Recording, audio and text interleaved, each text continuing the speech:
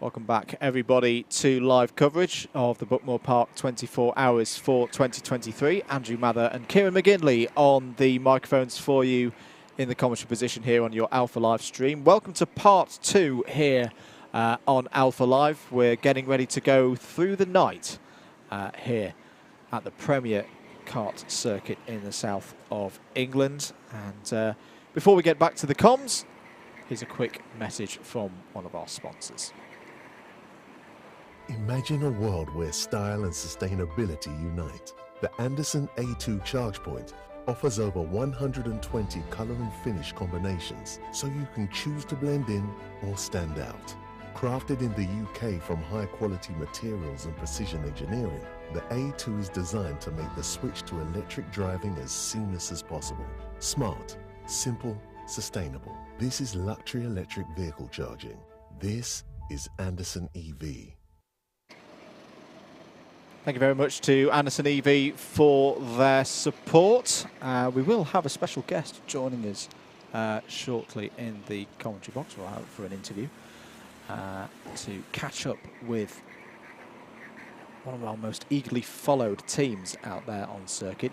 And weather watch, track conditions coming back to the drivers. I can see lap times are dropping in terms of timed towards the circuit, back into the 49s. So the good kind of dropping. They're getting quicker out there. But other drivers maybe not quite picking up the pace as quickly as others. This is probably one of the widest spreads in terms of lap times from fastest to slowest that we've seen so far, Kieran. I see some 49s in there, but also some 52s. Yeah, and it comes to that part of the race where you're sort of thinking about fatigue as well for some of these drivers that have been out there. Some of them would have been out there when the track was just about dusk, and now it's completely dark. That does have an effect on your fatigue. But it's also, we're coming into that sort of circadian effect where it gets to the part of the night when we'll get to about 2 or 3 o'clock in the morning as well, and this will happen again. Yep. Where your body naturally says you should be asleep, and you feel more tired and you feel a little bit up against it, and that is genuinely because your body's sort of saying, well, it's night time. Why are we still awake? But of course the adrenaline's overruling that, so it's a bit of a weird feeling when you're up at 3 o'clock in the morning racing a kart around. Most of the team is asleep just to basically recover and make sure everything is all tip top for when they wake up on their side. But the other side of it is, when you get to this nighttime stage, yeah, you'll start to get the fatigue, you'll get a bit inconsistent, you'll start to make some errors. And it is just one of those things about endurance racing, it's just keeping those mistakes, if possible, down to a minimum. Indeed. Hello to Aidan Townsend, who's tuned in. Yes, if you're still watching and a bit delirious at the moment, yes, we're on the new stream now. It should have auto-directed. If you were watching on Alpha Live YouTube, it should have auto-directed from part 1 into part 2. Shouldn't have needed to do anything at all. It's clever. It's like magic, and we're here. Hello to Charles Boschel. Sorry, I nearly went in Formula 1 style there and called him Charles Leclerc. But Charles Boschel, who's a bit tired and sore, but having fun. I imagine that's from he's been out on the circuit. He's not been doing anything else. Hello as well to Katie Hugh, who's loving a bit of the night karting. There was a question about attending and spectating. If you haven't got a ticket already, you won't be able to get in. Unfortunately, it's a closed and ticketed event. There are not any tickets remaining to come in and spectate here at the circuit. Please do not try, because you'll be disappointed when you get turned away by security. 16 hours and 24 minutes of the race to go. And we've not been talking about the leaders a lot, to be honest, Kieran, because there's not a lot been going on, but I'm still quite excited by that, because it's almost... we've got these four... I'm going to go back to the heavyweight boxing match analogy that we talked about earlier, of if you watch a heavyweight boxing over 12 rounds, and if it's two really good fighters in there, it doesn't really get decided before the 7th or 8th round, really, and we're nowhere near that stage yet. At the moment, these 4 teams, Dab Motorsport, the only way is Brentwood, I nearly said Brentford then, but I didn't. Accelerate, Kent Brewery Racing and Adrenico Racing. They're keeping that momentum up, they're keeping the speed, they're definitely asserting themselves over the rest of the field per se, but they haven't started taking shots at one another to break the other's spirit or force them into a mistake, whether that be out on circuit or with strategy. Well, I'm just looking at the last lap times as well. They're very consistent and pretty much in the same area, mid to late 49s, which is incredible pace. And that all means they're staying on the same lap as each other. They've kept the gap and stabilised them as much as possible. But also, it keeps it intriguing. And you said, Andrew, that we haven't really seen much of them or discussed much of them. And I think for them, that can only be a good thing. If we haven't really talked about you and you're leading, you're probably doing something right. Yeah, the going under the radar is a pretty good position to be in as we're entering this second quarter of the race. I think it's Trent Maroney out for the number 6 leaders out there at the moment, Dab Motorsports.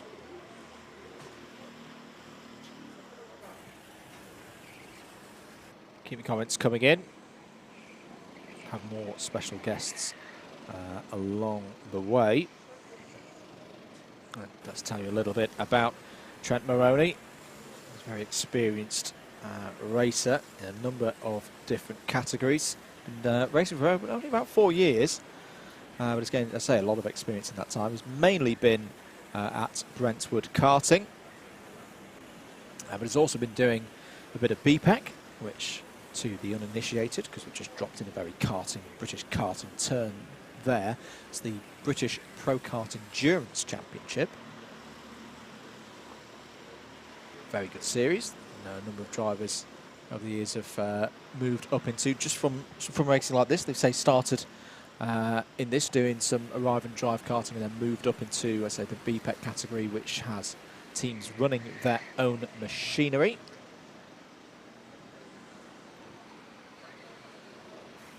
And if you want to see some of those karts in action and haven't got enough of your 24-hour karts racing action, have a look back through the archive.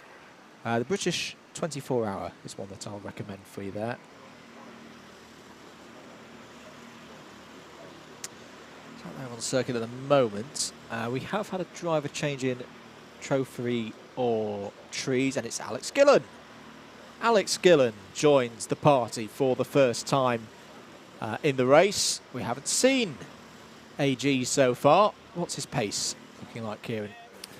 His pace, looking at a 50.2, Nice. so it's not bad for a first lap out there on a circuit that's not 100% as we've already discussed. So not a bad lap time, and hopefully they'll go down from there. And of course, Alex Gillen loves having a co-op career mode with Benjamin Daly. Now they're on the same team. I wonder how they were once teammates and then they weren't. Now they're back in the same team. I wonder how that's going to affect chemistry. Hey. But they're not out on track at the same time. That's very true. That's a good point, actually, yeah. But to then Uno reverse that, there will always be that competition of like, well, I got a faster lap than you. Yeah. So, but no, he's by his own admission, karted a few times. He has raced in this race before. I mean, he's what he'd call himself a casual karter. Well, I think he's doing himself a bit of a discredit there, because based on that pace so far, he's going to break into the 49s here pretty quickly with a 50.1 already 15 minutes into his stint. That is very good pace. Considering your race leaders are doing... I'm looking down. I can't see anyone doing quicker than a 49.5 at the moment. So to be only 6/10 off the pace, that's pretty good. That is pretty good. It is pretty good from Alex Gillen there. Yeah, pretty good indeed. And as you know, first few laps is always going to be the interesting ones where you're trying to find the grip and get yourself into that rhythm for the stint ahead. It is really good pace from him so far. We'll keep an eye on those lap times and see what's going on there. And yeah, he's 9/10 quicker than South Coast Racing in the number 22 kart up the road. Gap is, well, it is 4 laps, but if we can keep up that pace and reduce that gap of 4 laps, maybe to about 3 or 2, that's good progress. Yeah, and the kart ahead do our pit stop, South Coast Racing, in the next 20 minutes or so. So Chris MD out there for Senior Frogs. It's something that you don't often see. Exact same lap time to the 1,000th of a second. Frustratingly for Chris MD, for the kart ahead. 7.1 seconds is the gap for Chris to find. A bit quicker on that lap, 0.3 of a second cut down. He keeps doing that, keeps chipping away. That position, 13th overall, and as part of, what are we saying? I was going to say a 5 kart group, but I think I'm going to bring TRX Racing into this discussion now as well. This is the discussion for clubmen and who we think are going to be there when we're the far side of the night. I think we can start talking about that now. Do we? Do we start talking about it? Yes. Do we? And I'm looking at live.alphatime.co.uk/Buckmore.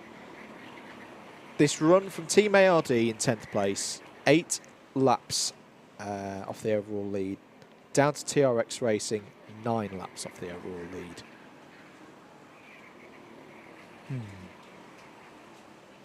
Commentators, where's Freezy? I wish I knew, T2. I wish I knew. He's late. He's probably doing busy team managerial wizardry somewhere. But we did promise a Freezy.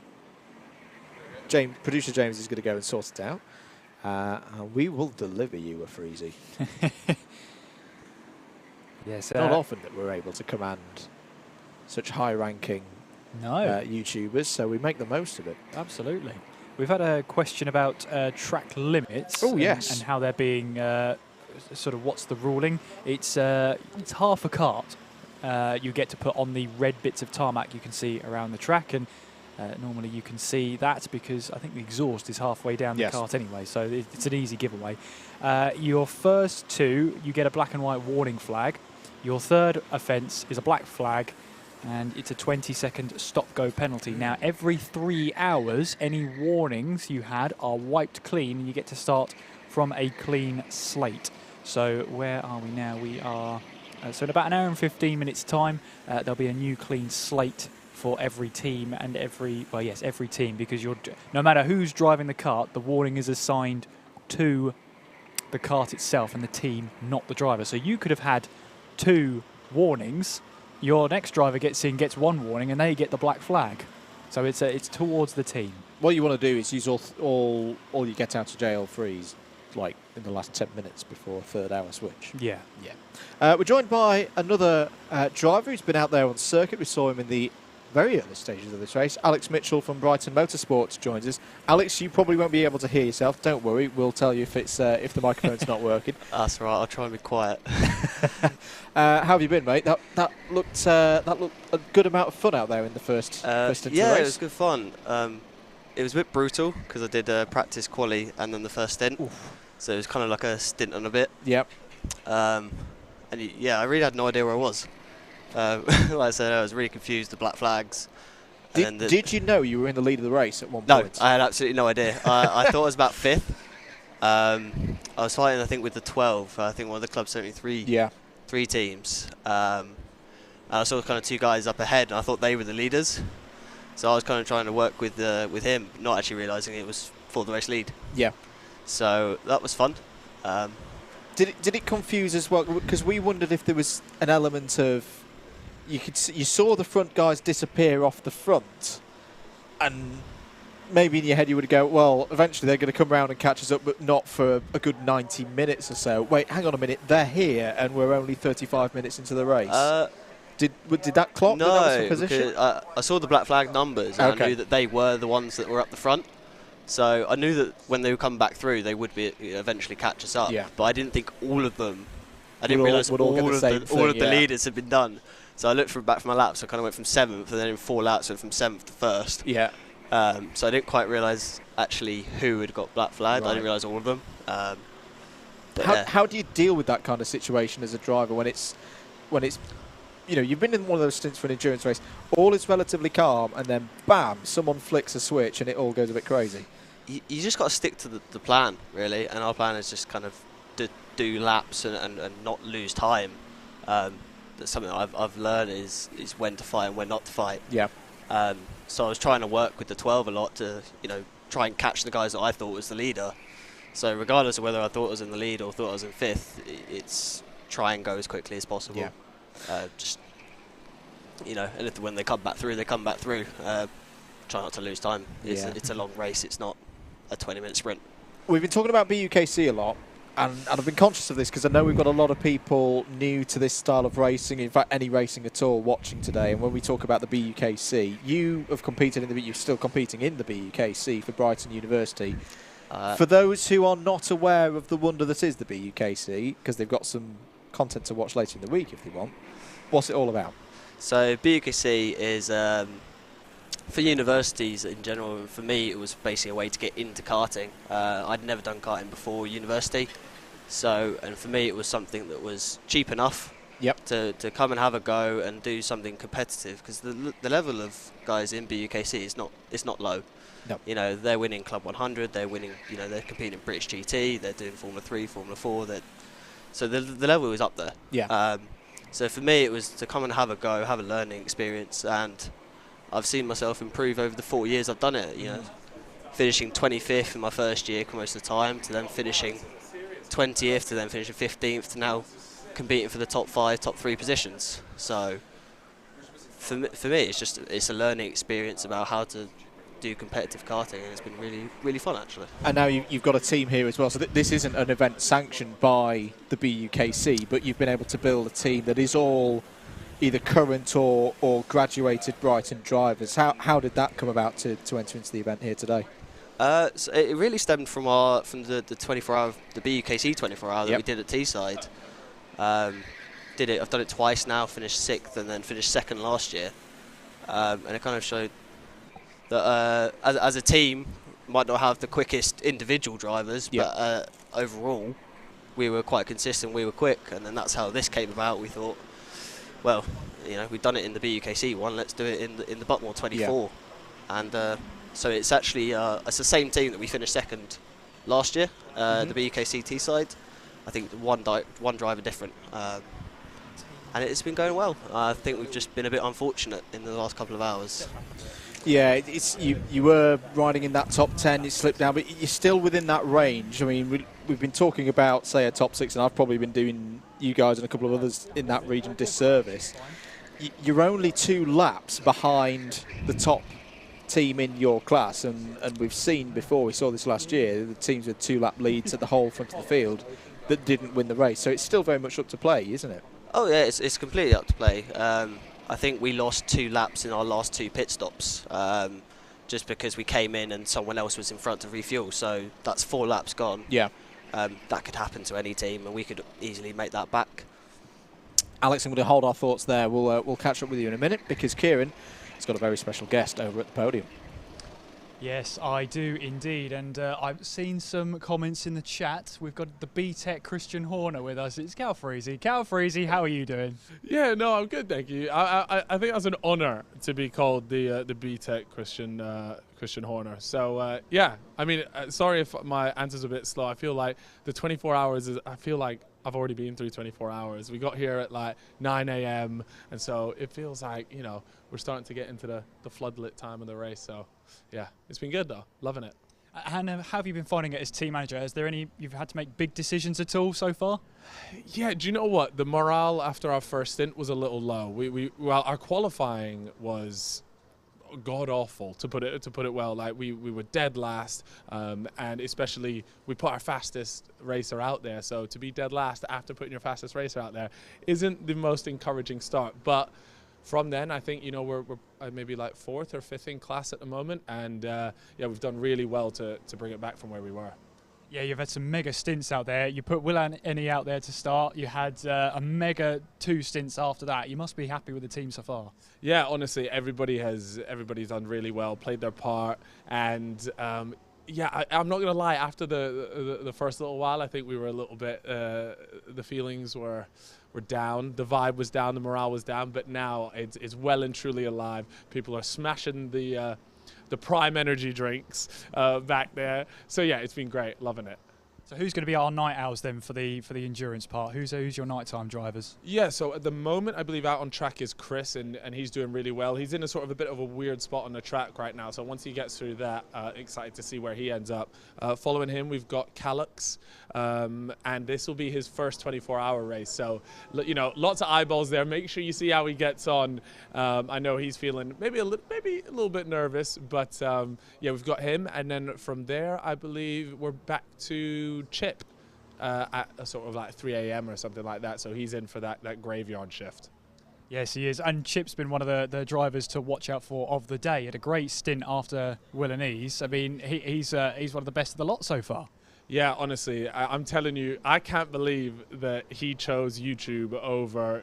I genuinely think he has some sort of career in racing. He's so quick. But yeah, honestly, he's been great to watch, and it's also good having someone that quick in your team, and he shares the tips with everyone and sort of helps everyone along. So it's been really useful having him. And you said team spirit's really important. So what's the target towards the end of the day? What are you looking for? Because last year you were on for a podium in class. You had the NASA panel, finished 4th. Surely podium again is the target. Yeah, absolutely. Look, that was always our goal, was to come here and just get on the podium. That was our goal last year, and like you said, we had a couple unfortunate things, and it meant we didn't get a podium. So today, that's definitely what our goal is. Podium right now, like I said, I think we're either 5th or 4th in class, which is great.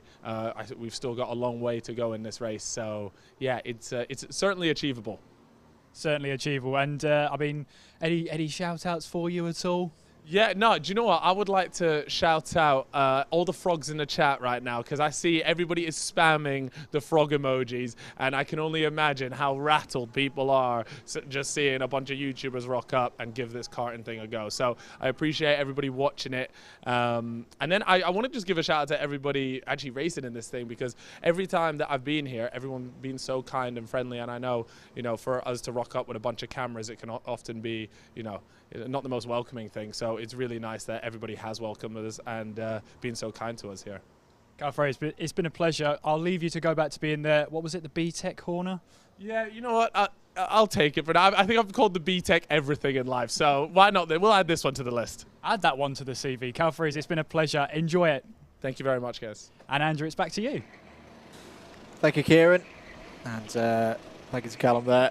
Great to hear from the guys. And yes, the frogs, oh my goodness. I think this is one of the biggest runs of frog emojis we've seen in the race so far there. Thank you, guys. Thank you for keeping engaged with us here on the stream. Alex Mitchell from Brighton Motorsport is still with us. We're talking about esports a lot in the race so far, because we've got a few teams that are very much esports drivers first. You've dabbled in it a little bit yourself. What is the appeal from your side as someone who's both raced in real life but also is doing some esports on the side? It's really the price, as I think a lot of stuff to do with motorsport is. It's a very cheap and accessible way to drive, you know, a GT3 car, an Indy car, an LMP car, and to do these events, you know, the 24 Hours of Le Mans, a Monaco Grand Prix, Indy 500, do these events that usually would take years and millions of pounds to do, that you can do virtually at a very high level, and the sims that you can run nowadays are very, very accurate. Yep. So that's kind of the appeal, is you can almost feel like you are actually doing it without spending the millions that you actually need to do it. And what skills would you say are for both sides of it, you know, people who raced in real life looking to get into sim racing the other way, or someone who's kind of like maybe in the middle, hasn't done either, and may do sim racing first? What skills would you say are transferable between the two disciplines almost? Nowadays, quite a lot. I'd say the main one is racecraft. in karting and in sim racing, racecraft is very important to not losing time, to being able to gain positions, to be able to read your opponents. So I'd say that's the biggest one. But nowadays, with the equipment that you can have in a sim, the braking, your throttle, your driving line. I should mention here, we've actually got one of your teammates fighting up against Chris MD on screen at the moment. Who we got in for Brighton Motorsport at the moment? So that we've got Reece in at the moment. He's about to make a pit stop, I believe, in a couple of minutes. He's got the inside. He's got a late on the brake race. Proper good scrap with Chris MD. This is not for position. Senior Frog's currently in 13th place overall. No, it's nice to see Reece is picking up some pace. Yep. He does struggle around here, and he was worried about the wet, but it hasn't quite come yet, thank God. And yeah, nice clean overtake. Let's see if he can keep Chris MD behind. Is he going to have a look? No, I think Chris is going to stay behind, I think. Yeah, I think Chris is going to stay behind. Takes a bit of curb there through Garda. But yes, we're coming up to the third distance, aren't we, Kieran? We are. It's flown by this. I mean, Alex, a third of the way into the race, or thereabouts. I mean, how are you feeling? How's the team feeling? Because as we heard from Cal Freezy, it's all about sort of keeping the team morale up. How is it down there at Brighton Motorsport? It's quite good, actually. We're a little bit downhearted with our pit stops. Chris MD comes back. Well, that's a brave one, Chris. I think he even clipped the wall on the inside there. He did. Don't see many overtakes on the entry into the S's. Reece, I'm very disappointed. Yeah, Chris is going for it. So yeah, to be honest, I'm actually very, very impressed with the Sidemen guys. I know they did it last year. Yep. And I think Cal Freezy mentioned it. They are just at the end of the day, they are YouTubers that are here to have a go, but they're actually proving against experienced karters that, you know, if you put the dedication, you put the time in. I know they do a lot of practice leading up to this, that they can race, and they can race cleanly as well. As I think, is he going to get cut back? He's going to have a go through Hairpin. This is a good sprint race battle that's emerged in the middle of a 24 hours race. Beautiful placement there by Chris MD. Gets past Ryan. And that's that kind of racecraft that you know you can only really learn from experience. And I know some of the guys have now got their own sim rigs as well. Harry, for example, and you see some of his videos that he does with a camera. You can see a Mercedes AMG F1 branded sim rig in the background there. But yeah, no, this is a good scrap going on. We were talking with Luke Battersby earlier on the Dr. Vapes team who works here as well. He was talking about how these carts, the way that they're set up, and particularly when it's in comparison to, say, the previous fleet that they had, they're very manageable as a kart for someone who's new to the sport to pick up. How do you find them in comparison to experience that you've had in, say, something like Club 100 or other corporate These events? are, I'd say, much easier to drive. Yeah. There's a lot less steering involved. The steering arm's not quite so much, so it's quite easy to turn, and the brakes are brilliant. Yeah. It's very hard to lock these ones compared to the Club 100s, where you go a little bit too much on the brakes and the rears will lock, and you will end up spinning. And having less power, less chance to spin as well. Yeah. So for a newcomer, I think you can jump in these and be fairly on the pace quite quickly if you know what you're doing, compared to a Club 100. And I think that's why we've seen, I think, the field so close. I think qualifying, I think top 20 separated by about half a second. Yeah. Something like that. All the carts separated by 1.2 seconds. Over 25 carts separated at 1.2. So it was mightily close throughout the whole field. It's amazing to see. As you were saying, great to see. It's brilliant to see the field so close. I know that's just one singular driver, then the whole team. It is really much a team event. You could have one driver that's insanely quick, but if the rest of the team can't keep up, you are gonna slip down. So I've been really enjoying it so far. I'm going to be a bit bruised come the end of the race, so I've got 4 more hours to go. Good stuff.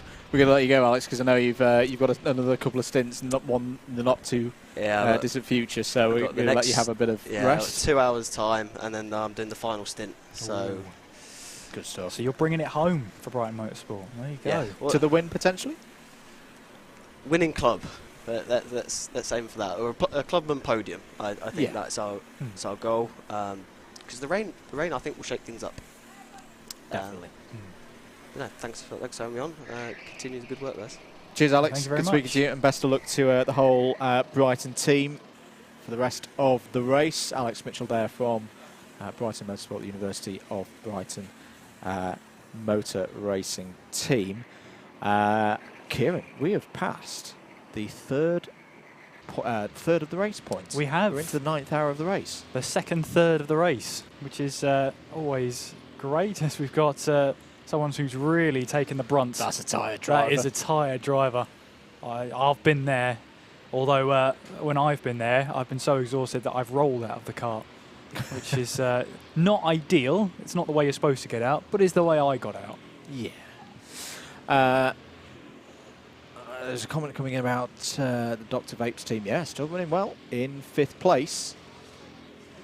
4 laps down on the lead now as the 22 kart is in for a pit stop. That's Mini Boost and the number 13 behind of Brighton Motorsport. Now the frustration there is those 2 karts as they were positioned in the pits there, Kieran, that was for position, but Brighton weren't able to overtake because they were sat in the exact wrong spot. One more lap there. Yeah. That would have been actually a very good move on the strategy, and they probably would have jumped Mini Boost, but instead they sat behind them for a considerably long amount of time. Yeah, and it's always frustrating, but unfortunately there's only one fuel bay, so everyone's in the same boat. You have to time that fuel bay stop to perfection and try and get in there with no traffic whatsoever. Harrison Kirkham, we've not talked about for a while. There he is, 2 hours and 4 minutes he's been in the Adrenico Racing number 5. This has been a brilliant stint from Harrison.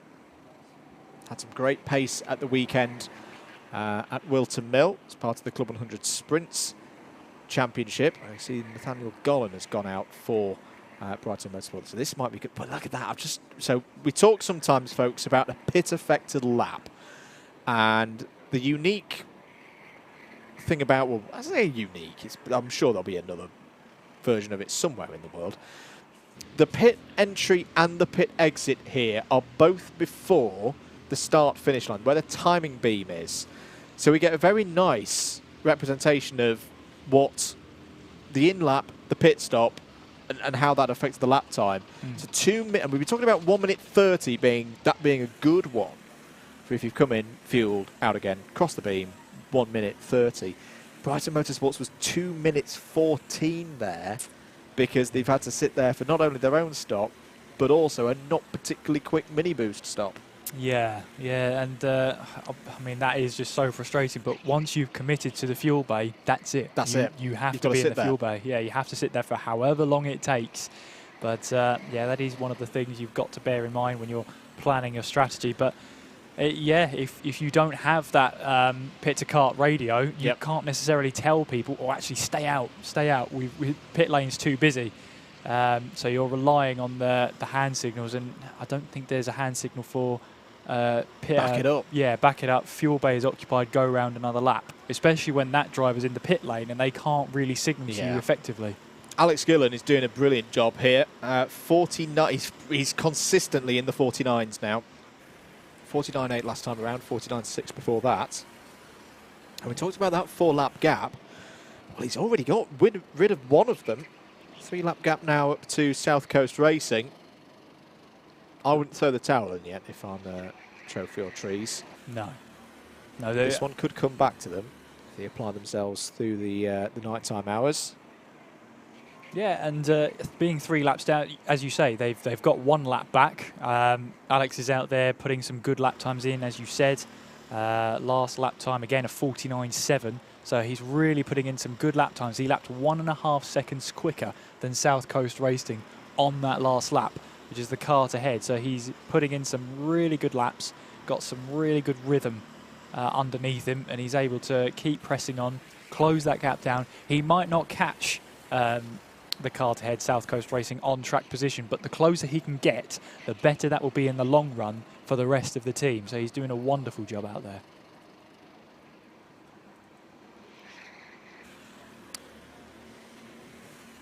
Indeed. We will, I think, be having a conversation with Matt Amos soon here on the stream. He's going to come and join us for a little bit of commentary. hopefully as well, our commentary colleague. I'm just going to check in with him that he's not okay, that he's all right. He's still on the road from his previous event, but Yusuf bin Sahel will be joining us for the night stint.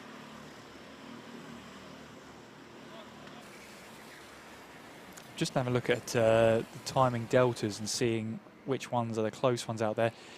5th place between the 17 of Dr. Vapes and the number 1 of Club 73 Young Guns. That's a battle for 5th place overall, and the gap between them last lap was 1 second. Now, Club 73 Young Guns lapped 0.6 of a second quicker than Dr. Vapes. As there's Cal Freezy, the team manager. B-Tech Christian Horner, is that harsh or is that true? I don't know. I'm going to let chat decide that one, but he's doing his duties as team manager. And raising morale seemed to be the one that's gone down well. Yeah.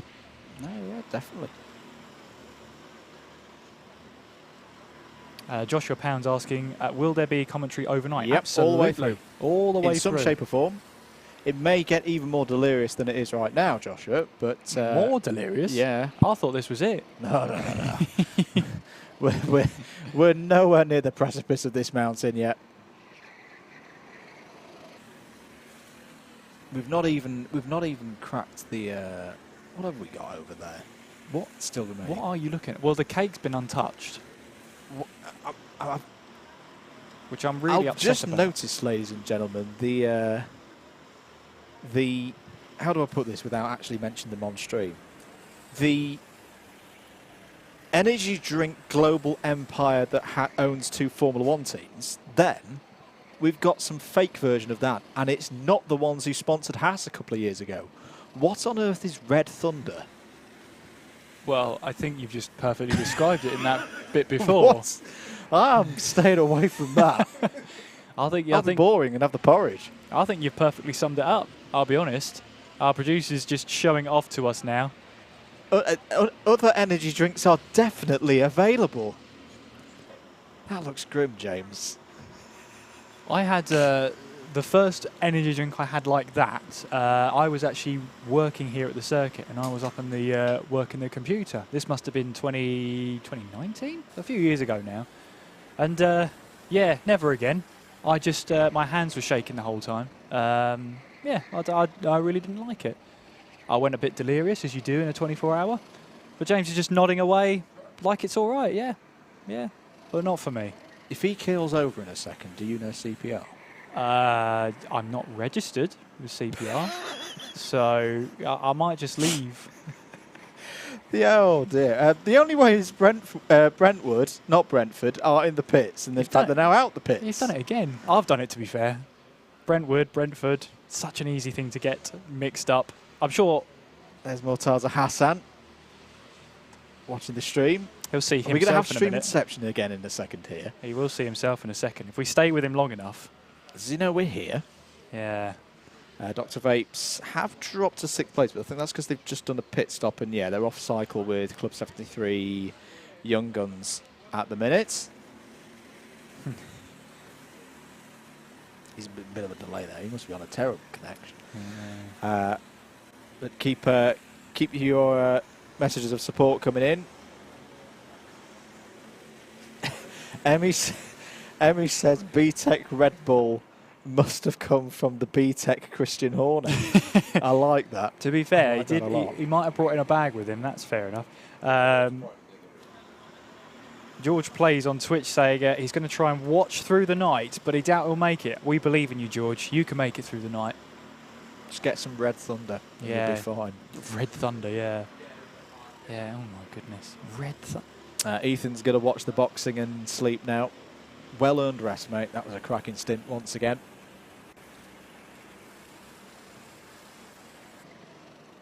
Hello to Spreem, who's missed the first half. Don't worry, because you're here for the second half. And that's the best But technically, we are still in the first half. You've missed the first third. But there's no time like the present to join us. Yep. So you're here now. That's fantastic. Good to have you with us. 15 hours and 49 minutes to go. Here is the number 2. The only way is Brentwood kart, and it's Charlie Ratford back at the wheel for them. So we're now starting to see drivers, Kieran, who, but at least for those of, say, 4 drivers, 5 drivers, they're now cycling back through and putting in drivers who've been out before. Charlie started the race for the number 2. And as part of a great battle with Dante Dillon in the Adrenico Racing kart earlier on in the race. And he impressed us a lot with his speed and form. Yes, he did. Really good stuff to see. And, yeah, as you said, really, really impressive as obviously driver changes ready and waiting there. I think that's one of the Team Dineros drivers there, ready to get going. They've impressed me so far today. 12th place for them at the moment. 14 seconds is their gap up to TRX Racing. Of course, they're 12th overall, second in class, aren't they? So they've done a great job. Third in class, because we've got to remember that TRX have been demoted. Ah, yes, correct. Yes, thank you for reminding me of that one.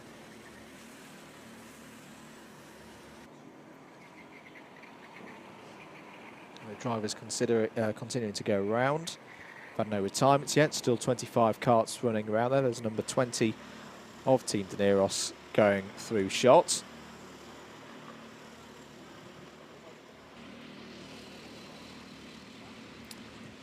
It was interesting in this night time as well. You get those nighttime specialists. As there's Jake Taplin getting ready to go out into the kart.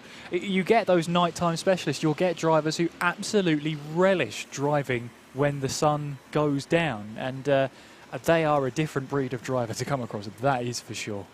I love the night owls, the nighttime drivers who come into their own under the night sky. I love how you can have that as a strength as well. When do you drive the best? Oh, when the sun's not out. That's my time to shine.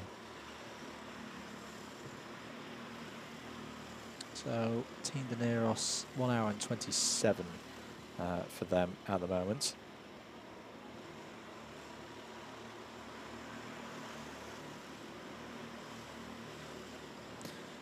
We've had a question regards Accelerate Kent Brewery Racing as who's in for them at the moment. We'll try and find that out for you, Stephen. G Hammer comments, like out racing in Sims, can't afford to try it in a real car. It's in a way, well, it depends on how you set yourself up in real life. A lot of drivers use braking points and reference points in terms of feel, as opposed to seeing things and go, well, there's a tree there or a bit of barrier that I'll use as my reference point for hitting the brakes. Sim racing, I'd actually say that racing in the night's harder.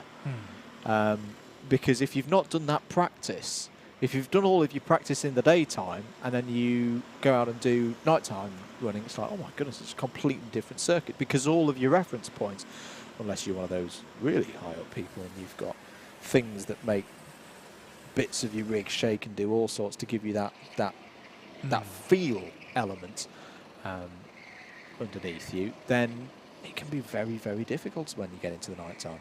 Yeah, no, it can, and that's why there are people who are really good at racing in the night, because it's slightly different reference points, the track gets cooler, and you get those drivers out there who start to make mistakes, especially in the early hours of the morning.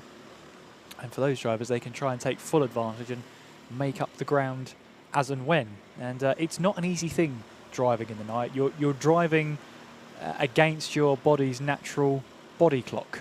So when you're going into 2-3 o'clock in the morning and you are running on adrenaline, your body's just going to go slightly haywire, of saying, well, actually, maybe we shouldn't be driving. Maybe we should be asleep. And you've got to override that with the adrenaline. You've got to keep yourself going. And fair play to all the nighttime drivers that can do it. A couple of questions about the karts. All the karts are of the same specification, all bought from Sodi Karts, who are the producer. They're all known as the RT10 karts, as into the pits come Team Dineros. Good news. Our nice and shining armour is 5 minutes away on his Well, hey, on his stallion or whatever he's driving. But yeah, no, the karts all run with 390cc Honda 4-stroke engines, weighing about 160 kilos. Adjustable for the drivers as well. So you've got a short driver, a tall driver, different pedal positions, different seat positions as well. So the seat goes back and forward and locks in place, of course. And we've talked in the last couple of hours about how the karts are quite deliberately set up for, in terms of steering and the steering geometry, to be easier to drive and less on the edge, as you may get in other karts higher up the ladder. And let's say for anyone who's looking at this today and going, well, I fancy a go at this, but I'm not quite sure how to start. And Alpha Live have got a very good video on how to get started in karting and what the ladder in Britain looks like. It's on their YouTube page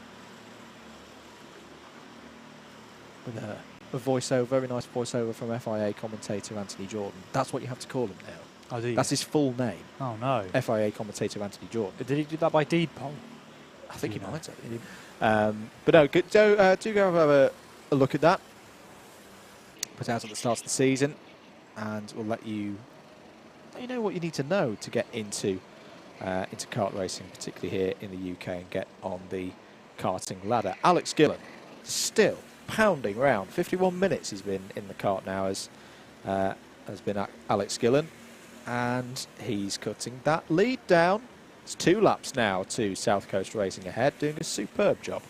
Yeah, he is, and really looking all the better for it. Half a second quicker than South Coast Racing on that last lap alone. So, yeah, he's scything down that gap, and yeah, if he can get it to maybe a lap by the end of his stint, maybe even on the same lap entirely as the kart ahead when they come into the pits, it's entirely possible that he could do that, and that would help the team even more, because he'll then be able to hand over the kart, maybe a lap down, and say, fantastic, I've got the kart this far, let's keep going. And there's nothing like a great stint to carry on a little bit of momentum, because as Cal Frazee was suggesting, it's you've got to keep the morale up as a team manager, and a performance like this will really put the team morale back up, straight back up there. As the number 21 going through the shot, Zesty Drink Racing, Adam Britton driving for them at the moment. Helmet watch, wow, this one good, clear, distinctive from Adam Britton. Nice clear race suit with his name on the back. Commentator's dream. That's 10 out it. of 10. 10 out of 10. Tom Walwyn says he's the Club 100 GOAT. Ooh. I think there's some other contenders for that. Adam could be one day. He's got a way to go yet. There is Chris MD in the Senior Frogs kart, making its way now through in towards Syme Sweep and into Pullman's. Looking at the lap times here, they're looking still in around about the mid 49 seconds is our leader's pace. So yeah, strong pace, and matching that is Alex Gillen. Yep. Only about a tenth away from that pace. So he's putting in a really good shift at the moment, nearly a second of a lap quicker than South Coast Racing on that last lap. So he's having a great time out there. The interesting thing I'm looking at the moment, and this battle goes beyond the teams that I'm about to mention. Chris has been out there for 58 minutes at the moment. That is similar to what Team ARD have done with their latest drive. We'll try and catch up with who that is in a moment in the 25. They've done 55 minutes. Zesty Drink Racing, 52 minutes. They've got some karts in between them, of course, also fighting them for position. But at the moment, that is a straight strategy to strategy, pretty much the same. Straight fight between them all. Yeah, and it's great to see what's going up and down the field. We've got Ditchfinders and Team Daneros. They just made their way through and towards turns 1 and 2. They're battling away for 14th place overall, which I believe is going to be as he counts down 5th place in class, that position. And Formula None getting ahead of Team Rango there. Producer James has put a new poll in the YouTube comments. Frogs or lemons? The great debate of the day. At the moment, it's a resounding victory for the Frogs. And let us know in the comments as well. Keep your likes coming in as well. Thank you for your continued support of the stream. You're watching live coverage of the 2023 Buckmore Park 24 Hours. Kieran McGinley alongside me, Andrew Mather in the commentary box for you at the moment as we're getting to the bottom of the hour in hour number 9. I'm going to tootle off for a minute, Kieran, I'll be back with you in a minute. Hold the fort. Oh, okay. Oh no, that's not good news for everybody else. They're going to have to deal with me for a bit. Oh no. Oh no, that's terrible news for everybody. Absolutely terrible news. Well, at the moment then, we have... Might as well go through our top 3 in class. Accelerate Kent Brewery Racing are leading the Pro class with Dab Motorsport number 6 in 2nd place. 3rd place is the number 2, The Only Way is Brentwood. And then we look at our top 3 in the Clubman class. It's the number 25 who are 9th overall, Team ARD. 2nd in class at the moment is, I believe, Senior Frogs. And 3rd in class is TRX Racing, I believe that is. So that's your top 3 so far in terms of classes. And obviously we're heading towards 8.5 hours into this race. Keep your comments, keep your questions coming in. Keep your support as well for your favourite team, your favourite drivers. And let us know who you want to try and find to drag them by the ear and see if they want to come in and have a chat with us. I know it's a fate that's terrible, absolutely terrible, but you know, some people might want to do it.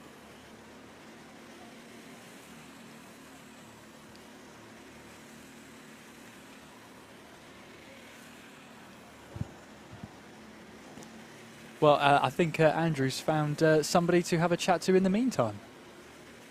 I have indeed, Kieran. Tom Cope from the Olympus Esports team joins me. Tom, you've just come out from your stint. How do you find it?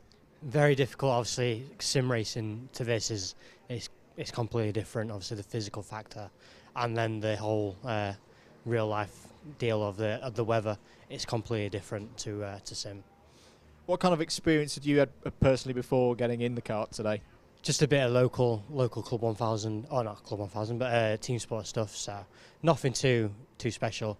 First time ever down at Buckmore, so I'm enjoying the venue and enjoying the whole hospitality of the track. How do you find the track? It's quite a physical one, isn't it? Yeah, it definitely is. I can only do an hour. I can't do 2 hours. It's way too much to do a big long stint like that. As a team, what was it that originally attracted you to taking part today? Just doing the whole real life racing. We've got a couple of guys who've done real life racing before, so they wanted to do the whole event, and then a couple of us were like, yeah, let's have a fun time and enjoy it, and that's what we're doing. We're ultimately just having fun out here this weekend and enjoying it all. What have obviously you're a big group, Olympus Esports. Not all of you are here this weekend. What are the others who've been watching it at home and making of it so far? I don't know what they're making. I know they're all watching the stream, so hi to the guys who are watching in the Discord. So yeah, I hope they're all enjoying it. It's really fun being here. So the 6 of us are representing the whole Olympus Esports squad as well as we can, really. For those looking at getting into motorsport, whether it be here or sim racing, what would you recommend their first steps be? I definitely would say getting into karting at a young age, it's quite difficult to get used to. Obviously, I've not done much karting, so getting used to it now is quite difficult. So if you can get at that at a young age and do a bit of sim racing on the side, I think that's really a good knack to getting at a good point. Any particular favourite sim? Is the one you'd recommend over others? Is that a controversial question? I think you know the answer to this one, but yeah, iRacing. I've done a little bit on Rensport, but it's not my thing. But yeah, iRacing's all me, to be honest. I love that so much. We're getting into a period of the race, the middle part of the race. The service window will be opening not too far from now. What are your hopes for that? Do you think you can pick off a couple of positions as we get through the night? We're hoping so. Obviously, I think we're about 8 laps down from the next car. Obviously, we're right at the back of the field, so it's not looking too good at the moment, but if we can at least make up the time and give a good fight for the end of the race to the Williams Esports, I think, in front, that's ultimately our goal, not finishing last, really. Last question, if you want anyone to follow Olympus Esports, how do they get involved? Where do they need to follow you? We're on Instagram, Twitter, this is Olympus 21 on Twitter, and this is Olympus Esports on Instagram. And we also have a Twitch where we do all our Twitch streams and everything, and everything's all up there. If you can get to any of our social media, you'll find the others from there. Fantastic. Well, cheers, Tom. Thanks for visiting us, and hope best of luck for the rest of the race. Kieran, over back to you. Thank you very much, Andrew. Yeah, great to hear from Olympus there, the esports outfit trying out 24 hours of Buckmore Park and taking it to motorsports. And as we've already heard, it is a steep learning curve. It's a steep transition, but it's a transition well worth making. We're watching on there. That's the number 17 kart, which is Dr. Vapes, as they're being challenged by the number 10. Now, there are about 3 laps between those karts as we make our way up the hill and onwards towards the start-finish line. And we're looking at teams that are close or possibly looking to make a stop soon. Formula None have been out there for 93 minutes. CS7 Racing have been out there for 94 minutes.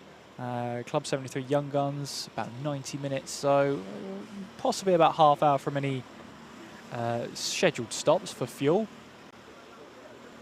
But obviously we'll keep an eye on that pit lane. We can get busy at any point, as we heard from Olympus. Some drivers only able to do 1 hour, and that's absolutely fine.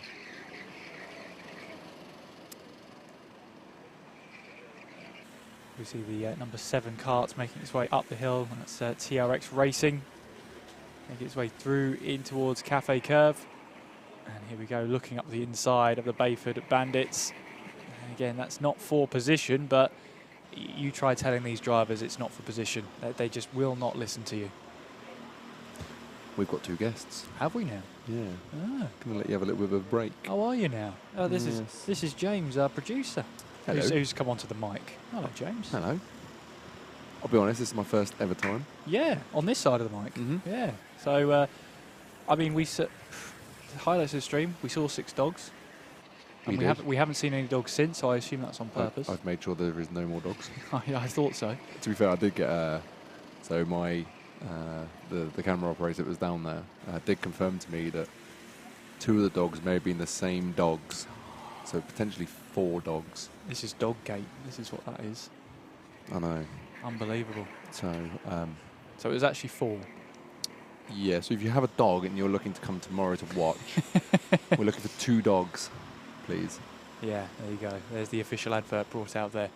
But yeah, like I said, we've got 2 guests, and they want to take over and give you a break, give Andrew a break. That sounds like a plan. We shall do that then. I shall hand over my microphone and I'll go on my way for a little break. Indeed.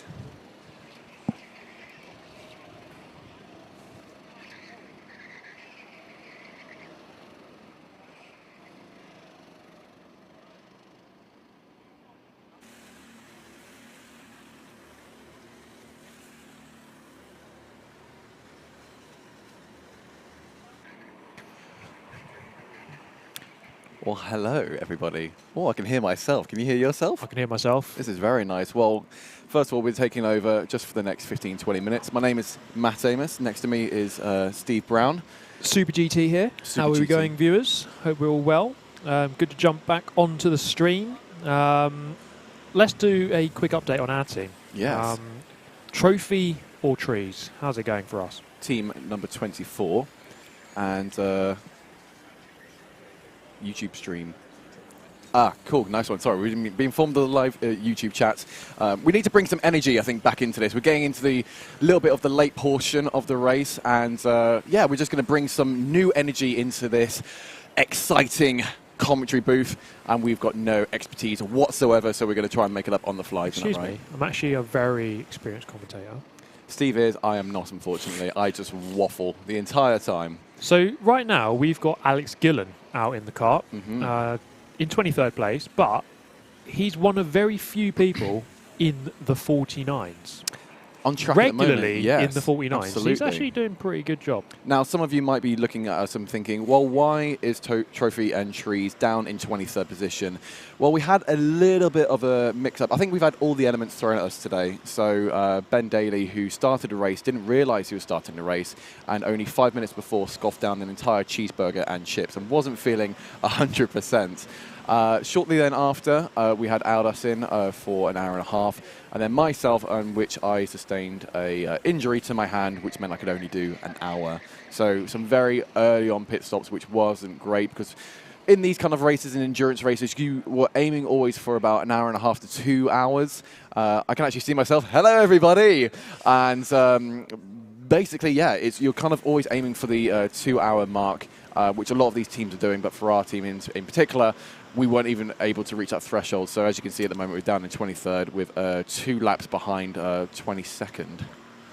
As ever, lots of frogs in the chat. Wanting to know where Senior Frogs are, they're doing really well. 11th place overall. Absolutely with fantastic. Some very solid consistency and solid speed. Both qualities you need in an endurance race. I've been watching them, this year and last. Very quick, guys. Very quick. Do not underestimate them. They're very good. They're very good. All being hydrated by Prime, which is ultimately, I think it's the main way they're doing it. And as you can see on screen at the moment, I believe it is Alex Gillen going around. We're just looking on the last sector of the track here. And here it is then, Alex Gillen in the 24. So let's follow this lap then. Let's see what his first sector is coming out to when it comes onto the timing screen. He's looking all right, actually. Last lap, 50.1. Not too bad. So he's in that very good range, low Very 50s / high 49s, which is about the top pace at the moment. Even the teams at the very front are only just getting into the 49s on a good lap. So Alex is actually one of the fastest cars on the track right now. So he's doing a very good job. And he's keeping the car very planted. And as you can see here, he's slowly coming up to some traffic. Hopefully he can get past him quite quickly. Let's see if he gets any oversteer. No, he's very good car control here. Much better than myself. I think it's really crucial through that Garda corner that we're just looking at there. You get a good run without oversteering the car. You got to get on the power early. So you get a good run all the way up this straight into turn 1 where he is right now. And traffic management in a 24 is so important, isn't it? It's very hard as well. But as you can see here, he is closing up to the group in front of him, number 20 and then number 8, I believe, as well. And yeah, as you can see here, no oversteer coming out of the exit. Screen's just frozen for a period. There we go, and he's back into it again. I think we might see him potentially get into the back of them by the end of this lap. He's almost on the back of them now. He'll be onto the back of that car in front coming up the hill, I would have thought. We might even try and get a Not little quite close move enough here. Frogs or lemons? This is the live poll going on in the chat. The important questions being asked here, and 90% so far is on frogs. An overwhelming result in favour of frogs. So Team Lemons just struggling big time right And here now. we go on to coming out into the first hairpin. Alex Gillen is going to make a move down the inside. Yes, he does, going past number 20. Very good. Now he's got number 5. I mean, this group here is really bunched up together. And Alex is on fire here. Like, he's not letting up at all, and he's not losing any track time whatsoever. I mean, he's doing a good job.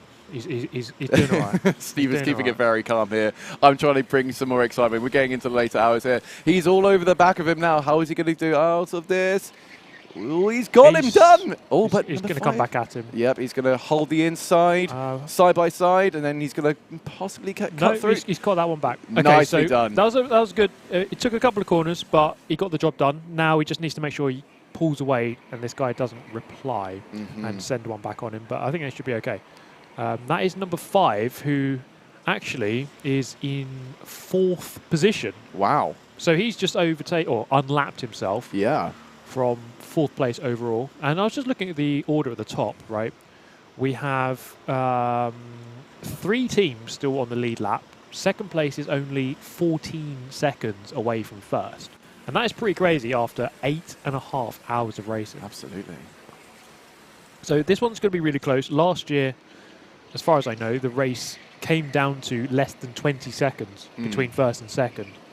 which is really, really close. And if you think about it as well, those top teams, this is why it's so crucial that if you do have a black flag, which is that time served is 20 seconds. So if any of these top teams have it now, it's still all to play for. I know we're going over these 24 hours, but that could be so crucial to having the top step on the podium. Yeah, there's so many factors to go in. You've got to be fast, you've got to be consistent, but also you want to minimise those penalties. Any penalty that you're serving that another team isn't, you're losing a good half a lap maybe. Absolutely. So you can't really afford to have too many of those. And obviously at the moment we are just focusing on Alex Gillen because he's part of our team. And as you can see, he's actually broken away from the number 5 behind him, and he's now starting to close up to the 23. He's pretty much on the back of him now, so I don't think he's going to get a move done here, but maybe going into turn 1 after the start-finish line. If he can just time his momentum coming up the hill, which looks like he's doing very well. As you come through this curve at the top, you want to just pull over to the right-hand side. Is he going to do that? Let's take a look in just a moment. I think he Coming is. through Cafe. Onto the inside. There we go. Oh, a little bit of contact there. Number 23 not wanting to let him pass. It took him 2 corners to do that. That is Senor Frogs, actually. He's just gone back past. Wow. So he's unlapped himself from...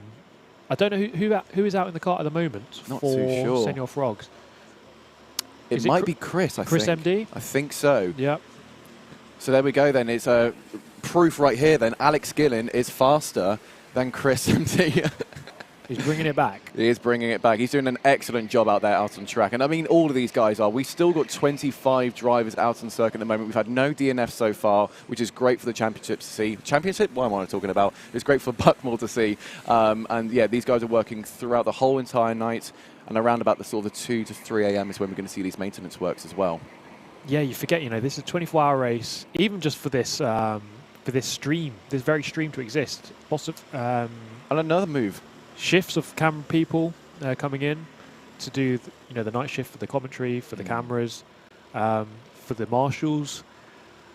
It's a massive event, and it takes a lot of logistics to get this working, Absolutely, and I think a good thing to mention here as well is that you've got teams of different sizes here. So, for example, with our team, we've got sort of 6 or 7 people, whereas other smaller teams, a lot of them are taking their naps now, taking some breaks, but that's when they come back, they might have a bit of fatigue, whereas those larger teams with more people in them, these are the sessions where they're really working it out. And Alex Gillen's a great example where he hasn't actually had any track time today, apart from where he did his original practice early this morning. So he's been ready, waiting in the wings to go all day. So he's got all his energy. And so far, he's not moving backwards. So far, he's been catching up to everyone, getting past them. And he's breaking away from all these guys and leading. And originally we were just talking about it off camera just about 10 minutes ago or so.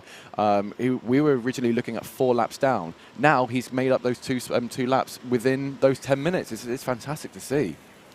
Yeah, putting in some very solid, consistent laps, high 49s. We see Senor Frogs there, actually Chris MD in the cart with a 50.1 on that last lap. Very, very good lap. Very competitive. Anything in the low 50s at this point is extremely quick. Accelerate in 3rd place, number 3 in 3rd. Just did a 49.6, but that's about as quick as it's going to get right now.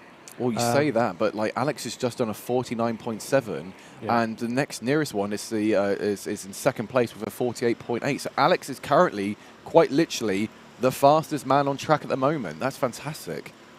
It's very good pace. It's very good pace. You should be happy with that. But he just has to put these laps in. Just keep doing it. How long has he been out there? He's been out for maybe... So I believe... It says on the right column here, 1 hour and 13 minutes. Yeah, so he's got about 40 minutes or so left. And he's catching up to more traffic to number 16, and then the number 23, I think that might be. 23 is Senor Frogs, so he's just gone past that. Okay, so it might be a different number 20 number. But yeah, these guys are batting up a front. And it's just going to work in his favour. This is fantastic to see. And also, I think it might be also easy for the camera operators to just focus on the number 24 as well. That's and he goes down the inside. Lovely done, but I think number 16 might get the switch back here. He's pointing him through. He's pointing him through. Very nice. Okay. I'm just looking at the timing sheet again. It seems like the front runners are getting slightly quicker. Now they're going into the mid-49s. Oh, wow, yeah. 49.5, 49.6, 49.7. So that's the pace. Alex did a 49.6, so he's matching that's about where the pace is right now, mid 49s. Most people in the 50s or 51s, And on screen at the moment, this is our race leader, Dab Motorsports, who in the last lap did a 49.7.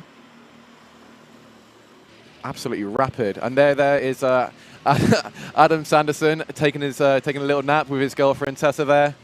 Always great to have her support here. It was a really good stint from Adam earlier. Yeah, 2 hours, proper. We were trying to get his attention to see if it was okay. He was in the zone. He wasn't even looking at the side of the track.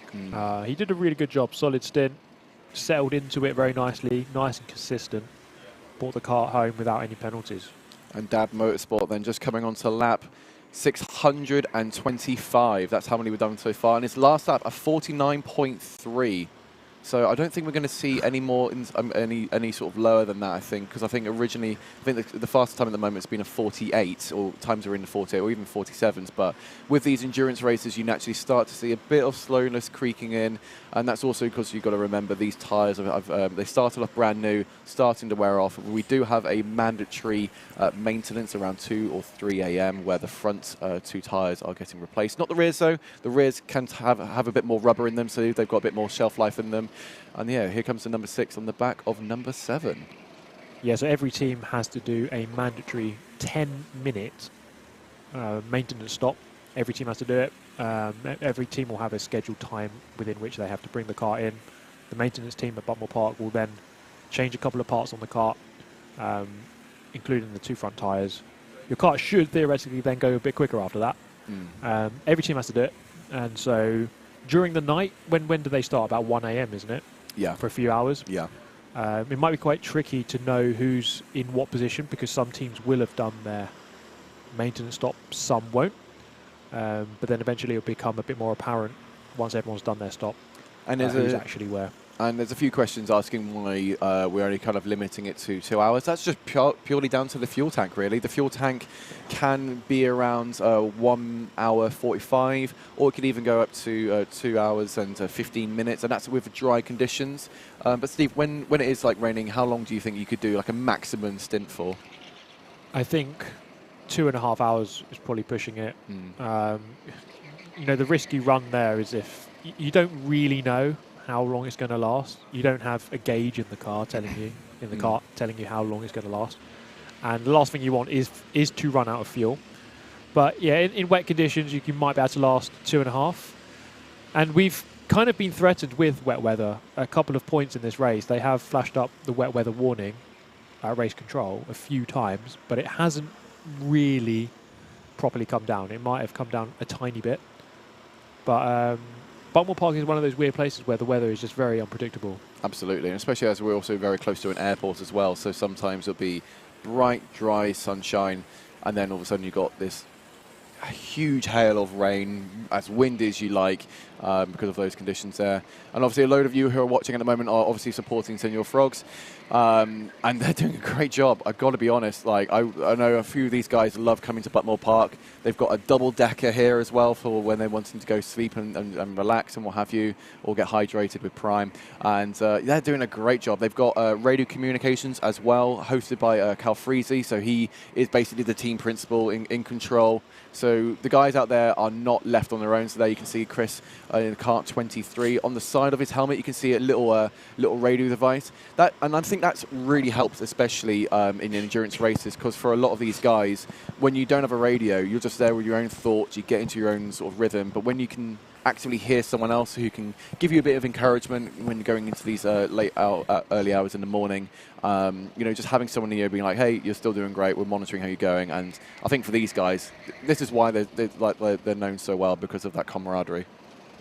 Yeah, karting can get very difficult in these endurance races, especially at night when, you know, the track gets a little bit more lonely. You see there's some people still hanging about by the clubhouse there.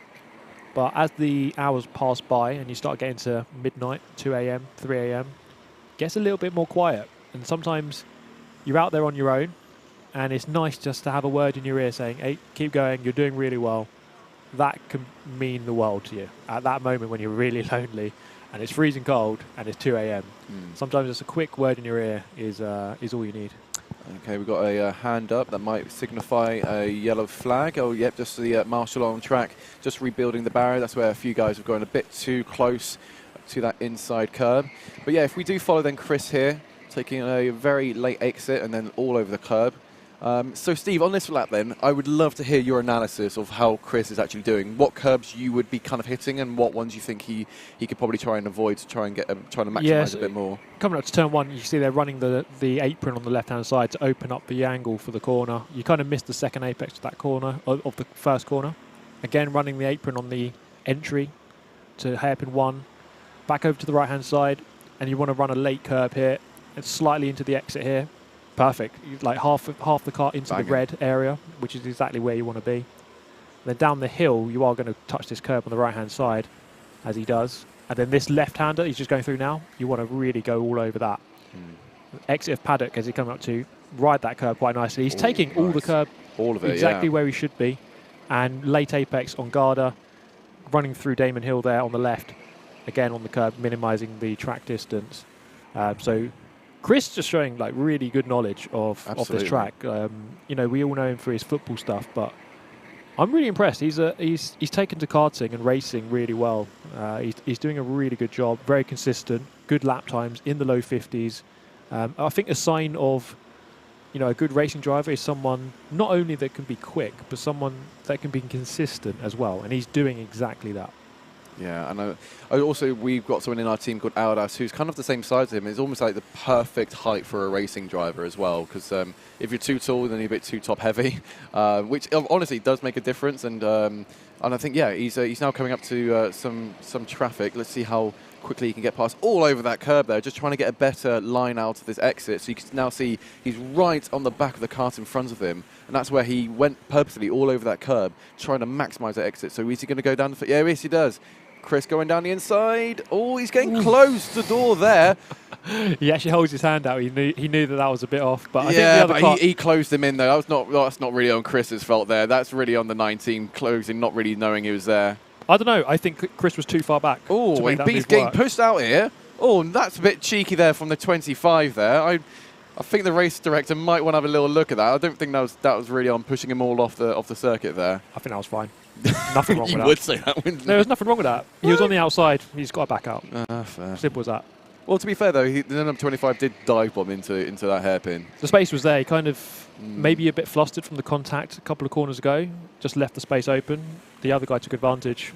There wasn't really any contact. He just ran in wide. Well, let us know in the YouTube chat, guys. What do you think? Do you think the race director should have a look at that little punt there from the 25 on Senor Frogs? No, he shouldn't. Oh dear, we're having fun here. But yeah, it's great banter, isn't it? It's little moments like that that can just unsettle your stint a bit. So Chris now has just got to settle back into this one. He's got a bit of clear air. He's not got anyone right on his tail now, and he's got a bit of space in front. So. And I'm sure Cal Freezy's on the radio to him, be like, yeah, just eyes forward, mate. Yeah. It's not a race with everyone else. Just keep it nice and smooth. And he's doing very good out there. Very, very good. What's his last? Yeah, so that last lap time was a 51, which was obviously purely affected by that, by a little contact. So just a little bit of inconsistency there with that incident, but nothing too bad. Just lost a bit of time, lost maybe a second, but just get his head down. He's got a bit of gap in front of him. He can just try and catch up with this next car in front. And I suppose that's the main thing you're doing in one of these stints. You know, obviously you're out there for many hours on end, but you're just trying to set yourself lots of short-term targets. Like, can I catch up with this next car by the end of this lap? Yeah. Little things like that just to keep you going. You need something. Am I braking at the right moment here? Am I turning in a bit too early?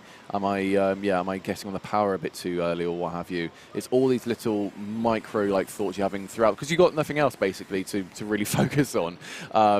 And obviously, it's not like a normal karting race where you're literally trying to battle each other the whole entire time. With these endurance races, it's all about just the longevity of everything. So, is it worth you battling with someone for a couple of laps, or do you just rather let the faster person go through so you can just focus and not slow each other up, basically? For the most part, you just got to run your own race. If someone's quicker, they'll find a way through. Hopefully, they do it cleanly and quickly and efficiently. And then you can just tuck in behind and hopefully follow them in the draft. If someone's maybe 2-3 tenths quicker than you, sometimes you can just follow them in the draft and you kind of get pulled along at their speed. And so sometimes that's an ideal scenario to find yourself in, tucked up behind a slightly quicker driver. and you can gain, as long as you can stay in their slipstream, you can gain a good couple of seconds by doing that. Now, I feel like Chris is starting to get a bit of fatigue here, because I've noticed a few times that his hands are starting to, like, every now and then when he's on a straight, to trying to, like, get a bit more grip into them in terms of, like, you know, just trying to grip his own hand to get a bit of frustration there. But then also coming down the hill as well, he was moving his neck a little bit back and forth just to try and, like, get a bit more comfortable into it. And that's where the fatigue of all these hard bumps, as we go down here, you can see how much the cart is bumping around. It's all those little micro jitters which are just go through all your entire body, and which does fatigue you, just getting more and more tired. But yeah, there's obviously ways to combat that. You know, you got seat inserts, you've obviously got rib protectors as well, and also having decent padded hands, padded gloves as well. But yeah, we got a question here on the YouTube chat from Morgan asking if teams can run their own helmet, run their own radios. Yes, they can do. It's not supplied by Buckmore Park. The teams have to supply that themselves, and you can only do it to your own helmets as well. So that's what Senior Froggers have done here. Yeah, he's doing well. Last lap 50.1, but he's been out in the car for an hour and a half now, which is, you know, you're getting into the last half an hour of your stint. By this point, you're very knackered. Yeah, I was done. Probably your forearms, your wrists, your hands. You may well have a blister, and maybe like you got a cramp in one of your legs. Yeah. So something is aching on him right now, I can assure you. And one thing which most people tend to forget as well, where his knees are. This is from all drivers, I should mention as well. It's right next to the fuel tank. So if your knees are pretty much next to the steering column, those little bumps and stuff, you're basically hitting yourself the entire time. So when you come to leave it, most people are sort of waddling because they've been bruising their leg, but unknowingly. But now you can see here, Chris MD is getting closer to his pack in front. Again, this is what I mentioned before. He climbed all over that apex to have a really good exit here, purposely putting himself off kilter just to have a good exit coming out. So are we going to see him try go again into turn 1? I think he's a bit too far back, so we might have to look at turn 3, which is the first hairpin. Oh, he's going down the inside. I think we might see 3 wide going down here now. He's thought better of it. And he's kind of gone for a little bit of a switchback. Now going to the outside. Is he then going to get switched back here on the cart number 4? No, he's just going to stick in behind. Give the number 4 a little bit of a nudge to let him know there. Now coming down the hill here, he can't go full acceleration, otherwise he's going to push him off the circuit. And I think he's done a little bit there, where normally you kind of want to lift off a little bit because he can't really pass going down there. You can see a bit too much extra speed going into this corner. So he just needs to, yeah, just recuperate and just head forward. Eyes forward even, I should say. I've just been watching number 21, who's just a couple of meters at the front of this pack here. Number 21, just driving pretty well, pulling away, doing a good job. For Zesty Drink Racing, they're in 13th. They are actually 1 lap down on Senor Frog. So they're actually pretty much, 1 lap behind. So he's going to try and do a good job for the remainder of his stint to try to get back round all the way to overtake for position. But he's not quite there yet. Lots of really good drivers out here. I'm just looking at the list of drivers. Yeah, of different teams. Yes, obviously we've got Dab Motorsport, who are currently leading at the moment on lap 640 in the last lap, doing a 49.6. Who else? We've got Dr. Vapes out there as well, doing a lovely 50.8, who are currently 4 laps behind. I'm just trying to see who that is out in the car at the moment. Is it Adam Britton in Zesty Drink Racing? Doing a good job. Nice, consistent, good pace. What's his last lap? 50.2. So in the low 50s, consistent. And there it is, yeah, the name on the back of the race suit. Doing a good job out there. How long has he been out in the car? An hour and a half as well. So he's going to be aching right now, but doing a nice, consistent job.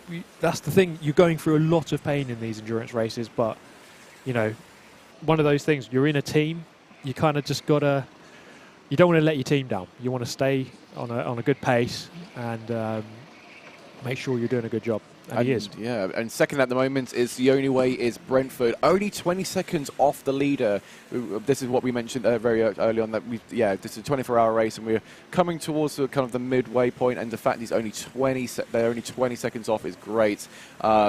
You know, the leader currently doing 49.3s out on circuit, and they're doing 49.7s. Not too far off, actually. And to be fair, I don't think we're going to get any quicker than that. I'm not sure we're going to get into the 48s anymore.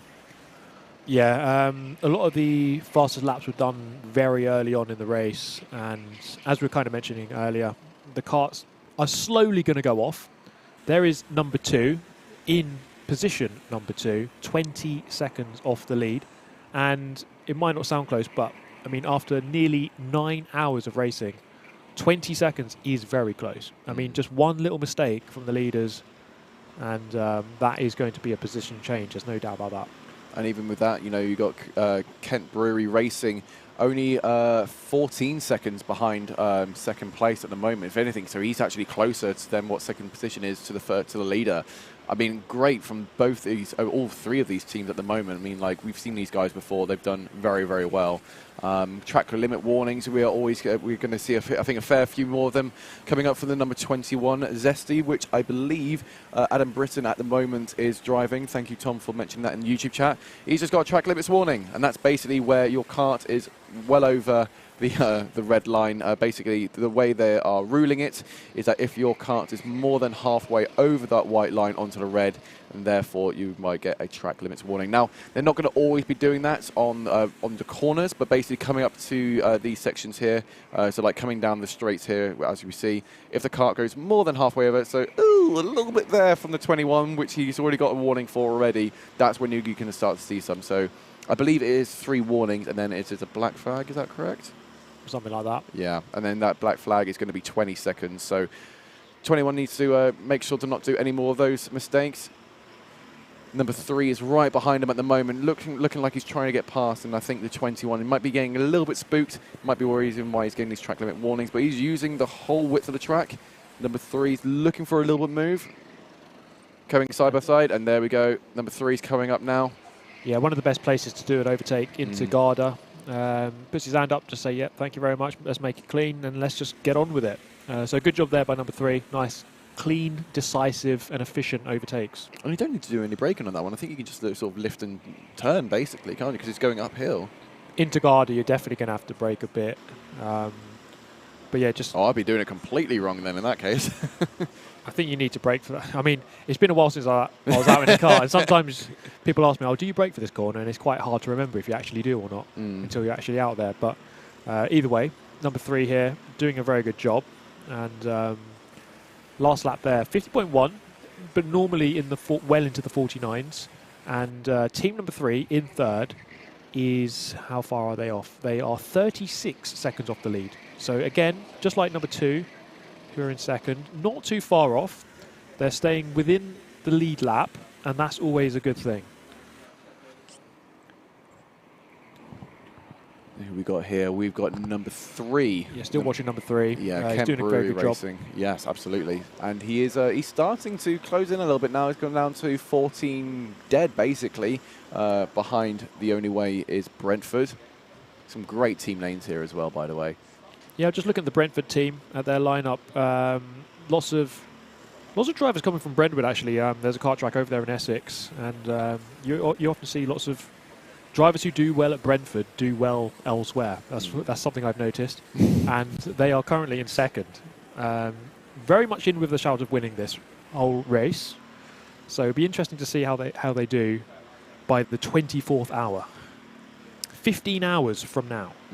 So we're going to shortly give you back to your usual commentators. But Steve, if you were to put some money on the top 3 at the moment, so you've got Dad Motorsport, the only way is Brentford in second place, and then third we've got currently Kent Brewery Racing. Do you think we're going to see any changes between these guys, or do you think we're going to keep it as is?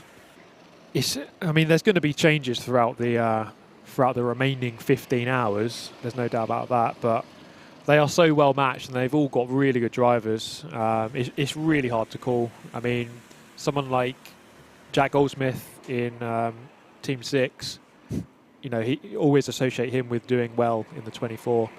But, you know, Teams 2 and 3 as well. They've got great drivers. But you can't discount, you know, people a bit further down. You just never know quite what's going to happen in this kind of race. There's so many hours to go. There's so many incidents that are yet to happen. There's so many, you know, reliability issues that could happen. So a long way to go. I wouldn't want to put money on any of them because I have no idea. It really could go either way. And yes, we're just going to pass you back over. But also on the track at the moment, we've got some lovely little racing going on here. I'm assuming these are some of the quicker guys going past some lap traffic. I think the number 8 might be a bit of traffic, but it's kind of hard to tell with these ones, with these groups, because obviously there's so many different teams seen. Like, obviously you've got the telemetry on the left-hand side, but as you can see here, I think someone just done coming out of the pits there as well. Yeah. We're kind of going 3 wide into turn 1. That's not really going to work. Yeah, so this is number 2. Is this Goldsmith? I don't know if it's Goldsmith or not, but no, he's in a different team. That is Charlie Ratford, I think. Just trying to look at this list. He's just doing a very good job, nice and consistent, making decisive moves past the traffic, no fuss, and that's exactly what you want. That's the model endurance racing driver right there. And I think with that, we're going to pass back to your usual commentators. Thank you so much for having us, guys. We have been from Trophy Entries, currently running in P23 with Alex Gillen at the moment. But yes, make sure you stay tuned. We're going to be on more streaming throughout the whole the whole 24 hours, isn't it, basically? So. Well, yeah, this stream ain't going anywhere. Yeah. Stay tuned, and if you haven't already, make sure to like the video and make sure to comment down below who you are supporting. But see you very next time. Cheers, guys.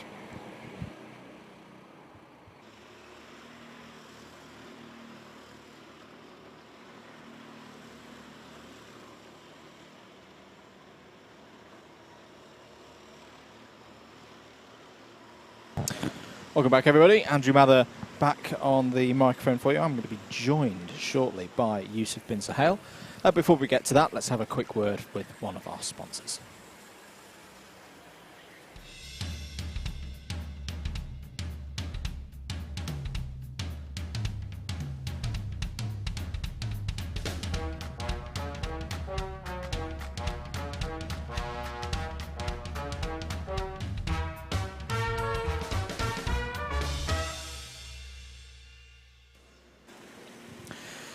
Thank you very much to Dream Duffel for their continued support. I think we're going to be joined by a third co-coms shortly as well. 14 hours and 57 minutes to go here for the 2023 Buckmore Park 24 Hours.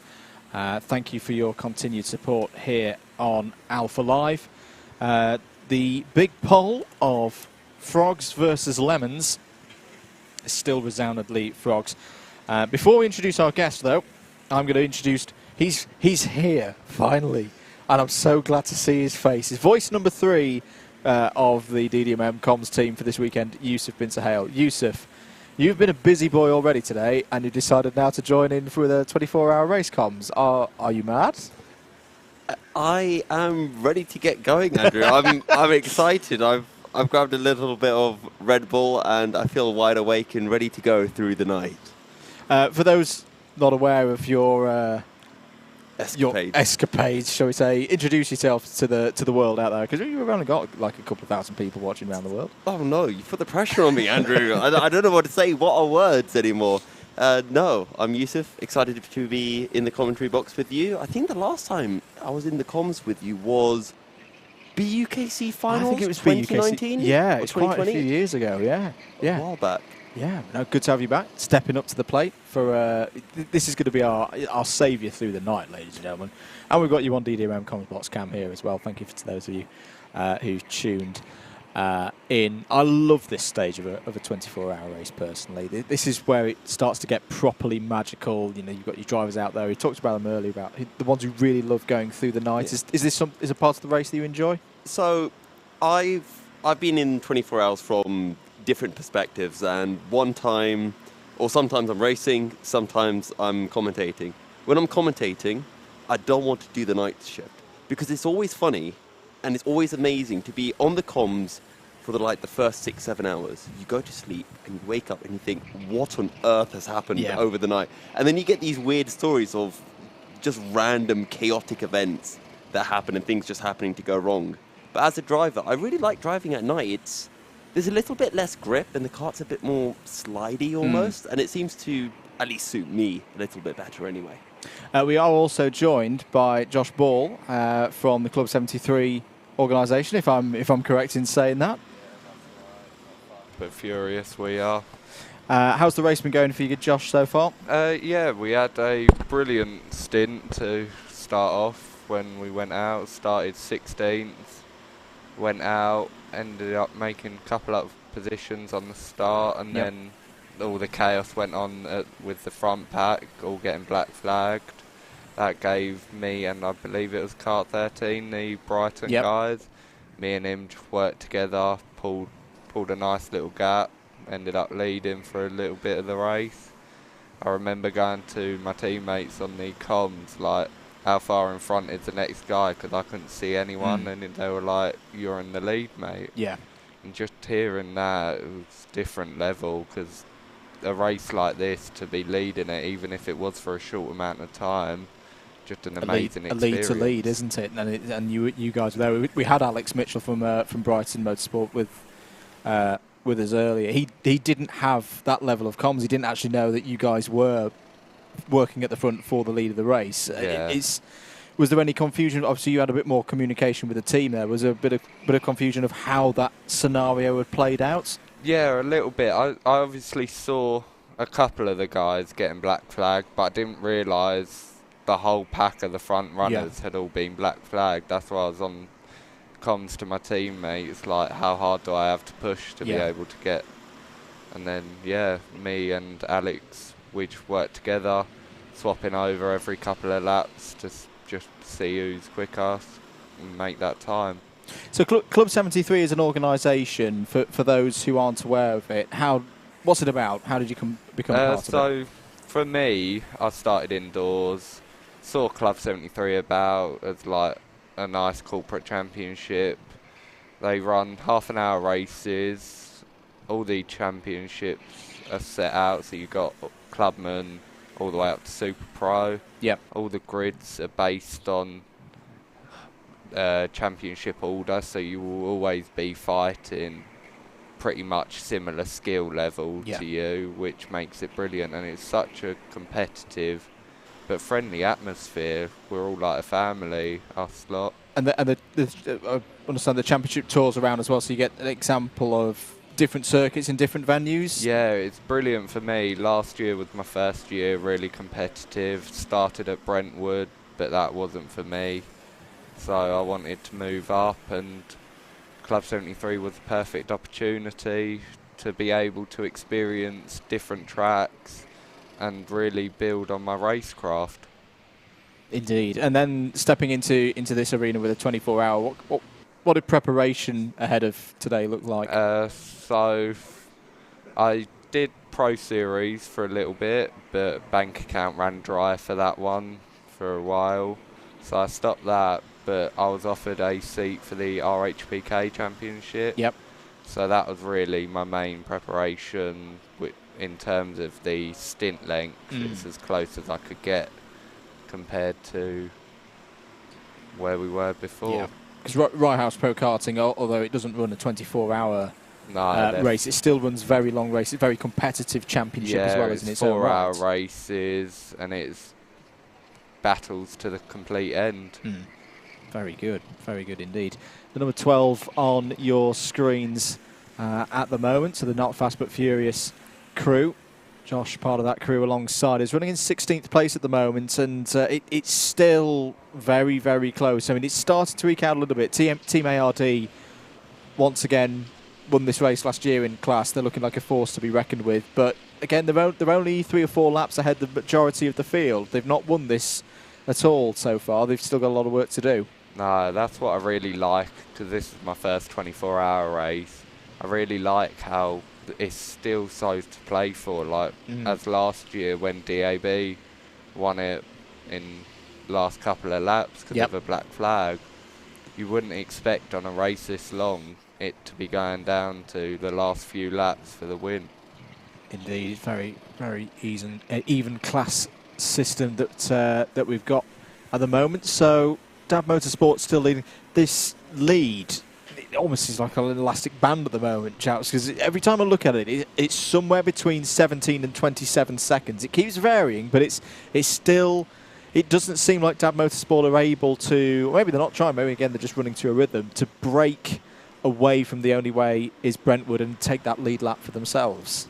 And a lot of the time you'll see in these endurance races, whether it's a 6-hour endurance race or 24-hour endurance race, it also just comes down to when you catch traffic, and for a couple of laps it'll be the driver at the front who catches that traffic, and it does look like we've got a bit of rain. I think we've got a little bit more rain. This has been, if you've just been joining us, this has been the story for the last couple of hours. We get these little showers that just run through past the circuit here. For those of you wanting to know your geography, we're near Maidstone, so east of London, out towards the sea, so it can be quite changeable. The lap time's holding firm at the moment in the 40s and 49s and the 50s. That's been our fairly standard pace, but just looking at the weather radar once it reloads, chaps, this could be the start of the prolonged rain period that we have been talking about since before the race started, that could be in for the next couple of hours. And one of the most important things for the drivers and teams at this point in a race is the fact that even though the rain is coming down and you'd think, okay, the track's going to get really slippery, if you can keep some heat in the tyres, it's practically dry. And I remember a couple of races I had actually back in BUKC, when the rain came down, as soon as the yellow flag came out and everyone started slowing down, that's when you really felt how slippery it was. Until that point, you could drive as if it was pretty much bone dry. And how, as a driver, Yusuf, do you tend to... We were talking about aggressive turn-ins earlier when we had another one of those showers. How do you deal with that as a driver when you've been on slick tyres in the wet? It's really weird, because it's one of those things that you can't do until you do it. And it just makes no sense, because you yank the steering wheel, you fully throw the kart, and then it just ends up gripping, and you think, I don't know how I did that or how the kart did it, but it works. So it's the strangest feeling ever when you lose grip and then it just catches. It's strange, but you sort of start to get a feeling for it, and then you can start gaining the tense. I've got a feeling, chaps, this next 15 minutes could be very important for the story of our race, particularly in Clubman. You can see the worry on Cal Freeze's face there. We can see on our radar, yes, this is the prolonged rain. Periods of rain for at least 2 hours is what our information is telling us. And this is going to be the heaviest rain as well. Yes, we are seeing you pick your nose, Cal Freezy. We'll skip by that. But this is going to be a real test of the drivers now. And it's just finding as well, looking at the white lines, because sometimes those can get really slippery. Yeah.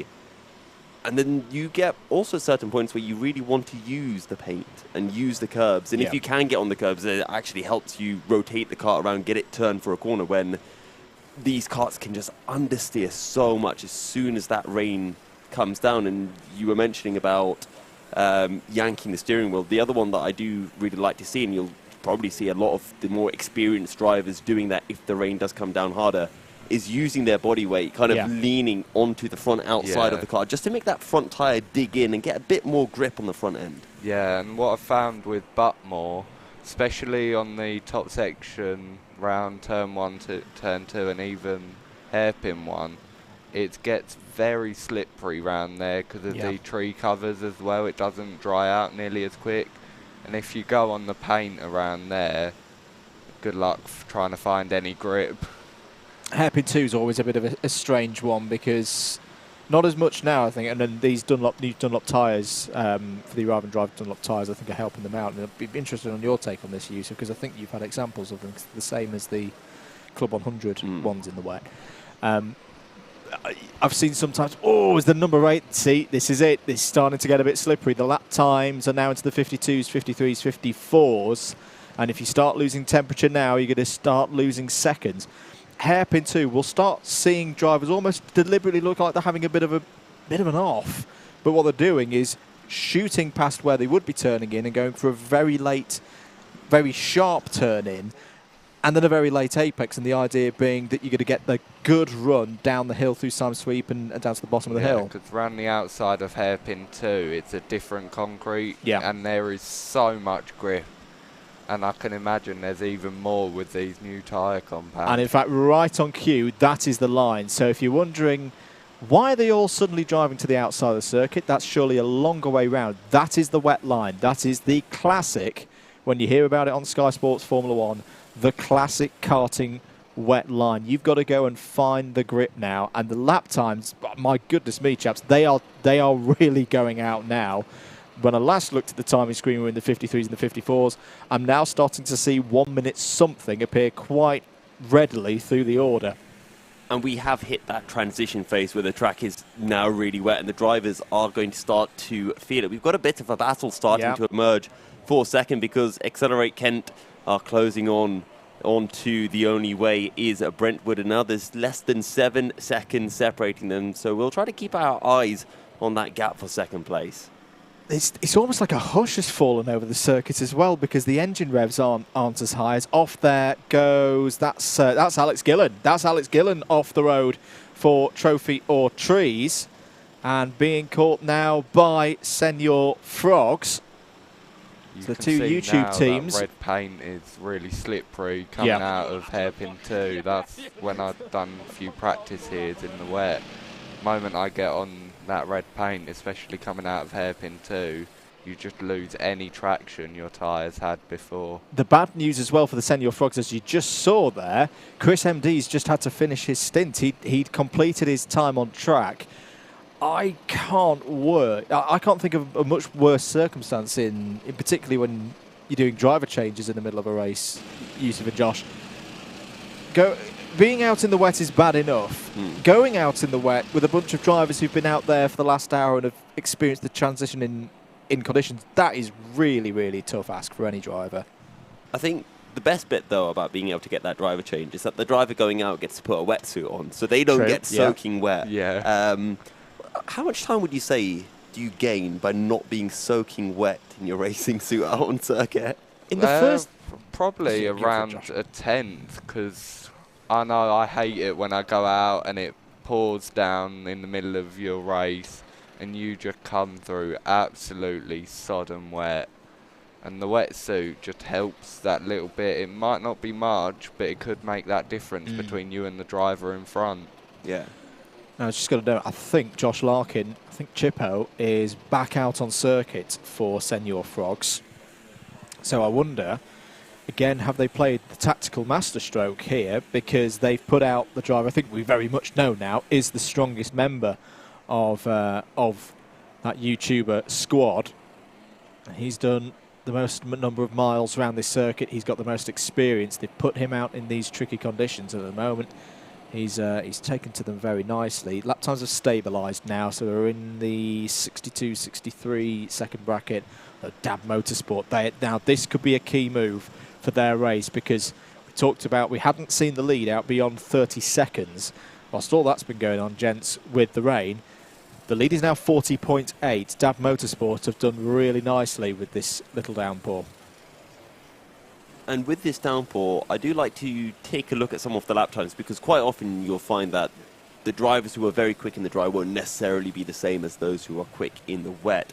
And I'm actually seeing some very quick lap times coming through from TRX Racing in the number 7 car, currently running in 10th place, matching Dab Motorsport. So they could be on a bit of a charge with this weather change that we're experiencing as we kind of approach the 50% mark of the race. We will check that, guys, whether it's Calix who's gone in as now, because you are right in saying Calix hasn't been in the kart yet. And that may have been an incorrect identification for myself because of the shoulder cam that Josh did have on earlier. So we'll try and establish whether that is Calix in the kart or not.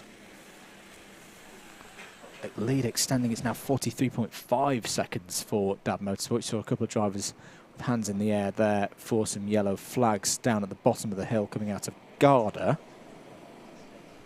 And what I've noticed, the driver for Dab Motorsport is Jake Taplin. He's won, I believe, a couple of championships at Buckmore in the Pro Series, so he's going to be very experienced around here in all conditions, and he should be able to get grip. Change for 5th place. That is the Club 73 Young Guns going past Dr. Vapes. That is an overtake for position out on circuit. And now, even in the dark, you can see the rain is teeming down. Now, this is the heaviest rain that we've seen in the race so far. Proper wet conditions. Lap times getting slower and slower now into the 65s, 66s, 67s. It's also been a change of position for 18th place overall. Team Rango, who've had a tough couple of hours. They were right up there in Clubman around 8 o'clock p.m. But they have just gained a position back there. 18th place for Team Rango now. We might have a bit of a battle as well for P7. Williams Esports closing in on the Bayford Bandits, taking about half a second out of them on the last lap. So that's another battle that we can keep our eyes peeled for. As you mentioned, Andrew, that range is coming down harder and harder. And I guess for any people at home who are kind of wondering, what does it feel like to drive in the rain, and why do people take the wet line? The way I always like to explain it is, imagine you've got a rubber or an eraser. It feels really grippy. As soon as you add water to that, it slips and slides like nobody's business. Yeah. And what I've found with tracks that quite only run corporate karts, most of the track is fairly the same grip. But when like Buckmore run owner karts and Rotax, their tyres throw out a lot of marbles around the outside of the track as well, which I find gives a lot more grip. Yeah. I think it's also a case of when you have those owner driver karts coming in, and particularly the two-strokes, the TKMs and the Rotaxes, they put so much rubber down on the racing line, and that's when you really start to experience kind of the difference between being on the racing line where you have that rubber and you have that grip, or grip in the dry anyway, and then off the line where you don't have the grip, or in the wet where you will have the grip. And Senor Frog's really struggling with keeping it in bounds there. I'm pretty sure that it is Calix at the wheel for them. Just checking the name on the helmet. Yeah, that's longer than Chip, so I'm pretty sure that, yes, it is Callum McGinley at the wheel for them now. This is tough for Cal. This is really tough because he's the debutant in the team. He wasn't here last year, and he's now got to take on this next stint in this. And I don't know whether he's seen anything like this before behind the wheel of a kart. He seems to be getting to grips to it quite quickly. He's worked out the line, and he seems to be controlling that kart brilliantly for only just going out as lovely well. Drift. I'm going to bring in the talk of the tyres and Dunlop tyres. So it's been a change of tyres for this year because there's been changes in terms of supply of different manufacturers and what they supply. Dunlop have kind of stepped into the mould, haven't they, of being the arrive and drive tyre supplier now, Yusuf. And one of the praises is really is getting very wet out there now. Yusuf, tell me about these Dunlop tyres and your experience on them. Not in these machines, but in Club 100, because there's been quite a bit of praise for them in the wet conditions. Yeah, so they've felt okay in the wet. I think I've been quite lucky in Club 100 that I haven't had too many wet rounds. I'm not a big fan of driving in the wet. Great fan of watching racing in the wet. Yeah. Always great. But the Dunlop seem to have a lot of front-end grip, I found, compared to the previous tyres that were being used. And it does feel, as a result, a little bit more physical. But it does mean that the rear end's loose because that front end's gripping really well. That rear end can just snap out. But in the wet, having a bit more front end would be very, very useful. Yeah, I find that a lot better because at least on the rear end you've got the weight of the engine, and the driver is fairly central in these karts as well. So it shouldn't be too bad. I'd much rather have grip on the front. Very close for second place, the number 2 and the number 3 out there. Judging from, I think they're just going into hairpin number 1. Accelerate Kent Brewery Racing are closing in on The Only Way is Brentwood. On the tracker, they're just coming through hairpin number 2 now. 1.4 seconds is what Accelerate took out of The Only Way is Brentwood last time around. This could be an upcoming change for second place in the race. That's really surprising considering the driver they've got out there now, Charlie Ratford. He won it last year. There it is. There's the change. There is the change for second place in the race. Accelerate Kent Brewery Racing through and past. The Only Way is Brentwood. I think it is it Dan Brown or Mark Puxty currently at the wheel for Accelerate Kent? But I believe it's Dan. Yeah, Dan putting in some really quick laps in these wet conditions, up into second. And to be honest, for the team, they can't really want too much more than that. Now it's just a case of can they hunt down Dab Motorsport. They're kind of lapping around the same as the team that is currently leading the way, and the gap between the pair of them is about 50 seconds. But the hard work done now for Accelerator. Now they can just try to get themselves a bit of breathing room versus the Brentwood team. Yeah, and they've built a nice little gap already, so hopefully drivers notice that, and he's just focusing on closing as much time as he can, because it can't be an easy job for those drivers being out there. They can't have got much sleep, if any, since this morning. Fatigue will really start to be setting in soon for a lot of these guys. Absolutely. There's been a pit stop for the Zesty Drink Racing team. They're in 15th place at the moment, so that is after their black flag, remember. So the black flag will trigger the pit lane as Thomas Layton goes out for Zesty Drink Racing. He started the race for them. So that's a scheduled pit stop, just to allay any fears of why have they only done a 24-minute stint. That's because the whole stint of a much longer length was interrupted by a black flag, and that shows you how tricky it is. Layton into the wall, the number 22 follows. That's Mini Boost. That is for position.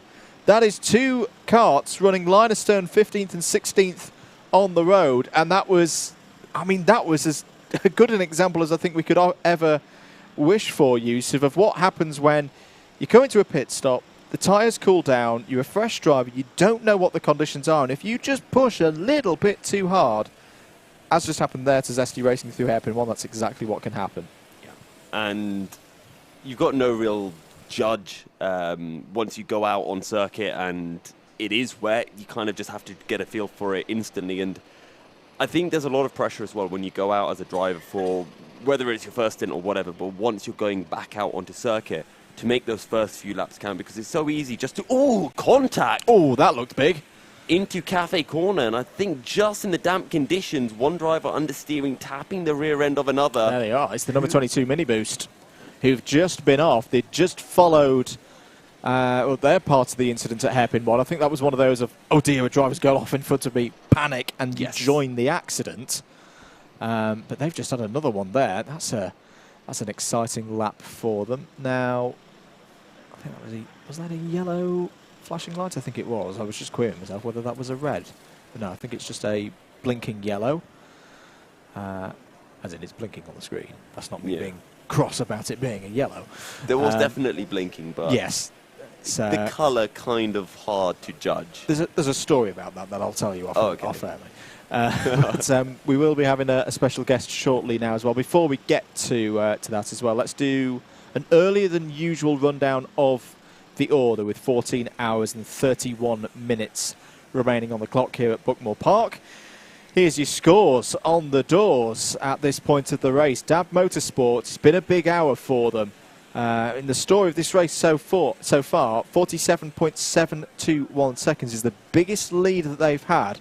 They've completed 678 laps and they've put a good 20 seconds on the rest of the field at least through this oncoming rain that's hit the circuit in the last half an hour. Accelerate Kent Brewery Racing have had some good pace in the wet. They have overtaken The Only Way is Brentwood for second place, and they're pulling away because the gap is now 2.5 seconds. Not a good hour for Adrenico Racing. They've fallen not just off the lead lap, they've actually now fallen 2 laps back. It's not a disaster. That is still a position that is very strong at this stage of the race, but Adrenico Racing will have that on their minds for the next few hours. Can they find the way back onto being 1 lap down, maybe even onto the lead lap? They've got to be careful now. They've got to make sure that they make no mistakes now and start to drop out of contention. They're still there for now, though. 5th place, the number 1, Club 73 Young Guns. They've just taken that position in the last 10 minutes or so, and they've put a 17-second gap on the Dr. Vape squad. Both of them still 5 laps off the overall lead. The Bayford Bandits are running strongly still. 8 laps off the overall lead in 7th place. They're 7 seconds ahead of the Williams Esports 1 team. Then we find the first of our clubman entries. The reallocated TRX Racing, who really had a tough time in the early hours of this race, languishing down around in 23rd, 24th place at some stages. They have pulled themselves back up into contention, not just in the top 10, but now for a clubman victory, because they're leading the class. They're 9 laps down, and their lead over Team ARD is 11 seconds. Team ARD, last year's winners in clubman, still there in the top 10. Clenaghan Strike 7 Racing, they're in 11th place, 10 laps off the overall lead, in a bit of no man's land at the moment between these clubman runners, but they're still in the mix. They'll be looking at potentially getting back in the top 5 over the course of the evening. Ditch Finders are 12th. The gap between those two carts is 16 seconds. Further 20 seconds back, you've got the Senior Frogs, and it really has been a good story again for them so far this year. They started from the back of the field. They had some concerns after qualifying, but they're in the picture for a clubman podium. Can they improve on their 4th place last year with all the support that they have here in the chat? Thank you for your input, guys. 14th place, Team Daneros. They've been fighting with Senior Frogs for a good few hours now. The gap is 10.8 seconds between them and Senior Frogs. 15th place are Zesty Drink Racing, who are 13 laps back. They've got a lap to find between them and Daneros. Great scrap actually going on for those that are on 667 laps at the moment. Zesty Drink are 2 seconds ahead of Mini Boost, who in turn are 8 seconds ahead of Club 73 Not Fast But Furious, who in turn are 6.5 seconds ahead of Team Rango. We're not done there, folks, because they're 5.7 seconds ahead of Formula None. So quick maths, that's about less than 20 seconds, covering 4 or 5 carts there. Really good stuff. South Coast Racing are in 20th place. They're 42 seconds back from Formula None, 14 seconds ahead of Brighton Motorsport, who are pulling away now, having taken 21st position from Club 73 Team Silence. The gap is now 4.3 seconds and growing at a rate of about 2.4 seconds per lap. Trophy or Trees, Alex Gillen put in a great stint but got caught out by the wet weather. He has reduced the arrears, though, to the next cart up the road, which is 3 laps. They are 7 laps clear from the Williams Formula 1 team. Williams Esport 2, that is the sim racers without experience of in real-life motorsport before. And they are 12 laps ahead of Olympus Karting by HSR Autos, the Olympus Esports team, who we talked to Tom Cope earlier, one of their team members, having a great time out there, 37 laps of the overall lead. We're going to have a chat with one of our special guests in a moment after a few words from one of our sponsors. Imagine a world where style and sustainability unite. The Anderson A2 Charge Point offers over 120 color and finish combinations, so you can choose to blend in or stand out. Crafted in the UK from high-quality materials and precision engineering, the A2 is designed to make the switch to electric driving as seamless as possible. Smart, simple, sustainable. This is luxury electric vehicle charging.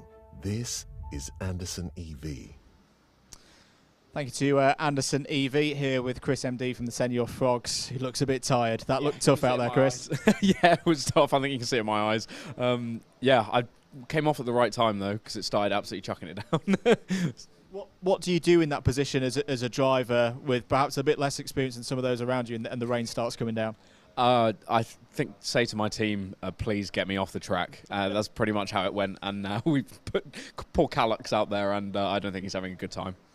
It's been a really good effort from you guys again so far this year. I know there were a few concerns at 2 o'clock, 2:30 when the qualifying wasn't that good, but the cart's got some pace. You've pulled it back through. Yeah, I think we had a bit of a disaster class from one of our first drivers who won't be named. But you know what, the team morale's much higher than it was around 2 o'clock, and I think he won't be doing another stint probably.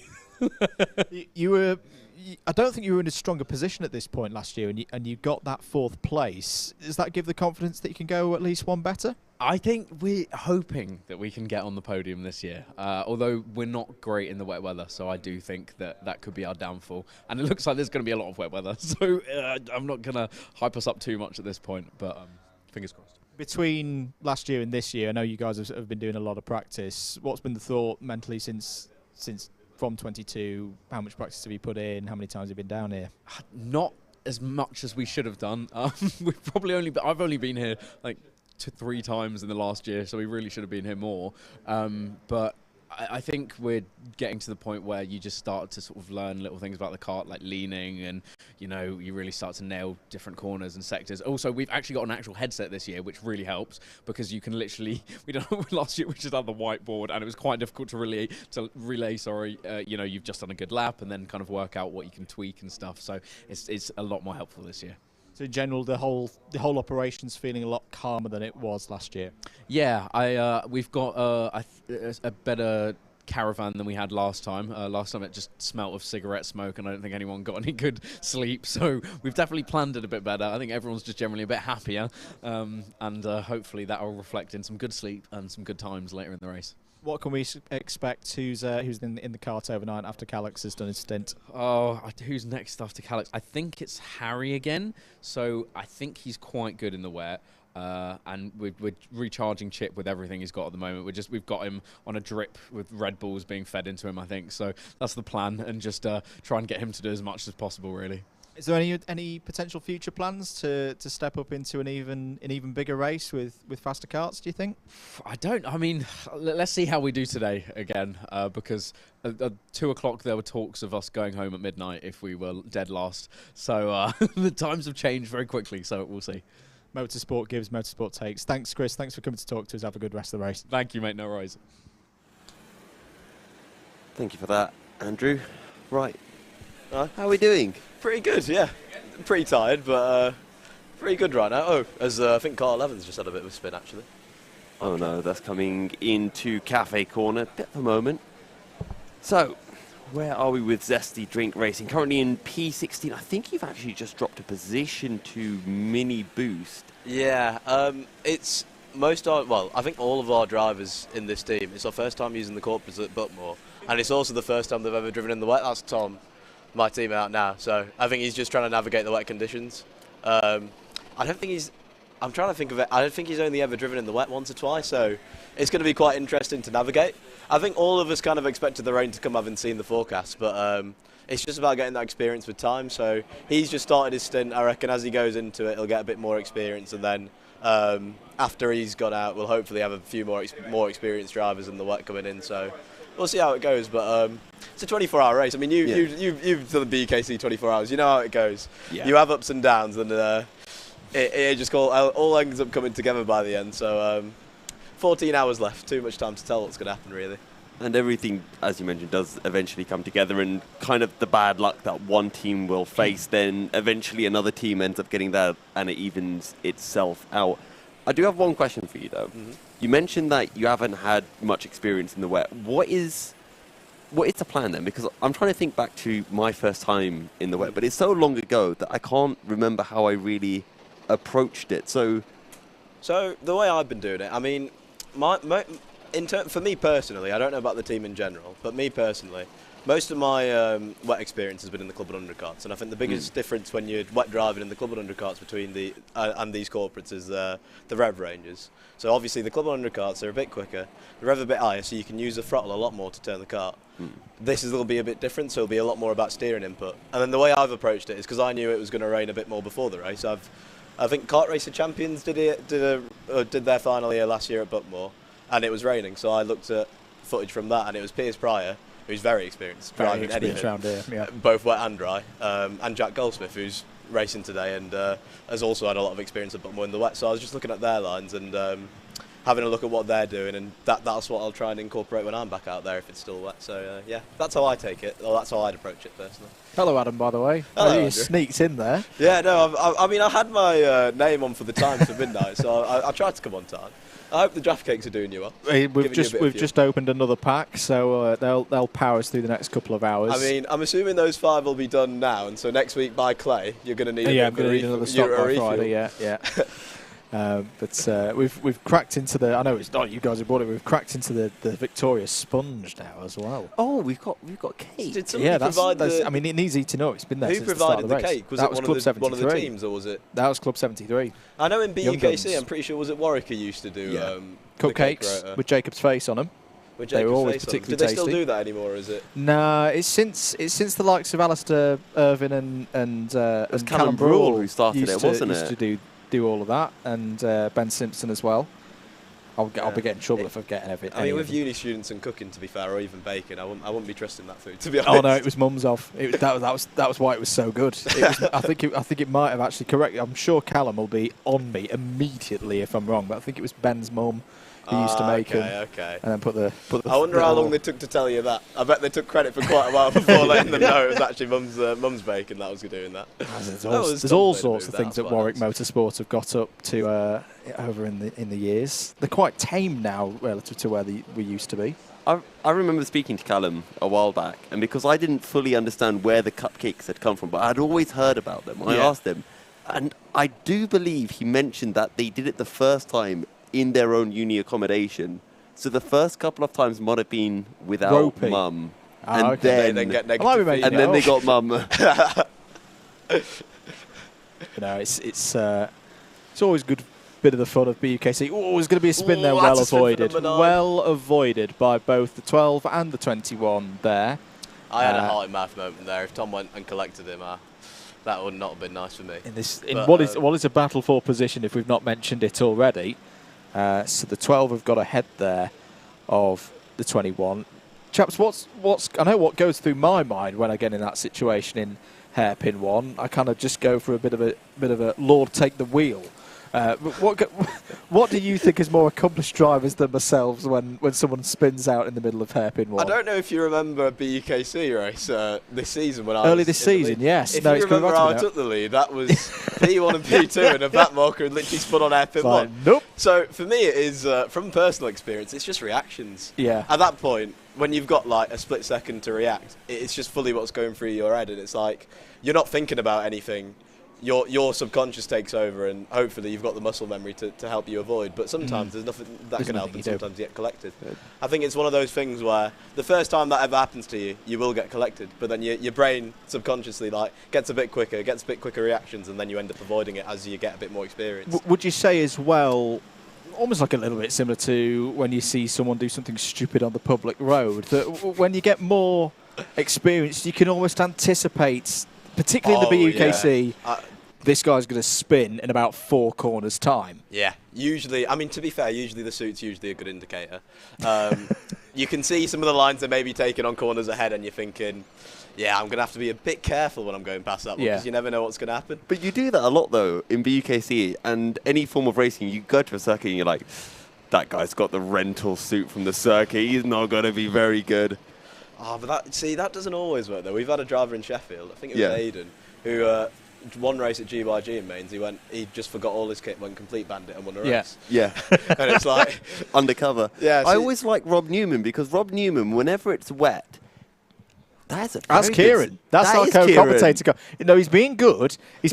I told him to go to sleep, and he's doing exactly as he's been told. Good boy. I need to screenshot that later and send it to him, put it all over the phone. If he comes back on commentary if he's still there at 2:45, we're going to go be poking him with a large stick. I think we should do that on camera as well. Yeah, do it on camera. Come on. You know what? Time If there's for some work. cake left, I think that's how you got to wake him up. Cake to the face and see what happens.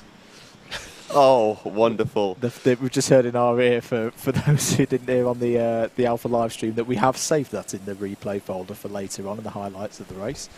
But yeah, it's particularly for drivers, Adam, or not drivers, maybe they're not drivers yet.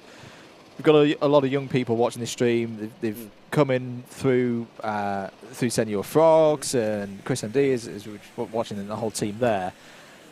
For anyone who's particularly, I say they're not even British, if they're going to a British university and they're looking at this event and going, how can I get involved? Why should they get involved with the BUKC? With the BUKC in particular? Well, I mean, I can speak from personal experience. When I started university myself, I hadn't done any karting apart from like any birthdays, birthday parties, those kinds of events, or when you're on holiday as a one-off. And for me personally, I was doing an engineering degree, and I also, you love F1, you love motorsport, and to me personally, I wanted to get physically involved in anywhere I could. So from grassroots level in the karting, and I think to anybody, is that all right? Anyway, to anybody that's getting involved or is kind of thinking about it, my advice is to just go do it. They'll usually, in most universities, there'll be a motorsport society. Yep. They'll be able to subsidise any events, so it's a bit cheaper. And if you like watching if you're watching this stream now and you're starting university, you definitely need to get involved, because you're clearly keen enough if you're up at like midnight watching this. And you clearly got some, you've got some motivation there. And I think watching it is amazing. But once you're in the car, or once you're there at an event like this, not only does it feel bigger when you're here, like when you're right here, everybody's involved, everybody's friendly, and like just driving those karts, the precision you need, the skill that you can develop, it's just, it's not only is it really fun, but I do think it kind of enhances you, both in terms of reactions, and I think it's just good physically as well. It's a bit of fun physical fitness, I'd argue. I mean, it's good timing. We've got Jamie Henderson on screen at the moment, racing for Trophy or Trees. Used to race in the BUKC. One of the other good things with the BUKC is, as Jamie experienced, you've got a ladder there, haven't you, Adam? 100%. And Youssef. So if you do come in, you can start in rookies, no pressure, no expectation, but then work your way up over a number of years to then get in the mains. My first year, I didn't do the rookie series, but I just got my Inters license. And my first ever Inters race at PFI, I got black flagged, had the slowest fastest lap, and I finished like almost dead bottom. But those Inters and Rookies Championships are literally there, so you can have a chat with marshals, have a chat with Jacob, who will help run the event, and they'll give you tips. They'll talk you through, because they know that you're coming from all kinds of experience levels. You may have started off from rock bottom, but it's all there to support and structure you, so you can then start improving. And you do see massive improvements. We've had drivers coming in Sheffield, like myself, as you start off with no experience, then not only through your own team, but through talking to marshals, just kind of getting yourself down on track, and also getting that experience, which is so important. You end up getting better, and then you end up enjoying it more, because you can fight up further on the field. I'm going to raise you one on your first ever BUKC race. So my first ever BUKC race was 2016. It's at a track called Warden Law, and it was the one time BUKC went there, and it was chucking it down. If you ever go to Warden Law, it's you know how a cat always lands on its feet? It always rains at Warden Law, and the track is so greasy and slippery. This Inters race, you know how there's always memes on the BUKC Facebook? Oh, yeah. That's another reason to do BUKC, to be fair. All of the memes that weekend was people driving in a straight line and spinning in a straight line. No input in their steering wheel. They just hit a puddle and do a 360. It was absolute mayhem. And I had a previous experience in TKM. I've got a TKM at home that I used to do a bit of practice in. And I've finished dead last, just spinning every other corner. It was horrendous. And just in terms of getting involved in the BUKC, I think the other thing is it's such a good atmosphere. 100%. Everybody's so friendly. Like you said, talking about the memes on the chat. Everybody, it's a university event. You've got all students around you from similar backgrounds, doing similar degrees probably. And so everybody's kind of in the same boat, and so everybody will love to have a chat with you. Anybody who might have a bit more experience will usually love to try and help you improve as well, because everybody just wants to be friendly with each other. It's just a bit of fun at the end of the day.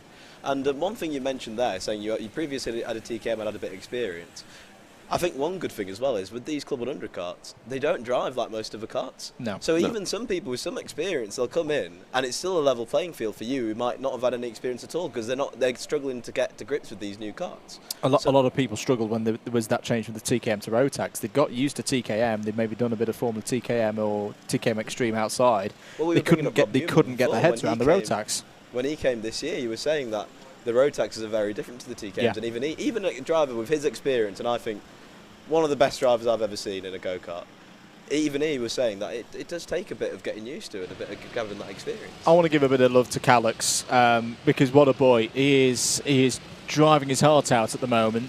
You cannot get much more difficult than this for a debutant in karting. In the middle of the night, cold, tired, wet. I'm not going to lie, his pace is not setting the timesheets alight, but he's keeping that thing pointing in the right direction, and that could be a very, very important thing for the Senior Frogs at the end of this race. 100%. He's just done a 1 minute 10.364. I mean, to say the pace isn't lightning quick, the fastest drivers out there, the majority of them are doing 107s, a few in the 106s. You know, if he can keep steadily going around as he's just done there, a 108.626, that's good pace. Yeah, for somebody who's not done any wet weather driving or doesn't have the experience, I think that's amazing from him, Alex, really. These are such, you know, it feels like you're on a knife edge constantly, whatever corner you're doing. And because it's raining and then drying up, the conditions change every lap, and you really have to kind of work your way through it. So for Calix to be doing that right now is absolutely amazing, and he should be proud of himself, and hopefully the Senor Frogs are cheering him on right now as well. Well, they absolutely will be. And again, it was something I was asking earlier to Josh about driving in the wet. With you having come into BUKC and that being kind of your road into karting, it is quite interesting to hear from everyone how they experience wet weather driving, because when you first go out in the wet, it is just a different beast. And you know, probably your first time out is when you're at university and you go to an indoor karting track and you're like, oh, okay, this is fun, I'm kind of close to the pace. Then you go outdoors and it rains, and all of a sudden, instead of being a second or half a second off the pace of the quick guy, you're now 5, 6, 7 seconds off, and you're thinking, what on earth am I supposed to be doing? Yeah, like it does feel complete night and day. That's when I think that when it rains is when like the true experience level really shows. Because I think the skill gap. Oh, Calix has a right tank slapper there. He's done really well to keep the car pointing in the right way there, to be honest. I don't think I'd have kept out the barrier there. Well done there, to be fair to Calix. But as I was saying, yeah, it's such a. I think when you're in the wet, that's when the skill gap really opens, and it really does show the experience. I remember the first time I did a wet, and it was in a uni social, and like we were literally 5, 6 seconds off the pace on this little track in Sheffield, and I remember another new guy in our final. He went straight into a barrier at Epping. I remember laughing as I went past. Very next lap, same barrier, I go straight into it. He does the exact same to me. So it's definitely fun, and it's definitely a new experience. But again, it's one of those things that I think you learn quite quickly. I think as you have those spins, you learn where the limits are. Williams Esports 1 performing a driver change. Will Lewis gets out. Jack Noller in. Buckmore was the first kart circuit that he ever competed at in a hire kart event. He's done a couple of years of Club 100 and BUKC, so he's well versed for these conditions. Oh, Calix, keep it pointing in the right direction. Out on the curb, gets the back end out beautifully. That was a great car control. I think he heard us looked out of place on Rally Croatia this weekend. I think he heard that we said all the grip is out on the concrete, and he's searching really for it. You know when you say the wet lines around the outside, I think he's really going. I think he's taking that to heart there. But to be fair play to him for keeping that pointing in the right direction, to be fair. I think I'd have struggled with that one myself. I was going to say, Andrew, do you remember when I took out earlier this season Nicolas Lacasas down the S's? Yes. Yeah. Yes. I'm waiting to see if anyone. I'm waiting to see if anyone recreates that particular incident now. Is that going to be our first commentator curse? That is, yeah.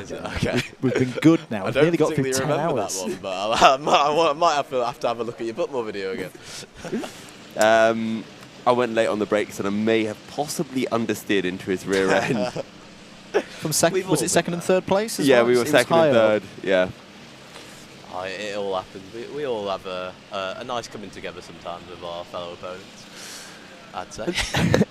Excuse me, there was a sigh from the driver on the left there. I'm like, he looks very cross, doesn't he? Here we go. Right, I'm going to have to go and drive out in this. There was a slump of the shoulders there. I'm like, I've got the wetsuit on, but I've got 2 hours of this. I tell you, have you ever done BUKC 24 hours? Yeah, I've done it 2 years. We had, speaking of Rob Newman again, we had him in the Sheffield team last year.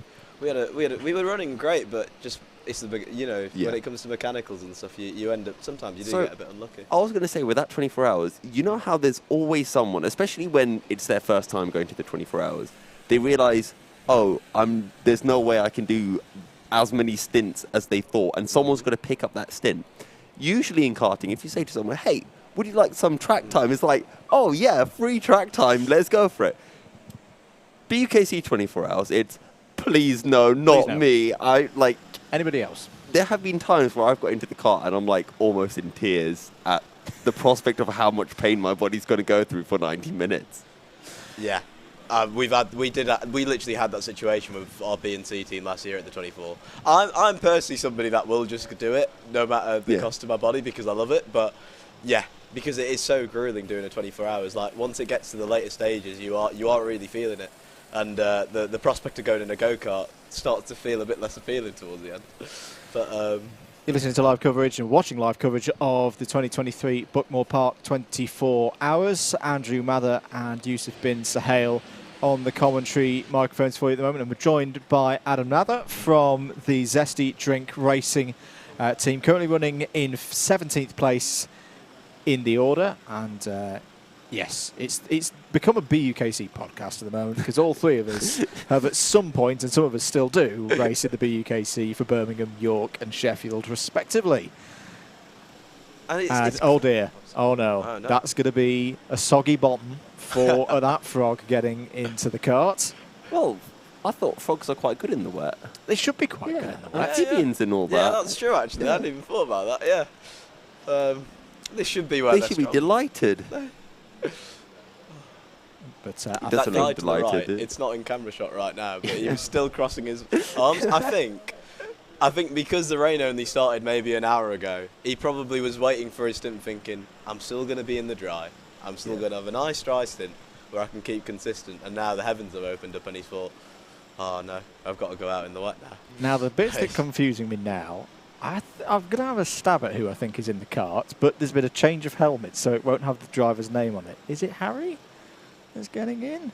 I can't tell, you know. We've still got our roaming camera out. That's. I thought they all had black helmets. Yeah, they've got the wet helmet out for one of the drivers. I will leave you to do it. I'm going to go and investigate. Oh wait, we might be able to get closer. I was going to say as well, you know when you've got a stint coming up and you're trying to calculate, do I put on the wetsuit or not? And you then decide, you know what, it's going to be dry suit on. And then it starts to rain and you just think, why didn't I just put on the wetsuit? I mean, so personally, I'll be honest, I think I'm quite unique in this scenario because I've had a wetsuit and I personally actually don't like wearing it. What I prefer to do is... I've not got it on. Off. That's down at paddock. That's the number 12 of Club 73, Not Fast But Furious. That's quite big in the clubman game. That is quite big in the clubman game. I think they're going to they've already lost 2 positions with this. Zesty Drink Racing have gone by. That's good news for you, Adam. Yep, quite happy about that. And sorry, paddock, not Garden. Yeah, down at paddock corner. I think so. What I think's happened there, chaps? Feel free to disagree with me. That is a attack it down through Symes and through Pullman's, and suddenly realise, oh dear, there's a very sharp right-hander coming up at the minute, and he'd just lose it on the back end, breaking into paddock. 100%. I think one of the really tricky parts about going into paddock in the wet is your back end's all over the place anyway, because you're trying to get the car turned from a left. You're understeering, you pull it over, all the weight's on the front. Exactly, it's an off-camber corner. Even in the dry, you have people sliding about there quite struggling. And even like you physically in the car are struggling. And it's one of those things as well, once you get more... Oh, look at that run into the car. That's commitment. That was Usain Bolt levels of running speeds. Cracking stuff from the Senior Frogs driver to jump in that quickly. But I know why I was so confused. Because it's a new Senior Frog that we've never seen out on circuit before. They've pulled Matt Plum, the photographer. I didn't even know he was registered as a driver. Maybe he is the wet weather expert. God, it makes so much sense. Yeah, I've seen him before. That makes so much sense. And he's got an arrow. This could be an absolute masterstroke. This is like a wrestling run-in. They've pulled Calix out of the cart, put Matt Plum in. Let's see how he goes. And sometimes teams do have their wet weather specialists, and I know for some of my 24-hour races, we've had discussions, right, if it starts raining, who do we put in the cart? And it's probably a conversation that I think most teams will have about 100%. Who wants to go out, and with me, it's always not me, anyone else can go out. I'm usually quite similar. Like, we have quite a few Sheffield drivers that in the wet know exactly what they're doing. They've had the experience, they've done the owner driving, and so... They're then happy to go out in the wet. and then they prefer it in the wet. You do have those odd drivers, and I think they're crazy, but they love it in the wet and they thrive in it. And you think, right, they just want to go out. As soon as they see a few drops out on track, they're on. Yeah. They've got their wetsuits on. I enjoy driving in the wet, but I don't like racing in the wet, because for racing, I need to be competitive, and I'm not competitive in the wet, so it kind of kills the enjoyment. But just driving like by yourself, like trying to find the grip, is actually quite entertaining. For me, it's a double-edged sword, because I do enjoy it, but again, I'm not as competitive. But then on the other hand, I'm also thinking I need more experience in the wet so I can be competitive. So it's one of those where it's like, if it's wet, I'll do it, and I might not enjoy my pace at the time, but it's all about that improvement for the future. So and getting that experience in. Well, that's how I see it.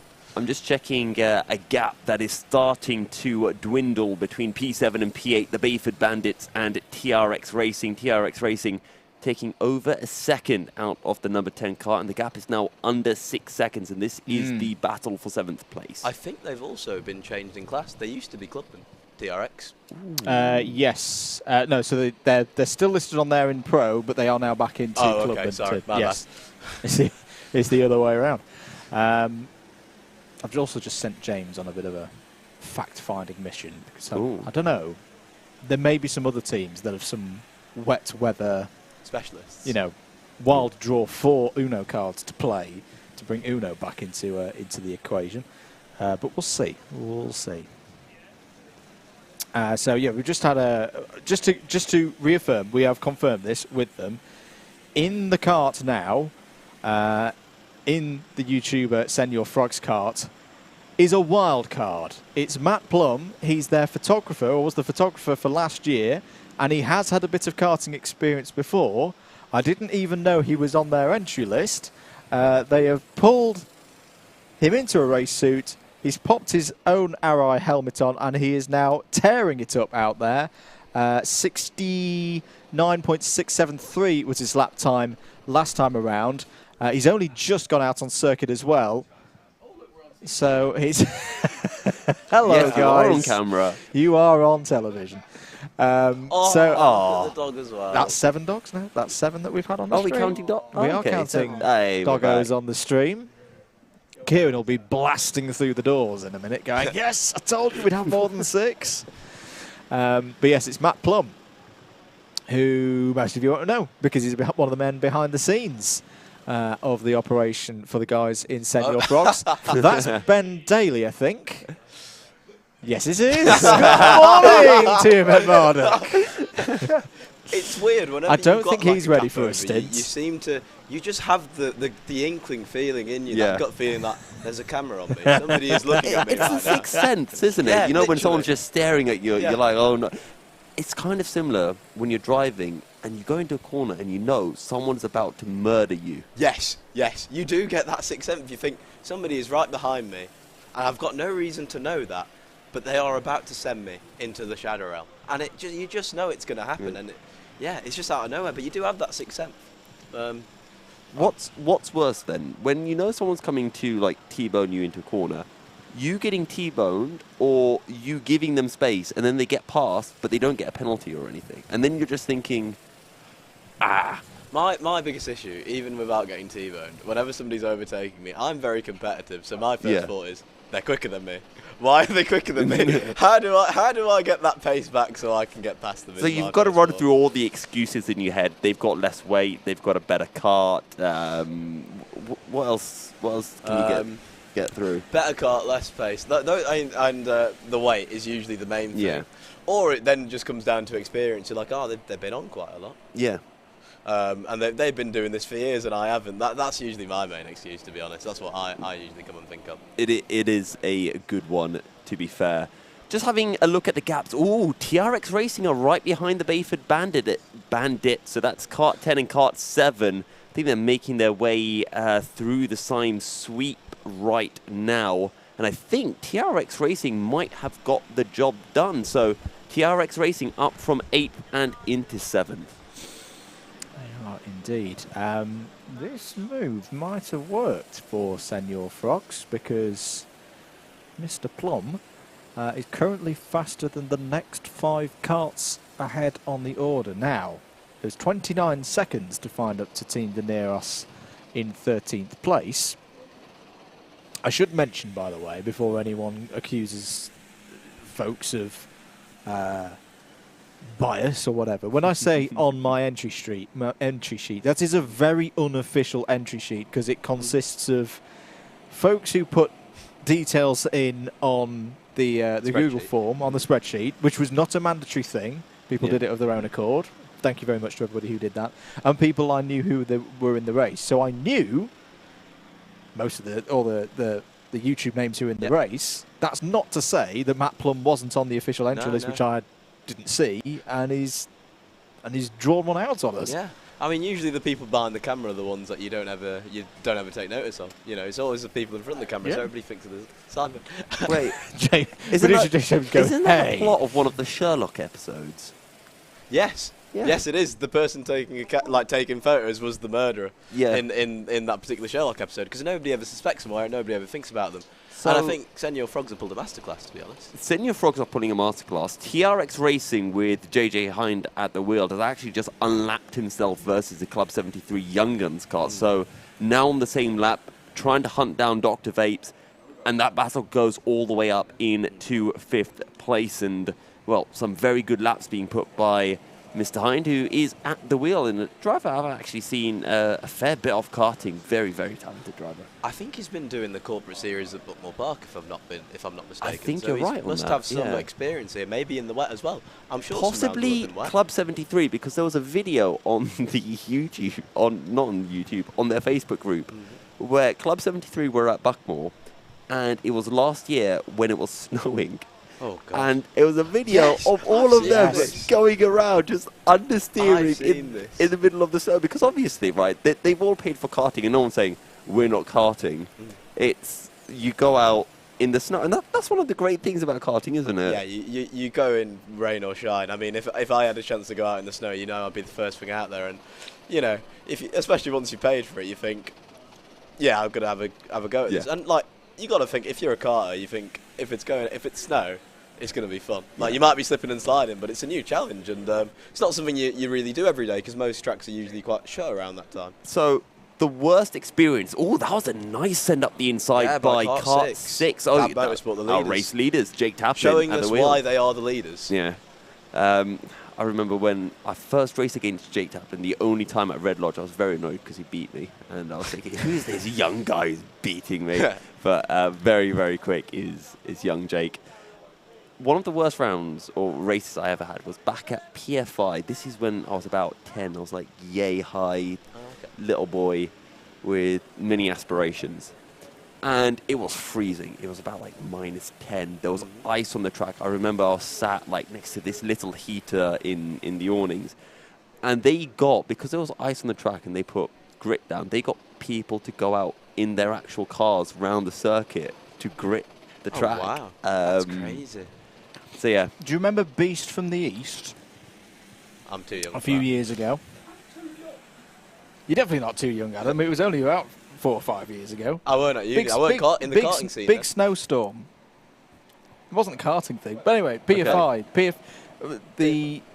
Why is it always PFI? It's always PFI. There was a run where, for a good few years, I only ever went to PFI in the snow. It happened 3 or 4 times in a row. One of the most amazing commentary days I've ever had. Me and Chris McCarthy. He won't be listening right now because he's at Imola this weekend for Frecker. But good evening, Chris, if you're listening back to this one. Me and him doing commentary on it was it more like Rally Sweden. We had actual snow. There was no trouble with track limits that day because you just had snowbanks. They cleared the snow and got on with the race day. It was brilliant. Wow, crazy. Chris also did a VT piece the day before with snow just in his face because it was going sideways. That is mental. I mean, it just shows what lengths people will go to be racing, to be honest. You'll go rain or shine, any condition. If it's possible for you to be out on the track on that day, you will be out on the track. And do whatever you can because you want to be racing at the end of the day. That's what we all love, and that's why we're all here. Yeah. A couple of shout-outs to give to some of our new subs on DDMM. Apologies that the camera's been a bit jerky at the moment. But DJ B, thank you very much for subscribing. Alex Hamilton as well. And Callum, thank you. Thank you, guys. We've had quite a few new subscribers today. Thank you to all of you for the support over on DDMM, Commons Box Cam, and Data Center. We're a small channel. We're not big time, but we can dream, and your support is really, Always really got valuable. Ooh, someone just lost their rear end heading down into the second chicane. Yeah. Oh, I'm trying to look through. So like Dranico Racing out after a 2 hour and 4 minute stint. They did go backwards into the tyre barriers, which reminds me, my old team captain, Enzo Deghini, he once, back when it was TKM days, going down into that corner in the wet, lost his rear end, caught the 360 and kept on going. Wow. I've seen Nicky Richardson do that on purpose, do a 360 on purpose just to catch it, and you just think, how have you managed that? It's always funny to see them run with this seat insert and then go out. Particularly Dante when it's Dante. It is Dante. Is that the weighted seat insert? That is the weighted seat insert that he has. He's run with that. Right. To the audience watching at home, Dante is quite a small statured person, and so to make the weight limit, he needs quite a heavy seat insert. So I think it probably, honestly, around the region of about 20 kilograms. He's just had to run as quick as he can, and he ran quite quickly with that 20 kilogram seat insert. That takes strength. That takes dedication, especially in this weather. Oh, I do love it when Dante's at rounds, because he's got that little trolley to carry a seat insert and all his weight around. The only thing more noticeable than his helmet is that dolly coming around the paddock, to be honest. But if anybody's seen Dante racing before, it is a joy to watch. He's one of the quickest drivers you see, and it's just great to see him on track. Have you, gents, seen him being the Nicky Richardson of Club 100 and Club 100 Junior and Cadet Championships? He is the test. I know he is the cadet tester. Oh, wow. I've seen pictures. He is that. What's more funny, and he might quick, not like me that he saying is this, the, but he looks. If you ever look at him in a senior Club 100 car and him in the cadet Club 100 car, he fits well in one of them, and it's not the senior one. He looks perfectly sized for the cadets. We've got a replay of Dante running. I think we want to have another look at this one, because this was the only time we're going to be able to laugh at Dante all year, because it just looked a little bit funny. Bear in mind that seat insert is Run, about 20 kilograms. That is so impressive. Don't trip. I can't laugh. He's going to be my teammate later this That's season, so I've got to stay on his good books. Well, actually, on second viewing, it just looked very clean and professional as he got into the car. Trent doing a team? Or? Yeah, not Trent. I've made, apparently it's called an all-stars team by others. So I've got like Fraser Brunton, Sam Lovelace as well. Hang on, run through this team again. So we've got Fraser Brunton. Okay. Dante reigning Dillon, Club 100 lightweight champion. Current leader in Club 100. Current leader in Club 100. Lightweight championship. Sam Lovelace, who put it on pole last year for BUKC 24 Hours. This absolute melon called Yusuf bin Sahel. And Dan Seeger and Tom Fox. Tom Fox Sorry, is coming you've back. got Tom Fox as well? Yes. Where did you get all this? How did you manage to set this up? How much money have you paid to be on that team? I tried to get Ed Bars as well, and Rob Newman, but Rob Newman said he'd race with Sheffield. Well, he's not racing with Sheffield. He's from Yorkshire. He doesn't cross boundary lines. Very true. First of all, Thanks for trying to nick our driver. He's a Sheffield lad through and through, I'll have you know. You're not getting him anytime soon. But, yeah, I don't know how you managed to set that up. You know how he got on the team because he set up the team. Yeah. It started off, I was at Buckmore and I just said to Fraser and Dante, you guys want to do 24 hours? And Fraser was like, yeah, sure. And then I just started messaging people. So we almost had, it was going to be a different team, but now we've got essentially two teams. So one is Manchester, Leeds, a lot like Ocean Beach, Kane Shepherd. How am I forgetting his name? Kieran Harrison. Kieran Harrison, so it's Leeds and Manchester again like last year. So they're going to be a group. That was the team I was racing with last year. We should have won it. I'm still a bit upset. I don't know if you've seen the spreadsheet, but there was a spreadsheet. Again, for anybody watching at home, this is the BUKC 24 Hour. Yeah. So this, but the British University's Karting Championship. But somebody made a spreadsheet of running pace. Yeah. So all of the teams, whenever you're not got pit stops, not got mechanicals, we were the quickest. You were quickest and we were second. Yeah. And we if you look at where we ended up on the actual results, we weren't first and second. And that just shows you like how many moving parts there are in a 24-hour race, and how much can go wrong and how much can go right. What is the craziest like mechanical you've ever had? First year I did BUKC 24 Hour. Yeah. Sheffield had 21 21 failures in the first 15 hours of the race, of which 15 of them were all chain snappings. Okay, so I don't think that's crazy. Andrew, what have you had? I don't think that's crazy. Chain snapping, that's standard. That's 15 like in about. Oh, do you know? This one is. Well, it's a failing of the cart, but I'm also going to say it's a failing of a team. I am Birmingham through and through, but at the same time, I am allowed to criticise them. And I want to say it was the second BUKC 24 that we'd ever done. So what will that have been? That will have been 2015. And it was wet. It's not too dissimilar to this, actually, in the daytime, but not too dissimilar to this. And it was practice. And this was the Birmingham B team, so let's be honest, it wasn't expected to do particularly well. And we'd had 2 or 3 drivers out at this point, and the kart was just miles off the pace. And I got in, and pretty quickly noticed, probably with a bit of JLR time helping on this one, that it only had 3 inflated tyres, because when I turned it to onto the left of the reverse corkscrew, it just did not go up the hill. Side-by-side battle for position here. That's the 13 of Brighton Motorsport going past Team Rango. That is for 19th spot. So they've put Alex Mitchell back out, and that is them through. But yes, that's more of a failing of my teammates who drove a kart around for nearly 15 minutes and didn't notice that they only had air in 3 of the tyres. You do have that sometimes. I mean, at the Club 100 Endurance first round this season at Buckmore, my teammates in Zesty Drink went out for all the practice. I go in for the qualified first lap, and I'm like, these brakes don't work. I just remember saying to them on the radio, how have you guys done this lap? Because you can't even lock the brakes up here. What have you guys been doing? And they just said, we thought it was the new tyres, because obviously they're to Dunlops, and they just thought, we just think it's really hard to brake. And I was quite shocked. The real key point was, as I was struggling for grip on only 3 inflated tyres, and then once coming out of the reverse corkscrew, I was then out-dragged. This was back when BUKC 24 Hour was multi-class. And you had a 200cc class and you had a 150cc class. Now, obviously, the good thing about being in the 200s is you should pull away from the 150cc. I pulled it in and go, I don't think this is right. I've just been overtaken in a straight line by a club cart. Can you please check it out, please? And it only had 3 inflated tyres. Did you ask them, your teammates? Did you not know? I did. I mean, it's probably not repeatable on broadcast as to what they were doing. We got 4 tyres inflated, and all of a sudden they went 8 seconds a lap quicker. It's crazy. It's all right. None of them are listening right now. The worst one that I've had was, this was actually from our second team. Mm-hmm. I'm in the paddock, minding my own business, and then one of the guys comes round, and he holds something. Ooh, just as number 5, Dante just going past a few. Dante just carving his way through the field as somewhat expected. As Dante does. Yeah, as Dante does.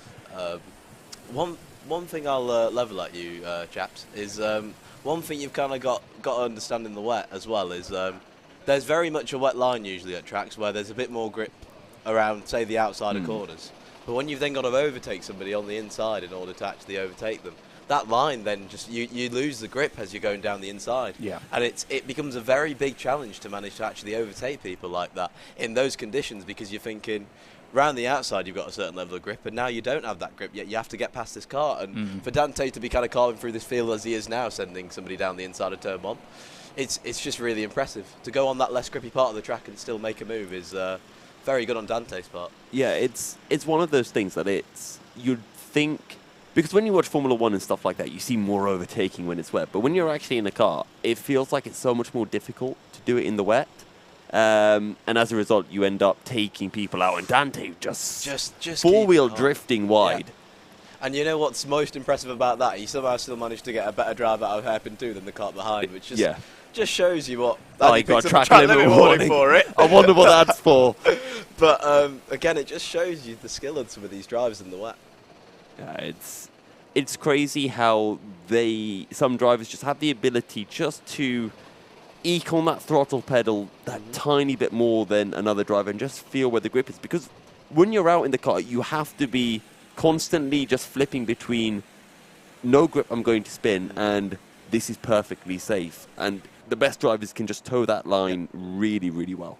And it's so bravery related as well, as you don't know.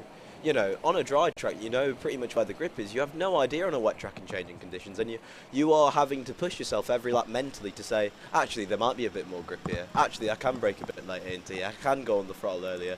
And that is really difficult to do. That mental barrier, I think, might actually be one of the hardest parts about driving in the wet, rather than just the kind of physical aspect. We've had a good question come in, chaps, about the service periods. We're not far off the service windows opening. About 40 minutes, 1:30 in the morning is when they'll start. If you've got your ears paying attention, we'll give you the running order for them. So it's 2 carts in every 10 minutes. So we'll have, and it was a random draw earlier on in the race.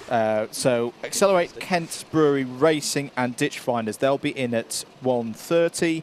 Team ARD and Club 73 Team Silence will be in at 1:40. TRX Racing and Club 73 Young Guns at 1:50. Dab Motorsport and Formula None at 2 o'clock. Not Fast But Furious and Team Rango at 10 past. Brighton Motorsport and Olympus Karting at 20 past. Daneros and Trophy or Trees at 30:30. Zesty Drink Racing and Williams Esports 1 are both in at 2:40. South Coast Racing and Dr. Vapes at 2:50. The Only Way is Brentwood and Mini Boost at 3 o'clock. Senior Frogs and Williams Esports 2 at 3:10. Bayford Bandits and Clunigan Strike 7 Racing at 3:20 and Adrenico Racing at 3:30. Yes, we will go through those again. Don't worry if you forget any of them out. We'll keep abreast of them as we go through. But yeah, we're about 40 minutes away from the start of mandatory service. Spicy. Ooh. Is that Dante Dillon a little bit behind Jake Taplin? No, that's not Jake Taplin. Nope. It's a black and white suit. I thought for a second it was the blue and white suit of Taplin. Car 14 is South Coast Racing, quite a bit far back. So I have a question for you two gents. Service periods. Have either of you ever been at the wheel of a car when that car gets serviced? No, and I think that's been intentional on Sheffield's part, to be honest. I don't think I've got the trust levels in the team for them to be like, they know I've not done a service period before, and they're like, we'll just keep it that way, because you don't want to overcomplicate things for people who haven't done it before, I think. So, it is one of the most blissful experiences one can ever imagine. You're driving out there, and you think, you know what, I really like this car, this is nice. You come in for the service, you go back out, and then the tyres have no grip because they're brand spanking new on the front end. After about 20 seconds, they grip and you think, wow, I can have this much grip on a car? And you think back to your previous stint and you're like, so that wasn't having grip. Change for position there, sorry guys. Brighton Motorsport going past South Coast Racing. That's for 18th place. That's 2 positions for Alex Mitchell in this stint. He's having an absolute stormer. Is there 4 years of experience now in the BUKC for Alex Mitchell. He's really become a strong member of that squad. That Brighton did very well last season as well. I think they won Clubman, if I believe, one of the Brighton teams. And it just shows the importance of putting a driver who's capable in the wet out at the right time. As he's come in, they know he's a good driver in the wet, and he's got the pace, and now he's been able to make up positions as to other teams who might not have their most experienced wet weather driver in. I have been keeping an eye on Trophy or Trees as well, because I know there's a lot of keen followers of the F1 and motorsport content creators. Jamie Henderson's been doing a really good job. He's been doing a very Jamie Henderson-like bit of work for them, because I think the last time we looked through a big rundown, and we've got another one about 6 minutes' time, we were talking about Trophy or Trees being 3 to 4 laps behind the carts they were chasing. It's now only 1. So I reckon they might leave Jamie out, because the one thing that is always in your favour is it's less physical in the wet. Your muscles can go that bit longer, in fact a lot longer. In the case of Super GT a few years ago, you did 7 hours in a row in the wet here in this race. I think they'll keep Jamie in for as long as they can to get themselves back in this one. In fact, they are less than 1 lap behind the next car. They're 49 seconds. So Trophy or Trees, the number 11 is the car that they are chasing. They're probably going through turn 1, turn 2 about now. So keep an eye on Jamie Henderson. He's doing a brilliant job out there. Sorry, guys. Carter James asks a question on the DDMM chat. Adam, who's next for Zesty? Who's in? That's a very good question. This is when you go, oh no, it's me. No, it's not. I know it's not me. I know I'm in at 4 a.m. and that's usually the most important information for me to know. I believe it is Dan Grocott who, he went in before me at the start and he was absolutely fine, honestly. He helped set up the foundation for me then to kind of kick on and get us back to, I think by the time I came off we were second in class, but he started that, so, you know, hopefully things are looking up for Zesty when he comes out. I think he's had quite a lot of wet weather experience as well, so hopefully that should be quite a good driver spot when it ends up happening. Lead gap is coming down as well. Accelerate, Kent Brewery Racing have put in some good times in the last 15 minutes or so. Yeah, that was 47 seconds. It was 47 seconds, nearly an hour passed. And it's weird because every time I've looked at their laps, it looks like they're matching pace. Yes. But somehow that gap has come down by about 20 seconds. Could be navigating through the traffic. Could be navigating through the traffic. It's one thing being quick in the wet. It's another overtaking people in the wet. Very, very true. And it's also another thing of, even if you're good at overtaking in the wet, if you catch karts at the wrong point, or if there's a cluster of karts that are all battling and you can't quite get your way through, and then when the other person catches up to that same train of karts, they're all a little bit more spread out, you can end up gaining 5-10 seconds as a result. 100%. We're in a pit stop period as well. DAB Motorsport have been out for 2 hours and 5 minutes, so we would expect them in shortly. Same for Accelerate Kent Brewery Racing. They've been out for 2 hours on the dot. I'll level something here. In the wet, because you're on the throttle less, you usually use less fuel. So you could see some of these top teams looking at their fuel tanks and trying to extend their stint. We had a question earlier, though. Are we right in saying in a pro kart, for example, you lean out to one side or the other, you can have a good look at the fuel tank? Can't really do that on one of these. No. So I think it essentially it depends if you want to risk it for the biscuit here, essentially. And I think the top teams are much more likely to do that, as I think they've got a better feel for how long those tanks last in the wet. But so we could see some extended stints from these top teams, especially the ones that maybe like the only way is Brentwood, that currently they're a couple laps off the lead, and with this much time left, something like an extended stint might be what brings them right back into it. So it's going to be an interesting dilemma, to say the least. Because these karts, they have the fuel tank right in between their legs, and so often you try to look down to see the fuel line, and it's really hard, especially in the dark. And you're kind of looking for a shadow, and you see it, and you just think, how low down is that in the fuel tank? And then you think, okay, this is really low. You make your pit stop and then realize, hang on, there's probably a litre or so left. Just could have stayed out for another 5-10 minutes. So genuinely being able to judge how much fuel is left in the tank is a major skill, actually. 100%. And that's what, again, this is one of the other reasons why those top teams are at the top, because they'll be able to judge it perfectly. Which is something that a lot of other teams may not want to risk. But those top teams, they've done this enough time, they've got the experience to know exactly how long they'll last in the wet. So we've got a bit of a battle emerging for P12. Ditchfinders and Team Dineros now separated by 3 seconds. And we have a Brighton spinner off. as well. That's Brighton. It's Brighton, no. Did we jinx them? I think you might have jinxed I think that's the one. I think that's we're searching for one. That's the first commentary box. Is that the first one of the day? We've been saying it. Just how well Alex Mitchell has been going along. On the plus side, it's already a new day. We're past midnight, so yeah, we got into Sunday. No curses on the Saturday. Is it last year here where you had 5 and 15 minutes? Yeah, 5 and 15. Oh my god! Including Steve Brown. Whilst we had Jimmy on the that would have gone well with the live chat, I reckon. We had Luthwood Legends. It's because I was looking through it and I made a reel about it the other day. We got Accelerate, Luthwood Legends and Neil, DAB Motorsport, Motorsport UK Academy, and Team 87, all in the space of 15 minutes. I'm going to go make myself coffee. So I am just hoping that we can get a camera on kart 16 and 20, because they are closing in this battle now for P12. Ditchfinders currently running in 12th place. with Team Daenerys just behind, yeah. Oh, you can even see, if you look at the live time, if anybody's watching the live timing, you can even just see from those little lines, just them slightly edging back. And I think this is definitely like the competitiveness in me, or just like the kart enthusiast in you, when you are just looking at these little lines on live timing to think, oh, you're catching up. Have you made an overtake? Has that line slightly gone past? As we see, has that been the move made? That is the move made.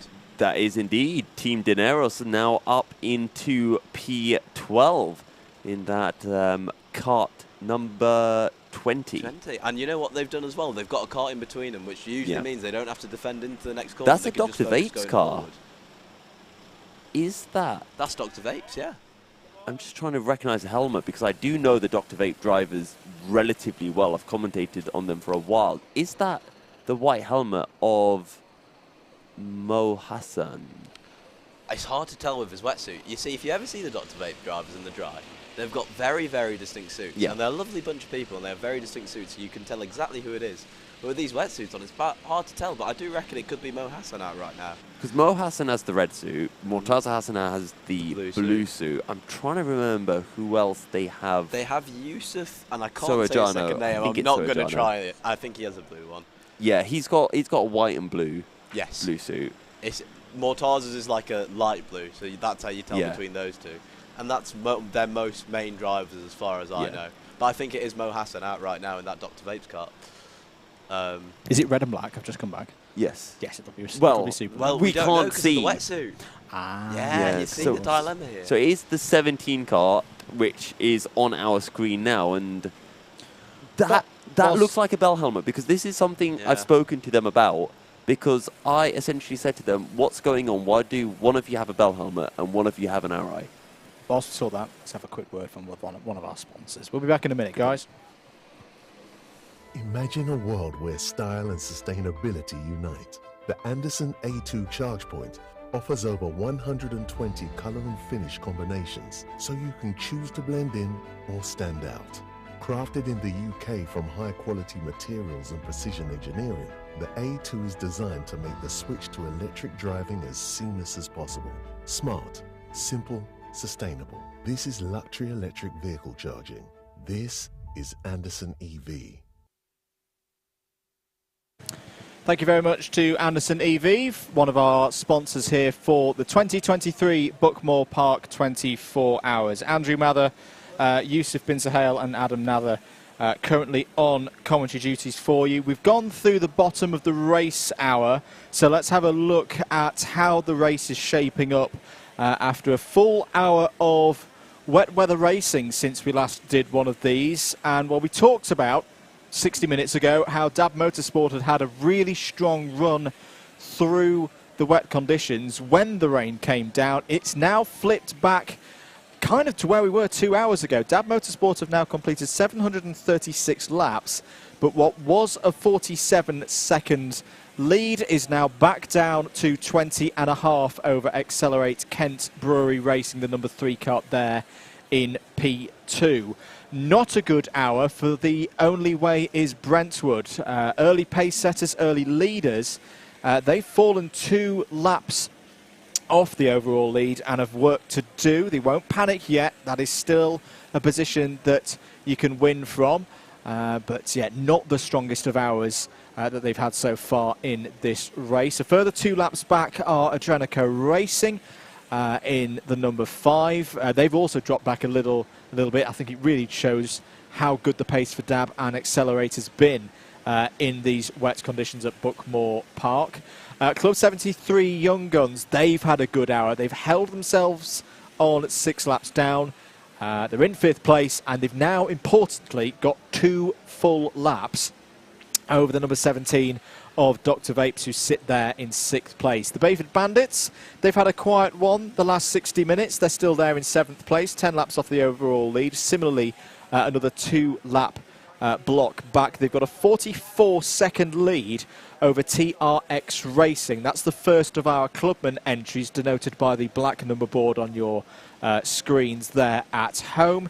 The lead they've got over the Williams Esports 1 team. That's the first of the Sim Racers team from Williams Formula 1 So that's the number 8 in 9th place. 42 seconds. It's just updated on my screen. 42 seconds is the difference between TRX and Williams Esports 1. Then in 10th place, we find last year's Clubman winner, the number 25 of Team ARD. They've got a lap to find up to Williams ahead. They've got 44 seconds over Clenaghan's Strike 7 racing there, the number 4 in 11th place. They have got a lap over Team De Neros in 12th place, who are currently 3rd in class. 6.9 seconds is the gap they've got to the Ditch Finders. I think they've just wrestled that position away, actually. Team De Neros are pulling away now from Ditch Finders. That's 12th and 13th. The Senior Frogs are in 14th place. They've had a solid hour. They've had to change their strategy. Callum Calyx McGinley was pulled out of the kart. Not good conditions for Calyx, being the debutant in this team. They've put in a bit of a surprise, but registered in the race, unbeknown to us in the commentary box, Matt Plum, who is their photographer but has karting experience, and he's set some lightning times. He's almost up there with the leaders of the race at the moment. So Senior Frogs currently circulating in 14th place and holding position, which is good news for them now in these tricky conditions out on circuit. 15th place are Zesty Drink Racing. They are a lap and a bit behind Senior Frogs. They've got 23 seconds over Formula None in 16th place, who have a full lap over South Coast Racing, who are another one of those teams who are just bringing their way back into this. They're now into 17th place. They were outside the top 20. Brighton Motorsport have been up, down and around the order in the last hour. So they gained a couple of positions but had a spin with Alex Mitchell at the wheel there in 18th place, 6 seconds behind Mini Boost. They've just got past Mini Boost for that spot, and they're pulling away now. 3.4 seconds is the gap between Brighton Motorsport and Mini Boost 18th and 19th. Mini Boost have an 8.7 second gap over Club 73, Not Fast But Furious. They're ahead of their teammates in Team Silence by 1 clear lap, who similarly are 1 clear lap ahead of Trophy or Trees, but Jamie Henderson has been putting in a sterling effort to try and bring the second of the YouTuber teams back into contention here.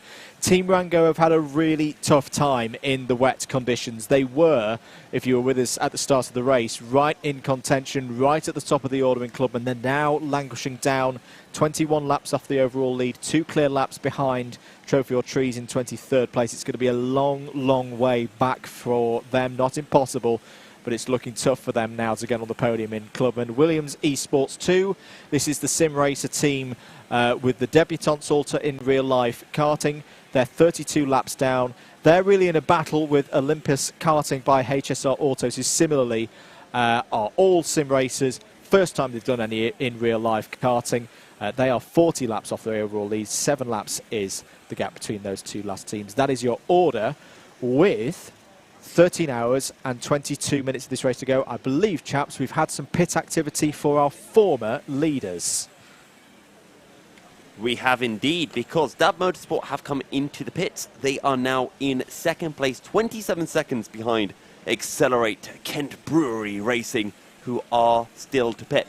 Now, I am wondering as well, is the track drying? Because I have seen some 105 deads being put in, which is the quickest times we have seen in a while. It's definitely stabilised out there to the track conditions. And you've also now got drivers who are used to these conditions on the whole. Hello to George Morgan as well. I think I just saw in the chat. Hello, mate. Hope you're doing well. I'm sure he's busy somewhere this weekend. Great commentator is George. Great to have you along for the ride. And he said he'd love to bring his right chassis Honda GX 160 twin down here. Reckon it would be a blast. I'd join him for a bit of that. That sounds really quite a lot of fun, particularly in these conditions. Oh, definitely. And some wets as well. Can you still get tickets, says James Brown? No, unfortunately you can't. If you've not got a ticket for the event here today, please, please, please, don't waste your time. Don't come down. Yeah, you'll get turned away by security. Watch it here on Alpha Live and share the stream. Let's get a share drive on the go to get more folks involved with what's been an absolutely fantastic stream so far, midway through part number 2. And we're still here on the DDMM Commons Box Cam. We've had a little bit of fiddle with settings. Hopefully that's improved things a bit. Hello to everybody on the GoPro. Thank you for watching. Thank you for tuning in and subscribing. Here we are for the rest of the night. I've just realised I've got like a tuft of hair sticking up. You've got I've got helmet hair. That is quite a concoction. So you've got a mix of race helmet hair from Milton Keynes early on the day, and you've now stuck a headset on your head for the last. I was actually racing against James Brown himself in the YouTube chat. Yeah, we had a good little battle in the damp condition. Also, bandit-wise, Adam Sears is in the chat. Adam Sears is always in the chat. He is, yeah. Keenest driver I know. I love him. Love Adam. Did he say he was on? He's on both chats. Is he on both of them? He's everywhere. He's everywhere. He's hiding in the comms box. He's on this harder than a BUKC enters in a legible seat. He's absolutely all over it. He did ask. What was the question that he asked earlier that was quite funny? It was about the team that you formed, Yusuf, and just how. Oh, what was his question? I'm trying to find it now. He'll probably pure shock because he told me off to the start of the race. Oh no, we were talking about weird mechanical failures. He had a wheel come off after a service stop coming into Rib Bend at Teesside. That's a bad one. I've seen that. That's a sucker punch. If you've just done your mandatory pit stops, and then you break a stub axle. So out the pits. I never got to say what mine was. I've got one reaction to that. Oof. So I'm in the paddock. One of the teammates comes up to me from the second team, and they're just brandishing something with, like semi-smile, semi-crying face. It's just their steering wheel that has sheared off from the steering column, and it's snapped on all 3 things. So spokes, so he's just holding a steering wheel with like a bit coming out. Is it a bit like that? Hold on, I may about to sigh here on the. Is that a little bit like that James May Top Gear episode where they did the limos and he did the one that was the half Saab, half Alfa, and his steering wheel. And his steering wheel came off. One of my favourite Top Gear moments ever. It's like, the wheels come off. Oh, that's I exactly can't remember what the celebrity, but the celebrity in the back on the other side of the Saab Alpha was absolutely losing his mind. I was told he stormed off after that filming. That celebrity was very, very angry after that. Lamar. Hilarious. Do you remember Lamar? That was the celebrity, Lamar. Oh, it was Lamar, yeah. Yeah. He stormed off. He had an absolute rant at James. It was hilarious. That is one of my favourite Top Gear challenges. That and the 24 Hours of Silverstone. 24 hours. The 24 Hours of Silverstone was great. Last year, or a couple of years ago, when some of the Manchester / Leeds guys during COVID era, we couldn't do BUKC 24 hours, so we did the British 24 hours. We made a shirt. I've still got it. It's literally my racing T-shirt. So whenever I go to a race, I've got that shirt out, and it's got all of the sponsors from that Silverstone 24 hours that Top Gear did. So it's got a special place in my heart. Cool. That one. And I think one thing that this Top Gear 24 hours managed to get across, which I hopefully we're doing over the commentary, we're getting across, is just kind of the camaraderie the team had throughout the event, and that is something that every single team here will feel throughout this event. It is, more than a race, it is a full experience, and hopefully we're conveying that for you at the audience at home. And if we are, feel free to share the screen. We've got the top 2 carts of the lead lap with it's going to be right close after Accelerate, right after the pit stops, because they're on 2 hours and 17 minutes. They're really pushing that out, and by the time they pit, we're going to have a direct battle for the lead here, folks. We are indeed. And let's get a likes push as well. Can we get up to 300, ladies and gentlemen? That would be wonderful for part number 2. Thank you for staying with us. Let us know if you've been with us. Oh my goodness! Don't be looking on DDMM Comms Box stream. Producer James has reached that point of the evening where he just starts gurning at the go. Let us know if you've been with us since 2:30 p.m. yesterday afternoon. Who's been here since the start? We'll give you a shout out. Also, Accelerate into the 104s or 104.9 a couple of laps back. So whoever's at the wheel for that team is absolutely sending it like a nutter. 2 hours and 17 minutes in that stint as well, which is that is a lot. That they are really, really pushing that fuel tank. I think what we can officially say now, I'm going to bring the heavyweight boxing fight analogy back up, that we've had the trading blows, we've had the slight jabs, we're now coming in with body shots. Oh, yeah. Accelerate, the last 2 hours in particular, they have stepped it up. They've gone, right, we are here, we're on the lead lap, we're going to start putting in some challenges to our opponents that they're really going to need to step up and stop us doing this, because we're going to start running away with this race in the middle of the night. They're going for the knockout blow here. And what's more telling is the fact that, like I said, because they've been extending the stint so long, obviously, when your fuel's running out, you lose weight, and so you are going to be quick around the track. And I think that's really playing to their benefit right now, because they are setting blistering times right now, 7 tenths quicker than Dab Motorsport on the previous lap. Like, that is ridiculous. They're the only car in the 104s, and bear in mind, Dab Motorsport are also the only car in the 105. Yeah. So that hopefully gives you an idea of how hard that driver and Accelerate is pushing the car right now.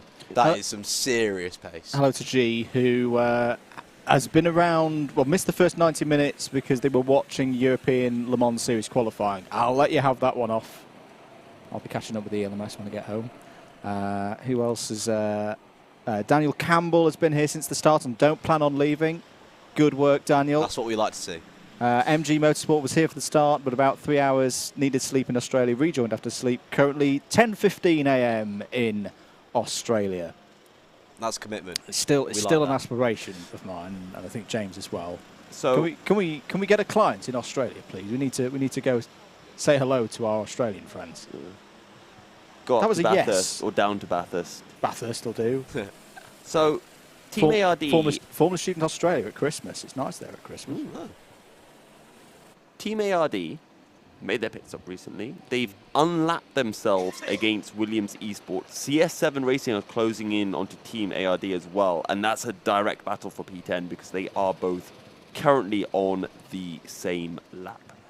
However, I assume CS7 will be coming in soon because they've done an hour 45 stint. So They've probably got about half an hour, maybe. Well, look at Accelerate. They're 2 hours and 20. I think this is crazy. 2 hours and 20 minutes on that fuel tank.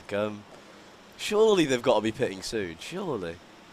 And hopefully, if they pit soon, we will get a direct battle for the lead. It'll be... Are you ready now just to see a stranded number 3 car because they've run out of fuel? No, do not jinx them, Yusuf. Do not jinx them. Anybody from Accelerate, we are very sorry if you now that stop one wasn't on track. Isn't it a counter jinx because I said that it would happen? I'm not familiar with the jinx based rules. on last year. No. Oh, okay. It's if you just mention it. Yeah. I'm sorry, Accelerate. I think we might have just dug your grave there. On screen at the moment, the 7 TRX Racing. Sorry, there was a question earlier, and my brain has reached that point of the evening, ladies and gentlemen. Apologies, I'll be going to bed for a little bit soon. About reclassification. So that is something that happens sometimes in this race. Do karts get moved up to pro? Do they get moved down to clubman? We have passed that stage of the race. It's happened with 2 teams, and the 2 teams in question were both demotions from pro to club for TRX Racing, who, to be fair, at the time were languishing down in, 22nd, 23rd place. And Williams Esports 2, who were both pro teams registered at the start of the race, they have been realigned,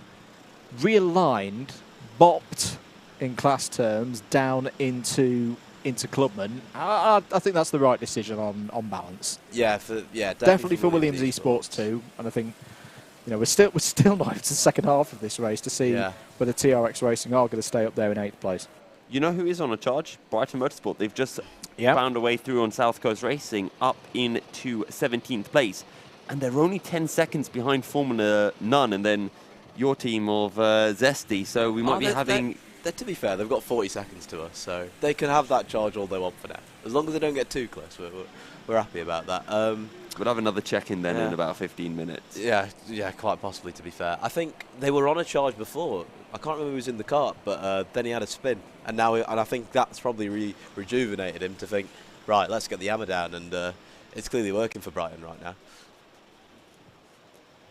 any other battles. So I think Accelerate, I reckon that after their pit stop, they might come out ahead of Dab, which is kind of crazy when you think that an hour and a half ago, Dab Motorsport were 40 seconds ahead of Accelerate. It's been a really, really impressive stint from the number 3 team. Either way, I think it's going to be close, though. I think it's going to be really, really close, to be honest. It'd be really nice if they do get right next to each other on track when they come out of the pits. That would be amazing. But I'm still surprised they're still out. Chat are getting excited, and quite rightly too. We've had them on screen for the last lap or so. Senior Frogs are closing in on a position here quite quickly. 3.4 seconds is the gap up to Ditch Finders. 1.2 seconds was the gain last time around for Matt Plum. This would be for 4th place in class, back to where they were last year. And it is the number 16 that you are looking out for if you're following the Senior Frogs. What was it last time around? 3.0 now is the gap. That'll be agonisingly close for Matt Plum right now. He'll be able to see that from his viewpoint. The number 4 down the inside. That's CS7 Racing. And Matt's got him, I think. Yeah. Yep, we'll have the inside line. Oh, no, number 4's hung it around the outside. What a move that is. And I think that just comes back down to the fact that you are on the racing line. So there's the 16. A little bit less grip, and we can see really closing in on to Ditch Finders. See, I told you Frogs are good in the wet. Yeah, Frogs are. Clearly, Matt Plum he's really channeling his inner Frog right now. I can tell you that much. Hello to JZ Racing, Zach. I haven't forgotten, Zach, that we're trying to get Bo Sullivan on the call. I might leave that one to the guys overnight, just to remind him. Try and hunt him down. He's a camera shy boy, is Bo. So you've put a challenge to us there, Zach. But don't worry, we'll get him on. I've just realised as well that Zesty Drink Racing are in this battle with Senior Frogs and Ditch Finder. So are we? Huh? Yeah, you are. So the 3 teams, we're unlapping ourselves. Yeah. I think. Or are you getting lapped? Yes. I don't know which way around it is. I hope it's the former. But sorry, I did have to just poke that one at you. It's fine. Listen, there is still 13 hours left, so I will keep optimistic. Enough time to get lapped another time. I mean, listen, I've still got to go out there again. True. We'll see what I can do in these wet conditions. Which I don't know what the answer to that is, but we'll see. Just looking for any more gaps. 2 hours, 25 minutes by Accelerate. This is ridiculous. I mean, this is practically 2 stints at this point. So where are they getting their fuel from? I don't know. This is driving around collecting fumes from other carts and putting them into fuel speaking of, they're in the pits. Oh, this is going to be close. Here we go, ladies and gents. We might be having them coming right out next to Dab Motorsport. So if we look at our mini-map, where are Dab Motorsport? We're looking for that little silver coming circle. Into Sector 3 right now, I'd hazard a guess. Coming up the hill. They're behind 3rd place, on the track at least. They're a few laps ahead of they're about Brentwood. across the line now. Through Cafe they this go. This is going to be so close. I think they're through. Yep, they are through. So Dab Motorsport retake the lead of the race now. The one I'm going to pose to you, chaps, is they've run 2 hours and 25, and they've come back out. So their pit, that's actually quite a slow pit stop in a way. 1 hour, sorry, not 1 hour. 1 minute and 51 seconds was their pit affected lap. So yes, they have run. They've run very far, 2 hours and 25. But refueling back up to the brim is inevitably going to take them longer. Is that the main reason why we've seen a bit of a slow stop from them, or is that something else as well? I think that's very accurate. I didn't even think about that, but yeah. I think it'd only be like another 2 seconds, maybe? No, I think it's longer. So, doing the Club 100 endurance at Wilton Mill, when I went in for my first stop, we forgot to refuel. Because we're assuming here that when it has been 2 hours, because this I guess is one of the tricky things, that because you can't see with these carts where the fuel level goes, you get told, well, around 2 hours, but it's the Schrodinger's cat thing. You don't actually know how much fuel you have got left in there. Literally. There could be 20% still remaining, and that equates to a 10-second fill-up to get that 20%, if that makes sense. Yeah, no, it makes complete sense, and you're completely right there. Although, having said, they've had a very slow lap there. They've lost Yeah, 6 it's seconds. because they're coming out of the pit Coming out lane, the pits. so they are slow. But 16, I will say, 16 seconds a gap. They've got Jack Goldsmith out right now. He's a very talented driver. Very talented. Like I think he finished. He's won Kart Racer Champions here 3 times. I think that's still a gap closable, and they have closed it slightly in the pits overall compared to what it was before. Having said that, the rain has just It's kicked getting up a a lot notch. worse right now. This could be, so looking at the weather radar, the lap times are dropping. Senior Frogs are very close to gaining a position, by the way, in the number 23. I think this is the back end of this rain shower. It's going to last in for about half an hour and then will be clear. But the rain has come back with a vengeance for the drivers here in the middle of the night at Buckmore Park. This is going to be interesting for the drivers now because the conditions are going to start to worsen. Change for position. The Senior Frogs have got past the ditch finders. I know Calix may be disappointed that he had to withdraw, but I think tactically for the team, this was the right call because this is what Calix really would have been hit by if he'd stayed out. With less experience than some of these drivers, you do not want to be out there now as a debutant. We're getting to the level, chaps, where you can see the spray being kicked up off the fenders of the cart. It is very soggy out there now. Yeah, and these conditions are going to worsen. The drivers are going to really have to adapt to this, and it's going to be difficult because you've been used to the rain being stable. You were able to get in a bit of a rhythm, and all of a sudden the heavens have absolutely decided to start chucking it down. And you're out there thinking, oh, God, I've got to learn all this again. Yep. And the main difference is, grip-wise, it doesn't change too much, but it is that initial understeer. Once there is a bit more standing water, you start to feel aquaplaning a little bit more. You're still driving the exact same wet lines, but there's a new skill, which is avoiding puddles. Yes, 100%. And if you go into one of those puddles, you might see one of these carts at one point go straight on. Probably because they hit a puddle as, oh, wow, that's a very wide line by, I think it was number 8. I couldn't fully tell. It's a line where it almost looks like they're taking the cut through on the Club 104 but going back up the hill. Well, I thought he was literally about to go off straight into a barrier on the side there. He went that wide. I was quite shocked, but I think it was actually Kart 1 and it was Anthony Amato, and he knows what he's doing around here. So it might be a line that works, but it's not one that I've seen before. Yeah, Jack Noller in for the number 8 still at the moment. And the Senior Frogs boys are very happy because Matt Plum is doing the business. They're going for P1, says Calfreezy. I think they can achieve it at this rate as well with how quick Matt Plum's going. Oh, he has a bit of a moment there. Steady. That's another He's really pushing, and apologies for this one beforehand, but could we say that they're leapfrogging their way through the field? Oh, juice off. That's a huge groan. That's a huge... Send it back to Milton Keynes. I'd like to apologise on behalf of the commentary team to all of our audience for having to hear For those people who have heard my commentary before, they always know they're going to get a milky pun at some point during the broadcast. That and a fun fact. Now, you're going to have to explain that. So why is it a milky pun? My name when I do online commentary is Milky Cereal. There we go. So, yeah, it's just milky with everything, and that's just, yeah. You want to hear just to something clear really that one up. controversial about cereal, Yusuf? Don't you dare say that you're going to put the milk in first. No. Even well, you might find this even worse. As a kid, I used to have cereal completely dry. I never had milk. You know, it's depending on the cereal, it is doable. If it's like Weetabix, then you're just a Neanderthal. No. But if it's like cornflakes, that's an like acceptable. Cornflakes, dry cornflakes when you will. That I used to have when I was young. Just something to that get very down. similar as well. Yeah. On the topic of cereal and food, you know what is the worst take of all time? Even worse than, pineapple on pizza. People who have porridge with water. What? That's not porridge. That's gruel. That's gruel. Oh, is it? That in, that's gruel. That in it's gruesome. workhouses in the 1850s. Yeah. If you're wondering, ladies and gentlemen, what on earth is going on right now, welcome to an endurance race It's and raining the at commentary Buckmore. halfway It's through raining. the race. This happens on every single one. Always, I think that number 9 was trying to point them through there, but as the wet, it's quite difficult to actually Well, point it's through. Williams Esports 2 trying to point through Williams Esports 1. Oh, and a bit of a and shove Senior for good Frogs. measure. Williams on Williams contact. That's really benefited the Senior Frogs here, and maybe they can mount a move here.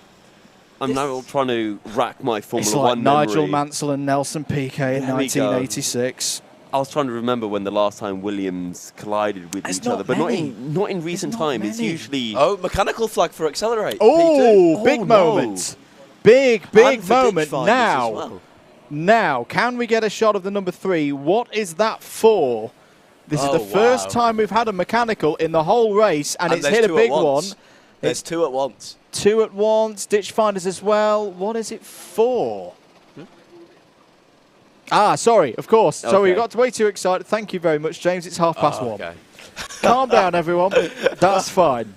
Yeah. It's the mandatory service window. We needed a pick-me-up for the chat. James is on the ball, not us as the commentary team. It's the mandatory service window. Sorry to all the chat there for giving you a slight heart attack. We've got to drum up some excitement. I was expecting NASA panels to be flapping around. No, absolutely fine. Thing is, I was looking at that NASA panel thinking, is it a bit bent there? Is something a bit wrong here? Is there a cowling coming off? What's happening there? When you start to actually visualize the problem because you believe there is one. Yeah. One thing I will say, though, Accelerate have not been putting in quick lap times ever since their pit stop. What we will note, though, 28 seconds was the gap before the window opened, because this is going to show, this is going to put everything a little bit out of sync, everybody, for I would say the next 40 minutes or so. Why I say 40 minutes is because 2 o'clock British summertime is when DAB Motorsport have their mandatory pit window, so we won't really know how much this is going to affect things, especially as these are the first ones coming in.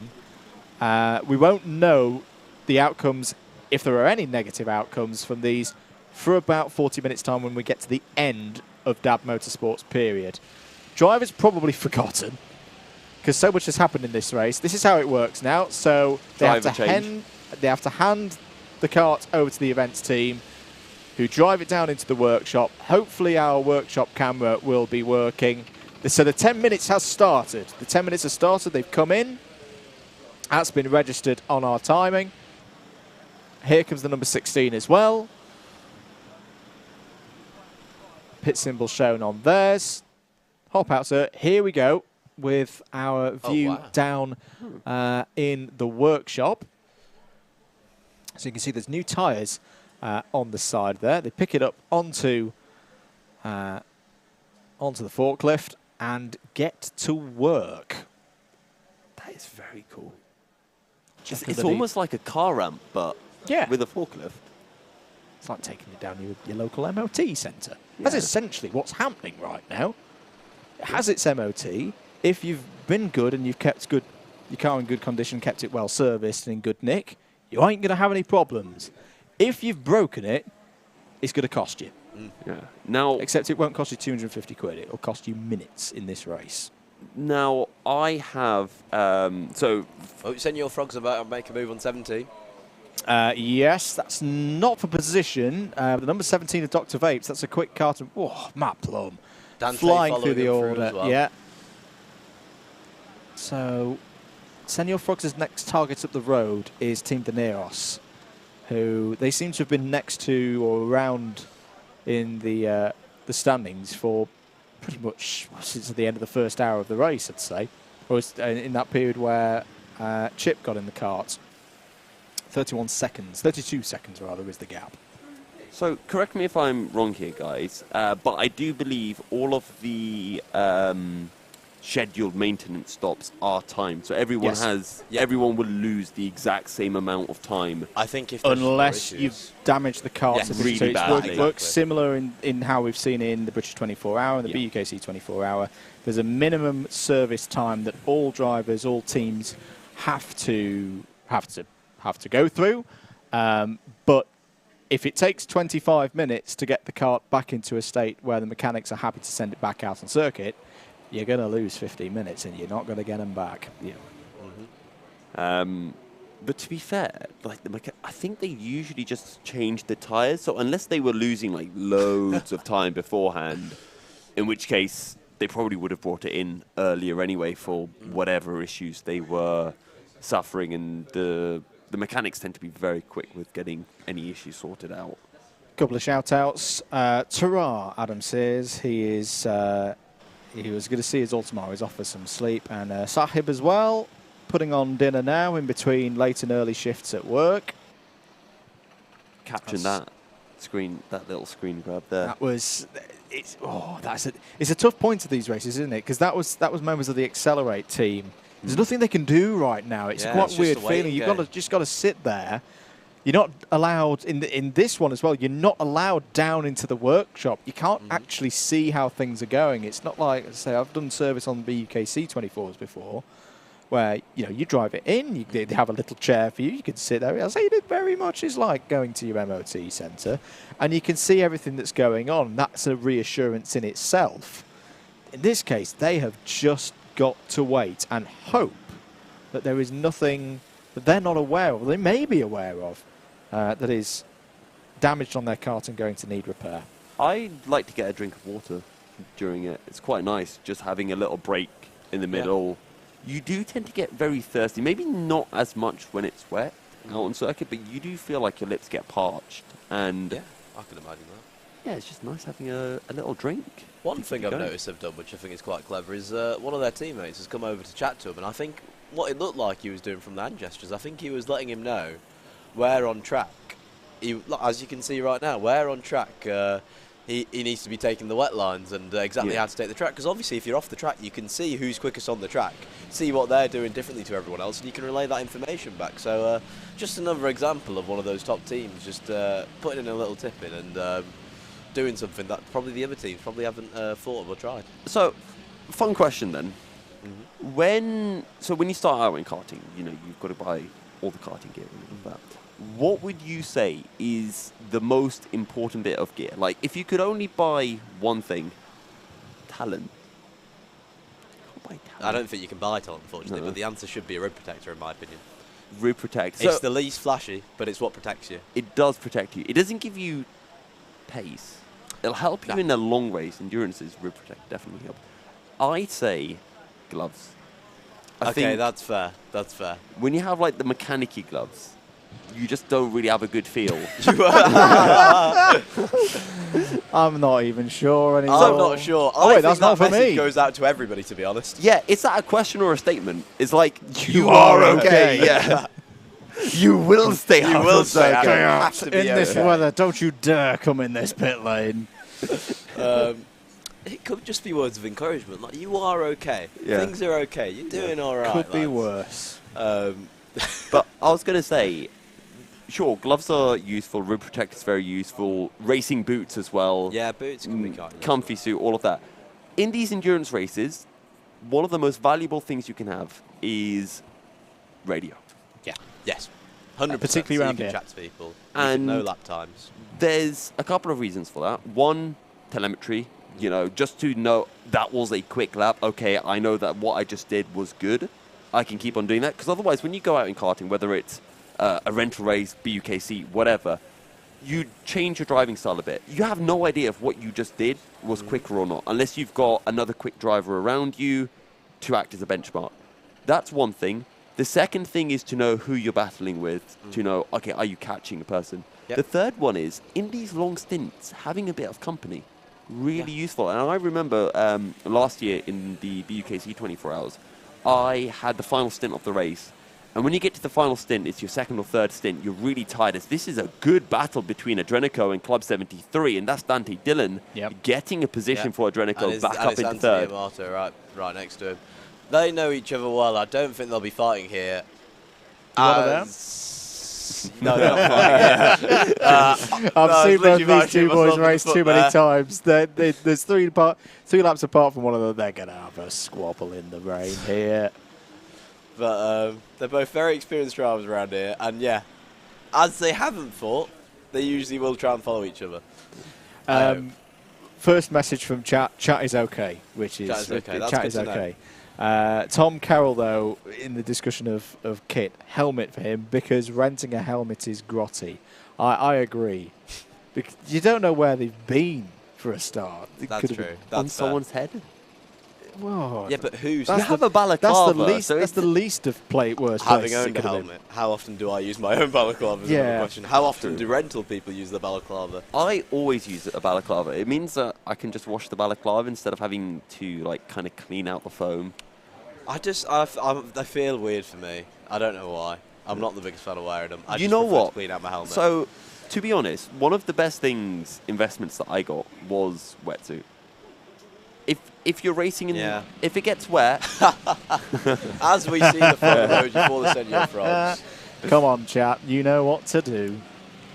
You know what to do. And look at the concentration there on Calfreezy. He is in the play. It's when you start seeing the leg bouncing, like Christian Horner on the Formula One.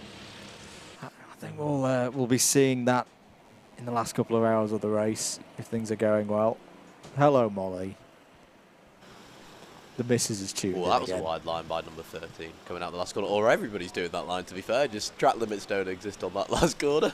But yeah, to go back to the point of radios. Last year, the UKC 24 Hours, final stint, you are surprisingly, or maybe unsurprisingly, quite tired, quite drained. Having someone in your ear to talk to, and in my case it was Tom Dent, who did a really good job of this, just to keep you kind of motivated when you're... When you're that drained and tired is so helpful. Or just hearing a lap time. Like, my motivation is, what's my lap time? What are the leaders lapping at? What can I do to improve to get to that lap time? That's how I do it. The lap times are really what motivates me. Spot on. Speaking of radios, soon I'm pretty sure I'm going to have to set up the radios for Zesty because nobody else in my team knows how to do it other than Tom who's on track. So I might have to go with the next. You've got to hold like the buttons at the same time and then like press it twice. And I don't think any of them have used the radios before, so this might be me. As Team ARD, I assume that mechanical is for the what do you call it? The service stop. There we go. Had a bit of a brain fart there. It is almost 2 in the morning. Keep the frogs, the lemons. I just chucked in some unicorns just for a bit of fun there. I'm quite happy to see some lemons. I wasn't expecting this much support. This definitely the second highest support for of any of the team, I'd say, so far in the chat. Got love Zesty Drink Racing. You gotta. I don't think you know what's funny. I don't think Tom ever thought of lemons before. We've done a poll on this. We've done a bit of democracy. There is at least 10% support in chat for you right now. That's a lot more than I expected. 2,500 votes is what I'm hearing from James, is what we've had, of which 10% were for you guys. Of what's better, frogs or lemons? That's very nice to see. I bet Tom will love that. He put so much effort into making these teams. He's got us all merch that we're wearing. He does absolutely everything to promote it. He absolutely loves it. Like, not even just the racing, just like making posts, trying to get the word out there. He loves it. And he's having a lovely time on track now. Not Waken Clips, I think, is put on a very, very... There is one of the most smart posts I've seen today. We've had influencer boxing. We need influencer karting. I mean, it'll be a lot more interesting than the Formula One World Championship this season, and I'll be your commentator for it. I'm up for a bit of that. You know how they have chess boxing? You can have karting boxing. You know, round of boxing. Then send them into the car. I have suggested before... I can understand why JV's not been approving of it, that part of the BUKC Drivers' Championship should be like a Royal Rumble event that would where be amazing. one driver just starts on their own, taking laps around the circuit, and you throw another driver in. You put eventually 30 drivers in. You put them in every 1 minute, and last driver remaining on the circuit wins. That would be not the quickest, amazing. just the one who's at the end, still on the circuit. Good luck getting that to JV and getting him to accept that, but it is an amazing idea. We'll do it at the end of a season when the fleet's just going to get replaced anyway. Have you seen he's just returned? Yes. Have I seen what? Sorry. He's actually ahead of schedule. Yeah. He's ahead of schedule. To be fair, that's good timing for me because I need to go sort the radios out. Fair enough. So if you're happy to... I've got so out of whack with my schedule of what am I meant to be commentating? Am I not meant to be commentating? So, what is going on with Accelerate right now? Because they've just put in a 1:11.3. That's pretty much the slowest lap. Is that why? There he is, the main man, team principal Spot is the difference happy. between the frog and Carl Freezy. Is that what he's trying to do there? That is a happy boy. Because he's made a brilliant call for the team. And it's just given them 12th place as well. Now, is that... Team ARD Team ARD are in for their service stop. One shout out I will give to Cal Freezy is, what some of you may not know is that he is not racing today. He is fully their team principal. And you can see how much he's enjoying it. Not being in the karts, but just trying to help out, chat to everybody on track. And he's really getting stuck in it. It's really nice to see, you know, these YouTubers chatting to everybody on track, all these people who love to see them, and just getting involved, even if they're not racing. He is. He's been with them since the very start, and it's a hard job. It is. I've done it, and not for 24 hours. As I've done it for 2 hours and 4 hours. It is a hard job because you need to take all that responsibility away from the drivers to just let them drive. That's the number 25 Team ARD Karting for its mandatory stop, and full credit to him. He's piloting them through the non-driving difficulties very well. Cheers, Adam. Thanks for being with us, mate. And Adam Nather from Zesty Drink Racing and the University of Sheffield Motorsport team, the BUKC. It's been great to have him on. And in a moment, we are going to have an official commentary box team change as Kieran McGinley is going to come back in. In fact, I'm going to look over to him now. Are you ready? He's ready. So I'm going to relinquish control. I'm going to relinquish control and pop off. Thank you, everybody. I think this has broken the record. Oh, we've got a replay. Oh, yes. Oh, yes, from earlier. Kieran, this one's especially for you. As we saw earlier. You did a very good boy. He went and got some sleep, and now he's back ready for another 6 hours. Ladies and gentlemen, I think this has been a record DDMM run in a comms box. For me personally, 11 hours and 16 minutes as we are there, with a couple of coffee breaks and a couple of runarounds to grab interviews along the way. Thank you very much. If you've enjoyed the commentary from me, at least at _MM, and I know you're going to enjoy the commentary for the next 3 hours, as we're going to have Yusuf Bin Sahel and Kieran McGinley take you through the next few hours of the race. I'm going to go for some kip, and I'll leave you guys to it. I'll see you all in a bit. Thank you very much, Andrew. I'm glad we got that replay in, because now I get to plan how I'm going to sleep, because I need to make sure I'm far, far away from the cameras. But I don't know if that's possible. Oh dear. There's going to just be a hunt for where I'm sleeping. Right, just taking a look then at some of the gaps that we have and some of the gaps that are closing down. Team Dineros closing in onto CS7 Racing in the battle for the final spot in the top 10. Currently just under 14 seconds separating the two teams as Mr. McGinley has got his headset on. How are you doing? You've all set a precedent now. You know, filming each other when we're sleeping. You've all set a precedent now. I'll remember this for the days to come. Yeah, it was... I got a wink, not 40. But here I am, ahead of schedule, as Andrew pointed out. But I'm here now, and it's rained quite a bit since I left. It has. That's what happens when you go to sleep. Yeah. The rain comes out. So that does seem to keep happening when I do go for a bit of kip. I do seem to miss weather or significant events, but that's just the way it is. But I've been hearing a lot about the Senior Frogs in my absence. The Senior Frogs have been absolutely on fire. And I know, you know, fire and frogs don't necessarily mix, but they are mixing in this particular occasion, as that's Dab Motorsport. And I believe, I want to say Jake Taplin, who has just been able to find a way through on the number 23. That would be, I believe, Jack Goldsmith. Ah, Jack Goldsmith. I was close with Jake. You were. I really wasn't. That's quite funny, though. Anyway, the gap is closing in 10th, with Team Dineros closing in on CS7 and Senior Frogs in turn closing on to that duo. We've got about 35 seconds separating the three, and Team Dineros last time round taking about 1.5 seconds out of the CS7 racing car.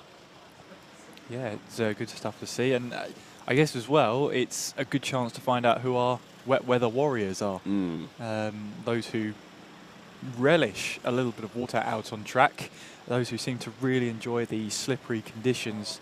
We were speaking to a couple of the Club 73 young guns earlier on. It's still this battle's going on between Team Frogs and Team Lemons. I'm pretty sure it was very convincingly Team Frogs we found out earlier on. It doesn't make sense to me. Like, if I could offer you, Kieran, would you like a frog or would you like a lemon?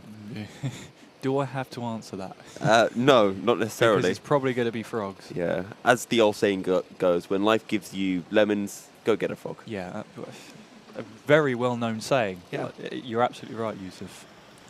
Bayford Bandits, 4 seconds behind TRX Racing. We'll segue ourselves back to a battle out on circuit. I think TRX Racing, Bayford Bandits have just made their mechanical stop, so are now a few seconds behind TRX Racing, who have been having a very good stint so far.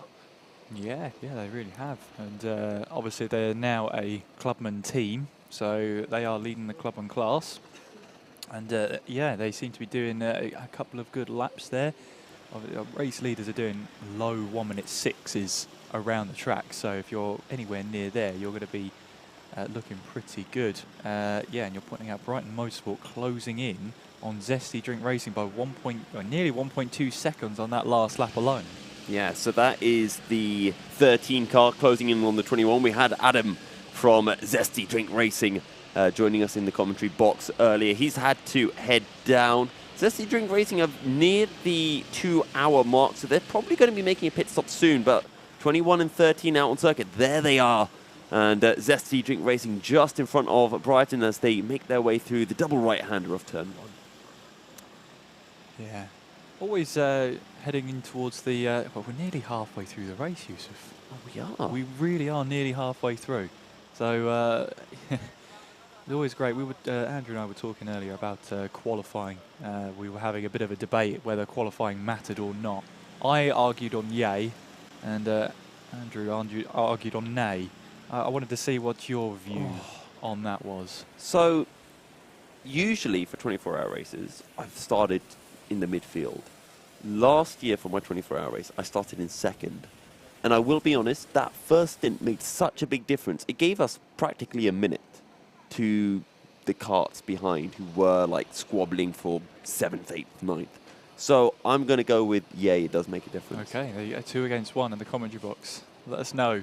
Does qualifying matter in endurance races? Is it like a 24-hour? Love to know your thoughts as well. Keep your comments and questions coming in as well. Fantastic to see so much engagement in the wee hours of the morning as well. Or perhaps you're watching in somewhere like America where it's still daytime. Yeah. And we're just in the middle of the night. But no, it's great to have so much engagement. Keep them coming. We'd love to hear from you.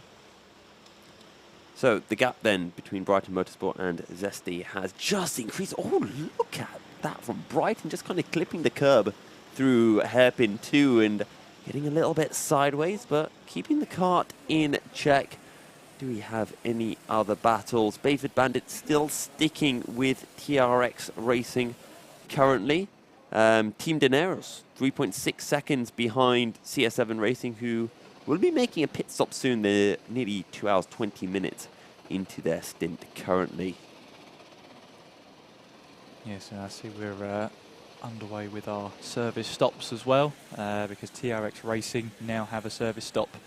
They're upcoming, and of course they are 10-minute mandatory stops. To service the kart. For the mechanics, we did see them in the warehouse earlier with that little CCTV shot. So they're hard at work all the way through in the night then. And yeah, it's 10 minutes, no more, no less, so that all the teams have exactly the same amount of time in the warehouse being worked on. Even if the mechanics there take 4 minutes to work on your car, they won't release you for another 6 to make it fair for everybody. So everybody has that 10-minute service stop. And if they can't repair your kart, if they find something wrong with it, and they can't repair it in 10 minutes, they can give you a new, fresh one to get you out there for the 10-minute mark. But Dab Motorsport still leading the way. Only way is Brentwood is in second place, Drenico Racing in third. That is your pro class. And yeah, we've got the service stop for the Club 71 Young Guns as well. Yes, at 1:50. Yeah, so that's absolutely on schedule. You know who has kind of jumped up the order, kind of in the shadows as that is 10. That's kart 10, which was Bayford Bandits running in P8. So they were having a really good race, and that's going to cost them about 10-15 seconds. Yeah, Yeah, and rolling backwards as well, not really being able to do anything. It's a horrible feeling if you feel like you're being stranded or there's nowhere to go. Absolutely horrible feeling. But I think they got themselves righted and back away. So, trophy or trees? I remember them being down at about P22, 23. They're now up to P19. They're only a couple of seconds behind Mini Boost. Going to be up to P18 soon. They've had a really good last couple of hours. Yeah, the last time I left, it was Alex Gillen who was putting in the lap times in the dry. It shows how much that has changed. Then it's absolutely soaking wet out on track. But take the rough with the smooth, I suppose. Yeah, he was putting in some great lap times, closing in the lap time because they were 4 laps behind the next kart. So we've got to take the service stops in consideration as well. Teams like Accelerate Kent Brewery Racing, they have come in for a stop. So too have Team ARD. So a little bit of a tail-happy moment there for Team Dineros there. And I'm sure, Yusuf, you've driven around Buckmore Park in soaking wet conditions on slick tyres. It's no easy feat whatsoever. That you sort of have to really negotiate, especially the S's. It's flat out in the dry. You get an opportunity there. But it really is such a different snaking line through the S's that the camera angle there didn't show justice. So, weirdly enough, I've only done Buckmore once in the wet. And it was actually my first time racing at Buckmore, which was back in 2016, I want to say, BUKC. It is a difficult track in the wet, though. There's a lot of... Because for me, I'm not very good in the wet. And I can take a wet line around one corner, but chicanes are always weird to me in the wet because you kind of want to go inside then outside. And then you kind of got to go back across the track to get on the outside for the next part of the chicane. We have also had a couple of position changes. I think trophies or trees have been able to find a way past Mini Boost, and South Coast Racing have overtaken Zesty Drink Racing for P14. Yeah, and great to see some teams still on the same lap as each other at this halfway stage, as 2 karts in the pit, of course. That's going to be TRX Racing, who are currently serving a service stop. So that's a position gain for them. Of course, that'll be either way. You're putting out a question in the chat there, Yusuf. Yeah, so I think this is a good one from AJ Ellis. Wouldn't you want to be early for the service stops to lose less time due to the weather if it's supposed to be improving soon? And I think you... So essentially the question is, if you've got to make a mandatory pit stop, it's better to spend 10 minutes while everyone is out there on a wet track losing time. And they're absolutely correct. But there is a counterpoint of, and I don't think this is going to be as useful, but you want those fresh tyres for when the track's actually dry so that you can make the most out of them and you can feel the benefit. But I think the amount of time you lose versus delta-wise to someone on a wet track is going to be a lot more valuable. I mean, that's a racing brain on there, saying you'd rather lose 10 minutes on a soaking wet track when the lap times are in the 60-plus second lap times, rather than lose 10 minutes with everyone lapping in the 49s and 50s. So, yeah, it's a very valid point, but they've tried to make the service stop as fair as possible, but it is entirely dependent on, as all motorsport seems to be, the weather does have a huge part in strategy and affects, what decision you have to take. Unfortunately, though, the service stop is mandatory and you don't get to choose when to serve it. It's already pre-planned. The team captains met at about 11:30 this morning to be given the times for the service stop. So they don't have a say. They don't have a choice in it. They are told when to pit. And they are subject to the weather gods at that point. There is Team Dineros having a fuel stop, and of course they get the fuel stop in. A change from last season, that the driver who brought the kart in for a fuel stop cannot be the driver to put the kart back out there. There has to be a driver change. Yeah, and I think that's been something that has been affecting Accelerate, because they had, I think their wet weather specialist out on circuit had to make their mandatory service change or service stop, and they haven't quite been at the same pace, and they're still putting in good lap times, but before the pace was absolutely blistering, and fastest driver out on circuit by half a second to a second a lap. Senior Frogs closing in now onto Williams Esports, a couple of laps behind. Talking about Senior Frogs, there they are on a screen, the number 23 kart, and just continuing to put in some very, very quick laps. South Coast Racing, I think, might be trying to close in onto Brighton Motorsport. About 5 seconds between the pair of them in the battle for P13 currently. Yeah, and as we were talking about, putting your wet weather specialists out there is probably a good idea. It seems like a good idea. And Chip, we're here from down at Senior Frogs, that Chip is going into the car next. So prepare those lap boards and prepare those lap times, because Chips is ready and waiting. But for the moment, the kart is still out there, making moves, not for position, mind, but still confidence about them. I think there's a slight ventilation problem. You can see that the visor has been fully lifted for the 23 kart because it's just completely misting up, I'm assuming, every time he puts it down. And it's really annoying to have the visor up because you can see, but it's also really cold because you get all of that air hitting your face, and it comes down to, would you rather be cold, or would you rather be warm, or would you rather be able to see? You can't have all three at the same time, I bet. Yeah. Yeah, that's the only problem.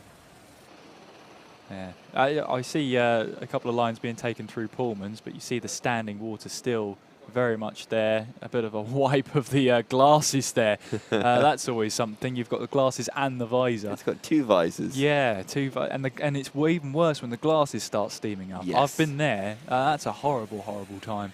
But it sounds like Chips is getting ready to take over, so won't be too much long to see what happens there.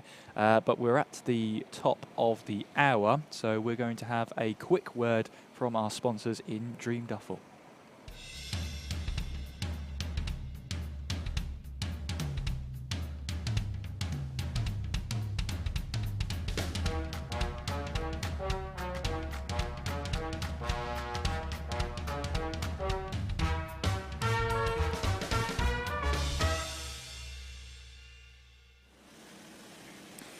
So here we are for the Buckmore Park 24-hour race in 2023. Just under 12.5 hours left to run in the race.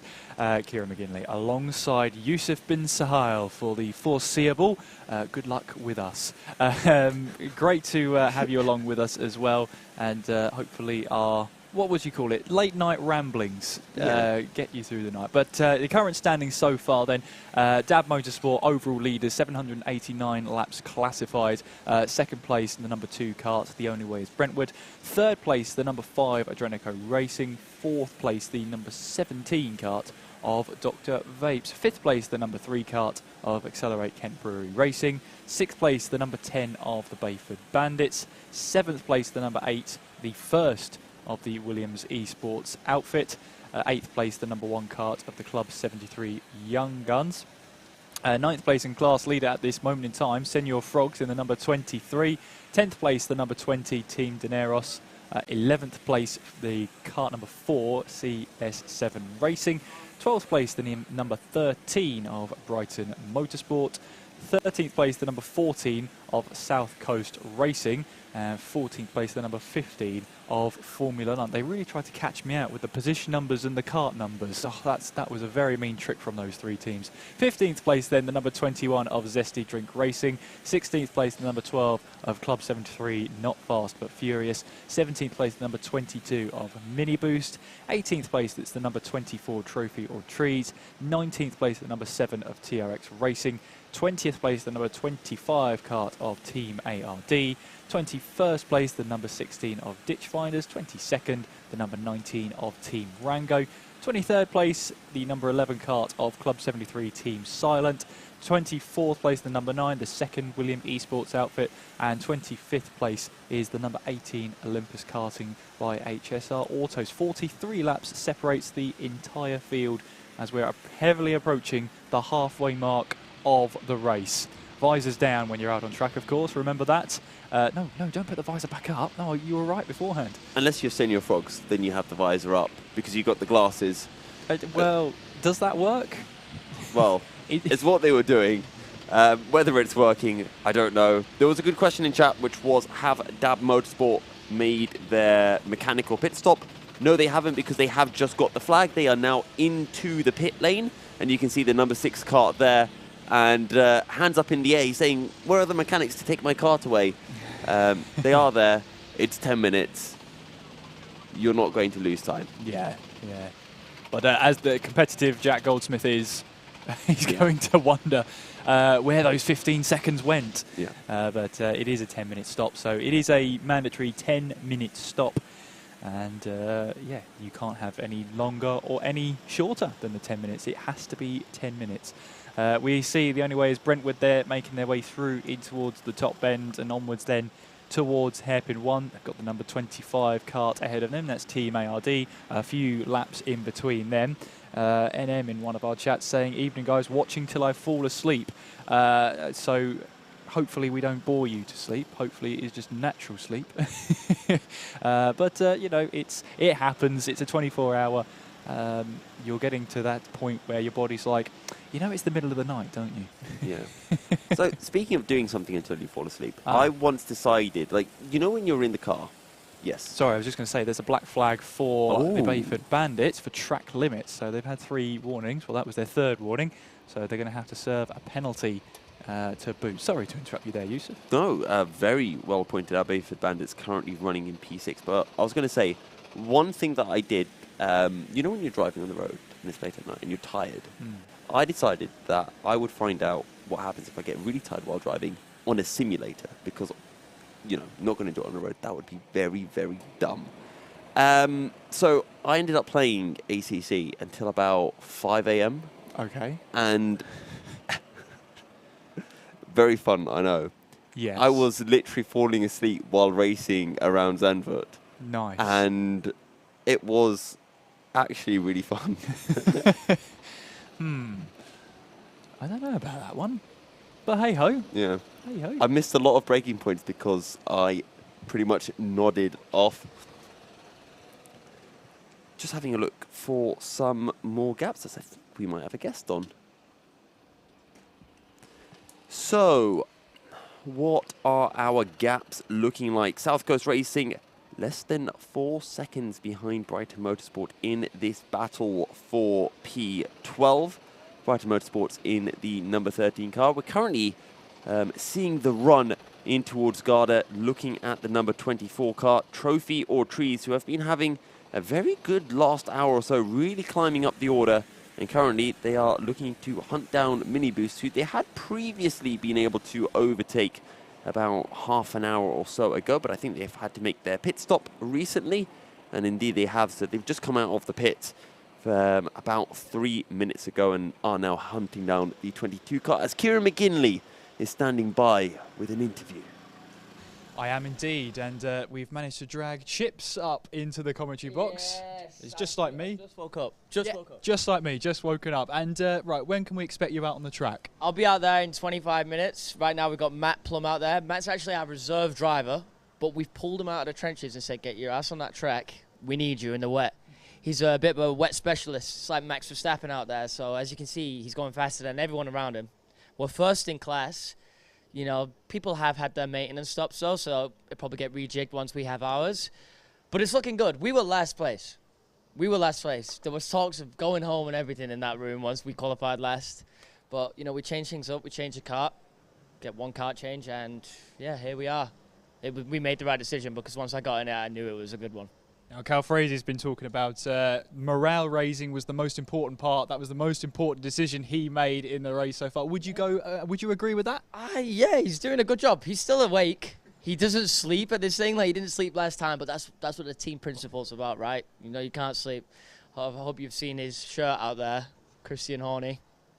Yeah. No, we'll look for that now, that's for sure. Cameramen, you're on it. But obviously, you're going to be out there in the wet. You've already done that mega stint you did in the dry, the second stint of the day, pulling yourself up the order. How are you looking forward to these conditions? It don't look great. It don't look great. I'll say that. I don't mind the wet, but I don't love it. So I would prefer it if it was dry. I'm not sure I can kind of match what Matt's doing out there, but we'll go out and find out. But I'm just praying it dries up. Like I just want the rain to stop for me. I don't think it's going to stop anytime soon, but we'll with you as well. But as you were saying, started last, but the 1.2 seconds cover the entire field, so it's a very close grid out there. I mean, how are you finding it? It's good. I mean, when I was out there, I was kind of wrestling with the car because there's new tyres that haven't been used at Buckmore before, so it's a little bit of a different driving experience than last year. So once you figure out the formula, you're good to go. And then we were setting good times and we're just catching up the rest of the pack. But the plan is, I ain't leaving there without some trophy, some silverware.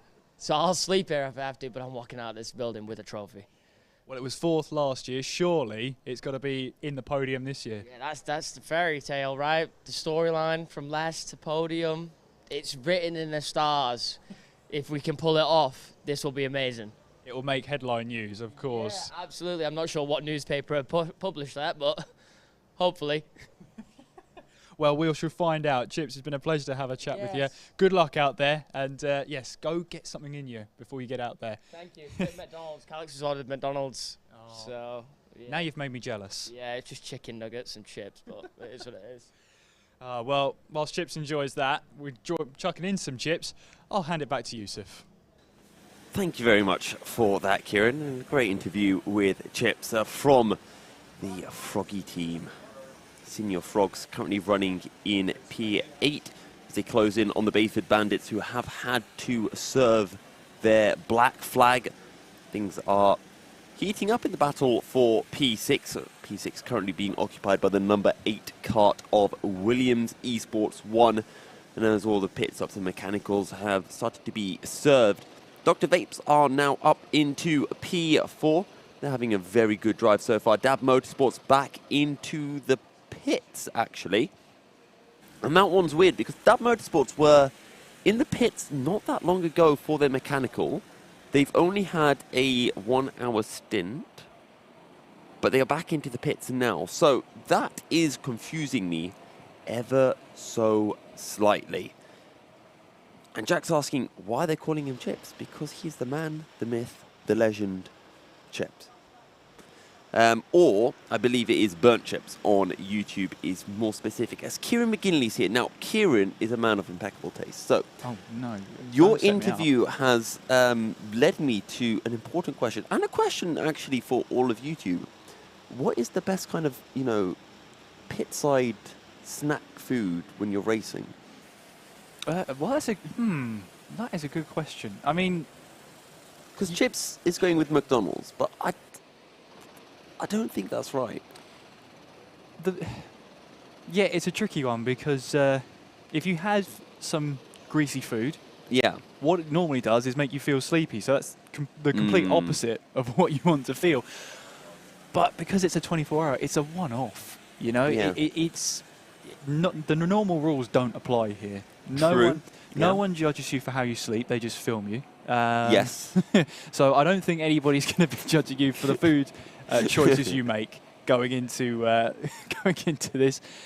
I honestly, as a man of taste, I don't know why you set me up like that. But any food is good food in a 24-hour, as long as you get something in you to keep yourself going. Especially if you're on the night stint, you've just got to have food in you, get some energy in you, keep your stocks up, and just make sure you're having a good time. So YouTube have or chat has corrected me. It was Chip, not Chips. They're also asking which teams have made their mechanicals. So it is currently 2:15. So Accelerate Kent Brewery Racing should have made their stop. Same with Ditch Finders, Team ARD, Club 73 Team Silent, TRX Racing, Club 73 Young Guns, Dab Motorsport, Formula None, Club 73 Not Fast But Furious, Team Rango, and we are expecting Brighton Motorsport and Olympus Karting to be in for their stops very soon. Yeah, so we're going to be about halfway through the list in about half an hour or so. So there's the mechanical flag for the number 12, Not Fast But Furious. So you called that one. So I think we're a little bit behind schedule with our mechanical stops. It's a few minutes behind schedule, but it will run through. So we'll see everyone have a turn in their service stop.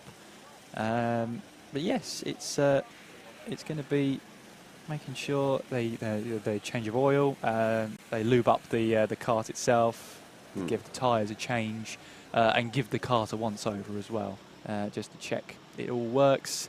Every wheel is facing the right way. That's always helpful. And yeah, they have to be there for 10 minutes. So even if they are in there for 4 minutes and the service is done, they'll be held for an additional 6 minutes. As that's the 24 running slightly deep there. That's Trophy or Trees running into hairpin 1 just a little bit deep. I think that's Ben Daly in the car there. Oh, is it? It is indeed. I think I just saw that through the little wetsuit on the kart. This was something I was discussing with the young guns, with Anthony Amato and Sebastian, when they were up here having a chat with me. Because they were saying, Sebastian was saying to me, you don't have the wetsuit on because you know it's you're adding weight.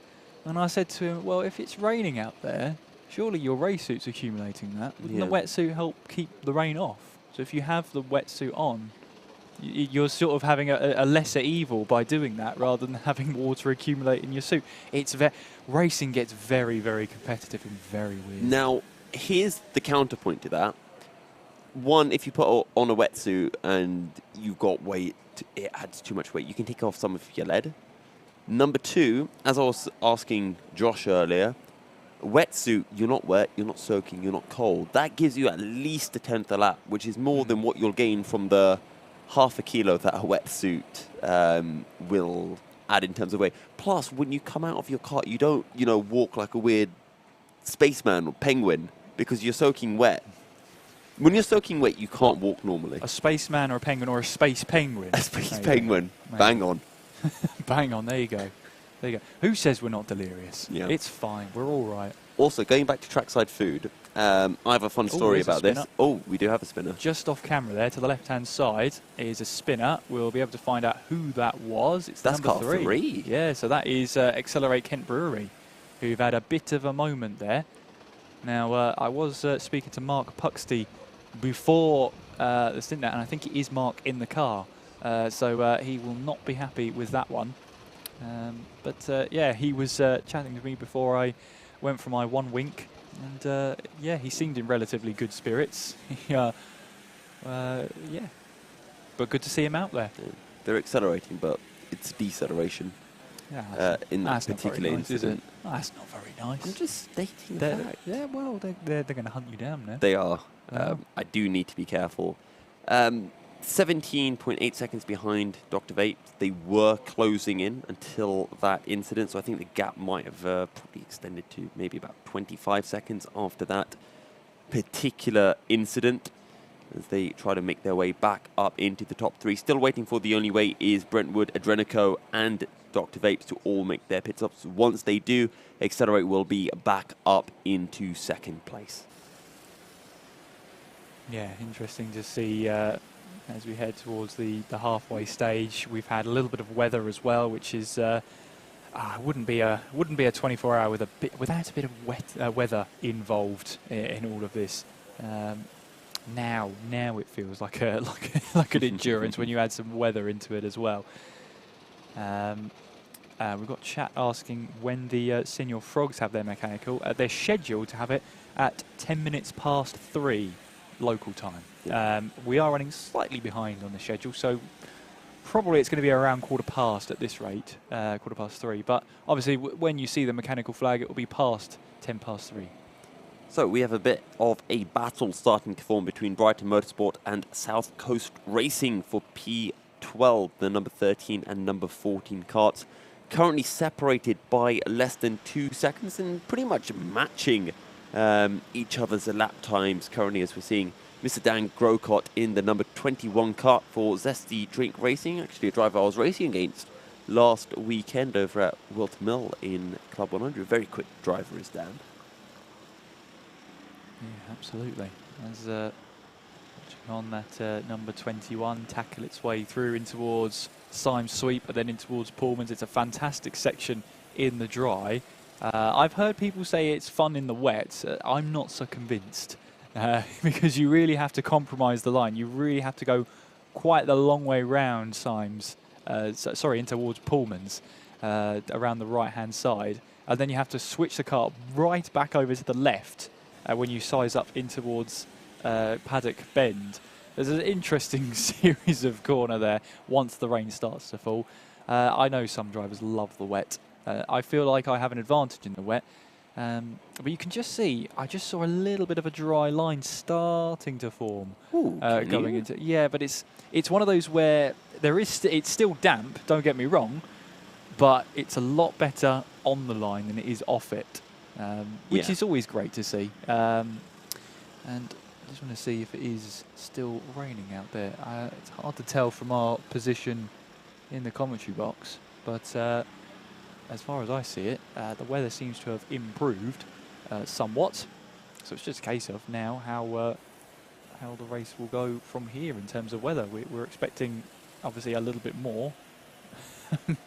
So we'll see how the weather goes. I mean, we weren't expecting rain today by weather reports. This really came in the last 3 hours there, as there is Chip getting ready to get out onto track. He said, could be better in terms of weather. But you know what? I think Chip's got a really good start on there. He's got the hang of this.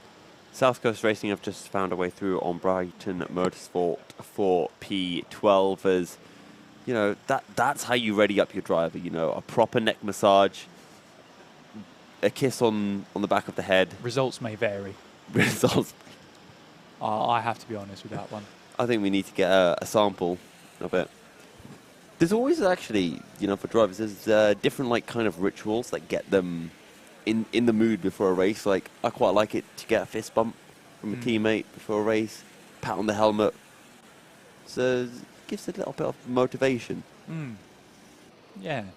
And, I mean, Cal Fraser was talking to us earlier on tonight, or is it this morning?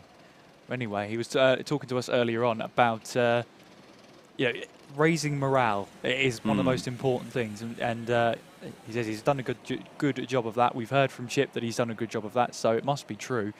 But we were also talking about how Trophy of Trees, Alex Gillen, when he was behind the wheel, you know, he was putting in the lap times, closing in the gaps. The gap was 4 laps to the next kart, but he managed to whittle that down to 2 before I went off for a little bit of a nap. I mean, that sort of performance and that rate of closing raises that bit of morale throughout the entire team. So it's great to see. We're going to jump back to that in a second. We've got a good question in the chat. Question for the commentators. If someone's never karted, what would be the best way to get into it? Do you want to answer that one first, Kieran? Yeah, I think Alpha Live have a good video series on that. So obviously, once we've got through the next 12 hours, then you can go and watch it. Yes. But yeah, there's some great videos there about how to get into karting, the real hierarchy in England especially. So yeah, absolutely. Check out that video once we are done and through with the Buckmore 24 Hour and we find out our top 3 drivers. We'd love you to stick around until then, of course, as we see the Senior Frogs taking on the 24 kart of Trophy of Trees. This is not full position, but certainly they'll want to clear a little bit of traffic. Here we go, then down towards hairpin 1. They have to tuck in for now. Yusuf, I suppose it's your turn to answer. So, to be honest, you can break down karting into 2 sets, right? You've got your owner-driver karting, where you have your own kart, you take it to a track, and you do some racing as a very nice tap on the bumper saying, you know, work with me, push me along, let's stop fighting, we're not in a battle at the moment. So, yeah, you've got 2 types of karting. One's owner-driver, where you have your own kart, you take it to a circuit or for test days and you practice, or you've got rental karting, where you go to a circuit or you go to a series like Club 100 or Club 73 and you race in those championships. And that tends to be a bit more affordable, probably, and you don't have to worry about how to set up your kart because it's all done for you. And you get to race against some really quick drivers, and you don't have to worry if something happens and stuff gets damaged on your kart because other people will fix it, or the mechanics of the series will fix it. And there tends to be a much better community, I want to say, in fear of being shouted at by owner drivers. But owner driver karting tends to be a lot more competitive. Oh yeah. And I think there's a lot more camaraderie in rental karting championships. Yeah, so hopefully that answers your question. And yeah, keep those questions coming in, keep those comments coming in. We'd love to hear them, we'd love to see them. And yeah, hopefully we're taking you through this this night stint, as it's currently 24 minutes past 2 in the morning. So if you're up, welcome along, night owls. If you're in a country that's still in daytime, welcome. You're not at night time yet, so lucky you. You get to stay with us for a little bit longer. There's the Senior Frogs, I guess doing some sort of ritual with Chip. I suppose getting the helmet ready and getting a last-minute pep talk from the whole team involved. I see what you did there, Pep, like Pepe. Sure, that's totally what I meant. Yeah, definitely. Absolutely. For those well-versed in internet culture and emojis, or... That's definitely what I meant, yeah. Is it even an emoji? I think it's a GIF more than anything. But getting ready to jump in the kart, I also saw a question of what team is Ben Daly in. I believe it's the Trophy or Trees Clubman team. Correct, yes. Yeah, he's out there in the number 24 kart. So they're currently running in 16th place. 16 laps down on the leader. Now, we were talking about how the laps here, if you're new to endurance racing, you know, normally when you get to the end of an endurance race, you're measuring laps you are behind the next kart, or laps down on the leader, because it gets to a point where, you know, you will be lapped at some point. That is just the way endurance racing goes, and it's difficult to get out of the mentality of 23 laps seems like a long way behind. Well, 23 laps, if at the moment we're lapping in the 106, 107s, you're probably looking at about 60, 61 minutes. If you're 24 laps down, sorry, you're about 24, 25 minutes down. So it's not actually that far behind. You know, it is a distance, but over 12 hours, as we're reaching the halfway stage, to be 24 minutes behind is not that bad. You're losing, that's maths. Oh no, I've set myself up here. That's 2 minutes an hour you're losing, roughly. Yeah. It's not that bad, considering you can do a good 50-odd laps in the wet. So it's not the end of the world. As there goes Chip then entering the pit lane. And of course recording that content. If you did watch his video last year as well of the event, it was a great video to watch. Because it's, some people got some cameos in it, including me in my lovely, I can't remember if it was a yellow or a blue jumper. But either way, yeah. Maybe I get to make a cameo now this year. Maybe you do. Yeah. Maybe. Yeah, absolutely. But of course, it was a great video to watch nonetheless, really showing behind the scenes how the team was. And it was great because it did have that high and low story where they were running great. They had the problems with the car. They had to get that turned around. They had to get it repaired. And they managed to recover to 4th place. And it was a great story at the time. And yeah, I remember chatting to them, you know, sort of in the middle of the race towards the end of it. And I said, look, this just gives you a good leg up for next year. You know you can do this now. Surely the podium next year is the target. And that exactly is the mentality here. They want the podium after this. And having to start from 25th place, having qualified there, they have done a superb job. And as we have majority agreed, qualifying does make a difference. Yes. For the endurance. 2-1 in the commentary box. 2-1. Yep. 50% advantage for the Yaysayers. I'm keeping my eyes on this gap for 4th place. Dr. Vapes currently running in 4th in kart 17. Accelerate Kent in 5th place in kart 3, and the gap is now 6 seconds. They've been taking, well, around half a second a lap. Last time round, though, pretty much identical lap times from the pair of them. Yeah, and I think Matt's out in the car at the moment. He's done nearly 2 hours in that car, in that stint, so he's done really, really well so far. He's making his way in towards hairpin 1, and now on towards hairpin 2. And Chip called him a little bit of a wet weather specialist, a wet weather warrior. So the wet weather warrior has done his bit, getting to the end of his stint, and he'll bring the kart in soon to get the fuel in, get the driver change underway, and of course keep an eye out as well. So it's probably going to be Chip that gets the kart called in for the service stop. So he'll have to wait around for 10 minutes. That's just the luck of the draw, unfortunately. But at least then he'll be able to get the kart out, fresh kart, fresh tyres, and everything working as it should until the end of the race. A true frog. A true frog. Yeah. There You know, go. embodying the spirit of what frogs embody. You can't use the same word twice. Embodies the frog that it embodies. Did that make sense to anybody else, or is it me being sleep deprived? Yeah. I don't know. I'm probably sleep deprived as well, so it's just sleep deprivation on top of sleep deprivation. Who knows? I'll tell you something. That is a busy pit lane. That is Very busy pit lane. This is not the moment you want to be pitting. It is if you pit first. Then it absolutely is the moment you want to pit. Yeah. And it must be very satisfying to come into the pits and see a big train of karts behind you, knowing that all of your competitors are losing a chunk of time. Maybe just have a little stretch before you get back into your cars just to annoy the others a little bit. Yeah, I mean, this is the great thing is that when you come into the pits after a long stint in an endurance, I don't think you're thinking about that. You just get out of the kart, that's that done, that's your stint done. You go to your teammate for a little bit of a debrief and a brief for the next stint. It's seconds that lasts, so that's obviously underway. The crew will refuel the car, so that's number 12 is currently in the pit, so that's Not Fast But Furious who are out there. And they're now, well, I don't think there's a driver there for them, so they now have to move that kart out and put it to the side.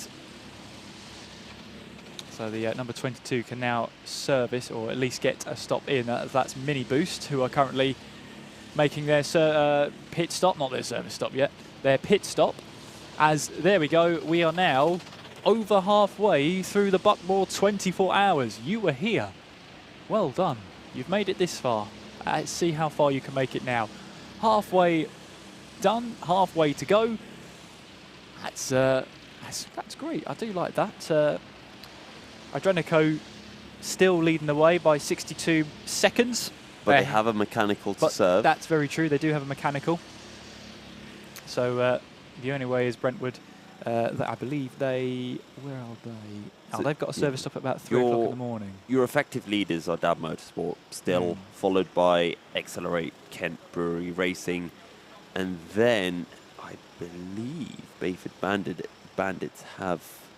No, Bayford Bandits have not made their stops.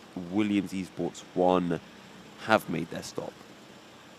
Oh, yes. No, sorry, they haven't yet. So it is those two at the front. Then it's probably Adrenico Racing who should still be third, I would assume. Let's see if they did make their stop. There is the 23 kart. And we'll sort of be able to see as they come around for another lap.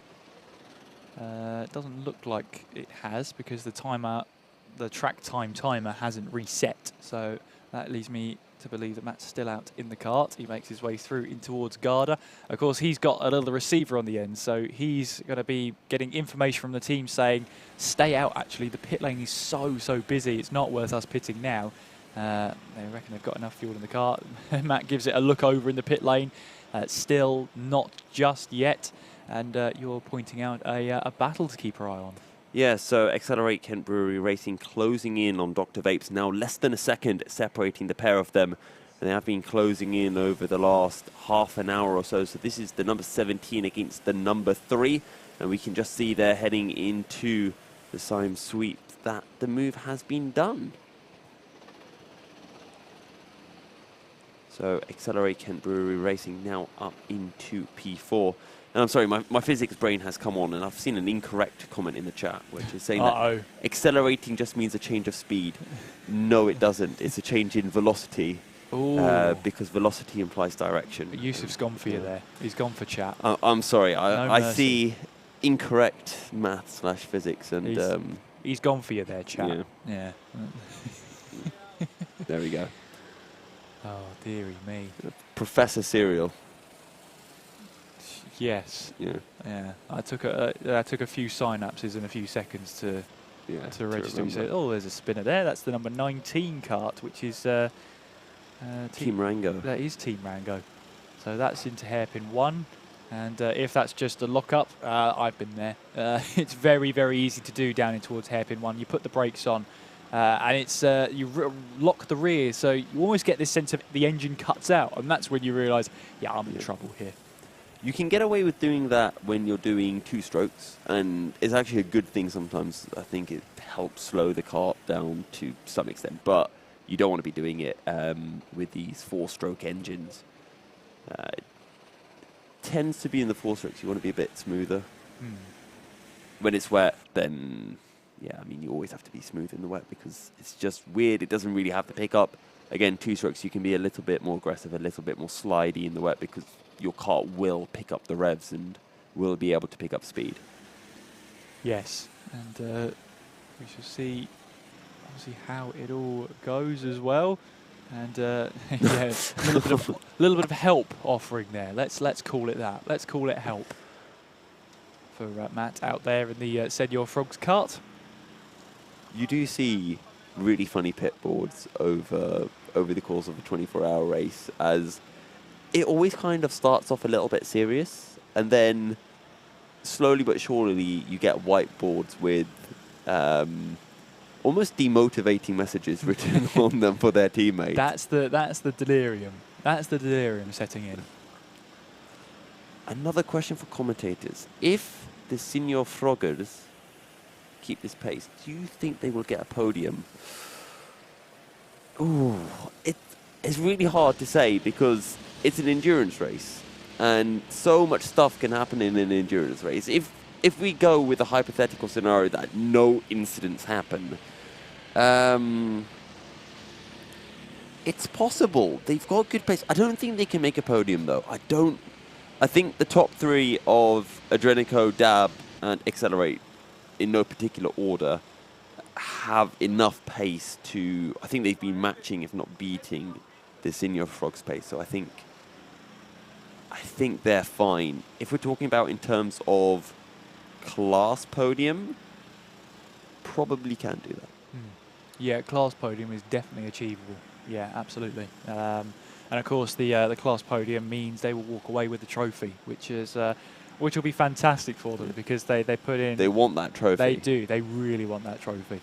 I saw the Williams Esports outfit coming into the pits there. I think that was Jack Noller handing over the kart. And looking at the helmet design, could be Kenneth Gulbranson getting into the car. He does have a very striking lid, and you can tell it's Kenneth Gulbranson because he's got the Norwegian race flag on the top of his lid. So that's always an easy way to tell it's Kenneth out there. We'll see if we can have a watch of the lid as he'll make his way back out there. Here they come then, the Senor Frogs into the pit lane. It's a great stint from Matt then, and they come into the pits for the fuel stop and the driver change. So Matt will jump out and jog over to Chip there for a bit of a debrief and possibly a brief for Chip out there. That was a very quick exchange because off goes Matt. Chip now has to wait for the kart to be refueled before he can be called over by the crew to take over to get into the kart. Waiting patiently then, and waiting very patiently. It seems like an age to wait. There we go.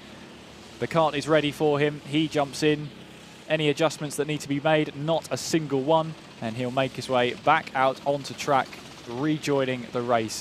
Very efficient pit stop there. A good pit stop for the number 23 kart.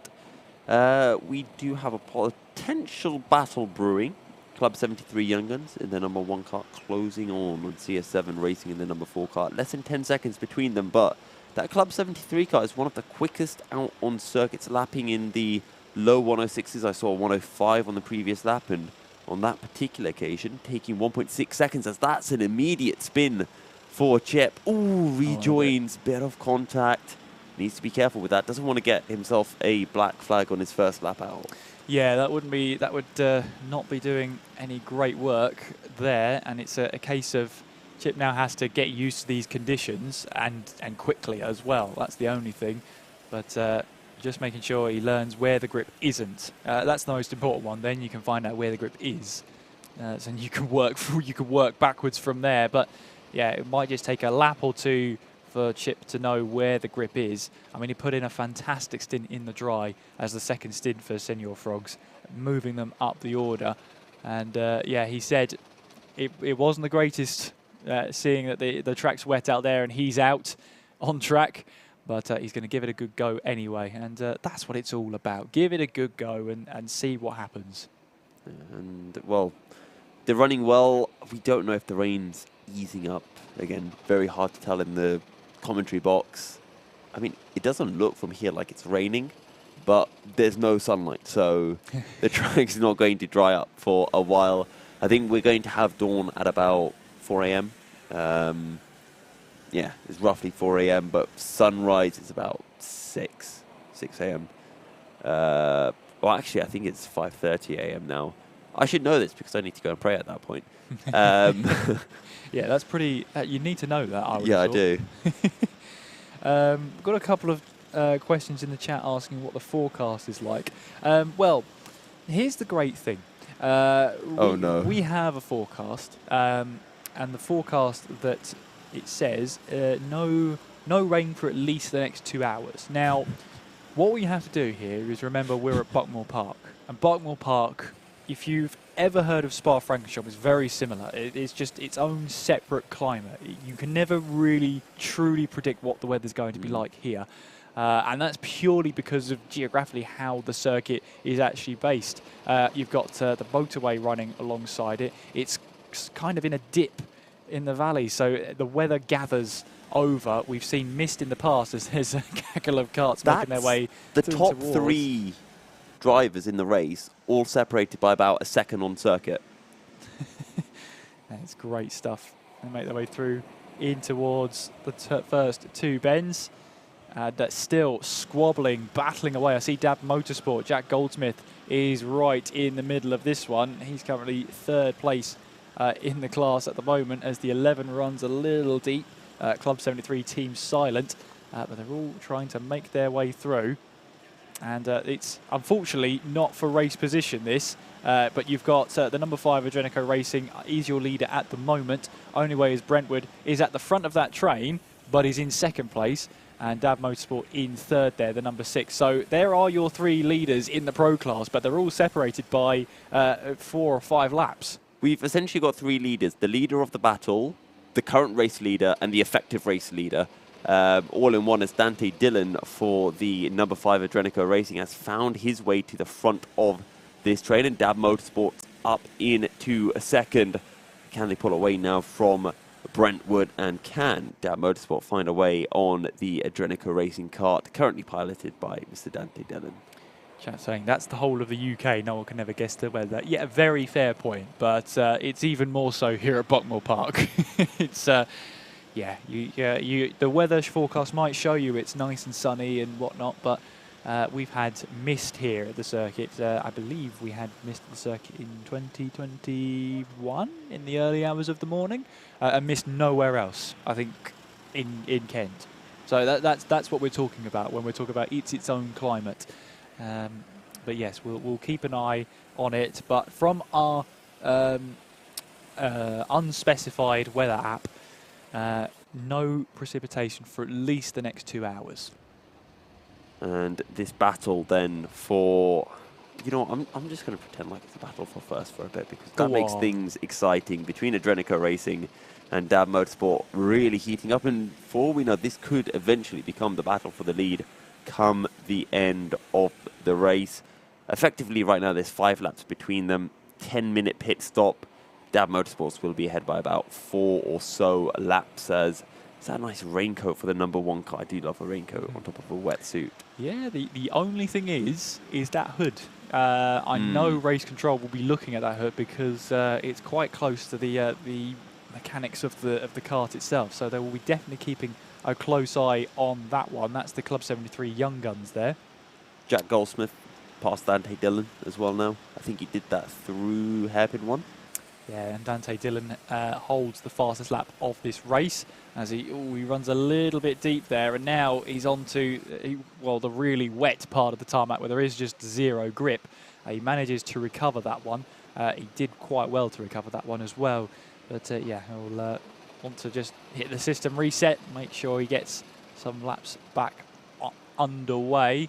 And so a couple of track limit warnings coming through, but nothing too untoward. And yeah, we're just seeing here the next of the service stops. They'll be coming up shortly as well. We are going to have a battle happening because Club 73 Young Guns have passed CS7 Racing and are now closing in on Senior Frogs. This is the battle for P8. Currently 5 seconds between the number 23 kart of the Frogs and the number 1 car of the Young Guns. Yeah, this is the part where track limits are going to be more and more important, as drivers will start running wide and deciding to straight line corners to make up the time. But of course, you can't do that. If you've lost time, or if you've run wide, you're not allowed to make up time. That's against the rules, that is. Yeah. So that's a track limit warnings being handed out. There we see the number 4 karts, CS7 Racing, make their way in towards Garda. And yeah, Garda is an interesting corner in the dry, let alone when you add some water to the mix. It's a really fun corner, Garda, because you need to get that late apex and it is almost off camber. And when you are running wide to try to get that late apex, you can just find yourself just losing a little bit of grip and just struggling to be able to get the power on. And the main thing with these karts is being able to keep up your minimum speed. You don't want to be jamming on the brakes and then trying to pick up when your kart's bogging down. You just want to keep that speed up all the way through the corner, be nice and smooth, and especially in the wet. And that's what the best of drivers will be able to do. And they do it in crazy ways. They're able to slide the kart around, but always keeping up that minimum speed as much as possible. Yeah, absolutely.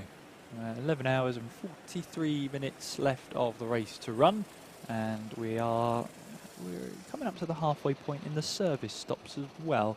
Obviously, with the service stops, they're going to run slightly behind schedule. So I think we had the last ones to come in were the number 20 and the 24. So that's Team Dineros and Trophy Trees, and I believe they are still in. Yes, they are both still in the pits for their service stops. So the next two we are expecting will be 21 Zesty Drink Racing and number 8 Williams Esports, the primary outfit for the team.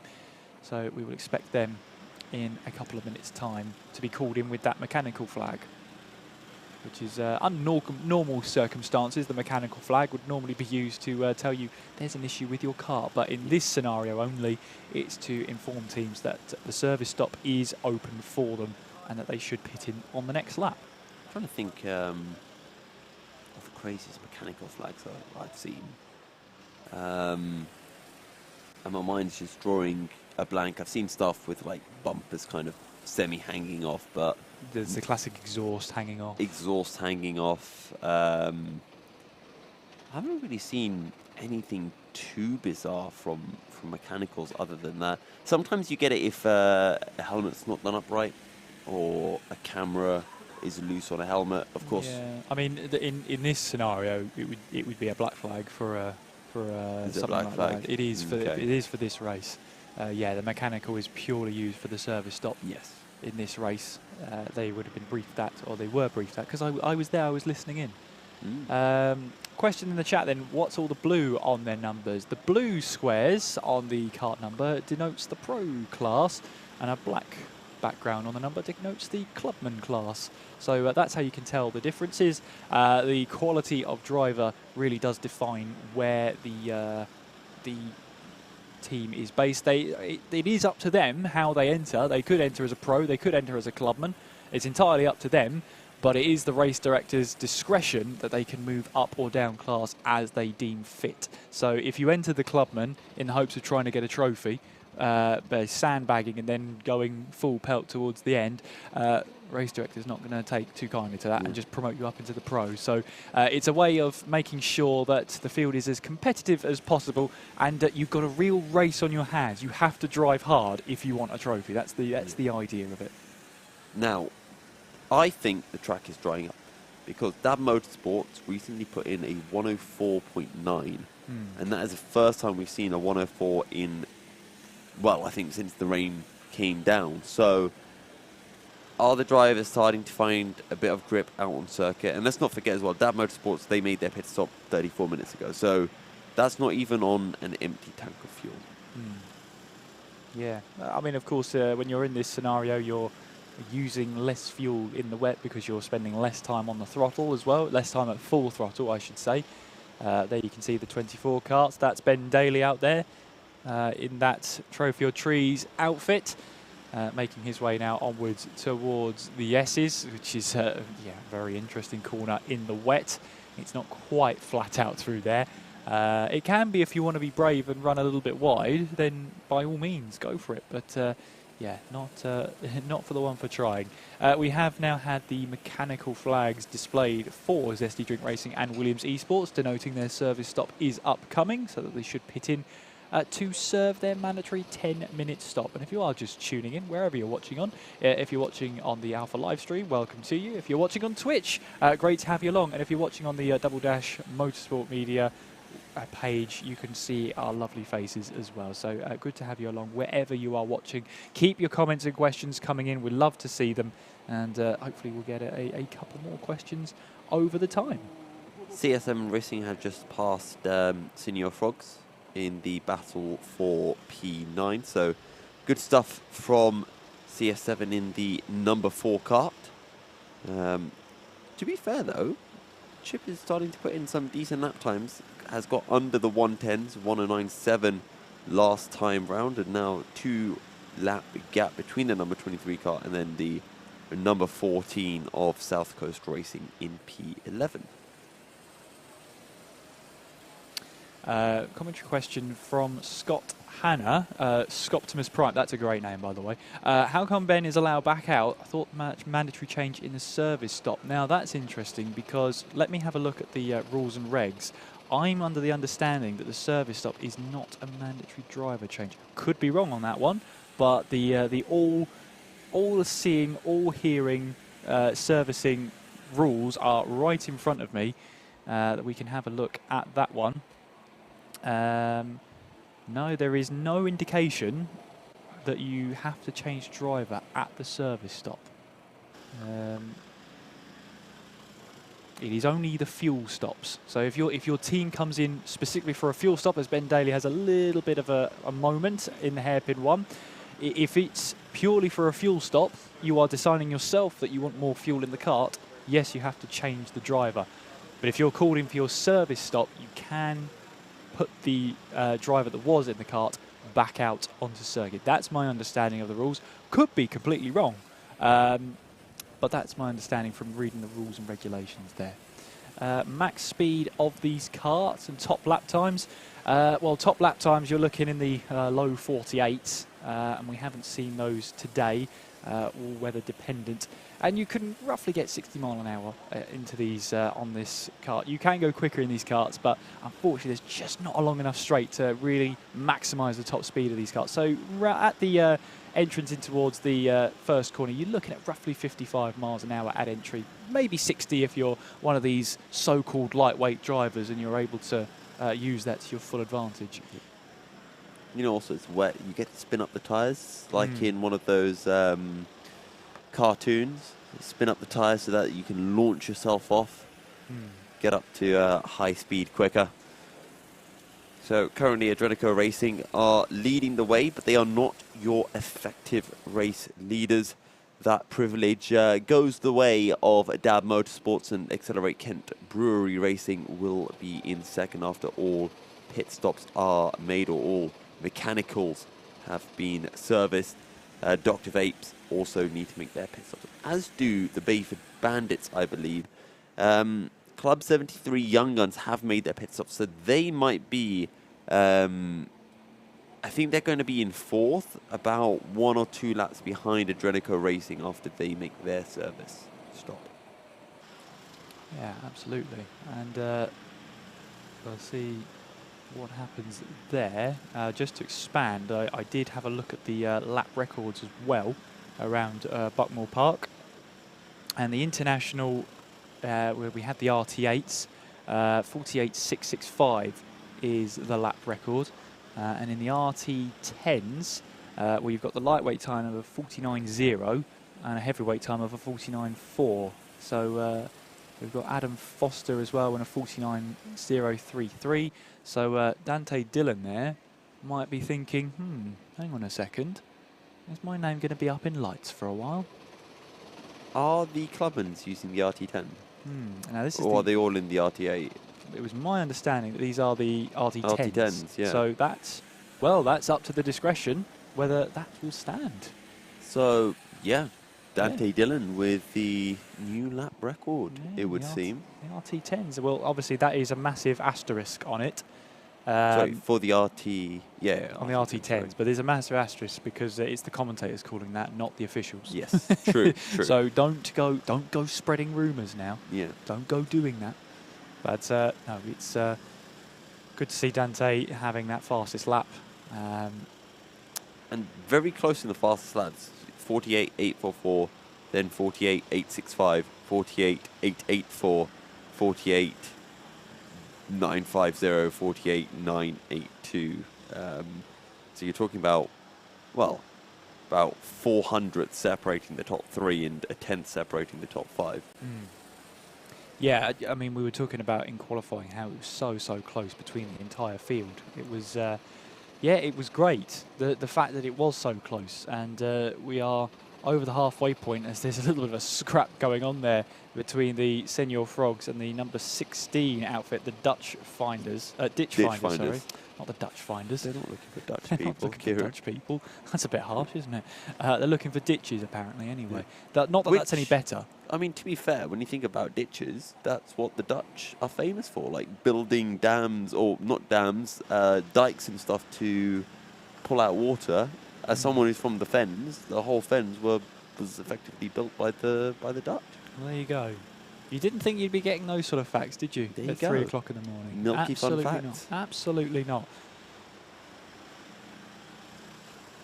I'm just taking a look through chat to see if anything is interesting to pull up.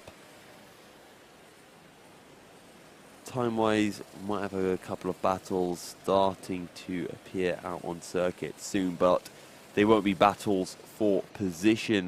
Team ARD, Team Daenerys, very close on circuit, but there is a lap between them. That is the 25 and the 20, and actually Team Daenerys have been able to unlap themselves and are now on the same lap as the number 25 card. Yes, and excuse me, it's looking at it here. Senior Frogs looking to capitalise and take advantage of this because they are leading the class in Clubman. South Coast Racing in second with TRX rounding off the top three in Clubman, and leading the way in the business end of the field in the pro. So Drenico Racing, the only way is Brentford and Dab Motorsport, but of course service stops still all to play for in the latter stages. We are reaching the top of the hour, so probably a good idea to... that's a slide and a half, isn't it, there, from the number 25, Team ARD, as they do make their way through. Great catch. Yeah, great catch. Yeah, unfortunately, he went onto an even wetter part of the circuit and lit up the rear tyres. I mean, that's a massive smile on your face moment. I don't think it's going to find you speed, but it's definitely going to give you a great big smile on your face. One of those goofy grins. I'll tell you what, Chip just put in a 108.5 on his previous lap. That's his best of the stint. 108.8. He's brought his lap times down by about 2 to 3 seconds over the course of, what was that, 20 minutes, and is now kind of matching the pace of the CS7 racing car, or kart, I should say, in front of him.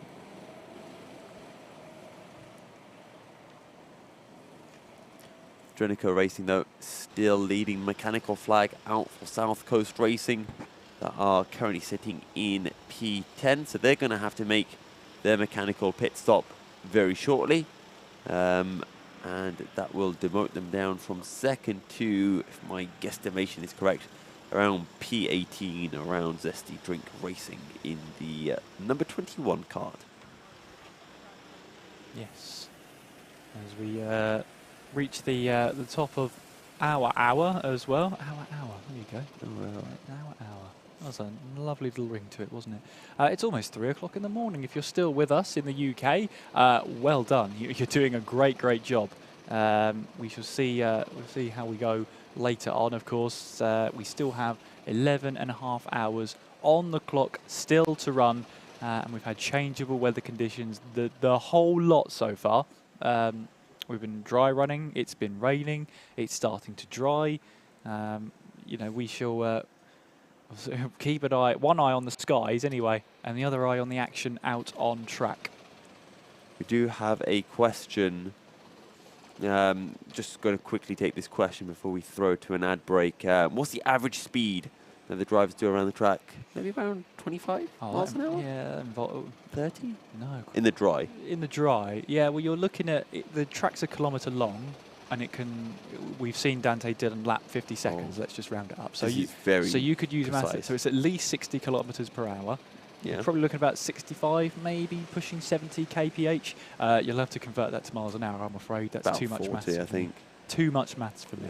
But with that, we're going to head into a short commercial break, aren't we? Absolutely. So we're going to head into a small commercial break. We'll be after this message from Anderson EV.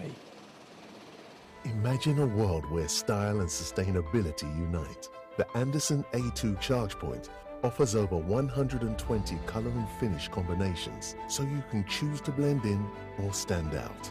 Crafted in the UK from high quality materials and precision engineering, the A2 is designed to make the switch to electric driving as seamless as possible. Smart, simple, sustainable. This is luxury electric vehicle charging. This is Anderson EV. Thank you to Anderson EV for sponsoring the stream here at the Buckmore Park 2023 24 hours. And at the top of the hour, it's time to have a look through the standings. At the moment, then, it's Adrenaco Racing at the top, 838 laps completed. The only way is Brentford is second, 2 laps behind. Third place is the number 6 in DAB Motorsport. They are 4 laps down on the leader. Fourth place is the number 3 Accelerate Kent Brewery Racing. Fifth place, the number 17 Dr. Vape's team. Sixth place, the number 10 of the Bayford Bandits. Seventh place, the number 1 kart of Club 73 Young Guns. Eighth place, the number 4 kart of CS7 Racing. Ninth place and leading the clubman class is the 23 Senior Frogs, 12 laps down on the overall lead. 10th place and second in class, 14 South Coast Racing. 11th place and third in class is the number 7 TRX Racing. 12th place overall is the number 22 of Mini Boost. 13th overall is the number 8, the first of the Williams Esports outfit. 14th place is the number 25 Team ARD, 20 laps down on the overall lead. 15th is the number 20 of Team Daneros. 16th place is the number 16 of Ditch Finders. 17th place is the number 13 kart of Brighton Motorsport. 18th place is the number 21 kart of Zesty Drink Racing. 19th place is the number 15 kart of Formula None.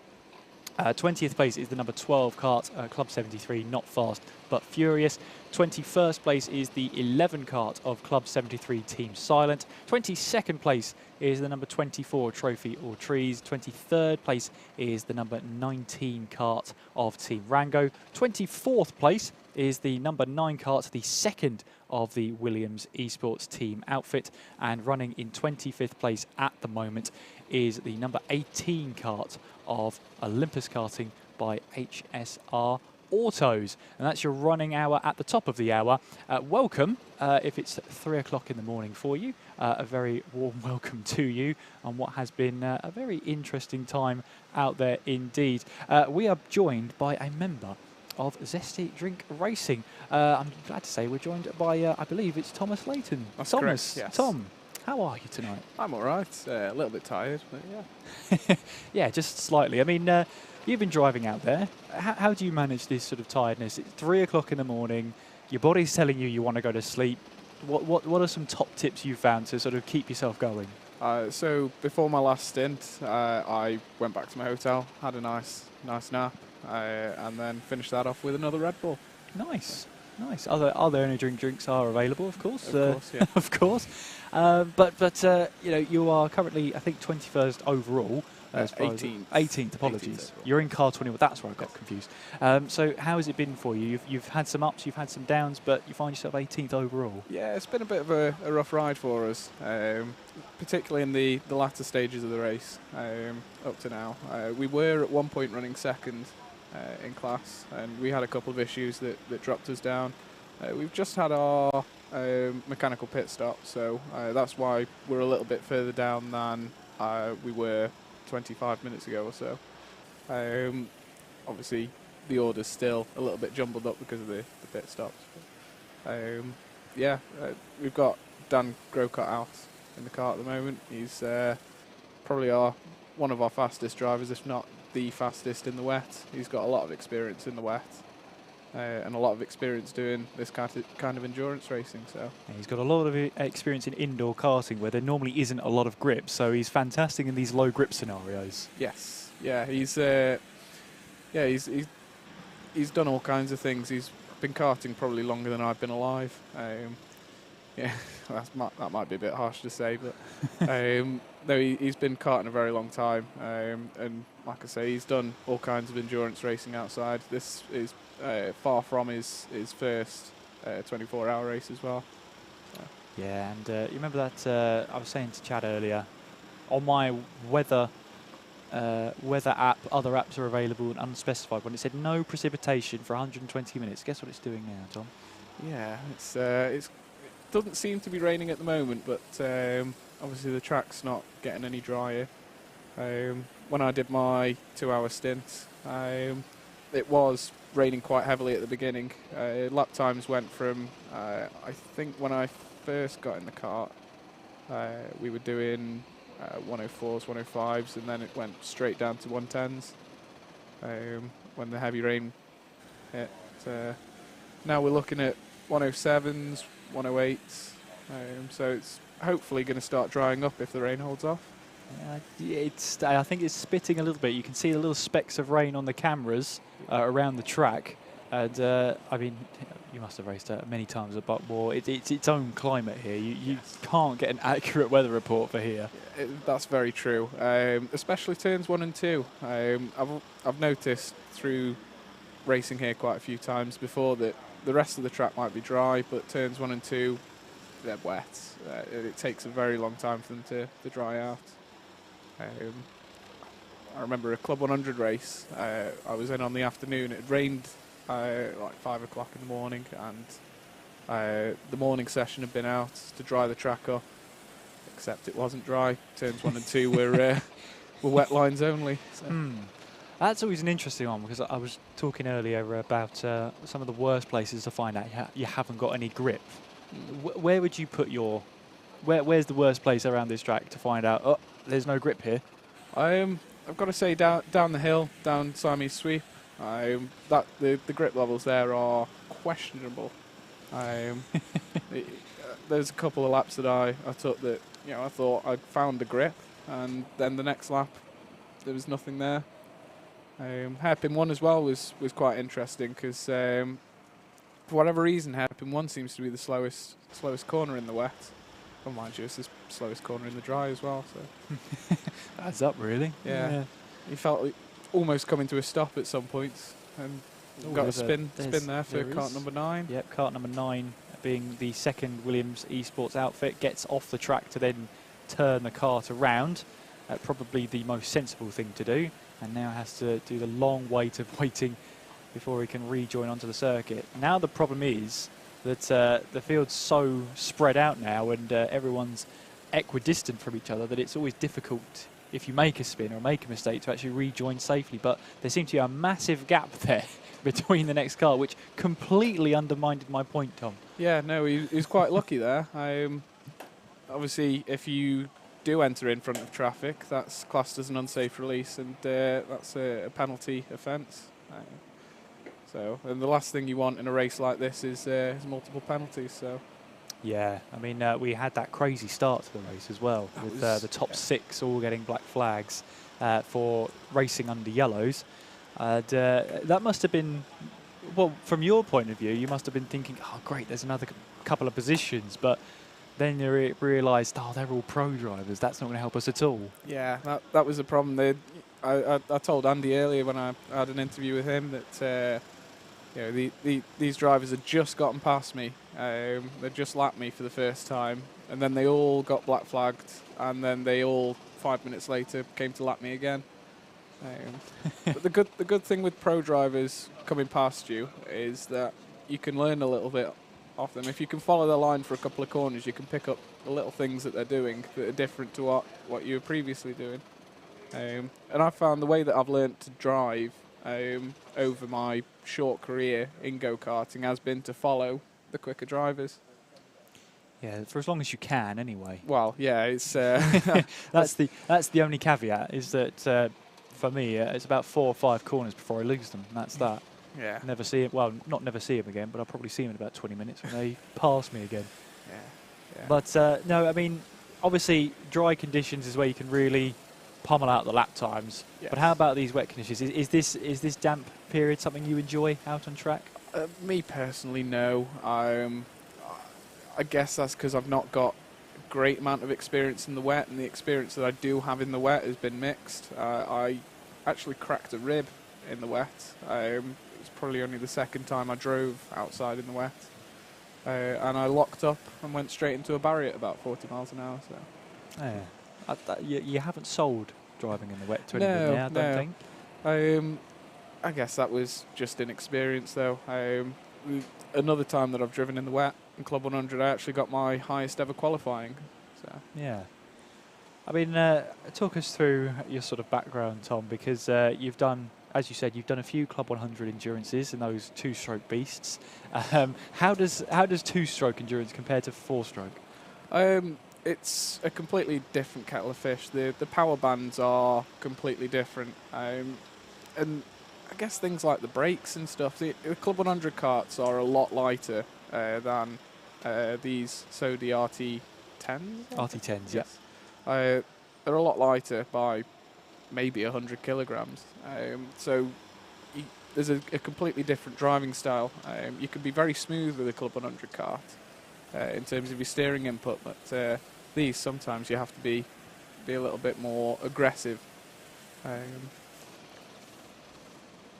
Yeah, and I mean, I suppose that the trick of the trade is to keep to the outside line, I suppose, when it comes to racing in the wet on slick tyres. Of course, it always provides a little bit of fun for everybody. Yes. But obviously there's no changing onto inters or wets. You are just on slick tyres for the whole race, no matter what. And that's another thing with Club 100 as well. You are on slick tyres no matter what weather you're in. Whereas obviously owner-driver karting, you get choices occasionally. So you do get to try wet weather tyres, which I can imagine being quite fun. A lot more fun than this anyway. Now you've done lots of outdoor and indoor karting. So if you had to choose one, which would you go for? Outdoor every day. The speeds that you can get up to, especially on tracks like this. I was at Wilton Mill last weekend. The feeling going up to corners like Christmas Corner at Wilton Mill, you're flat out. It's something that only trying it out will show. Yeah, no, absolutely. I mean, just to sort of put it into perspective then, you're currently 18th overall, and I'm trying to do maths to work out what in class that is. I think that's about 7th in class? Yeah, you might, 6th or 7th. Yeah. So what was the target coming into this race? And sort of now we're past the halfway point. Has that been changed? Have you had to make any adjustments to your expectations? So coming into this race, our expectation as a team was just to have fun. We didn't know where we would be, how competitive the field would be. I mean, given that entry sold out within 8 minutes, it was difficult to tell. And obviously we don't get an entry list until a week before the race. So we didn't know who we were racing against. So we just had to hope and pray that it was there's people that we could beat. But earlier on in the race, like I said before, we were in podium contention, so that was a bit exciting. We might get to take home a bit of silverware, but again, we're halfway through the race, or just over halfway through the race. Anything could happen. You know what, Tom? I haven't said this in a while. It's a long way to go. There you go. Another one. Not yes again, James. Yes again. Yes again. If you didn't already know, it's a long way to go. 11 hours and 15 minutes on the clock. I know your expectation, or sort of the target, was to have fun. Is there any particular position? I suppose you've mentioned trophies and podiums before. Is podium still a target? Is that attainable? I don't know whether a target's the word to use. It would definitely be amazing if we could get a podium, but whether that's possible or not, I really don't know at this point. Again, the timing screen, it's a little bit jumbled up because obviously we can't tell who's had the mechanical pit stop or not. So, after an hour or so, we might find that we're a little bit higher up the order than we're looking at now. But yeah, we're definitely going to try and get a podium if we can. We had a little bit of a joke before we came here that our goal was to beat the Sidemen. Now obviously that's not looking very likely at the moment. They're almost 10 laps ahead of us at the moment. So. Yeah. At the moment, anyway. At the moment. I don't believe they've had their mechanical pit stop. They have not, no. So, anything can happen. You're absolutely right. And there's all the time to do it in. So we shall see what happens. Obviously, whilst you're here, is there any shout-outs? Anyone you'd like to... any messages at all? I can't think of anything at the moment. I imagine some of my colleagues on night shifts might be watching if they've got nothing better to do, but... they might be quite busy. It's a Saturday night, so it's always the busiest shift. Well, we had the Club 73 Young Guns up here, and there were 3 or 4 birthdays to shout out at that point, which was crazy that there were so many. When you think about it, maybe it's not so common, or not so uncommon. That was the other word I was looking for. I was trying to think, what's the opposite to common? I really am tired. Aren't we all? Oh yeah, absolutely. Well, it falls to delirious at one point. It really does. So you said you've got Dan out in the kart at the moment. Yes. What's he like in these changeable conditions? Obviously, we've seen it's raining now. It's not. And also, how is it in those changeable conditions when you're out there? You start to feel the rain on your visor. And you think, it was just starting to actually get a little bit less greasy out there. Yeah. So.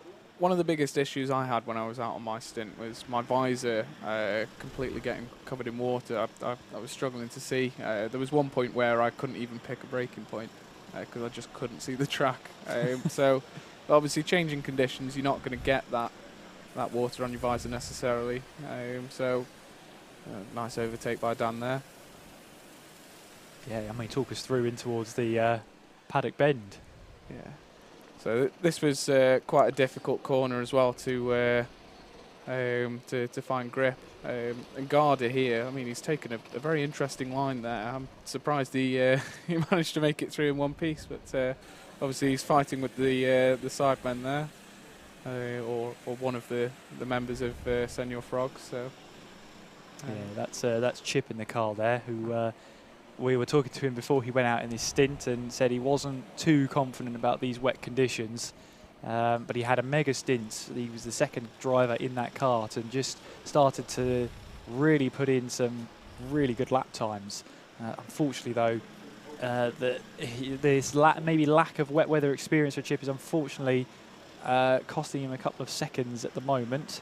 But still holding firm, though, still leading the class. That's the main thing at this point. Yeah, at the moment. At the moment, absolutely. I guess the last question from me before I sort of let Yusuf have a chat to you, obviously, because he's not had a chance yet. I've hogged the mic all the time. At what point in the race do you start to fully understand where you are in the standings? That's a very good question, because at the start we thought we were quite far down. We did have a poor start. I started the race and I got tagged on the first lap, spun round, so we were dead last for the first 10 laps, say. So we thought we were quite far down. I wasn't making many overtakes, but then all of a sudden, we started to climb the order, and and then we sent Dan out for a second stint, and at the end of Dan's second stint, I think we were fourth. For his first stint, we were fourth in class. Yeah. And then Adam Natha, who I believe you spoke to earlier, he made it up to third or second in his stint. So it went from thinking we were at the bottom to thinking we were at the top. I'll hand the mic over to Yusuf at the moment, see if he wants to ask you any questions. Yusuf, I've been hogging the mic. Have you got any questions for lovely Tom here? I guess one question I do have is, when you're out there, because I think this is different for different people, what is it that keeps you kind of going? Because it can get lonely out there when you don't know who you're racing with. So do you just get the information of, okay, the kart that I'm battling is this far ahead or this far behind, keep an eye on the gap? Or do you just literally look at a kart that's nearby on the circuit and just think, I'm going to get him? A little bit of both. So we've got a semi-reliable radio setup. So we're in constant communication with whoever's in the pits or in the paddock building. So we know who's around us, whether that's fighting for position or whether to let them through. And I guess there's a lot of motivation that comes through that as well. The last stint, Dan was on the radio to me, giving boosting my ego a little bit, trying to keep the lap times towards the 108s. So it does get lonely. 2 hours is a very long time to be sat in a kart, going around in circles. But having that motivation there helps that.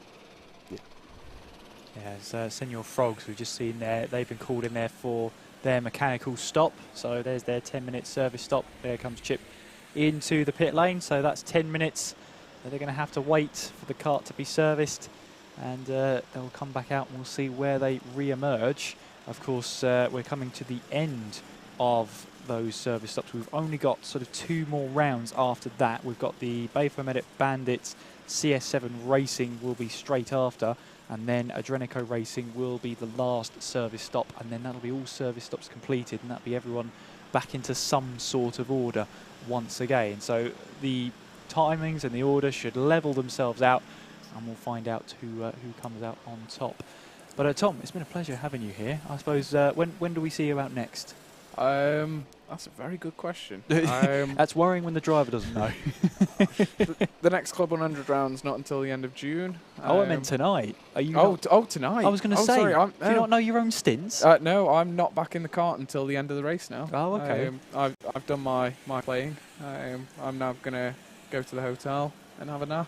Sounds good. And you're going to take the checkered flag then? Yes. Well, I've organised the team, so it's only right that I take all the glory. Absolutely. Take all that glory and enjoy it. Tom, it's been a pleasure having with us. Get some sleep. Get some well-earned sleep. No, thank you very much. No, thank you for joining us. Tom from Team Zesty Racing there. We'll keep an eye on them, of course, as they make their way through. But Yusuf, obviously... only a handful of service stops to go now until we rattle through them all, and I call it a day for the hopefully for the crew in the warehouse. Yeah, it's I mean, we've commentated for a while together, and I think one of the things I like to say during an endurance race is... I don't know what you're about to say to me now. This has got very philosophical, very deep all of a sudden. It's very touchy. I don't know where this is going. I kind of want to change what I'm about to say. No, you know how I like to say, if you've fallen even 20 laps down in the first 12 hours, well, you can then gain those 20 laps in the second half in the same way that you lost it, right? We're kind of past that point now, right? Because we're more than 12 hours into this race. So this is the point where I feel like things become a lot more critical, right? That it's the point where any disadvantage that you have out on circuit starts to become more real, if that makes sense. I don't know. I mean, Tom was saying there that I guess even as a driver, you're not 100% sure of, what your position is heading in towards the end of a race. So if it's the case that sometimes the drivers are not sure of where they stand, even 11 hours to go, then it's safe to say that we're working our way through, making sure we've got everything right. A little Dutch angle camera there, that was pretty nice.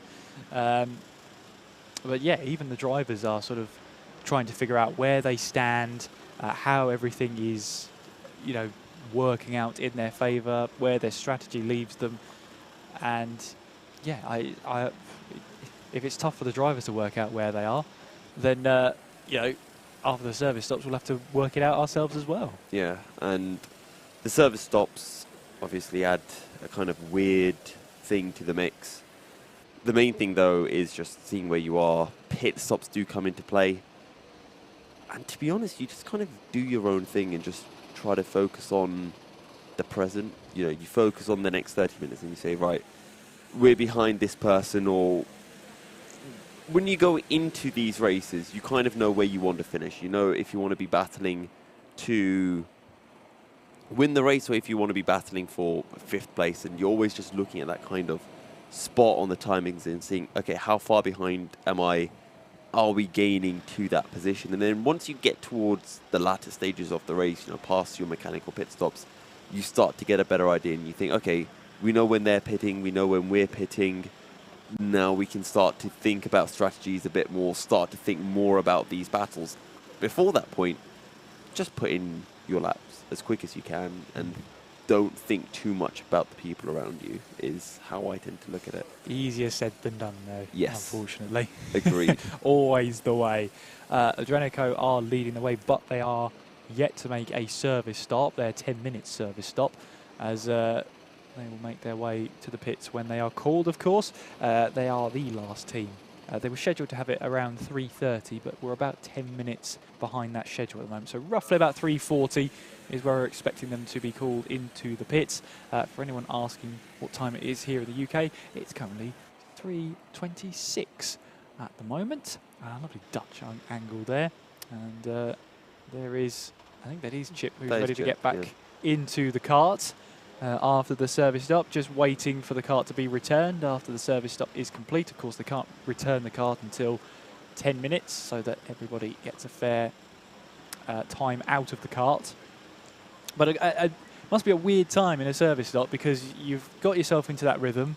You've been pulled out for 10 minutes whilst the kart gets serviced. You then have to get back into that rhythm. But I'm sure he's having a chat to his team there.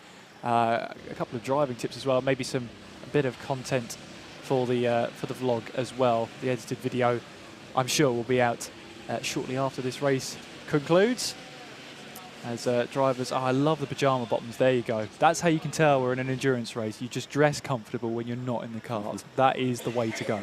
Well, I was actually thinking, because I'm still in my race suit and I'm probably going to be in it for a while, is this the longest that I've been in my race suit for? And I think the last time I was in a suit for this one was probably actually BUKC 24 Hours last year.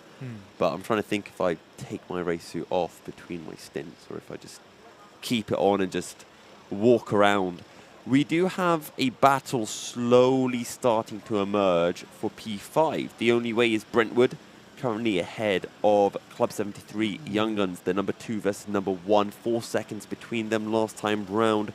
Young Guns taking half a second out of Brentwood, and actually in the opening sector of this lap, they've taken 7 tenths out of Brentwood. They're coming across sector 2 now, and another 10th also going the way of the Young Guns. So that gap is going to be sitting at about 3 seconds when they come across the line this time around.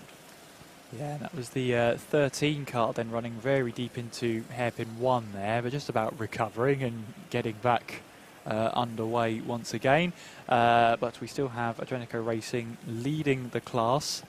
Dab Motorsport in second in class. Accelerate Kent Brewery Racing rounds off the top 3 in the pro class.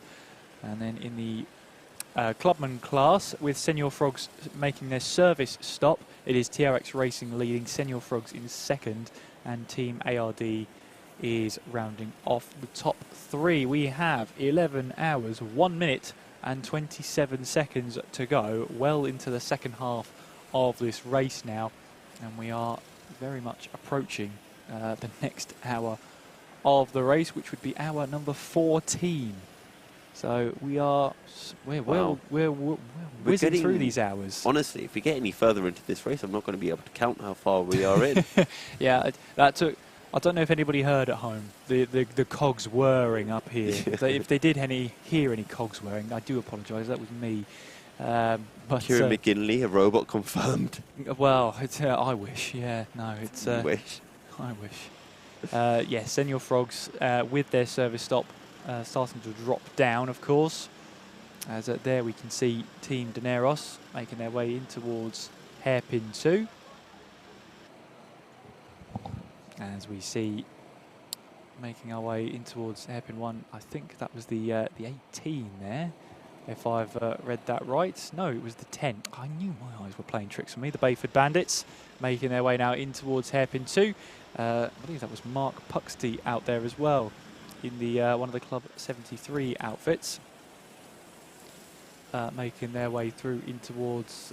sorry, it was Accelerate. Of course it is. Accelerate Brent Kent Brewery. I knew that, and I still got it wrong. This is the delirium talking, everybody. Don't mind me. We are getting to that time of the evening, or night. I think we're well past evening at this point. It's well into morning now. Well into morning. We're not in morning. We are. No, it's not. You Yes, can't it say is. morning until you hit dawn or sunrise. So so okay. So it's 2 o'clock in the what for you, or 2 3 o'clock in the what? In the night. No, in the morning. It's 3 o'clock in the morning. I think we need to put this to YouTube and Twitch. I think we do. Settle this once and for all. Yeah. Is it 2 o'clock in the morning or 2 o'clock in the night? There you go. Food for thought. We come up with the best polls here. Don't you Yeah. worry. I'm standing by it. It's 3 o'clock in the morning. Yeah. I'm standing by it, and you can't. I'm willing to sit on this perch, and that's that. Yeah. There's the CS7 racing machine getting a mechanical, so to the Bayford Bandits. So they will be into the pits very, very shortly. That must mean that we have Senior Frogs back out on track. Do we know? They're still in the pit lane at the moment. So I'm Very sure... non-stop. Yeah, I mean, 10 minutes is a long old time. It feels like it's been more. There you go, 11 minutes 20. Okay, yeah, that does add up. I thought they would have been a lap up the road. But TRX Racing are now leading in the class. They have made their stop. And from TRX Racing at the front of this class in the number 7 car, all the way down to Senior Frogs, you're only talking about 3 laps between them, and there's 5 or so clubman karts, so it is very close between them. You're being very heavily outnumbered so far. I am. You've got one, but the rest of the answers are all morning. It's about quality, not quantity. Yeah, I'm sure that's the argument you're going to push there. A little bump there from the number 2. That's the only way is Brentwood, as they make their way through. Let's see. Let's bring up. That's cool how your thing works. It scrolls. It's not bad. Well, I mean, it's not mine either, so don't give me too much credit. I mean, if anyone's wondering, essentially Kieran's got his notes out, and when he scrolls, it moves like left and right to bring up all the pages of different teams. It's very fancy, very high tech. Yeah, absolutely. And we'll see what goes on. Yeah. Our battle is starting to fester.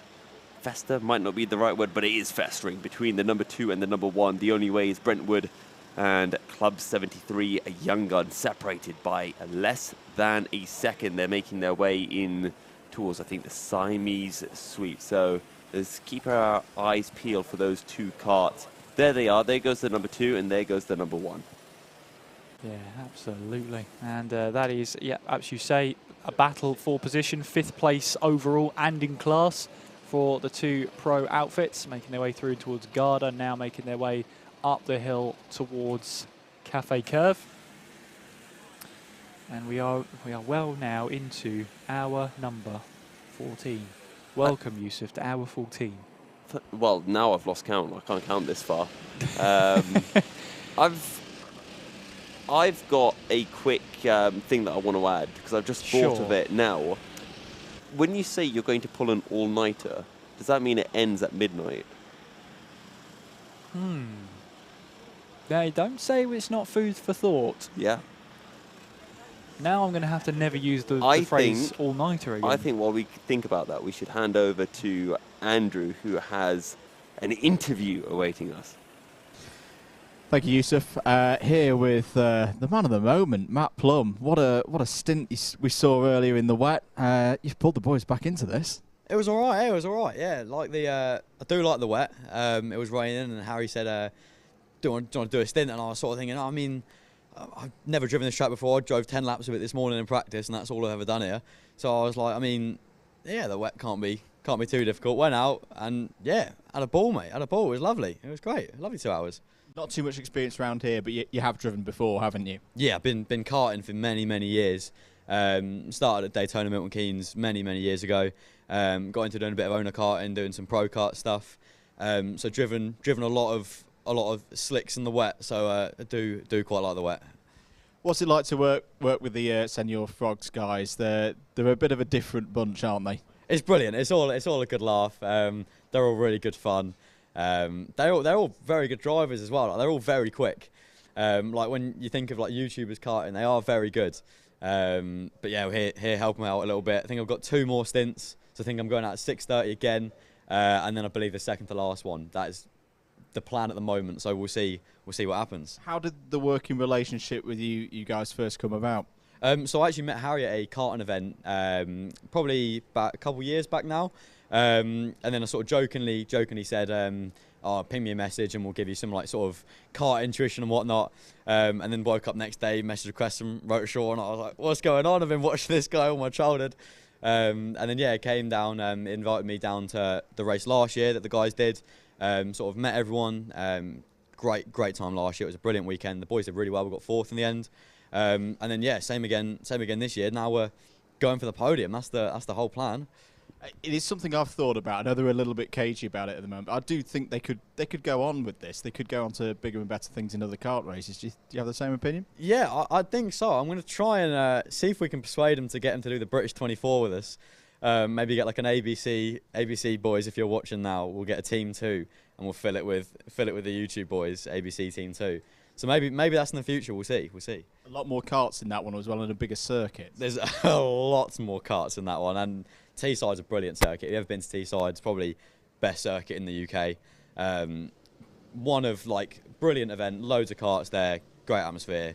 All 24s are brilliant though, aren't they? 24s are great. As you say, is it 6:30 you back in the kart next? Around that, yeah, I believe 6:30. Hopefully it'll be another wet stint, because if it's a wet stint, it's all right. It's not too physical. You can sort of just cruise around and it's all right.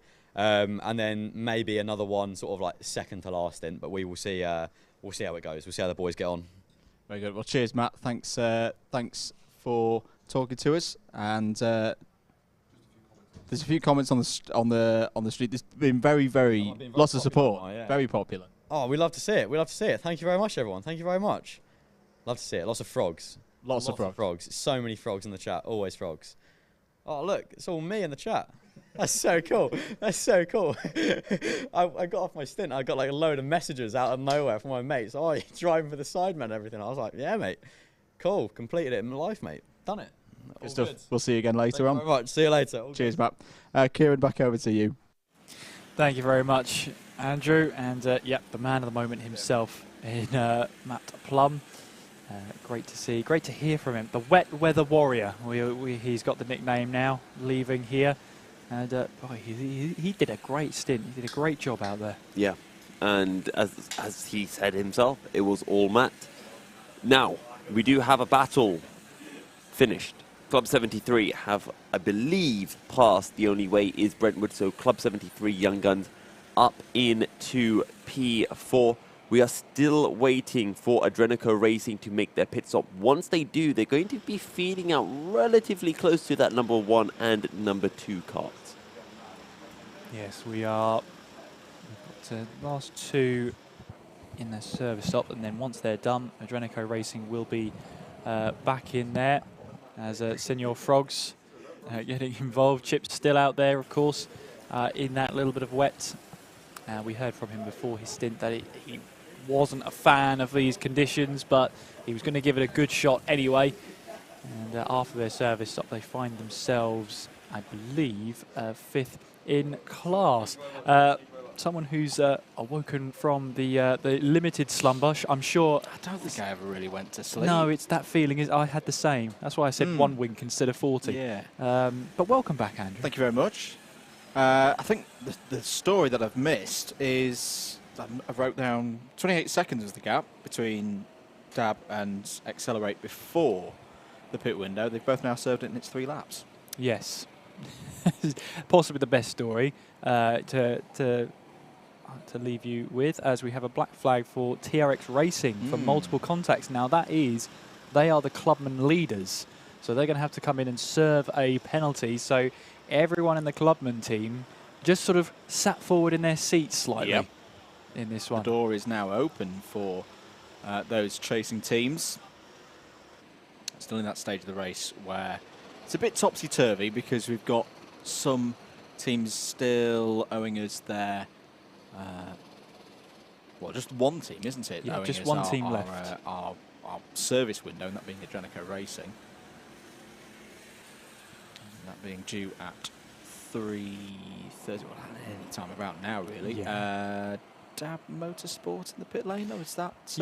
That was Jack Goldsmith bringing the kart in. I think he brought it into the fuel bay, so we'll see if we can find out who is going to take over. And that's going to be a stint that was disturbed by a service window, I imagine, so that's not a genuine 1 hour 24 minute stint.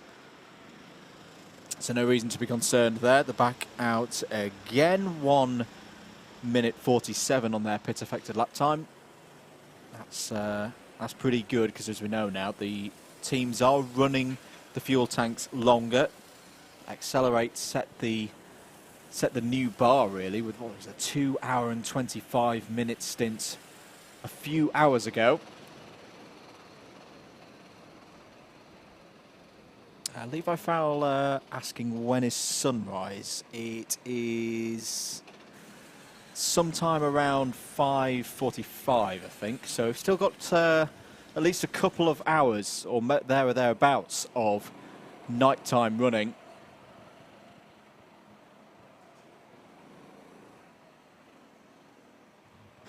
You're watching live coverage of the 2023 Buckmore Park 24 Hours here on Alpha Live on both YouTube and Twitch. Hello to everybody watching on Twitch as well.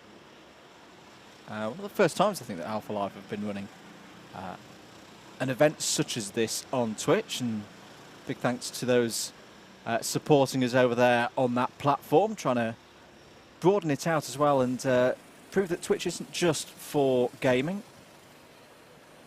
And now we have the final mechanical flag for a scheduled mandatory stop. Adrianico Racing, your race leaders at the moment, will peel into the pit lane shortly.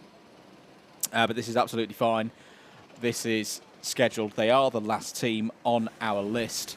They will go in for their, at a minimum, 10-minute service period. That will hand the lead back to Dab Motorsport, and we will have cycled round through the whole field.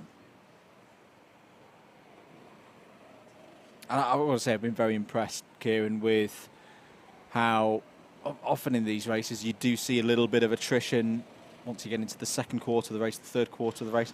Apart from these service stops, we've not been seeing any big incidents that have meant that that mechanical flag has come out unscheduled. It's been very good work by the drivers, good work by the teams, and great work by the mechanics and the staff here at Buckmore Park to get these karts prepared for this gruelling race. Yeah, of course, we've had a couple of spins out there. Nothing untoward, but no, absolutely right. There's nothing been massive there. There's a bit of contact from Ben Daly onto the number 2 there. Ben Daly driving in that number 24 kart, the Trophy or Trees outfit. And they've pulled themselves back up a couple of positions. They were down in 23rd. And they're plugging away, 32 seconds behind Club's 73 Team Silent. In fact, they were 3 or 4 laps adrift of the rest of the pack. They were ahead of the two sim-only teams, as in they've not done any in real-life motorsport or much of in real-life motorsport before. So again, Trophy or Trees are pulling their way back in. There's still definitely something to race for them. Contact warning for CS7 Racing. They've dropped a couple of spots over the course of the last 3 or 4 hours. They're back outside the top 10 again. So Adrenico now in for their service stop. If your eyes are on the timing screen, either the timing tower top left of your screens on the main Alpha Live feed, or over on the DDMM data center, you'll see that 3 laps has become 2 laps for the lead for Adrenico. There's Matt Plum and Cal Freese. Just had a quick chat with Matt, stepping into the breach. They told us on the grid that they had a secret weapon, and I think they've played it really well. I was not expecting that today when I knew Matt was here, but yeah, a really, really well played strategy so far from the guys. Yeah, they've got themselves a little wet weather warrior, haven't they? So they'll be definitely looking at that for later down the line, maybe in these greasy scenarios. It's great to get Matt Plum out there, but no, he had a fantastic stint, really setting some really competitive times that managed to close up in these. They are very tricky conditions because now you're getting to a point now where the standing water on the circuit seems to be clearing, or it's cleared more than it has before. Now you're in this greasy stage where it's sort of that in-between where you think it looks all right until you actually make contact with the surface and you realise, oh, there's actually not a lot of grip there at all. And if you're wheel-to-wheel with another kart as well, it can be so easy to be tipped round or tip somebody else round if you don't quite get your line right. Max O'Shaughnessy, you can see, is back out there. There's Benjamin Daly donning the wetsuit. No, I bet no one's asked him, damage do you have Ben yet? Damage do you have Ben?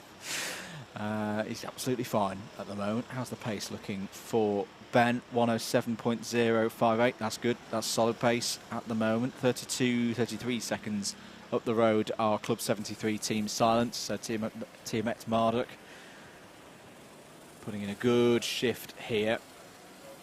We saw him earlier in the race. He started, didn't he? He did start for Trophy or Trees. Giving him the tough ones today then. So they gave him the start, and then they've given him past 3 o'clock in the morning in the wet. We need to get some tips. What's he done? Well, what's he done to deserve that? We need to get some tips from him because we were struggling to sleep there, but he's managed to sleep in the cold, outside, with carts going by. How's that fair? He's probably been more busy than us. That's very true. We've just sat here for the last 13 going on 14 hours now and talked. Yeah. Black flag, track limits for the Bayford Bandits. So how's that going to affect things? They're currently in 8th place, 49 seconds ahead of the Williams Esports crew. Might get away with that one. They might just hold on to 8th place. But they are going to have to come in, serve that penalty. There is your race leader, Max O'Shaughnessy for DAB Motorsport, 106.011 last time around. And Adrenico have now been released from the lead of the race. They're still in the pits though for their scheduled stop, so they will probably lose second place as well. And now we really start to see a phase of the race where dare the drivers start to think about the finish and what they're competing for? I don't know. Well, more than 10.5 hours to go, but if you're in DAB Motorsport's position now, you've effectively got a 2-lap lead. You don't necessarily need to be taking as many risks now. You can manage this. You've got to take care of the cars. I think that's priority number 1 as the number 10 comes in for its penalty. Well, you're talking about sort of, can you predict where you're going to be towards the end? I mean, I was talking to Tom Layton before you came back In fact, it might have been whilst you were just waking up and rejuvenating Yeah, yourself. coming back round again. He was telling us that it's actually really difficult to tell. He said it was a really good question. I was really happy with that. But it was also a fact that it's really difficult to tell at any point. You won't really know until the last couple of hours where you really stand, because everyone's on such a different strategy at the moment that it's really difficult to tell until you reach the sort of final 3 hours, and that's when you start to realise when everybody's final fuel stop is. Absolutely. Have Frogs done service? All teams but Adrenico Racing have done service, and Adrenico's is happening right now. So this is a genuine order now. No games in hand, no services in hand, in play now. Down the side sweep, we've got a battle going on here between Team ARD and it might be Williams Esports. No, it's the number 3 of Accelerate's Kent Brewery Racing. Just a reminder of that fastest lap. That's obviously not been set. I had a moment there. I was like, how on earth is the fastest lap just been set? It's not just been set. Someone pressed a button, didn't they? Well, Yusuf and I were having a look here at the lap records, and we reckon that could be a new lap record for the RT10s. For the RT10s, because it was in the 49s, but that 48.8 from Dante Dillon could be a new lap record in the RT10s. Yeah, number 3. I'm not quite sure what that gesture was about from Accelerate Kent Brewery Racing. Yeah, I think that's Mark Puxty behind the wheel there. Who, gets very passionate behind the wheel. He's a very consistent and quick driver, and he does like to let his feelings be shown when he feels aggrieved. But he's a very genuinely nice guy. But it's that adrenaline that obviously takes over all of us when we get into a car. That's how we all feel. Turn into a different kind of human being when we're behind the wheel. Team ARD coming through, shot there in the number 25. Trying to follow Accelerate Kent Brewery Racing at the moment.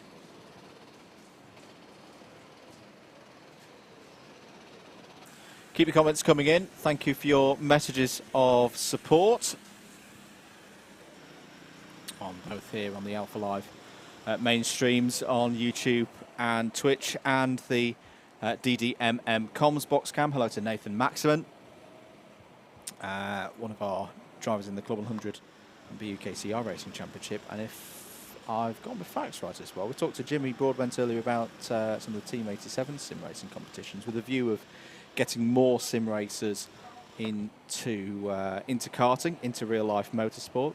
Nathan quite well positioned in that one, so it'll be interesting to see how that competition goes, particularly with them planning to whoever wins the finals to come round to circuits like this and racing in Club 100 Endurance and cut their teeth. It's almost the same starting point in real life that Jimmy had.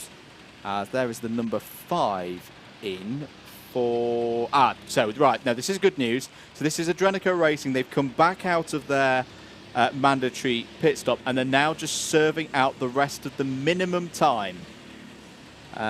Driver may not look very happy at the moment, but this is a good situation for me, Kieran, because the cart's out. It's clearly been taken care of. We're just seeing out the end of that 10 minutes. That's not going to become 11, 12, 13. Yeah, that's it. That's exactly it. And whilst it is frustrating that you have to wait there, everybody has to have 10 minutes, and there is no argument. You can't have less, and more importantly... But you could have more. Well, you could have more, but the idea being that if they can't meet the 10-minute service window, they give you a new cart so that you can get out there within the 10-minute window. So everybody should get the 10 minutes there, so it's equal for everybody, in theory. Of course, as it always is. But there they go then. Thumbs up, and they will rejoin the circuit and the racetrack. And 3rd place there, they rejoin. So now everybody has completed their service pit stops. We'll do a rundown in 7 minutes' time, but you can see on your timing tower what the story is and what we're going to be talking about over the next couple of hours. I mean, I've had a lot of fun I have to say that now. We've had obviously that lots of dry racing. We had the 4-car battle for the lead at the beginning of the race. Came down to the top 2. We've seen some fairy tale stories in developing, which is great to see, as Max O'Shaughnessy is out on track at the moment in the number 6 DAB Motorsport. So they are your class leaders at the end of the service windows. And it's looking good, pretty good for them. They've got a 2-lap lead over Accelerate Kent Brewery Racing. But of course, we still have 10.5 hours on the clock, and still we've got dawn to set foot. We've still got the wee hours of sunrise as well, when the sun just starts to rise over the trees and starts to cause a bit of visibility issues, and that's where you'll see drivers break out the tinted visors again. Now, I think another point of the race that's not too far away that I'm going to get quite excited about is pending the rain holding off for the rest of this race, because we think that was the main bulk of it. What was it, around 3 hours ago? The track is not going to dry before sunrise. The air temperature is simply, it's too low. If it was July, August, and you had a warmer evening, there's a possibility that you would, with karts going around the track, dry the track out. That's not going to happen. We've not mentioned it too much today, but how this circuit does very much have 2 levels. It's a circuit of 2 halves. You've got the top half, not just in terms of elevation, but where you've got the trees, where you've got the former quarry. When we do get to that point of the race, as the sun comes up and the air temperature starts to rise a little bit, what I'm expecting, Kieran, is the bottom end of the circuit that's a bit more open will dry out quicker than the top, and drivers getting a grasp of that and having particularly the constant transition from I'm on a wet piece of track, now I'm on a dry piece of track, and how they deal with that. That's going to be very interesting to look at. And it's these 2 corners which seems to be the last place to dry out in the circuit, because it's covered by the trees. So it normally is a sheltered place, but once it does get wet there, it does take a little bit more time than the rest of the track to fully dry, and it's raining again. I was just about to say, I think we've gone past the worst of the rain. I'm commentator cursing the weather now. In fact, you know what? That is the whole field. I've just commentator cursed the whole field. Well done. I said there was going to be no more rain, and here it is. Equal for everybody. Technically, then, you've met the quota. I've met the quota now. I've just done it in one go. One go. One fell swoop. There you go. Enjoying the dry, though, are some of the drivers down in the cafe. Yeah, that's the Zesty Drink squad. I'll say it's the Zesty Drink squad. There's Dancer Dillon with them. It's a mix of teams out there supporting each other.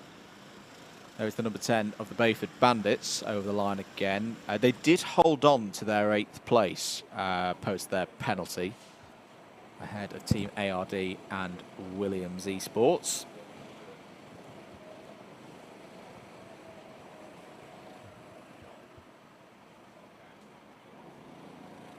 Lap times at the moment, if you've not got your eye on live.alphatiming.co.uk/Buckmore, that's okay. Or generally 66s, 67s in terms of seconds around to do 1 lap. That's what we're looking at the moment. Track limit warning for trophy or trees. Ben Daly is cutting corners again, like he does around Monza. Unbelievable. Not like him. We'll be seeing that lap, to quote. I'll be seeing that lap. I'll be seeing that lap. There's the number 19 of Team Rango. I feel for Team Rango. They had a super start to this race, but it's not been a kind nighttime period of the race for them. No, that is unfortunate, and sometimes the weather gods have other plans in mind in terms of actually what happens in the race. And for the 2nd year in a row, we've had a little bit of rain in the nighttime stint, which is possibly kind of the worst time to have your wet weather stint, because the track takes a while to dry, as we've already mentioned. So you're out there on a damp track, a greasy track for a long period of time, and I guess it's that case of you're just getting impatient. You want the track to dry quicker than it already is, as we see a couple of different lines being taken there. This is what I also like about the wet weather racing, is that there's a couple of different lines that everybody takes. Some of them seem to be as quick as each other. Others seem to just send them fully wide and out onto the out on the outskirts of the Battle track. for position here. This is over 18th spot. Club 73, not fast but furious, with Formula None, who are fighting back here. Formula None, we saw a lot of them in the early stages of this race, and that's good work by Not Fast but Furious to hold onto that position. They've got the number 1 of Club 73 Young Guns behind them on the road. In the race order, they're several laps ahead of these two. This is your closest battle on circuit. 2 karts in the Clubman category, the number 12 and the number 15. Formula None having a think into the S's. Very tricky corner to get an overtake done, or into and through there in dry conditions, never mind in the wet. And the 25 and the 21 going through as well there. A little bit of a run wide down through go Formula None. And that's well timed. We'll do a run down the order. Here we are with 10.5 hours to go. This is what the field is looking like at the moment, with all the service stops completed as well. So DAB Motorsport have completed 886 laps at the moment. The reigning champions on course at the moment for retaining their title. They have a 2-lap lead over the number 3 crew, the Accelerate Kent Brewery Racing team. They themselves have got a 3-lap gap now over the number 5 of Adrenico Racing. 1 lap further back is the number 2 of The Only Way is Brentwood. Club 73 Young Guns have had a good evening, if it would suggest to me, because they've closed in their own gap to the Brentwood squad to 1 lap. So Club 73 Young Guns 7 laps down overall, and they've pulled out a 4-lap gap on the number 17 of Dr. Vapes. First in the Clubman category, TRX Racing. They're 3 laps further back from Dr. Vapes. They're in the number 17, 11 laps down on the overall lead. And they've got a 1-lap gap over the Bayford Bandits. They'll be more interested, though, in the team behind, which is Team ARD. They're a further 8 seconds back from the Bayford Bandits. And then we go a further 10 seconds back to find Williams Esports 1. That is your top 10 as it looks at the moment. Williams Esports have a 1-lap gap over Team Daenerys in 11th place there, who similarly have a, I was about to say a 1-lap gap, but it's not. It's actually a 16-second gap now. It's just ticked through for the Ditch Finders. That could be an interesting battle to watch over the next period of this race, because that is the spot, that is the last spot on the podium in Clubman at the moment. Clenaghan Strike 7 Racing, CS7 Racing are next up in 13th place. They're 18 laps off the overall lead. They've had the Senior Frogs in this small gap behind them for pretty much the last 4 hours or so. The gap is currently, right now, 16 seconds to the Senior Frogs in the number 23, who are sat in 5th place in their class at the moment. Going through onto page number 2 then, South Coast Racing are next up, 1 lap back from Senior Frogs. Brighton Motorsport are back up to 16th place now. They have run as high as the lead of the race at one stage of this race. They have been down as low as 22nd, and currently they are 20 seconds behind South Coast Racing, and are looking to close that gap as soon as possible. Zesty Drink Racing, all the lemons in the chat, loving their work at the moment. 17th place for kart number 21, 20 laps off the overall lead, a lap behind Brighton, but a lap ahead of Formula None, who we've just seen take 18th place in their number 15 kart, ahead of the number 12 of Club 73, Not Fast but Furious. They are 49 seconds ahead of their teammates in the number 11, that being Club 73 Team Silent, who are 22 seconds ahead of Mini Boost, having a much stronger run of it this year, in 21st place there, only 22 laps off the overall lead. but being rapidly closed in by Tiamat Narduk. Ben Daly there in the trophy or trees number 24 is less than 20 seconds away and closing in at about on that last tour of the circuit, 6/10 taken out of that gap. Trophy or trees have pulled out a 5-second lead over Team Rango there in 23rd. They have a 20-lap lead over the Olympus Karting by HSR Autos team, who are currently winning out in the in-real-life debutantes battle with Williams Esports 2, who are currently being shown as in the pits. They are currently classified as 73 laps down. That is your running order as it stands, with 10 hours, 25 minutes and 40, there we go, seconds to go. Andrew Mather and Kieran McGinley on commentary duties for you here on your Alpha live streams on YouTube and Twitch, and the Double Dash Motorsport Media YouTube channel as well for the DDMM, Comsbox Cam and Data Centre. That's some excitingly wild lines coming through the centre chicane there, out wide. But I'm pleasantly surprised at how much grip the drivers are finding. I think once again we talked a lot about tyres when the rain first came down, that those Dunlop tyres are serving our teams nicely at this stage of the race. They're allowing the drivers to have some fun out there. Yeah, they are. Not a lot of grip, but you know, making the most of the slippery conditions by getting the tail out every now and again. And it may not be the quickest way, but if you want a smile on your face, definitely just light up the rear tyres with these tyres on. Absolutely. We'll be back in a short moment after a few words from our sponsors. Imagine a world where style and sustainability unite. The Anderson A2 Charge Point offers over 120 color and finish combinations, so you can choose to blend in or stand out. Crafted in the UK from high-quality materials and precision engineering, the A2 is designed to make the switch to electric driving as seamless as possible. Smart, simple, sustainable. This is luxury electric vehicle charging. This is Anderson EV.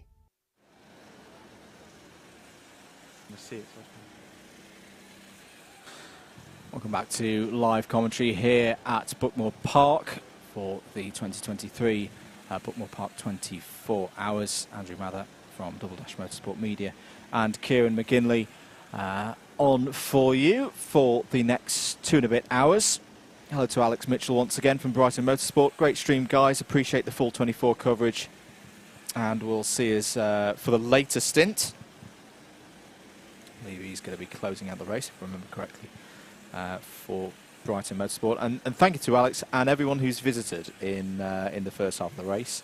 It's been great to hear from a wide range of teams up here in the comms box. And if you do want to come and visit us later on in the race, let us know. Send a message up to the Alpha Live team and or just tap on the window.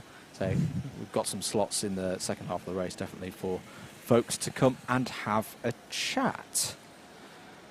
We like a chat as well. We do. We do. We do, indeed. Keep your comments coming in.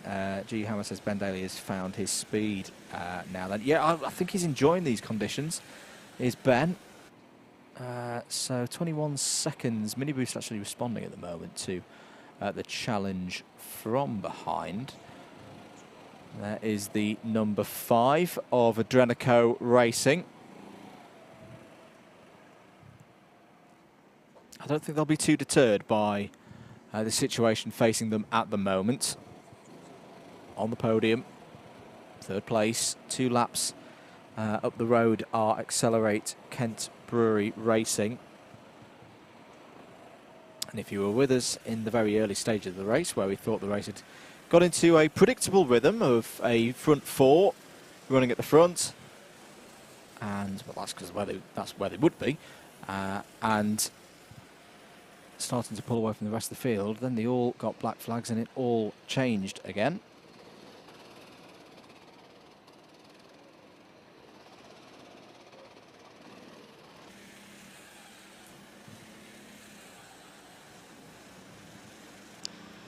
we're saying is 2 laps at this stage is not a kind of distance, Kieran, to rest your laurels on. No.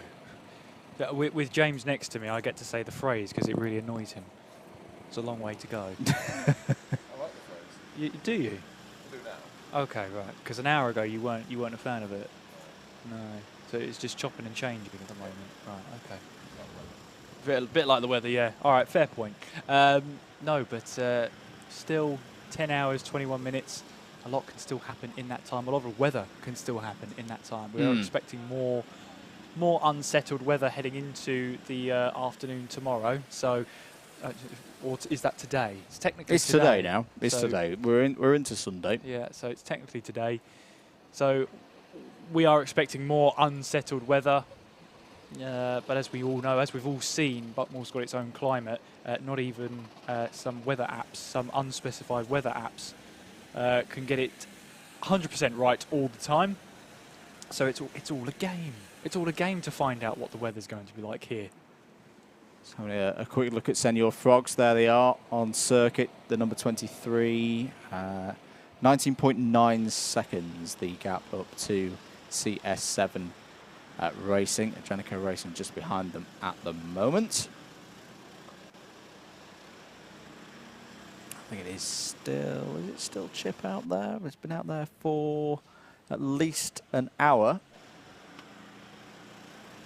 Yes, it was Chip who got back in after the service stop. Yeah. Which there was a question about that earlier in the chat about asking if the service stop, you had to have a different driver jump in the cart after a service stop. But I had a look at the regs and I couldn't find that specific one in there. It's only if you're intentionally refueling the cart. If you're intentionally refueling the cart, and that's probably the one thing that isn't done on a mandatory pit stop. And the reasons why that is, drivers could start, or teams could start taking unfair advantage over it.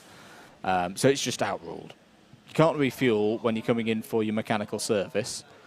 So on that basis, it's not a fuel stop. You're not forced to do a driver change. And in some ways, when they change and make the cart a bit fresher, we talked about it, the start of the race, the cart is pretty quick because the tyres are fresher, drivers are fresher, etc., etc.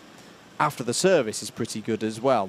Not in ultimate lap time on this day in history because it's wet out there. But that's often what you see drivers and teams do. If they know when their stop's going to be, they try and put their fastest driver around that so that they can take advantage of a freshly serviced cart. And that, again, is a spot of the strategy that Senior Frogs have got it absolutely spot on here. Admittance Racing continuing to go round. Lap times for the leaders, all in the 106s and the 107s. Race into the rhythm now. Next phase, I'd say, for a lot of these teams is make sunrise and then assess where you are from there on in. It's Callum Jones in, just to remind, for Admittance Racing at the moment.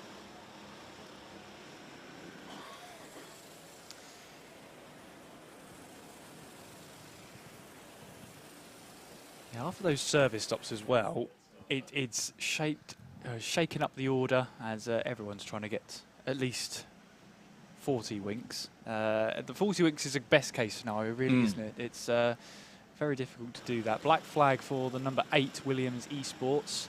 They will have to come in and serve a penalty. They're currently 10th overall, 8th in class. And we should note as well that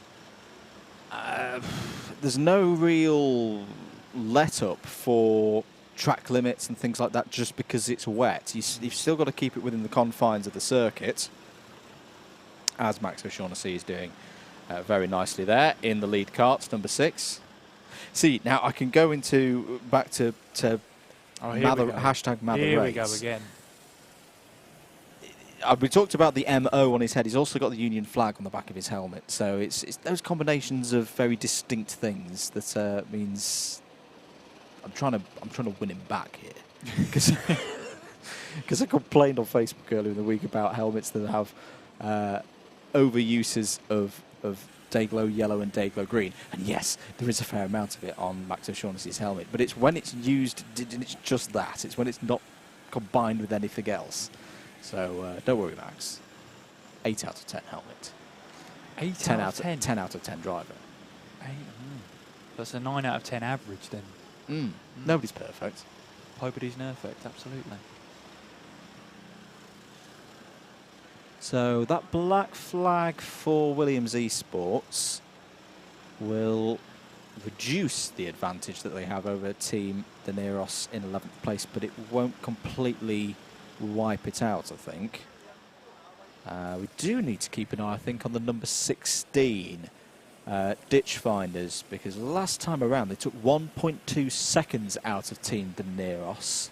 I think they're going to be coming through from Sector 1 into Sector 2 now, judging by our predictor lines. 5.8 seconds was the gap last time around. As I say, 1.2 seconds reduced in that one. So there was the number 20. And I think there is the number 16 going down Syme's sweep at the moment.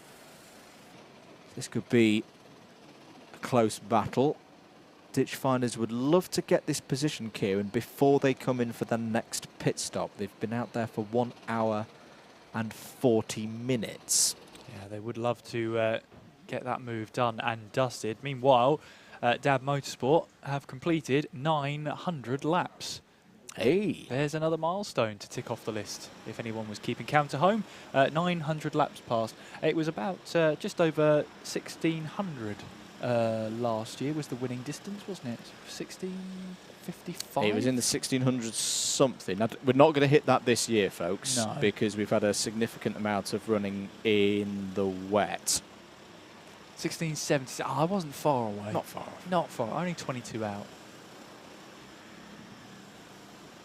Yes, there's been a lot more slower paced running because of the conditions.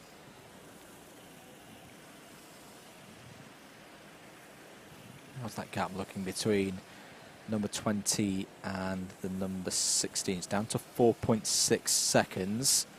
Another 1.2 seconds taken out by the Ditch Finders. And this is an important one in Clubman because this is our third place battle in Clubman.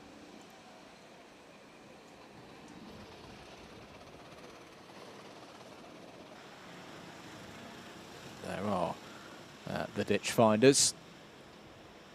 Jacob Newman, Johnny Hoth, Sam Lukes, Johnny Angel and Spencer Gent on this team.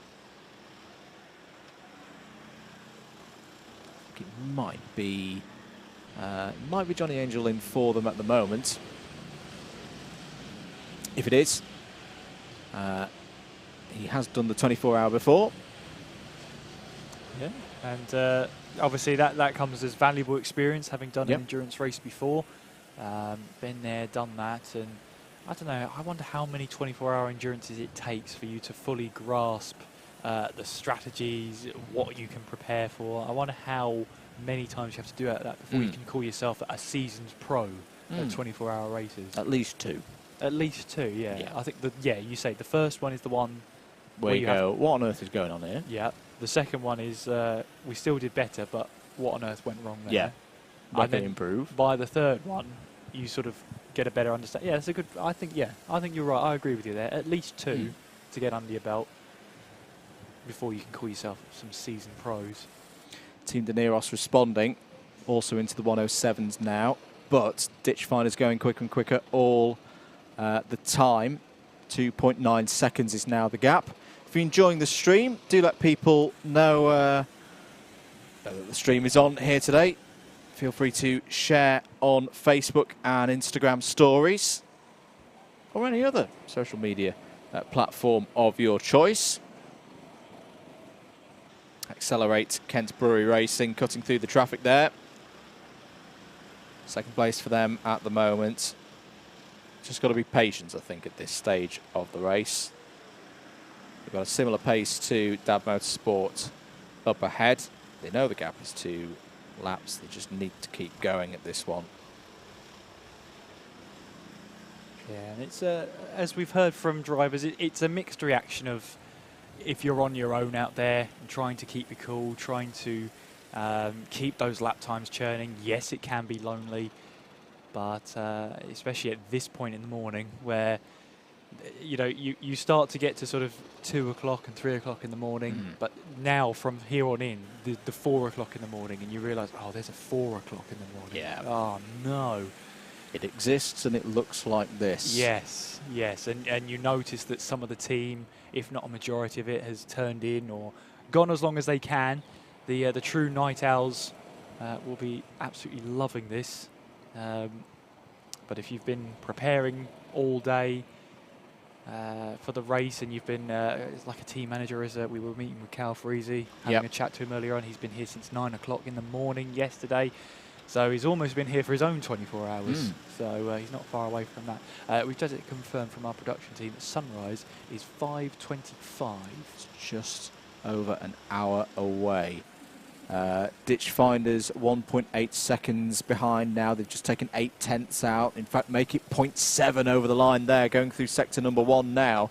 Ditch Finders on the pace here to try and wrestle 11th place overall, and more crucially, 3rd place in the clubman category, away from Team Daneros. I think they may have just passed through our shot there. Keep an eye out for the number 20 and the number 16. Gone through sector number 1. I think they're going through sector number 2. Now, there they are. There they are. 20 still ahead of the number 16 as they go into paddock corner now. Where is the opportunity going to present itself? This is for position in the race and for, at the moment, the last spot on the clubman podium. Superb driving from the Ditch Finders at the moment. There's an ABC. Oh, we're going to come back to that in a moment because that's quite important in clubman as well. But here is the closest fight for position out on track. 11th place, Team Daneros, finished their 888th lap. Will they complete the 889th? Still ahead of their rivals, the Ditch Finders there in the number 16. Potential opportunity into hairpin 2, you would think, for an overtake, but no.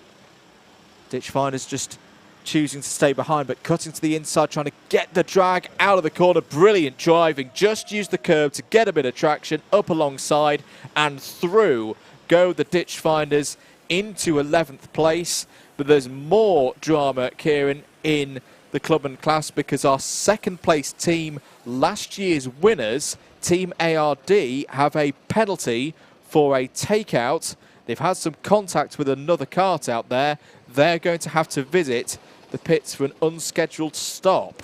Yeah, well, that was a great move from, I believe that's Spencer Gent in the number 16, the Ditch Finders. But yeah, there's the second place in the clubman class, having a black flag for a takeout you saw there, which is otherwise known as an ABC. So they've obviously made contact and gained an advantage from it. So they will have to make a stop, a penalty stop. I'm pretty sure they're going to lose places overall. They're going to lose out to the Bayford Bandits here for 8th spot in the whole order.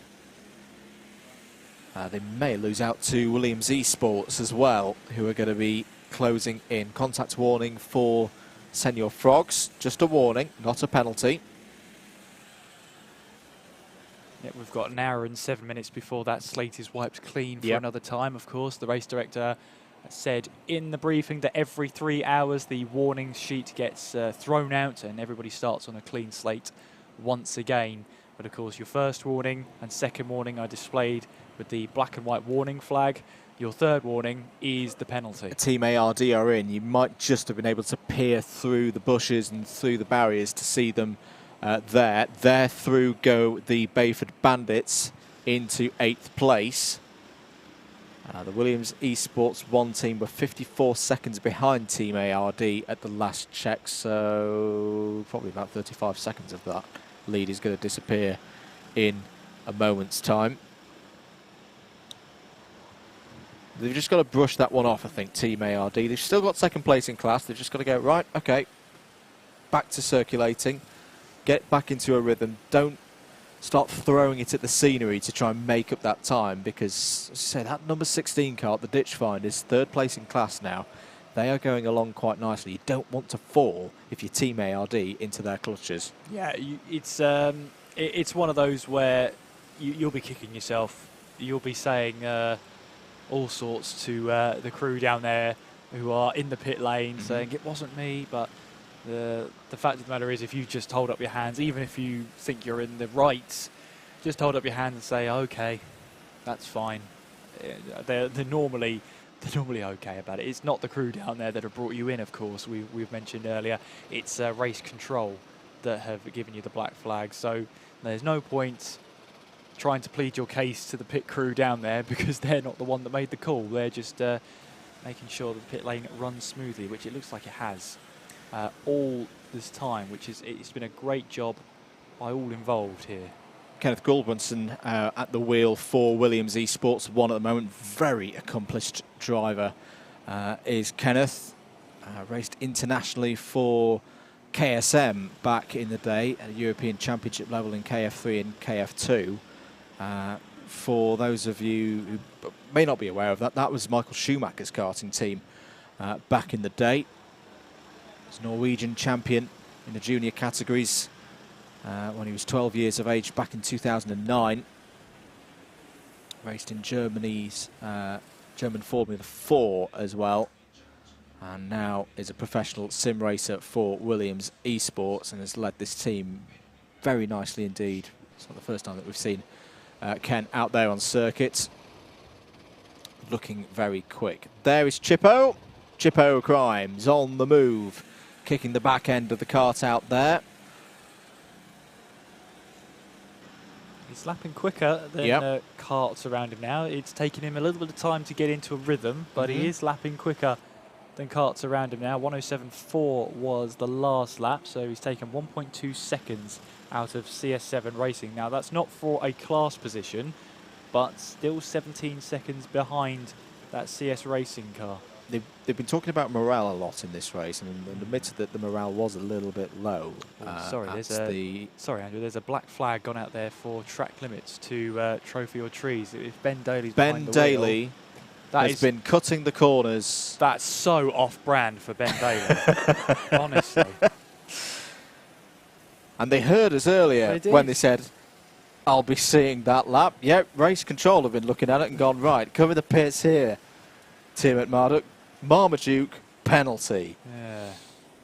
That's unfortunate for Ben. Sorry, I rudely interrupted you there. 5 laps. They won't lose position. That's the good thing. They've got 5 laps ahead of Team Rango. That is a shame. That is a shame for Ben, because this has been a really good stint from him. Accumulation of warnings means, unfortunately, he's a driver who has to come in and sit in the penalty box for a bit. I don't think that is Ben out there. Or is it not? Have they changed out? Oh, there we go. It's not Ben at all. So Somebody else has been cutting corners. I told you it was off-brand for Ben Daly. I told you. I knew it wasn't. It could possibly be... Is that Jamie Henderson? Could be Jamie Henderson back out. This is the problem with wetsuits, ladies and gentlemen. They all look the same once they put the wetsuits on. The lovely suit that said their name on the back is completely covered now by the wetsuit. My guess is that's Jamie Henderson, and he's come into the pits. We might get a closer view of who that is coming in. I think that's Team Rango into the pits as well for a fuel stop. The second Williams Esports outfit are also out there, or in the pit lane, I should say. We'll see if we could try and get a shot of the 24 leaving the pit lane. And fueling underway there. Yeah, there were 2 karts in the pit lane there. There is the next driver getting ready. Be Ethan. It is indeed. Ethan Payne back in the kart shortly then.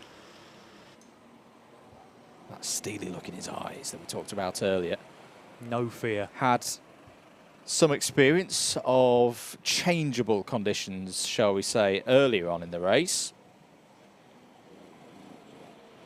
Trophy or Trees have come in and served their black flag, so they're back out on circuit. I'll set about trying to close down at Club 73 Team Silent once again. Yeah, I think you're right. I think by process of elimination and the other lids that we know that are in the Trophy or Trees cart, that it is going to be Jamie Henderson. So we'll blame him. Yeah, well, it's the track limit warnings are awarded to the cart and not the driver. So that might have been Jamie's first track limit of that 3-hour stint. And unfortunately, he's the one that has to serve the penalty. So Senior Frogs, we need to keep reminding ourselves that they have had their service stop within the last hour and a bit.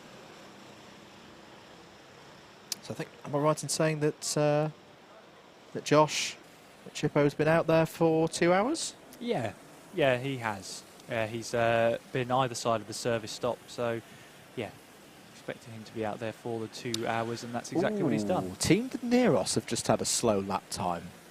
2 minutes 15.348, and that's slower than a pit stop or a normal pit stop. I wonder if they come in for some fuel. I think they've come in some fuel and got held up in the pits. Yeah. Again, that just shows you how things can change. That's 45 seconds lost, really. Ethan warming up. Need to warm up. It's cold out there. It's chilly.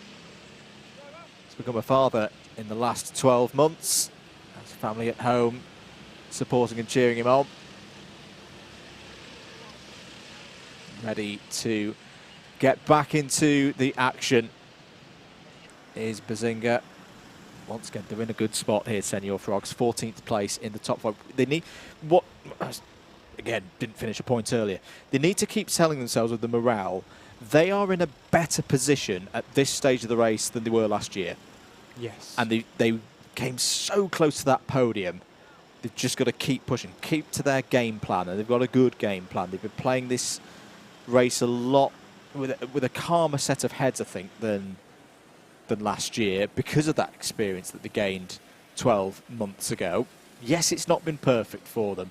They will have learnt a lot in the last 14 hours of the race, but they've put themselves in a finishing position now where they can build from this. Let's see if Chippo is in this time around. He's been consistently in the 1 minute 7s when he's had a clear track. Nope, he's going to go around again. Rapidly closing in on Team Neros, though. 7.9 seconds is now the gap. Now that they're not on the same strategy. There's a black flag for CS7 Racing. That might help Senior Frogs as well from an overall position perspective, because we've been talking about how they've been trying to chase the number 4 down here.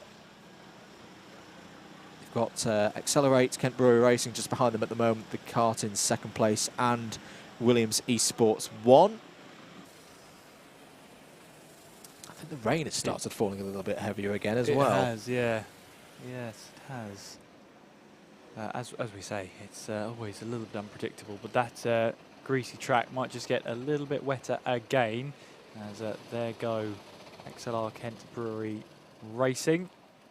Up the inside just to put another lap on Senior Frogs, but they're not in the same class, so it's not the end of the world. As again, Chip goes round for yet another lap, so happy to keep pressing on here. And yeah, his lap times have improved over the stint as well. He's grown into this stint, and of course he's had that service stop as well, which is a little bit of an interruption. It's always a tricky one there. But he's got back into it, settled into a race, settled into some pace, and unfortunately for him, he's settled into that pace now, got some good pace. Hand up, I think that was an acknowledgement to say, yep, we're going to be annoyed. It might have been for a yellow flag, actually, going down. But yes, it was for a yellow flag, because there's the green to say that they're through the area, at the area of danger. But he's had this good pace, and now he's nearing the end of his stint, so you finally get into that rhythm, and you're going to be pulled out of the card. It's one of those things, isn't it? They pulled 3.2 seconds on the number 20 of Team Neros last time around. And they're getting a bit of help from Williams Esports behind at this moment. Just need to be careful pulling into the pits if it is going to be this time.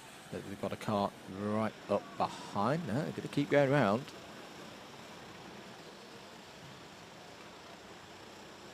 They have gone past CS7 Racing, who've come in to serve their pit stop. So that's a position overall gained for Senior Frogs. It is indeed. It's a position gained overall, but not for class position. So they won't be looking too deeply into that. They'll be looking to see if they can close in onto Team Daenerys, which they are doing. Another second taken out. 3.6 now. That is a much more important one for them. Now we should remind ourselves that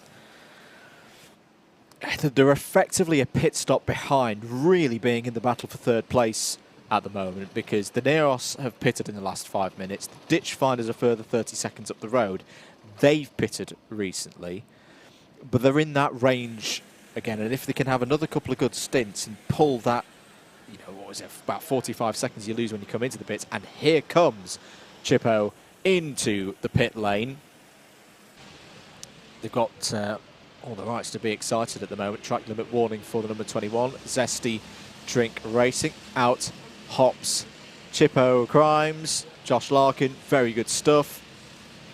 And Ethan Bazinga Payne just waits now until he's called over to jump in the cart and get back out on circuit. I see Mo Hassan prepared to get into the Dr. Vapes, number 17 as well. There goes Bazinga. Nice and calm. Good pit stop there from Senior Frogs.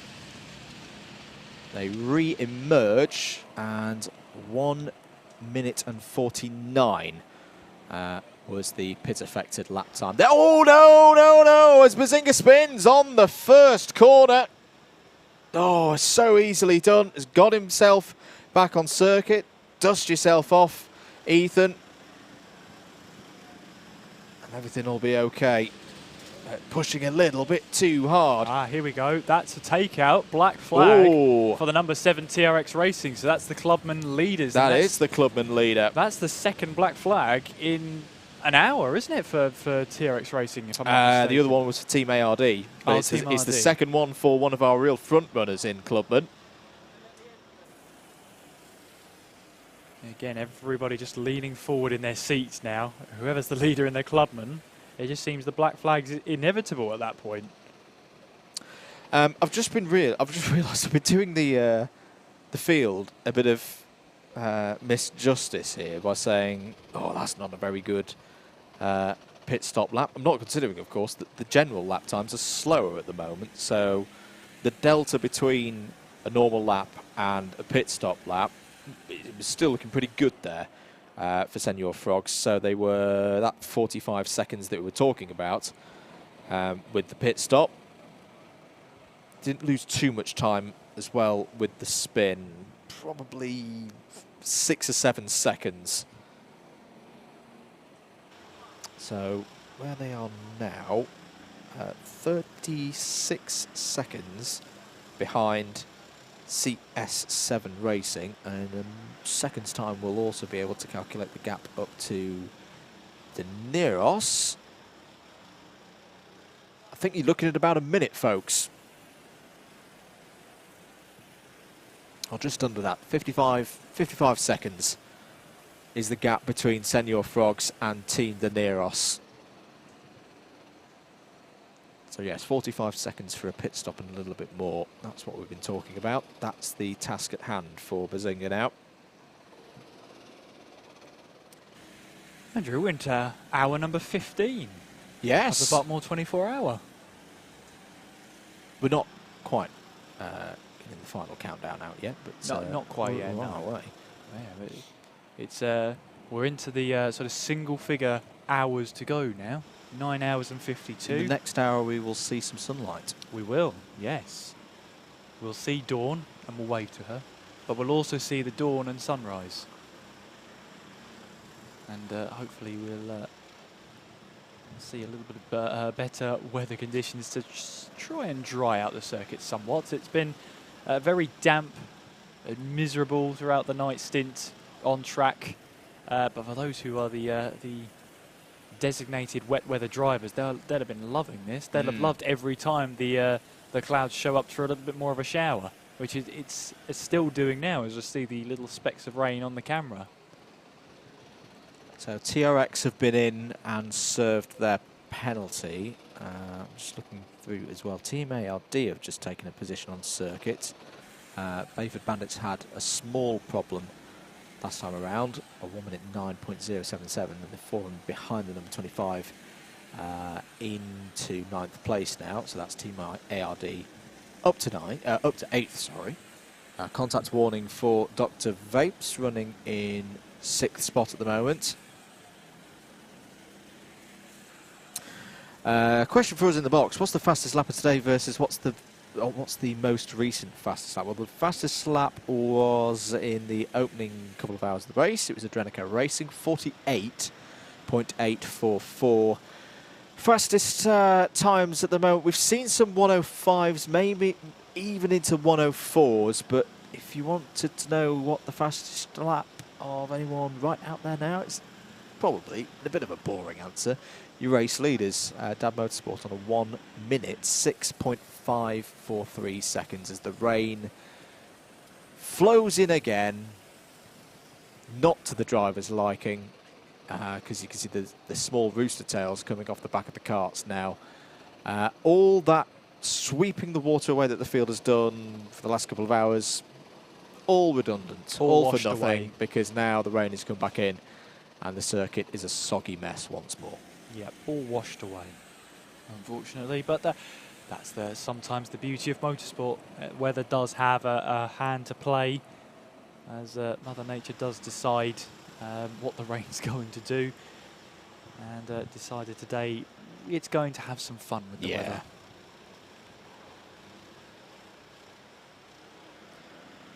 So ditch finders well, everybody's changed drivers through that sequence of pit stops also, of course. I'm just looking at this third place clubman battle. So ditch finders last time around a 1 minute 11. Team Dineros a 1 minute 9.7. Senior Frogs a 1 minute 10.3. That's interesting. Let's see if that trend carries on for the best part of 2 hours for the drivers who've just taken out onto circuit. 10 minutes ditch finders driver has been out. 12 for Dineros, 5 for Senior Frogs. They're kind of still on the same strategy when it's all worked out.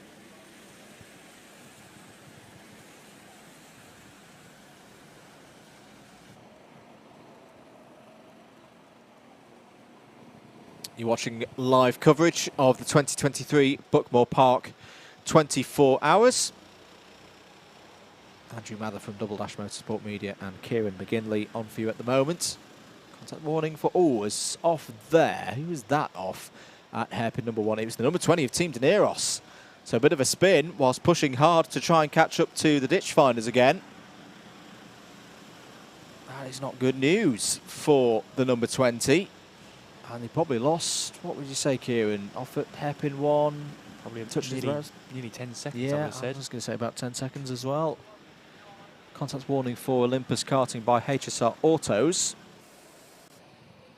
And what we're seeing really in the dry, we didn't really see many mistakes that led to spins or mistakes that led to many excursions off the track. And this is what happens when you have the slick tyres on a wet track. You start to see the spins, you start to see the errors. One place that is so easy to make an error is into hairpin 1, where you put the brakes on, and all of a sudden in these 4 strokes you hear the engine cut out. And that's when you realise you've locked the rear axle. That's not great. And if you don't know what to do in that scenario, it's pretty scary. Yes. You do have a moment, that is for sure. I've been on the receiving end of that one. It's tough to recover that one. It's possible, but tough.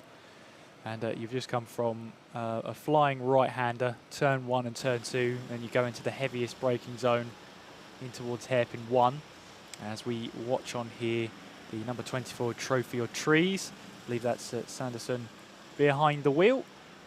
Jamie Sanderson trying to get the lap times on there. What's the lap times? 1:08.9 from Sanderson on the last lap, but he was 3.2 seconds quicker than the number 11 kart up ahead, 21 seconds up the road, and looking to try and cover and cut down that gap as much as possible. In terms of on-track battles, the closest one is the battle for 8th place overall. Team ARD in the 25 and the number 10 of the Bayford Bandits. 6.7 separates them, although the Bayford Bandits were half a second slower on the last lap. We'll keep an eye on their lap times and see if they do start to close in again, and see if they can close in on that battle. As we see Cafe Curve, and there goes the number 5 machine, making their way on towards the first 2 turns. Adrenico Racing currently in 3rd place overall. And we've got a question from Joshua. Good question. Hubie. I think it's Hubie. Hubby? Please correct me, Josh. But who surprised you the most so far? Oh, that is I think it's got to be Dr. Vapes for me. And I know they were promoted up to the pro category ahead of this one. But the level of their performance, Luke Battersby's stint earlier in the race, really impressive. Really put them in amongst it. And a team of drivers that have got a lot of enthusiasm, a lot of passion, but are still probably not the most experienced team out there. They have shown that, similar to what we saw with the Senior Frogs last year, they're turning that passion and enthusiasm into speed. Yeah. And they've had a tremendous race so far. Even if it was to go all wrong from here on in, they can be really proud of their effort today in the number 17. So I think I'm going to go with them. It's a good answer, actually. I very much agree. They started down the order.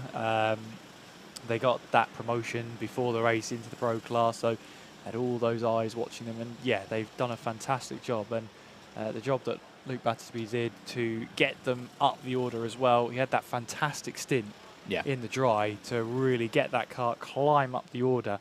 And his teammates have managed to keep the kart up there as well, challenging away for the top 6. They're 11 laps down on the leader, 3 laps behind the next kart. But as we all know at this point, that's about a 3-minute gap or so. And 3 minutes is not a lot when it comes to this sort of race. And one of the other things I like about the story of that team is that they've got, I mean, yes, they've all come from various different karting arenas, but very different in their own right, in that you've got a couple of them who've come from indoor karting, the 2 Hassans included in that. You've got Luke, obviously, who's been here a lot because he's a staff member. You know, Marcel, who's come from Brentwood, Yusuf Tahayono, who I've seen race for actually quite a few years because he's raced a lot in owner karting in things like Wilton Mill Kart Club, which if you want to watch that is, I was going to say tomorrow, but it's today because we're into Sunday now. Later on today, live coverage for their latest Kart Club Championship round with, if I'm right in saying, Jack Oliphant and David Sullivan. No, not David Sullivan, because David's up at Teesside. Chaz Draycott is on for WMKC today. Commentators all over the country. Everywhere. No one's really where they normally are either. Apart from Butters and Dave up at Teesside. But yeah, do go check out those streams later today. They will be carrying on after we finish by 3:30 here at Buckmore Park. Do head over there at the end of the show and give them your support.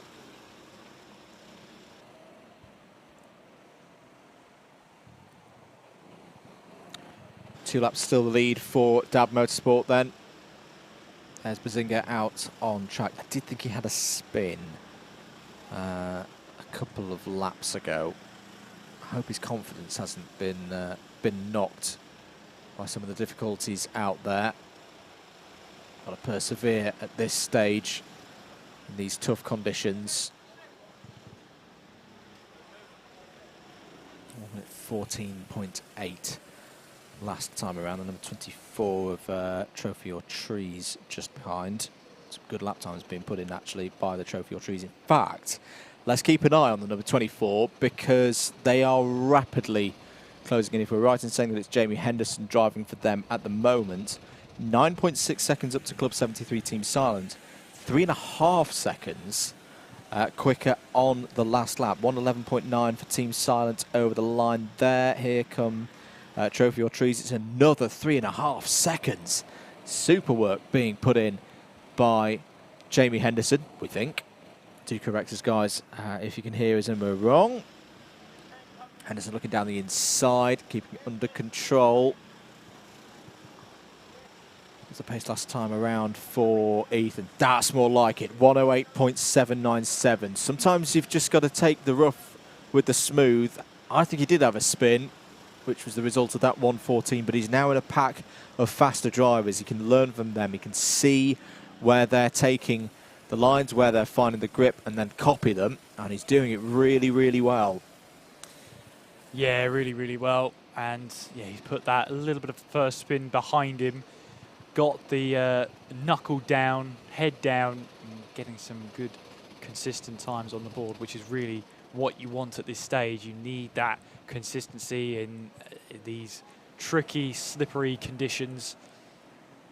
And yeah, it's great because some drivers, I would count myself in that, really kick themselves over a mistake. You do that, and for 5 or 6 laps, you're off the pace because you're still kicking yourself from the last time. But fair play to Ethan. He's got back on the horse and treated like nothing ever happened and just put it all behind him and setting some consistent laps. He's keeping the number 24 at bay at the moment there. Onto the run down through the S's. I can see Club 73 Young Guns, I think, have changed driver. I think Sebastian Block's got back in for them. Just over 9.5 hours of the race to go. Whoa, big slide there from Bazinga going down through Pullman's. Did he manage to pull that one up? He did. He did indeed. Through goes Jamie Henderson for Trophy or Trees. I won't bother either of them at the moment, though, because they're not racing each other for track position. Oh, big snap of oversteer for Block there in the number 1 Club 73 Young Guns. That is how tricky these conditions are at the moment. There's the number 11. Now, that is the cart that Club 73 Team Silent, that they're the ones being chased at the moment by Trophy or Trees. The Formula 1 and Motorsport Influencers team. And another 1:08 in from Trophy or Trees. 1:09 for Senior Frogs. 13 seconds is the gap up to CS7 Racing. And their pace is also similar to what we're seeing from Ditchfinders and Team De Neros. So, no net gain, but whoa, big spin there. Who was that flying off the circuit? That was coming down through Simon's sweep there in the darkness. It wasn't Senior Frogs, it wasn't Trophy or Trees, it wasn't the Dranico Racing either. It was a very dark wetsuit that was flying through there. I think they've got going now because there's nobody sat in the runoff down through Simon's sweep. I think that was one of those that looked a bit more dramatic than it actually was. In fact, was it? I think it was Team Silent. I think because they've just lost out there to Trophy or Trees. Yep, it was. They've lost about 12 seconds. So a dramatic spin there for Club 73 Team Silent means that Trophy or Trees are up to 21st, Kieran. Yeah, and they'll be happy about that. Moving up the order, of course. But yeah, one of those where maybe just taking a little bit too much speed in towards Simon's sweep, getting onto just the wet patch there is sliding through. There's a couple of ways to take this corner. Some people like to slide their way through, which is fair enough. Absolutely, absolutely. The young guns. You talked about Sebastian Bloch earlier on. Obviously, up in the commentary box. You can call it yesterday now, can't you? Saying they were really waiting for the rain, favouring these conditions. How are their lap times doing? 1:08.6 for the last lap. Lost 1.6 seconds on that last lap. The only way is Brentwood. They are in a little bit of traffic. They've cleared the traffic, so let's see what that last lap time will be. Another 108.4, so another 9/10 down. So they are pulling away from Dr. Vates, but they're losing time to the only way is Brentwood. So they're sort of forming a little bit of a race of their own. They're 3 laps behind 4th place and 3 laps ahead of 6th place. So they are in a bit of a race of their own at the moment. Pace is good though. One of the fastest karts out on circuit. Keep your comments coming in. Keep the likes as well if you're new into the stream flowing in. Thank you for your continued support. 455 of you watching at the moment. Let us know where you're watching from around the world. It could be a good time for a lot of our viewers from Australia. Pleasant. We'll probably getting towards lunchtime in Australia now. Yeah. As I say, let us know where you're watching from in the world. Yeah, I'd love to see where you're watching from. It's always it's a great part of an endurance race that attracts global attention. Yeah, as Andrew says, let us know where you're watching from. So I'm looking up the road now for Henderson and Trophy or Trees of what can they do next. Well, at the current rate, I think they've got a good opportunity of trying to haul in Mini Boost, who pretty much lap ahead, and it took 3.2 seconds out of, I think, last time around. So Trophy or Trees at that rate, give them 20 laps or so, they'll be right there. Hello to Charlotte Malone. So, yep, it's 2 PM in Sydney. Couple from New Zealand, Canada, Australia. We've got Lewis, who I'm pretty sure in the chat earlier on at 3:30 was saying, I'm calling 4 AM. I'm calling this a night. He's still here. Nah, stick with it. Yeah, stick Power with through. it. Stick with it. G Hammer from East Sussex. There you go, East Sussex, and it's 5 to 5 in the morning here. So great stuff. Great. Has been with us since the second hour of the race. Yeah, brilliant, brilliant stuff. A Jam Play says, big up the Kiwis. Kiwis. Big up the Kiwis. Absolutely. Never been, but I want to go. It's another beautiful part of the world. Rosie watching on in London. It's like Yorkshire, but hillier. Is that your phrase, or is that? I think that's my phrase. I don't think the New Zealand Tourist Board are going to be putting that one on. Hello to Jean, watching from Japan. Kalish from Malaysia. AJ's watching from Derbyshire. Keep them coming in, guys. Loving the interaction. It's one of my favourite things about this event. It was fantastic last season. It took us aback last year, just the sheer level of interaction, and you haven't disappointed again here in 2023. We're also still running over on DDMM Comms Box Cam, so if you want a view of the live timing, the race control info, the driver tracker, and 2 quite tired faces now at the same time, that's where you want to go. And just a reminder as well, more commentary of a DDMM nature coming up next week. Friday, we'll be down in Dorset in the south of England. We'll be at Clay Pigeon, which could have weather like this. It could be foggy, or it'll be blazing sunshine. Those are the 3 weather scenarios that Clay Pigeon has. It doesn't have any other. And we'll be there for the final 2 rounds of the British University's Karting Championship. Should be very exciting. The championship already decided. Max O'Shaughnessy and Exeter University have already got that, but there's some very, very key battles to be decided. The second-tier clubman title is yet to be decided. There's about 12 teams that could all finish second in the championship and take the runners-up spot, so a very good day's racing in store there for you.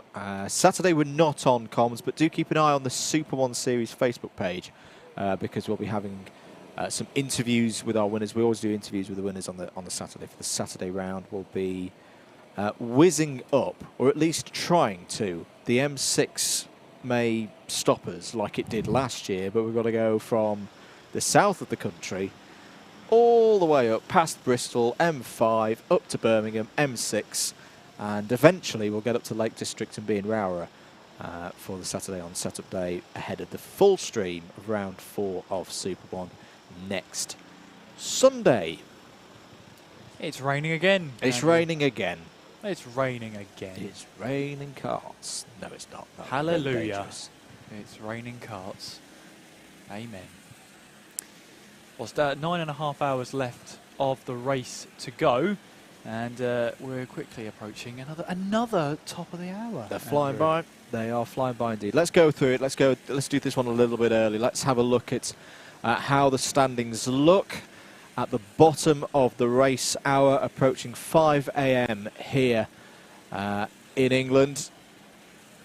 Dab Motorsport are your leaders of the race. 939 laps have been completed by them. They're entering, getting towards the end of this current stint. They've been out for an hour and 17 minutes. And they have a 2-lap lead over Accelerate Kent Brewery Racing. That gap hasn't really changed in the last hour. So it's evens apiece for them in that regard. The good news for Accelerate Kent Brewery Racing, though, is they now have a clear 3-lap lead over Adrenico Racing. They've been pushing for that, and they've got it very recently in the last couple of minutes. So Adrenico are now 5 laps. Well, they were already 5 laps behind the overall leader. It is now a clear 3 laps to second place. The only way is Brentwood are a further lap back in 4th place. They've pulled out a bit more of a gap, though, in the last hour ahead of the Club 73 Young Guns. It's 3 laps between the Brentwood and the Young Guns teams, 4th to 5th place there. And Dr. Vapes is still there in 6th place, 12 laps off the overall lead.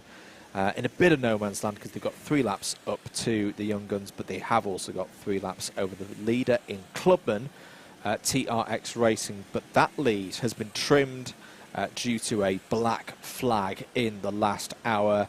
Likewise for Team ARD, who are a lap behind. So that gap, first to second in Clubman, hasn't changed too much, but the gap to further behind in Clubman has. Before we get there, Williams Esports 1 have held on to 9th place at the moment, and they're ahead of the Bayford Bandits now for 10th. Ditchfinders have wrestled 3rd place in Clubman away from Team Daneros at the moment. The gap between them is 22 seconds. It's one of the closest gaps in the field right now. So Ditchfinders in 11th, Team Daneros in 12th. They will be looking over their shoulders, though, not only for the overall position. Clanigan Strike 7 Racing, CS7 Racing there, the number 4, who currently, I think, are about 33 seconds behind Team Daneros. But it's the next kart after that, which is the Senior Frogs. They are not too far behind. They are in the shout, definitely, for a podium in Clubman. Ethan Bezinger Payne currently driving for them in 14th place. South Coast Racing are 29 seconds behind. Senior Frogs are actually closing in right now. 1 minute 10.6 last time around to 1 minute 13.2. So that gap is coming down. And Brighton Motorsport are coming back into this, I feel, as well. They've had some good pace in the last hour and are a further 20 seconds back. They've got 1 clear lap over Formula None in 17th place. 14 seconds back from them are Zesty Drink Racing, who have just had a black flag. So they have come into the pits. So that's been a change in position during the run down there because of that take-out penalty. Club 73, not fast but furious, are now 33 seconds back from Zesty Drink Racing, 23 laps off the overall lead. And then a set of karts all with a lap between them. Mini Boost in 20th, Trophy or Trees now up to 21st in this last hour. Club 73 Team Silent, who had a lurid spin down the hill through Simon's sweep, but managed to gather it up to get back on circuit and hold 22nd. They've got a 4-lap gap over Team Rango in 23rd. Olympus Karting by HSR Auto still carrying on out there, and good credit to them. They are 20 laps behind Team Rango, but they are still circulating, gaining experience all the time. We've had one, at least what we'd say, semi-retirement. I've not heard it officially called yet. The Williams Esports 2 team are currently not circulating at the moment. They are classified as 126 laps off the overall lead, 74 laps behind Olympus. I'm going to take a short break here on the commentary for a quick word from one of our sponsors.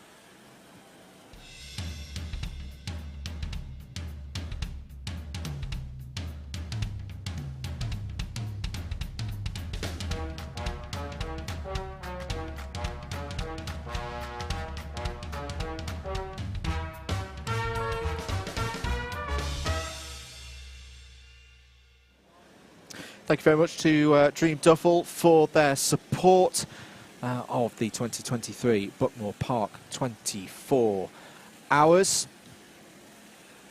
And yeah, not good news there for Zesty Drink Racing. A black flag that just stops them in the tracks a bit. They were again making some progress, moving up through the order.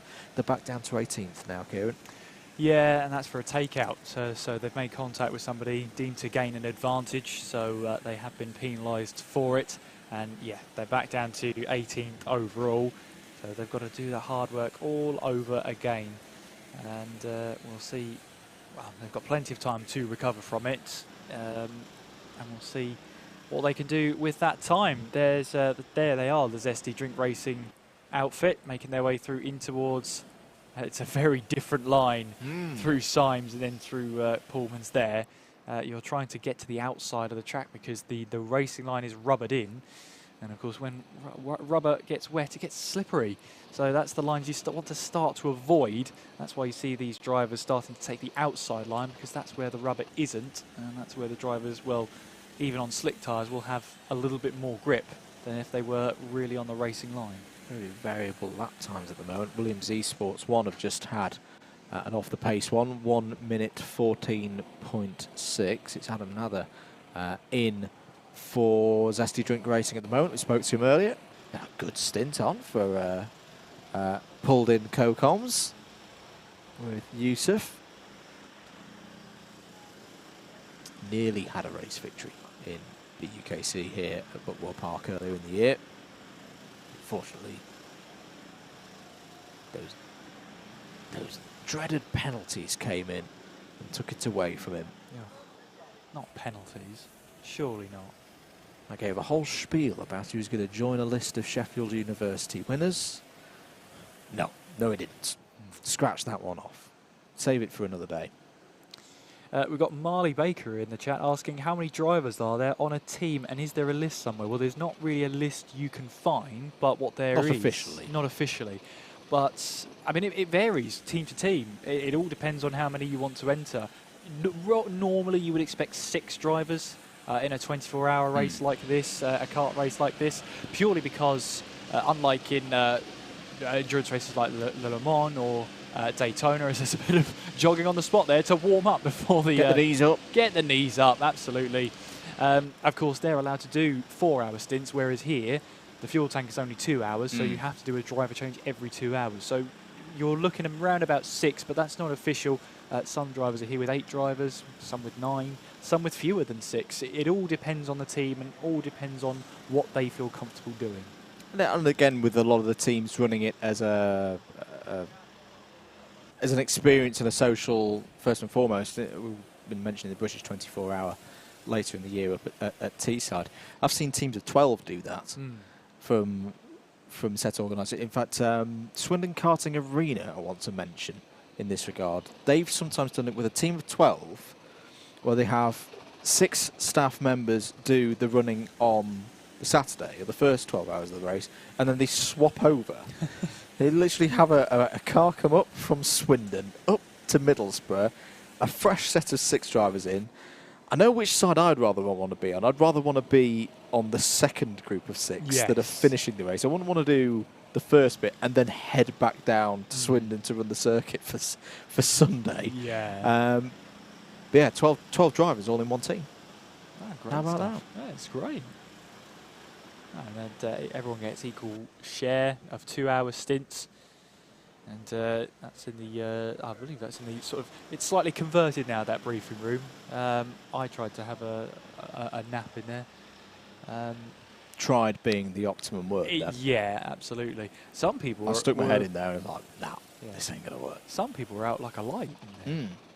I don't Again, get it. they've been working harder than us. We've been sat in a warm room all day. Very true. Very true. So what's our closest battle out there at the moment? I can see 14 seconds between Formula None and Zesty Drink. Well, lap times are comparable between those two teams at the moment. And well, actually, let's go back to Team Daneros, if we can. The number 20. Well, we talked about the ditch finders rapidly catching Daneros, what was it, about 45 minutes ago.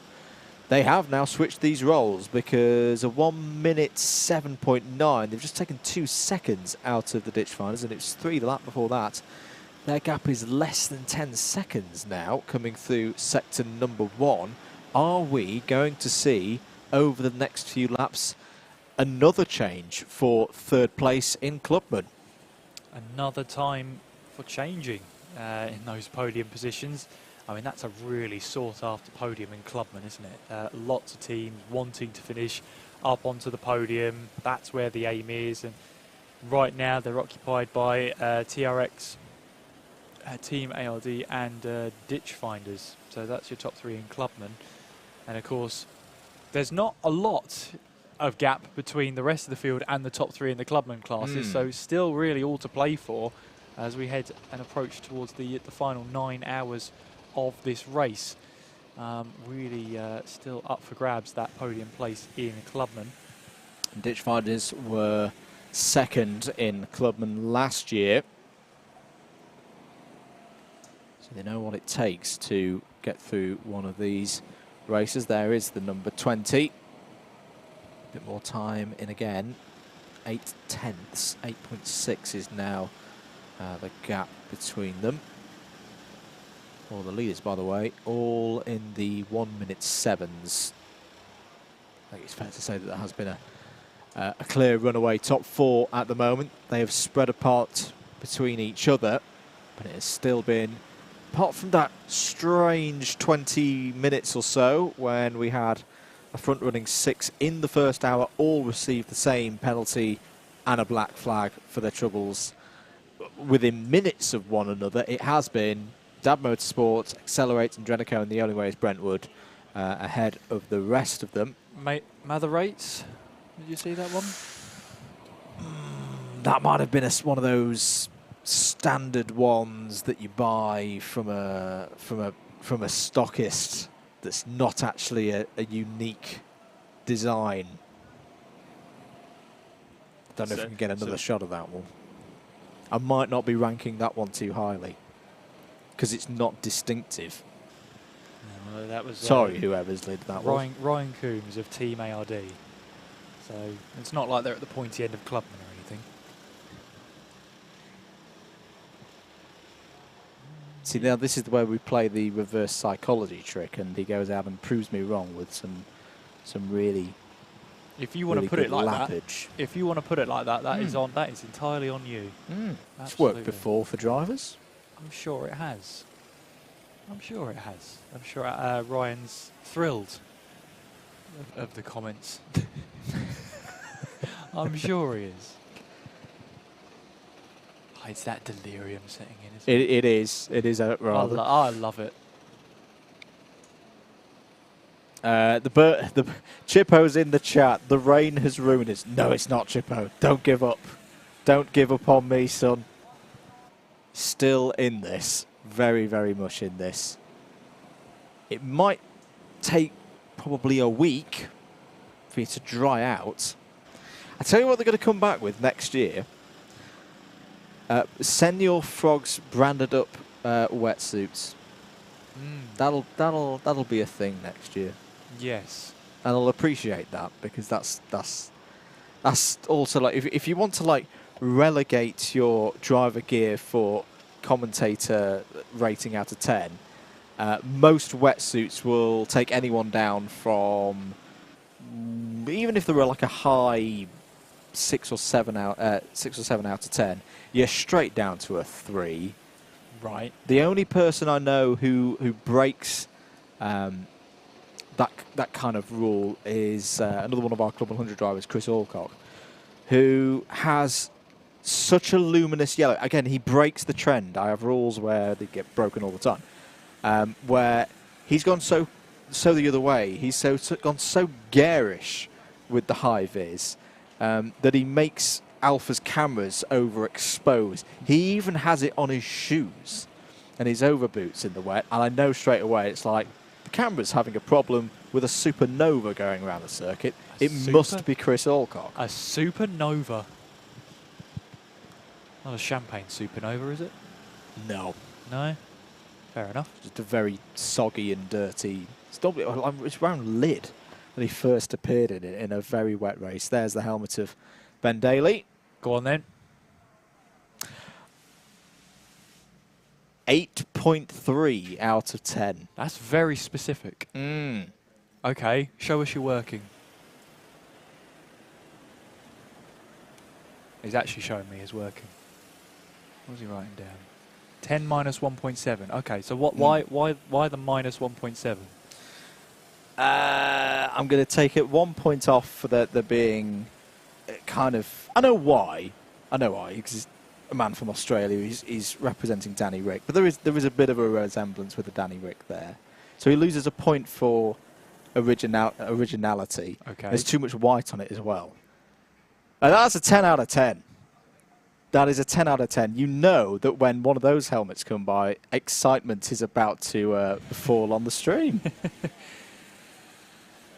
Yeah, absolutely. I'm being harsh. No, I do like Ben's design there. That is a really, really good one because again, it's distinctive. You know straight away that it's Ben. Yeah, you do indeed. And of course, he's got the his logo on the back of the lid as well. I'm sure there'll be more. I'm sure our plucky camera crew out there will find you more to rate. Make this a series. We'll have to edit this together and find out which was the best one according to Andrew Mather. Club 73 Young Guns, track limit warning for cutting the corners or extending probably out of hairpin 2. That's the hotbed of track limit warning activities where most drivers pick them up. They put the hand up and say, sorry, messed up my corner exit. Having a look there. Is it again? I like that one. I'm gonna give that one a 7.5. 7.5? Okay. Yeah. Okay.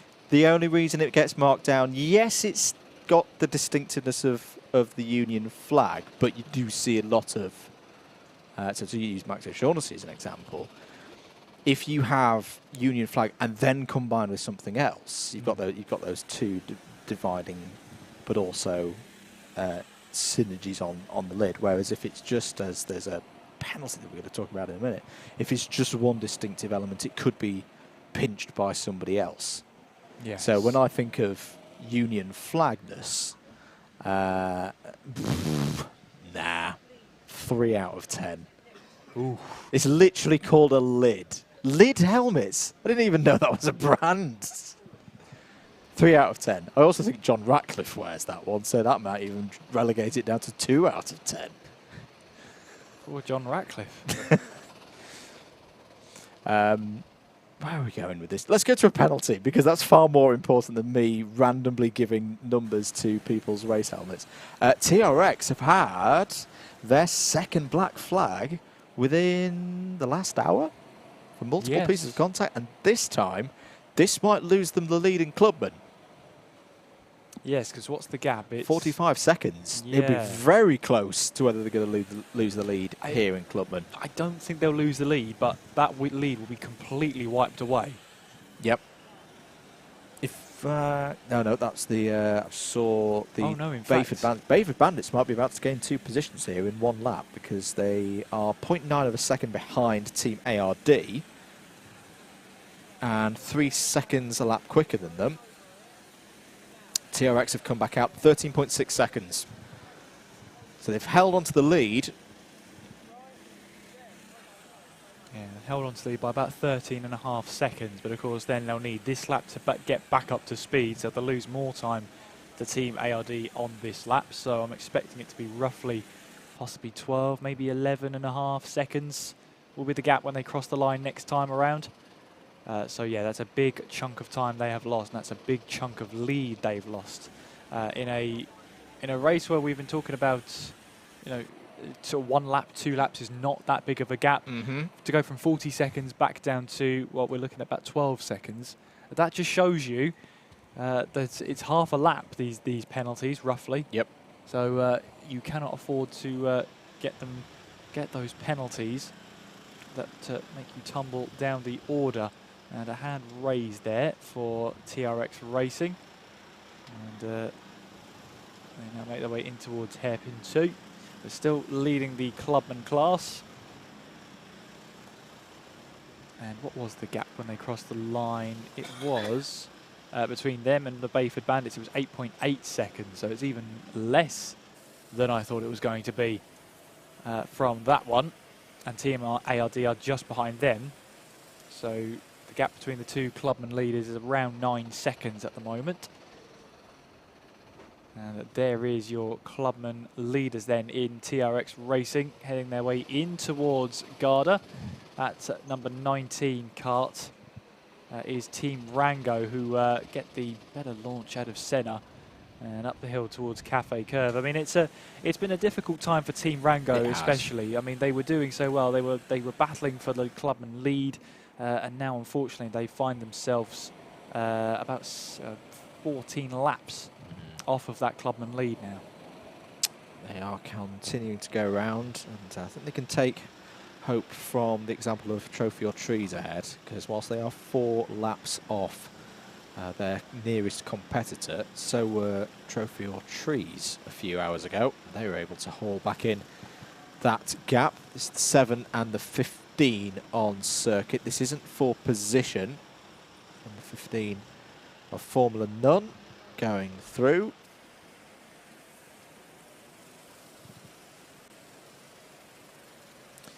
We are very close to sunrise as well. We are. We're getting there. We're getting there.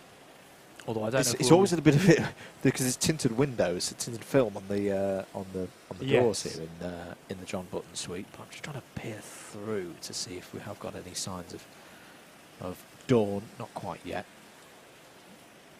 She's not far away.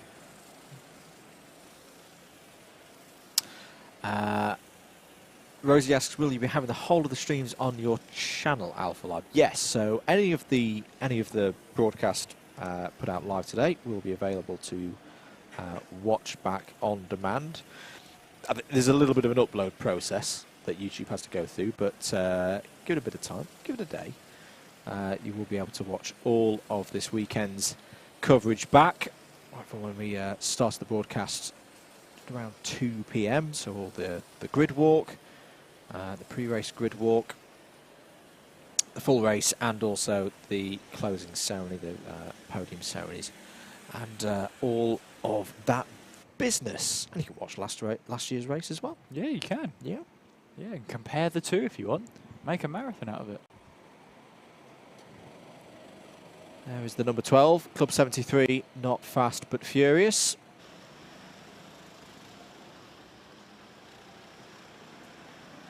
What kind of lap times are they doing at the moment? 1 minute 9.782. Sebastian Bloch just behind there in the number 1. Club 73 Young Guns. The only way is Brentwood have just made a pit stop. Not the quickest, unfortunately. 2 minutes 11.444 for them. Yeah, we just saw the not fast but furious machine. That was Tim Herbert's out in that kart, who's a real regular at Club 73 and heavyweight heavyweight contender, and it's his first time in an endurance. Speaking to him before the race was starting, but I'm sure the endurance bug will really catch on with him, just like it did for Club 73. Absolutely.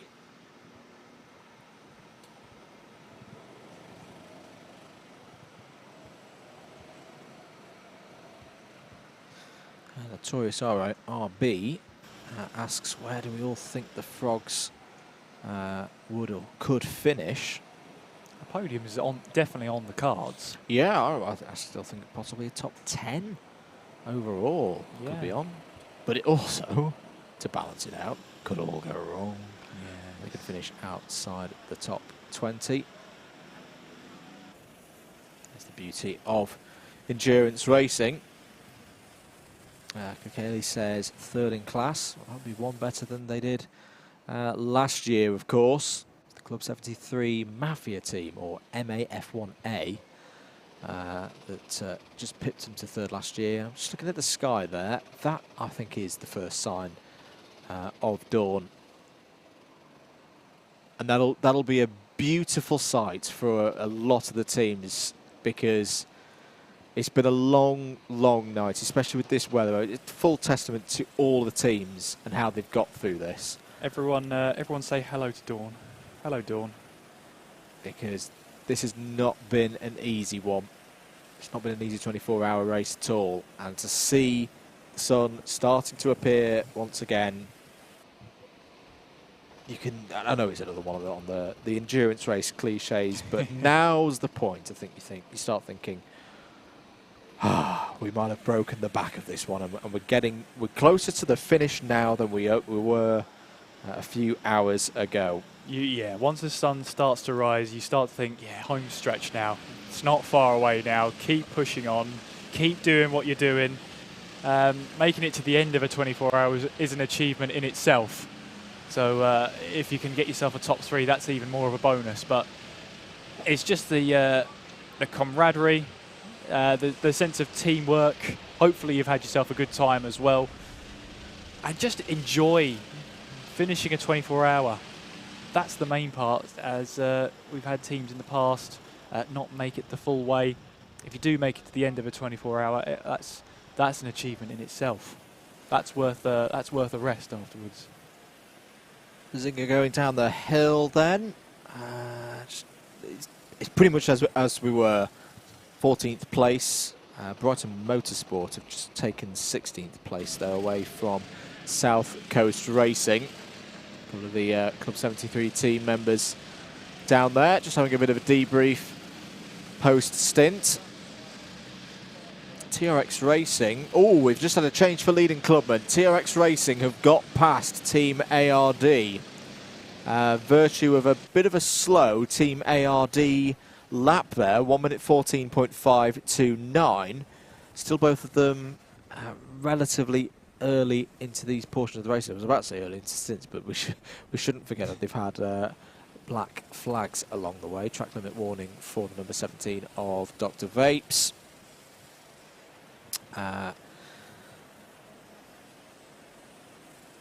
Very easy to get ahead of yourself, I think, Kieran, at this point. When you do see Dawn appear, which comes over the hill, and this place over the M2. Yes. And start making mistakes. Is this all broken down? There's a sprint race, it's suddenly broken out between the number 2 and the 7. The number 7 being TRX Racing, of course. The 25 is going to surely be in around there somewhere as well. Where is the 25 at the moment? In all of that, they should be nearby. Race control still busying away. Attentive as ever. Team ARD, actually, they've got back ahead. There they are. The Team 25 are right at the front of this order. So this is the battle for the clubman lead. The number 25 of Team ARD, last year's winners.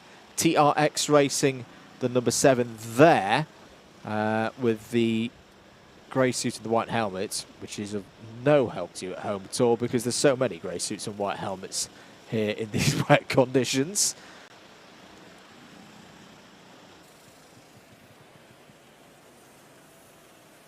Down the hill through Symes Sweep go Dr. Vapes. switch back there as they approach paddock. We'll look to the outside of Team ARD, get the run up the hill, possibly. No, Team ARD. Okay, now Team ARD are going to form back into line. Team De Neros. Now, that is not for position, folks, but that is exactly 2 laps. The gap between second and third places in the class. And that'll be good for Team De Neros, because that gap they've closed, the psychological boost, Kieran, of getting themselves back into less than 2 laps behind their next opponent, hopefully will spur them on. Yeah, there's nothing like getting a lap knocked off, because you're managing to get those positions up there, as that was 17 running deep. Dr. Vapes in towards hairpin 1, so a bit of lost ground there, but no positions lost anyway. Yeah, it's really important in that sense. Communication, pit to kart, I guess you could call it, which is great.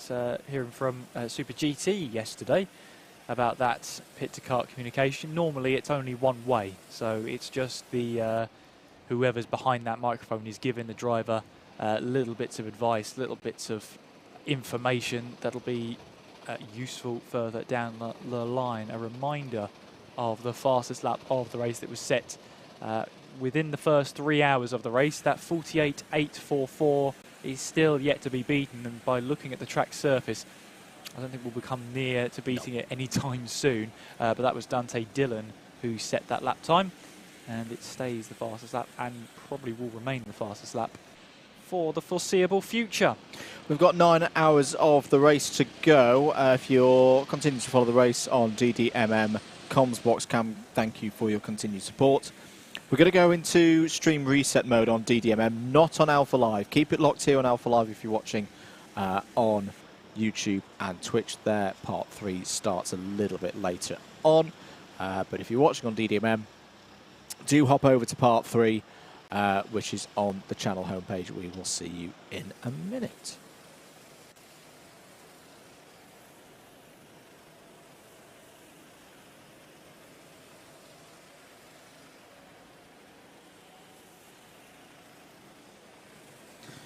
Whilst we continue here on Alpha Live, hope you're enjoying the coverage of the race so far. And the light conditions rapidly changing here, as we knew they would, of course. Kieran? It's good. It's good to have daylight dawning on us. It's a good feeling. Just like the drivers, it's the home stretch now, as we are into hour 16 of 24. We have just under 9 hours to go. We are quickly approaching the end of the second third of this race. And I'll be honest with you, it has flown by. There's been so much to talk about, so much to keep our eyes on. And it's been fantastic to watch the whole way through. And we've had a lot of people tuning in from the very start. A lot of people have called it a night, which is absolutely fair enough. With 15 hours in, you've done very well if you've made it this far. Yeah, it's great to see. We've got that international audience as well. So a big hello to everyone watching in the likes of Australia, in Canada, New Zealand. We had Japan, we had Malaysia. So great to see you all, great to have you all along with us for this journey as we head into the final 9 hours of the Buckmore Park 24 Hour 2023. And welcome back to our viewers on the DDMM Comms Box Cam. We are locked in till the end of the race now. Part 3 up and running for you. And if you're on the Alpha Live streams, you're wondering, what's that? It's the Comms Box Cam. You can see what we're up to in the box. You can also see all of the live timing information there as well. Race control messages, track map. We've got our news ticker rolling along the bottom as well, with updates from some of the series that we are covering in 2023. Contact warning for Zesty Drink Racing. There is your race leader, Max O'Shaughnessy, driving for DAB Motorsport. 106.714 last time around for Max. Has actually, we should mention, now got 3 laps advantage over Accelerates Kent Brewery Racing. As doing some great work in this last hour, and following on from the form that we've seen in the British Universities Karting Championship so far this season for Exeter Motorsport. Already champions, of course, are the Exeter A team. And soon they'll be on their way to 1,000 laps, 970 complete at the moment. Zesty Drink Racing, we saw there. Adam Nather still at the wheel for them.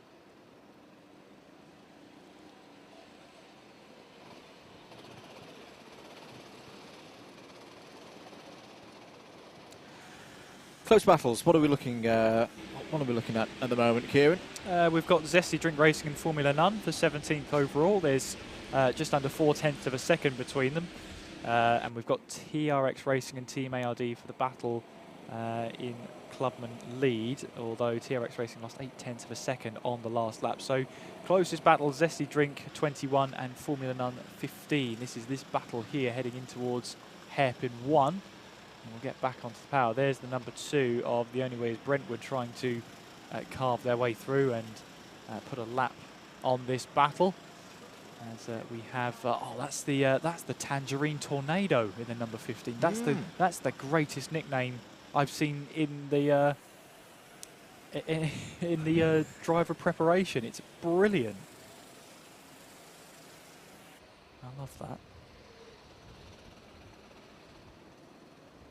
Sounds like a magician's name. It does. At a county fair. It's Daniel Mays behind the wheel. That's the Tangerine Tornado. I'd love to know the reason why. I understand the tangerine, but I need to know the context of the tornado. I've just got images. You know that mini kart GIF with the guy just spinning out of control.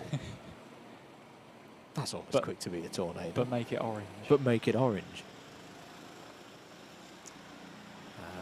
Now we're into the last 9 hours of the race.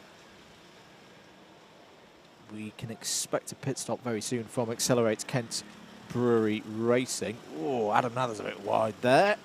That might be a track limit warning for ZDR in a moment. Because that's what we're talking about. Even though it's slippery out there, and Adam was searching for the grip, that was beyond track limits. So if that was spotted by one of the observers, that'll most likely get called.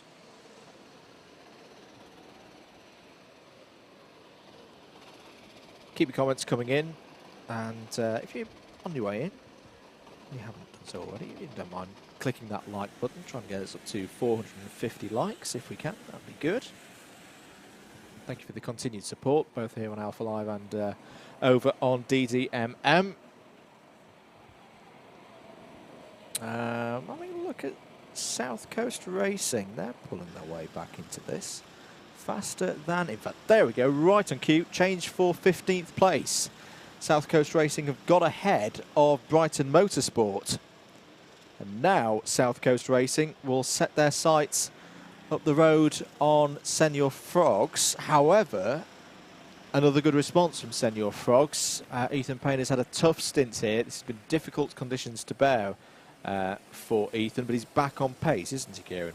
He is, finding the grip out there and lapping 0.09 of a second quicker than CS7 Racing, but 1.1 seconds quicker than Ditch Finders, who's actually the next position in class. Now, they are about a lap and a half behind at this moment in time, but at the pace they're going, they will put a big dent in that gap further down the line. So Eberzinger's doing a decent job out there of making sure he keeps those lap times coming in as consistently as possible.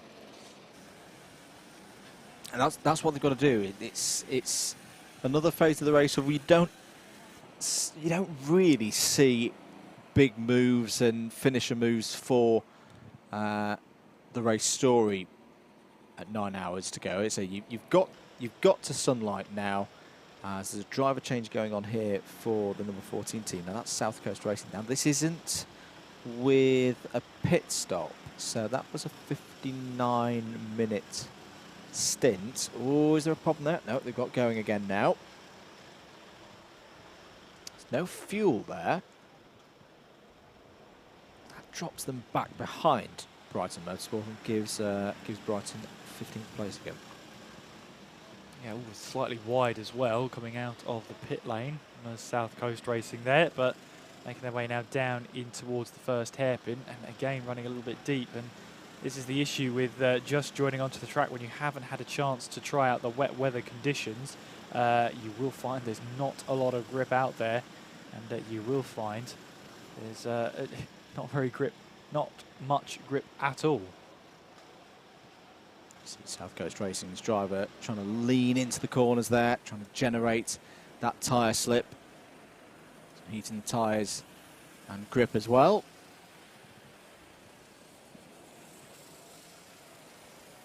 But just to go back, it's what I mean by it is this stage of the race is a target. It's a get to that stage and then assess what you do next. And probably within an hour's time, you then start to go, right, let's try and ramp it up now. Let's try and get that next position or those next couple of spots, that lap back on the cart's a couple of laps ahead of us. You've got to consolidate now. You've got to make sure that you don't throw away all that effort that you've done through the night to put you in a good position. Yeah, you've got through the night shift. That's the most important thing. You're getting into daylight now, and that as well can be a little bit of a boost to the team as well. You've made it through this the night stint, which, as you said before, has been very dreary in terms of weather. It's been on and off rain, but you've made it through now. You've got yourself into daytime driving again, as that's the 17 launching down the inside of the 20. That's Dr. Vapes trying to find a way through, and again on the inside of Team Dineros. Trying to, that's not a battle for position, by the way. That's just a battle for Dr. Vapes to get in front and put a lap on Team Dineros. But of course, no reason why you have to jump out of the way. There are no blue flags, so you can just keep racing on. And it's up to the faster cart to find their way around you. Good response from Team Dineros. I think it's Richard Neal back at the wheel for them at the moment. They lost third place in the clubman ranks not that long ago, but they fought back and they've now got 35 seconds over the ditch finders, and they're running a similar strategy. It's starting to diverge now. 24 minutes, the difference between the two strategies in terms of time their current drivers have been out on circuit. And in between them in that regard, you've got the Senior Frogs still circulating in the 108. So all three of those mentioned teams running around in the 108s. 2 laps covering them for that last spot on the clubman podium. We've not talked about Trophy or Trees for a while, and the reason I want to talk about them now is that they are now back onto the same lap as Mini Boost. 54 seconds is the gap for Mini Boost, but they are there and continuing to make progress and close in, make it 53.5 seconds for Trophy or Trees now as they try and get back into the top 20. Leaders come over to start a new lap. 978 laps completed now for DAB Motorsport. Cute. There are Trophy or Trees, the team of F1 YouTubers and motorsport influencers on social media. Quite a tough one. It's a new squad that hasn't had a lot of experience across their full team. If you missed it earlier, unfortunately, Matt Amos has had to pull out of the event for this team due to a dislocated finger and doctor's orders during an incident in his first stint, really in the early stages of this race when it was still daylight. Oh, a bit of contact there between the number 1 of Club 73 Young Guns. I think that was the number 18 trying to go around the outside. Apologies, no, it's the number 10 of Williams Esports 1. Down the inside goes Jamie Henderson for the number 24. Bit of pod-to-pod contact between the two of them. Trophy or Shrees also had Jimmy Broadbent stand in for a little bit as well. But he's been nursing a bit of illness recently, so unfortunately won't be appearing again in this race. We had a good talk to him earlier. He's feeling a lot better when he got out of the kart.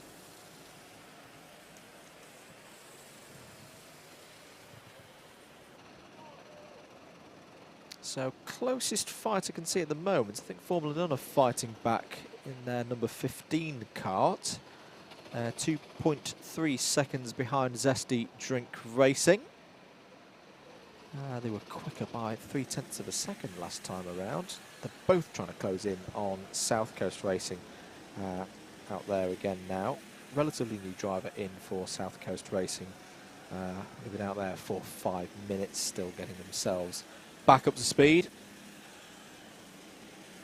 Tom says, next year we need a Senior Frogs team with Lando Norris. Might be now I'd slightly like tricky. that. Go on, why do you think Well, it's it might tricky? be slightly tricky in the fact that he might have an F1 schedule to deal with. He might have an F1 schedule to deal with. I think the more pressing one, sorry to dampen the party here, is Lando's insurance bill. It's probably what would put him out of that one. Yes, unfortunately so. But it was great to see him a couple of years ago down here when he was an F2 driver at the time. Yes, with Carlin. I remember that day very well. It was the WTF1 Grand Prix here in the old. It was the old generation fleet of Sodi karts here at Buckmore Park. I think it's still up on the Alpha Live archives here on YouTube. That was a long, long time ago. I had more hair back then. That was great there.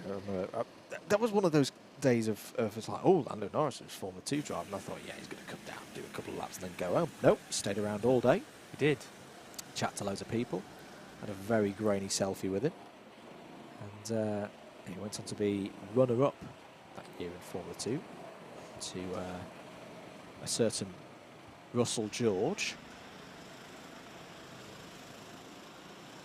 Yes. We haven't mentioned it so far, but you know the race that we were talking about last year with Lando? Yes. It still hurts. Yeah. Still really hurts. Yeah, I kind of wish you didn't mention it, but... There's been a couple of times that I've got close. Well, you say he was down here a few years ago. He was down here a few months ago because they did the filming of the Mario Kart race for the Quadrant channel. Yes. Do give that one a watch. It's good entertaining fun. And we heard from Steve earlier on, Steve Brown, that I think Quadrant are back here on Monday for filming another video. So we'll keep our eyes peeled for that one, because they're still on an off week in the Formula 1. We'll be back in next week. Is it the week after? It just feels forever, this unscheduled mid-season break. Yeah, I think it is next weekend. Yes, next weekend. It's been a long old break, hasn't it? Where are they? I've lost track now. Azerbaijan. Oh, I don't like Baku. It's Is that also- controversial to say? I don't know, but it's also a sprint weekend. Oh, no. Oh, no.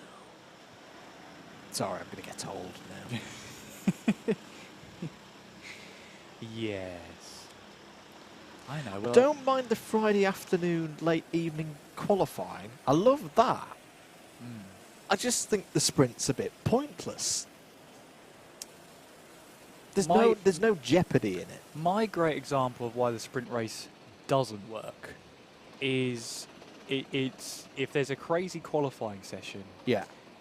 It kind like we had in Brazil. Yes, exactly that, with Kevin Magnussen on pole. Yeah. It would have been great for Kevin Magnussen to have the full 71 laps to make the most out of that pole position. Would he have won the race? Of course not. But he would have got some decent points out of the back of it. And I feel like the sprint race, all it did was in the drive. Nullify it and just bring us back to a regular qualifying result. I agree indeed. But hey-ho, it's a sprint race around the the second longest circuit on the calendar. If you want Andrew's TED Talk on how to make Formula 1 better, subscribe to Double Dash Motorsport YouTube channel. Yes. It comes down to one single sentence. Reduce the number of Grand Prix, it's too many of them. And 2, make getting to the end of a Grand Prix an achievement in itself. Never mind points, make getting to the end hard. The cars are too reliable. And I know I'm coming from the 90s here, where it's like, oh yes, Michael Schumacher's in the lead by 40 seconds, but his gearbox might pack up any minute, because they were genuinely pushing the limits. Well, and they don't do that anymore in a race condition. They run them too conservatively. I did like it when Sebastian Vettel, the race, he said, it eludes me, but it was bring back the V10s. And it was, or the V12s, I can't remember exactly what he said, but it was an older generation. And you kind of think, well, if that was a failure of a V6, that's actually quite a reliable engine nowadays. Yeah. I kind of think you would have retired 4 times in that race. Whoa, there's a little bit of contact in the background there, going down in towards Simon Sweeps. That was Sebastian Bloch was involved in that one. Yes. It was, it's the Brentwood kart. It's the only way is Brentwood. That was 4th and 5th places having a bit of a meeting. Yeah, 3 laps between them, but nothing between them as they made that little bit of contact going through Simon Sweep there, and it sent the only way is Brentwood all the way around. They have got back up to speed and back up the hill. We await to see what the verdict on that one is. The TED Talk has started now. It's on the state of Formula 1. Putting my engineer hat on, there's actually very simple reason as to why in a race condition, the engines are, the cars are too reliable now. Part of it is the absolute nonsense. You can only run 3 power units per year for saving costs doesn't work. That's not how businesses work. If you make an engine do more stuff, do more mileage, and you are a builder of said engine, like Mercedes at Brixworth, and you're only going to be allowed to sell 3 engines per car to your Aston Martin and McLaren and your customers, instead of, 6 engines a year. What are you going to do to the cost of your engine, one of the engine? You're going to double it. Yeah.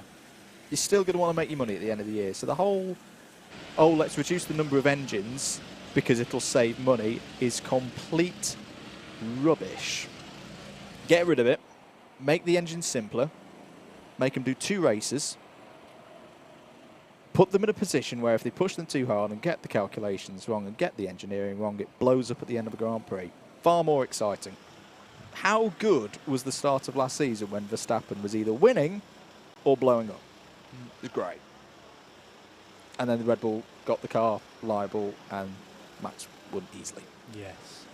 Because there's too many races. Anyway, there we go. F1 rant for the day done. There's a race still going on, Andrew. There is. There's a black flag that's gone out to the number 1 kart for that incident going down in towards Simon Sweep. So the Club 73 Young Guns will have to serve that penalty imminently. I think they have seen that black flag now.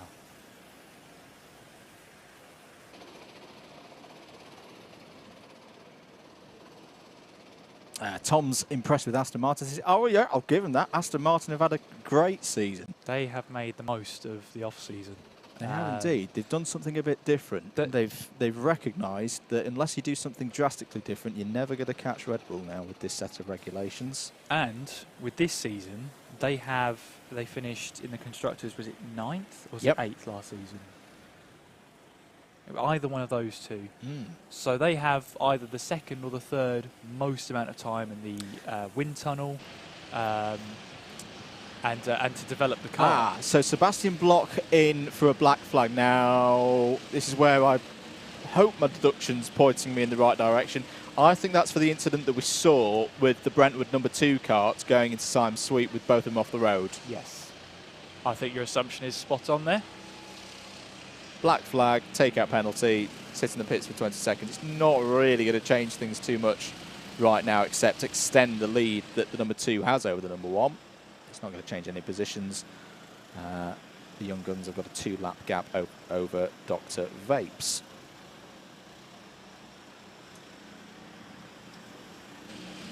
Team Silverstone have always got the most performance for each pound they spend. Yes. Which, of course, finishing further down the order. Even back to the mid-90s. Yes. The only period where they really didn't do it was the mid-2000s, when they didn't have a penny to develop with. Thoughts on 2021 Abu Dhabi? It happened. It happened. It did happen. Next question. The ending was spoilt for me by someone in chat. I was on a comms. We'd had a no F1 discussion rule in the chat all day. We had a 20-minute red flag delay that just took us long enough in a broadcast for someone to come into the chat brand new and spoil the result for me. Good. I've recorded who that person was. In fact, there's a general rule for you if you're wanting to know top 5 things that really annoy commentators in our modern streaming age. Don't discuss other race events that have been going on whilst the commentators have been broadcasting on the air. We might be watching those races on Monday morning. Yes. Don't spoil it. What's the situation with Williams 2? We think retired. Yes. We think they're out the race. We've not seen that kart circulating for... Best part of 3 hours three and a half hours now, unfortunately. So, good effort from the Williams Esports 2 team. It should not go unsaid that they came into this with pretty much no karting experience at all, never mind 24-hour karting experience. They circulated, they did... how many laps was it? 817 laps, but we do believe that they have withdrawn that kart from the entry. Yeah, and that's the part of the team, that's the sort of management side, who don't normally go racing, who don't normally get behind the wheel of a rig. That was an interesting thing my voice did there, but we'll look past it. Yeah, they don't normally get behind the wheel. So it was a valiant effort from them, but unfortunately, speaking to Brett there, the team was dwindling in numbers the longer the race went on. So I think it's probably the wisest. I mean, they got to 3 at one point. You really can't run 3 drivers in a race like this. Nope. It's nigh on impossible. But I have sent a message, but I assume he's asleep because he hasn't seen the message yet. But yeah, I think our assumptions are getting clearer and clearer as it passes that Williams Esports, the second team outfit, are out of this race and have retired. But as soon as we get confirmation of that, we'll of course bring it to you. Nothing wrong with a bit of padding. I thought he was tying his shoelaces at first, but no, it is definitely padding.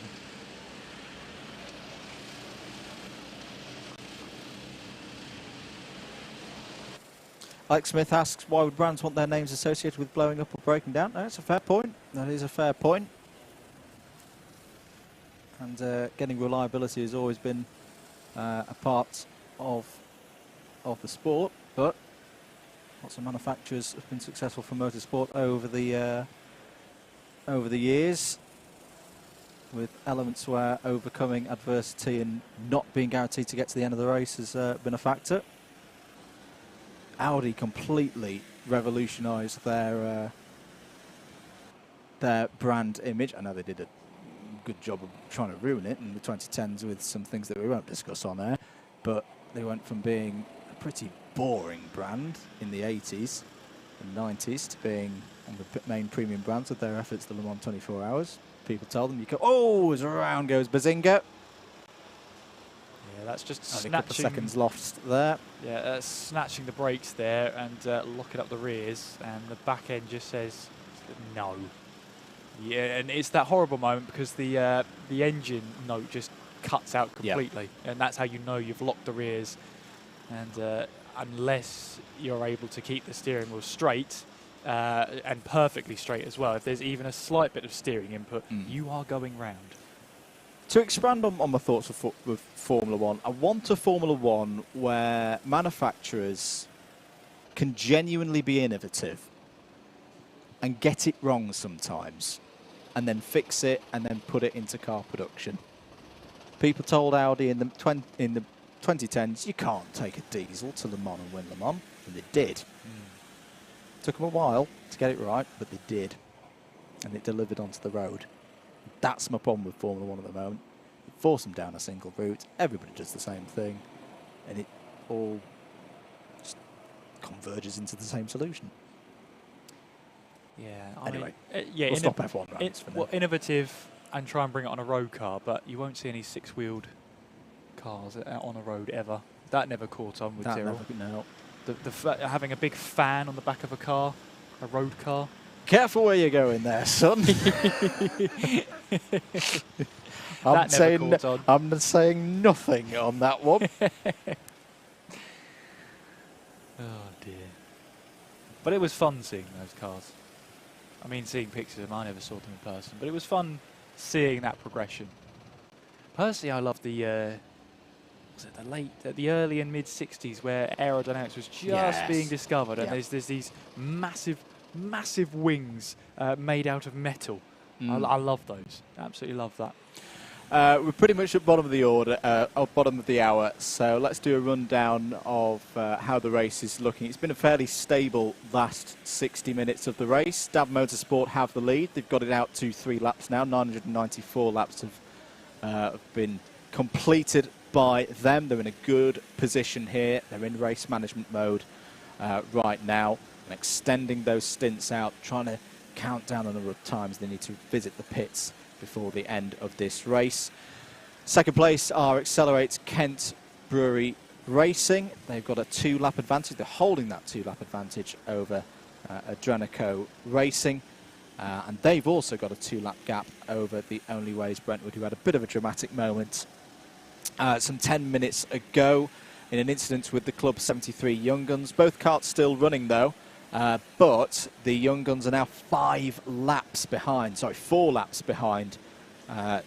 the Brentwood karts there. They need to be looking over their shoulders as well, because they've got only a 1-lap gap now to the very impressive Dr. Vapes team on their debut in this race. They're there in 6th place, comfortably in 6th place over the Bayford Bandits, the team from Bayford Meadows kart circuit. They have a 47.5-second gap over Team ARD, who crucially are still your leaders in the Clubman class. But there have been a fair number of changes in Clubman. It's getting closer out there in the subcategory. Williams Esports 1 are there a further lap back, 9th overall. Team De Neros are now up into 2nd place, so they were off the podium not that long ago in Clubman. They've now got past the Ditch Finders, and they've got past TRX Racing as well. TRX Racing 1 lap back from Team De Neros, but they have recently made a pit stop, so be aware that we are in a pit stop cycle at the moment. TRX Racing in 11th place have a 44.8 second gap over the Ditch Finders. Just to update you on the gap between De Neros and TRX, it's actually 19 seconds, not 1 lap. Clenaghan's Strike 7 Racing are there in 14th place. Senior Frogs are in, CS7 Racing in 13th place, in number 4. In 14th place, the number 23 there of Senior Frogs. They'll probably need to start making a bit of a move in the next couple of hours, but they are still in the discussion for a podium position in Clubman. They've got a 1-lap advantage over South Coast Racing, who had a good run, and I think they're just cycling through their drivers and making sure they're keeping drivers fresh for the last third of the race. They have a gap of not a lot at all over Formula None, 8.9 seconds to be exact.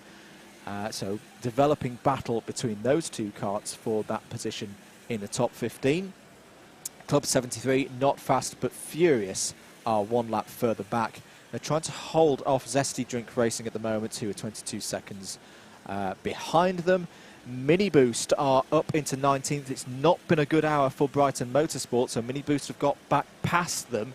Brighton Motorsport falling back down to 20th place, 9 seconds behind Mini Boost.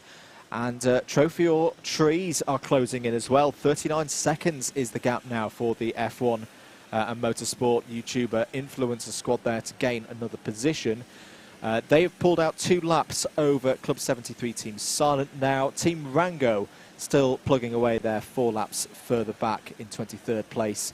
And the last running kart out there on circuit at the moment, the Olympus Karting by HSR Autos, winning in that battle of the all sim racer teams, taking on a karting event of this magnitude for the first time. They are 56 laps off the overall lead, but they are ahead of the Williams Esports 2 effort, which we are led to believe has retired.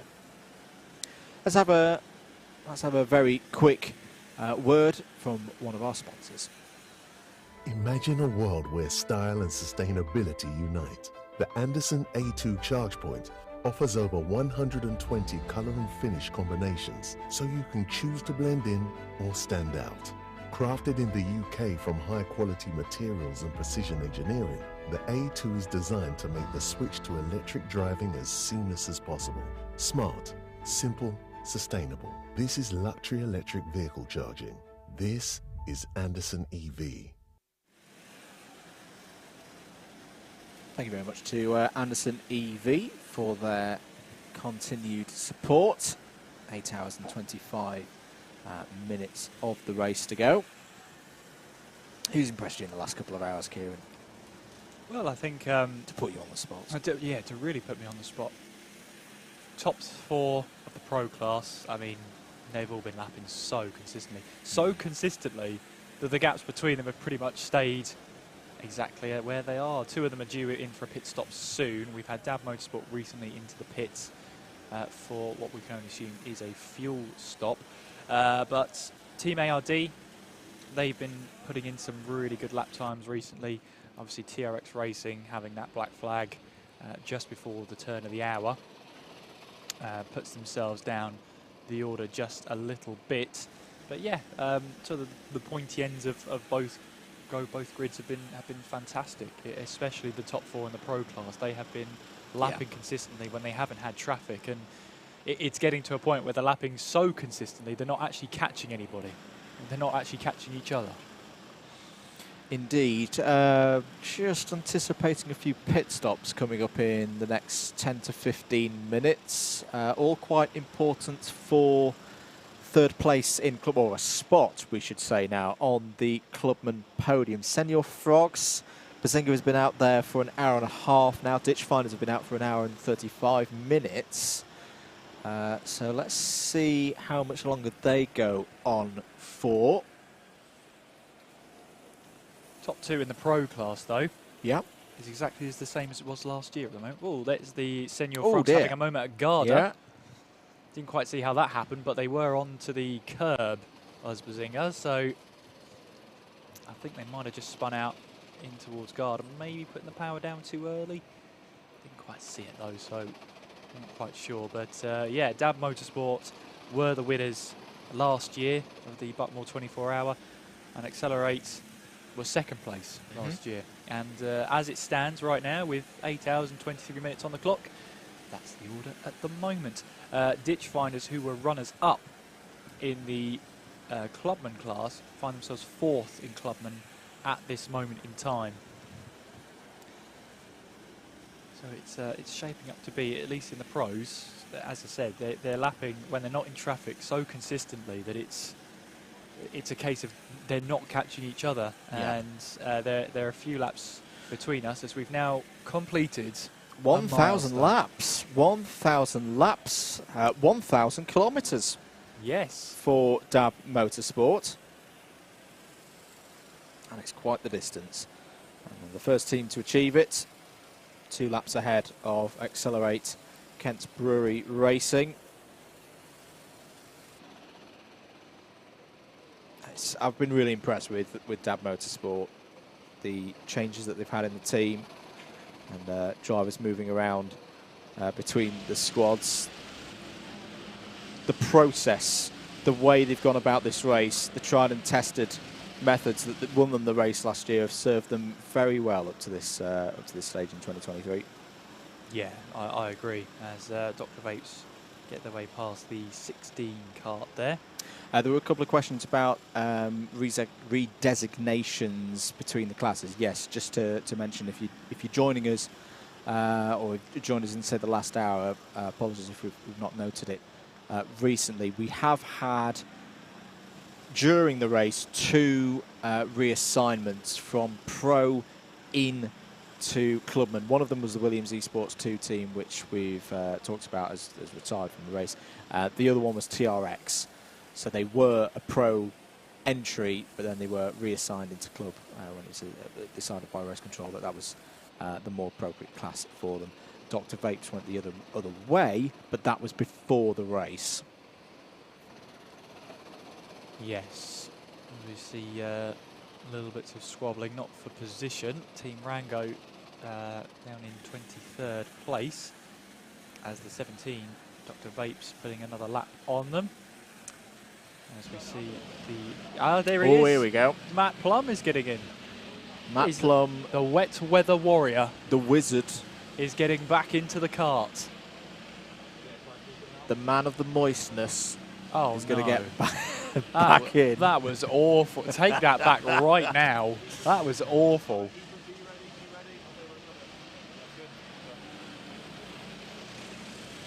It's all right. Frogs like moistness. Why do you keep saying it? That is a horrible, horrible word. No, it's just going to be an interesting one now. How are the other teams going to respond to this? Because everybody knows that they have Matt Plum now. They saw what happened earlier, and he did a brilliant stint in the wee hours. I'm sorry, chat. I'm being told never to say the M word ever again. Please. I agree.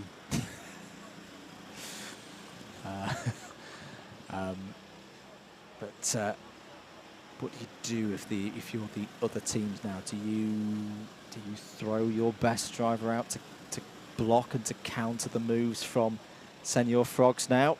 Do you hold them for later in the race when you might be fighting for a position with an hour or so to go? Well, I mean, is there a way to defend? I mean, we've already heard from Matt. He loves driving in the wet. So he's at his element in these tricky conditions. I suppose if you've got a wet weather specialist, you might throw them out there now.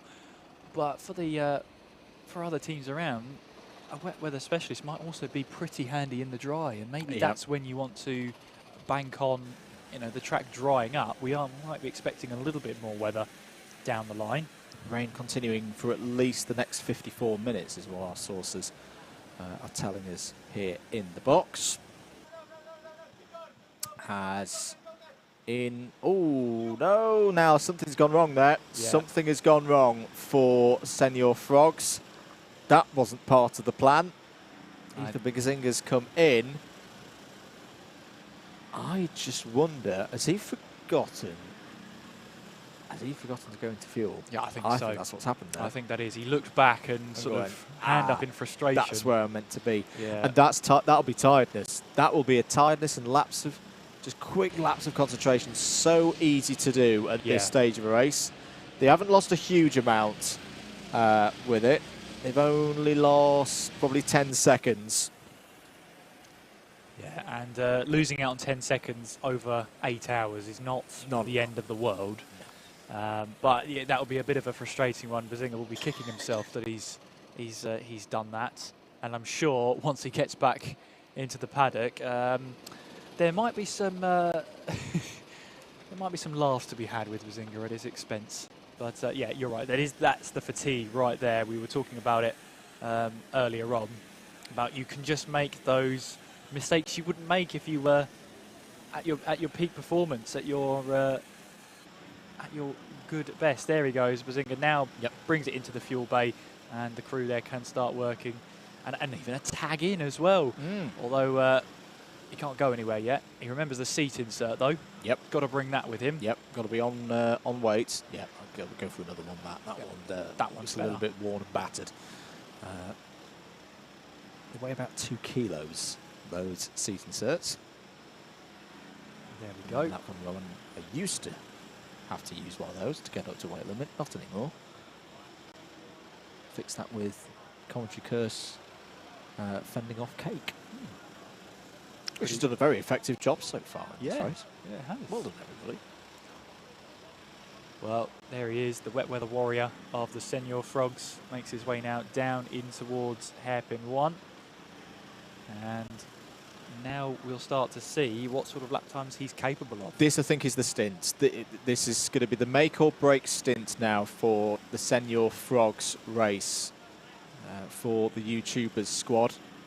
They have drafted in a ringer, a driver with a lot of experience and likes these conditions, knows how to handle them, and no concerns about tiredness and fatigue in terms of the muscles. And they've kept him fairly fresh as well through the course of the race so far. Matt's just going to push this as hard as he can, limit the mistakes. If he could take out a lap and a half, I think, from that region around the ditch finders, who are also now in the pit lane, I think he puts the Senior Frogs right back in the firm part of that discussion. We're going to see another Harry stint. I think we're going to see another a Chippo one as well. If there's any chance of them getting on that podium, they are going to be throwing the fast drivers back in for another turn, for another couple of hours. Definitely. And we'll see how Matt gets on his laps. There he is then, making his way through in towards Syme Sweep, and then he'll make his way in towards Pullman's. As the floodlights still on around the circuit, so no tinted visors just yet. You can't do that until the floodlights have been switched off. That is the ruling from the race director. But once that happens, you can wear tinted visors at your leisure. I'm just going to check through what is the gap at the moment for Senior Frogs. So okay, so 1.5 laps is the gap that they've got to the ditch finders. We've been talking about the ditch finders being on the podium in the last few hours. More drivers and more teams going through the 1,000 laps mark. Accelerate and Andranico join DAB Motorsport in that elite group of teams that have achieved that at this stage of the race. Can you call it a millennium of laps? Or does that just apply for years? Millennium of laps. A millennium of laps. Chat, let us know can we call it a millennium of laps? A grand of laps, says our producer.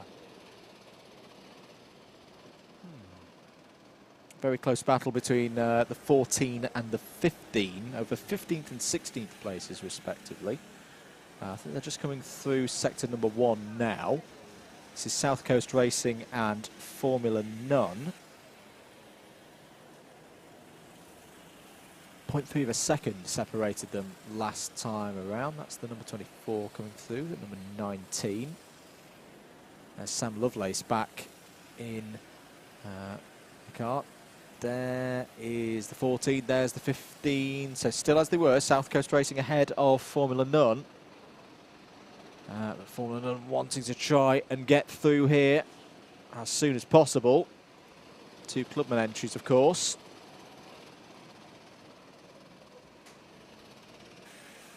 Formula None might look for a switch back here. They're going to be side by side as they go through Cafe Corner. That's going to be a brave move down the inside. And yeah, I think wise to pull out of that was Daniel Mays. Tangerine Tornado not wanting to cause any damage through that particular corner. Very easy. The number of times I've seen in these conditions 2 karts try and race through there and both end off the circuit, drivers right and in the wall.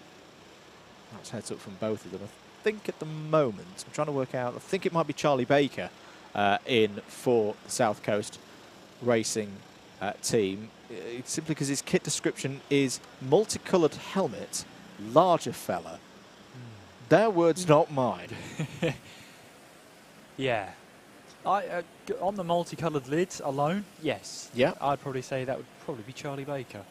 And he's put down as his sort of information and things he's competed in as lots. Lots. That's it. All right. Fair enough. Sean Dabin coming through for his team, Dav Motorsport. 3 laps clear now. And I just seem to have this one under control at the moment. A lot's been thrown at them. Qualifying was very close. They knew it was going to be a fierce battle on sheer pace and that they need to do some work with strategy. They need to get to the halfway point in the service windows with the kart in good shape. They did that.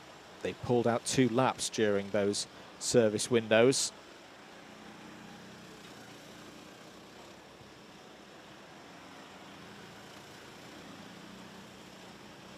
Still got a lot of racing here to go. Still not hit the length of 6 hours is always a big one for me. 6 hours to go. The length for a standard FIA World Endurance Championship race. We've got that plus 2 more hours to go yet. Good response this from South Coast Racing. Turning up the pace now. Wanted to hold on to this 15th spot. The 50 seconds behind Senor Frogs. And at the moment, quicker than Senor Frogs. But we know the 23 is full of fuel at the moment, as Sean David trying to find a way past South Coast Racing number 14. And this is where I'm feeling confident for Dab Motorsport now, because they're not having to throw it in there. Like in a different scenario, you can see Sean David throwing that one down the inside if he's aware that there's 2nd or 3rd place 20 seconds back. Knowing they've got those 3 laps in hand now, Kieran, they can have the luxury to pick and choose when they go for overtaking back markers and make sure that the certainty of a move when going for the overtake, instead of being 50%, it's more like 80%, 90%, not wanting to pick up any penalties at this stage of the race. No, and you're right. It's that sense of calm. It's collected driving at the moment. They know they've got a good lead. As you said, they don't want to do anything that would hamper that lead in any way. And so they want to be looking to not make those mistakes.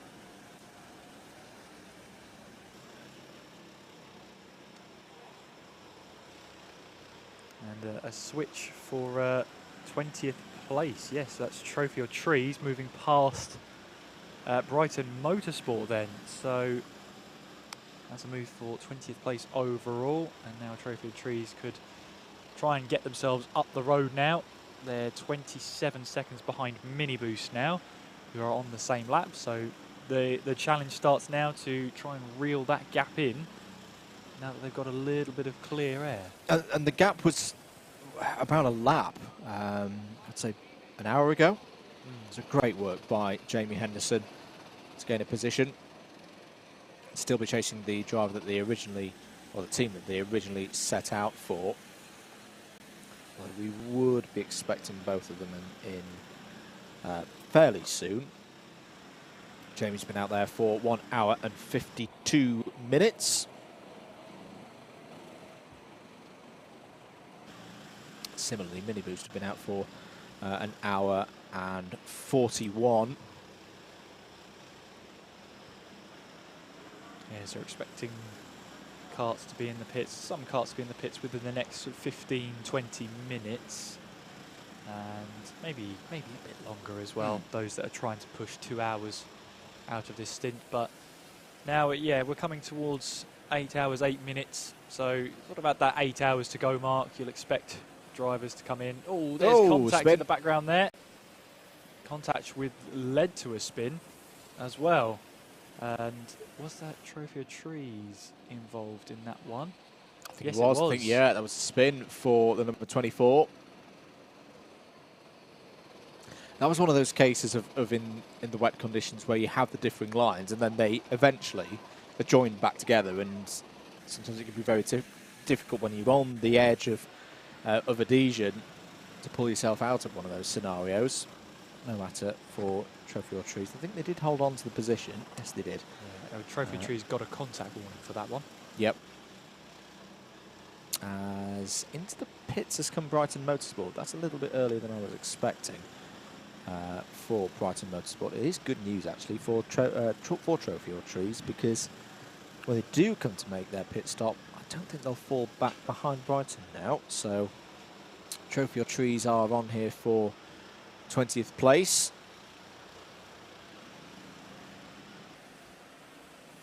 Down the hill, Sam Lovelace cutting through there for Adrenico Racing. Solidly in 3rd place right now.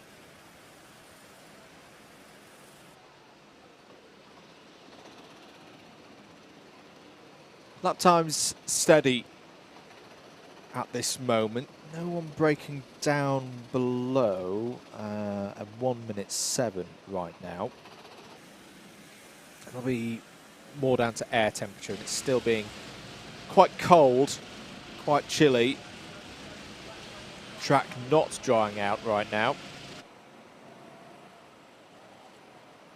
You can see that slightly darker line, which is not really a dry line, but it's a more used damp line. Yeah. So it's trying to get that water off the line. The only problem is you're trying to get water off the line with slick tyres. It's not very good at displacing the water that's on the track.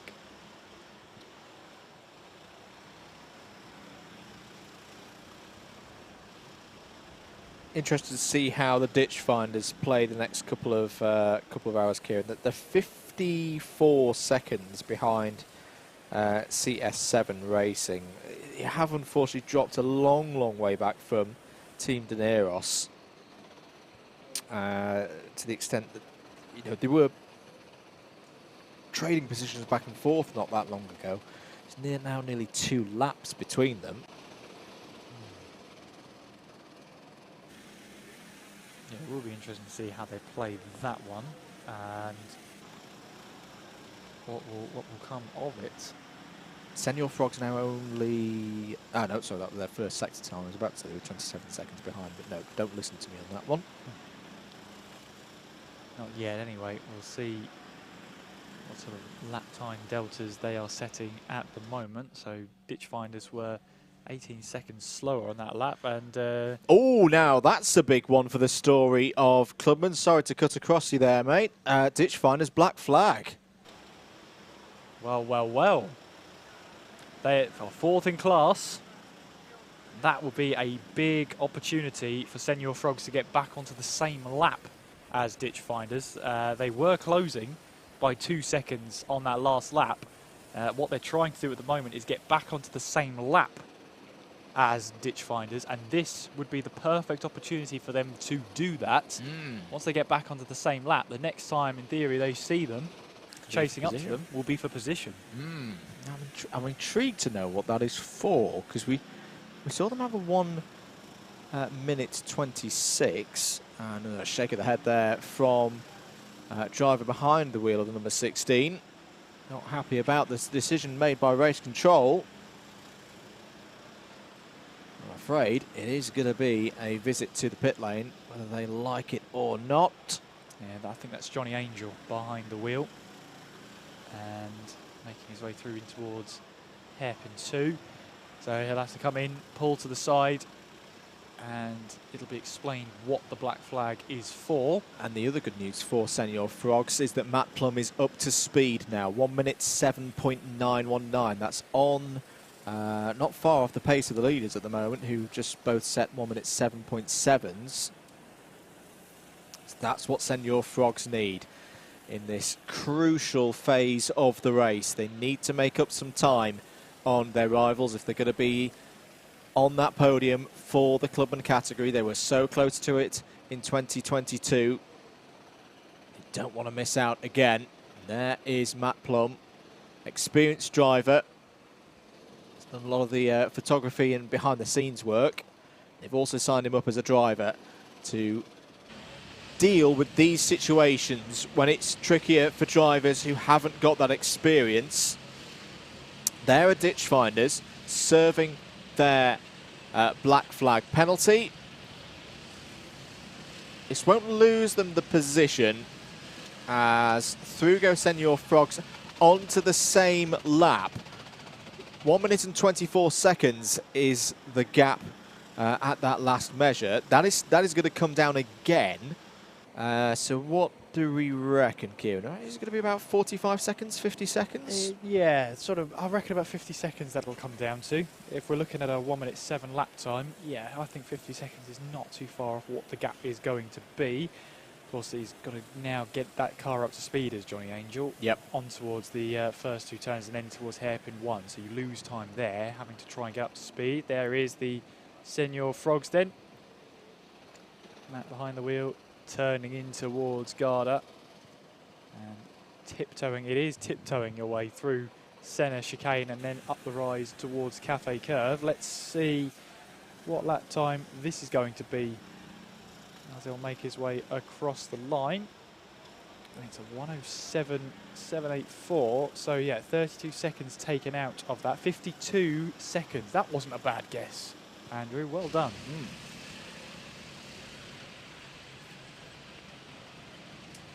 Bit of stretches, jogging on the spot, stretching the neck, making sure you're in tip-top condition, and a jog over to the kart to boot as well.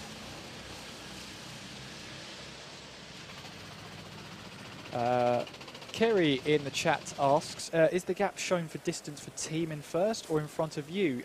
There's one for both. So the behind is how far they are behind the leader, and the gap is the distance they are behind the kart ahead of them.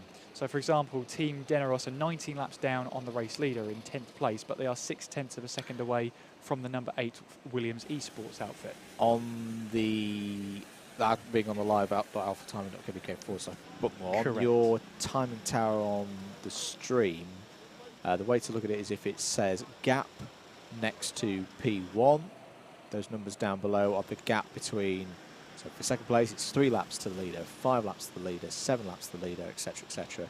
When that word gap changed to diff, then it's the difference to the next kart up ahead. And we are in to the last third of the race. Way. 16 hours completed, another 8 to go.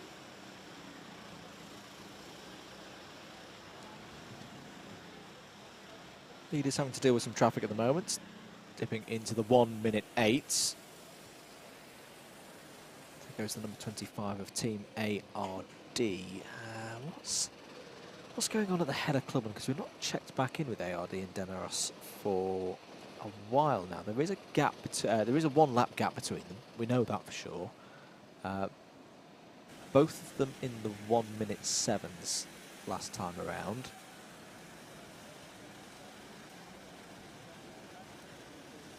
Williams Esports not too far, but in fact, well, Team Deneros have just got back past Williams Esports 1. Williams Esports 1 trying to hold on to their top 10 spot in the order overall. There are Team ARD.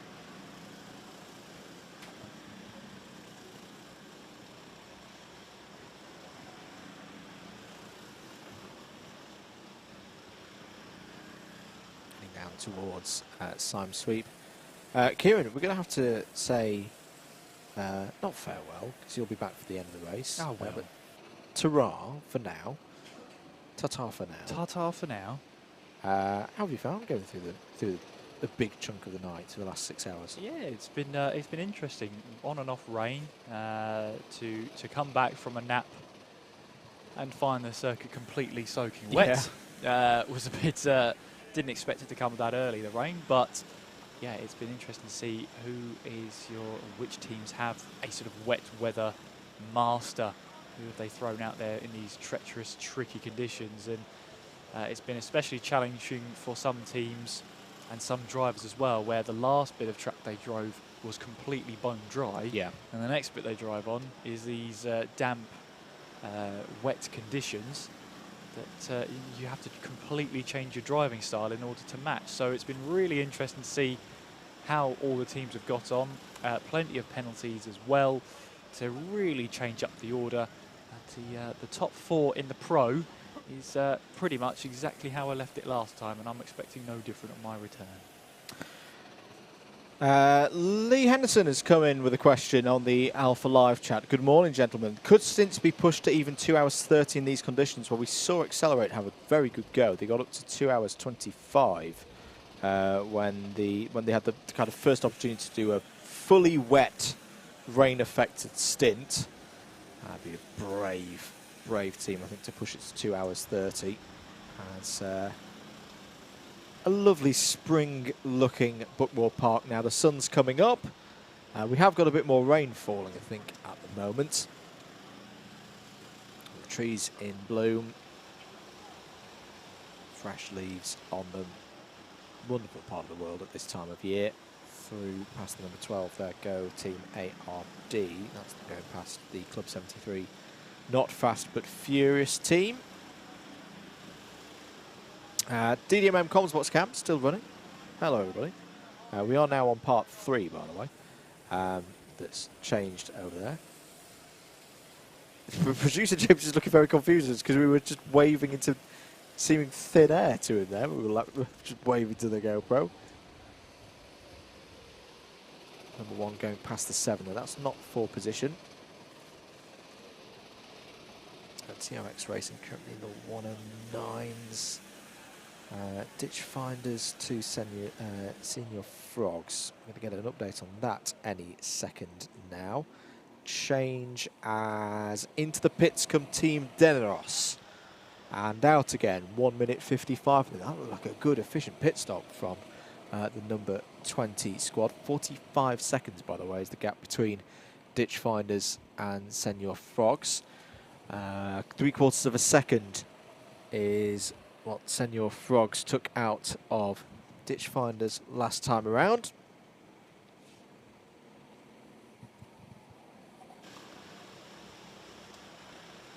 There is Matt Plum running down the course, doing a good job at the moment. This is what the Senior Frogs were looking for. Absolutely not, Ethan. You were not horrendous. That was very tricky conditions that catch out many, many good drivers. Pace was good, was in the 1 minute 8s.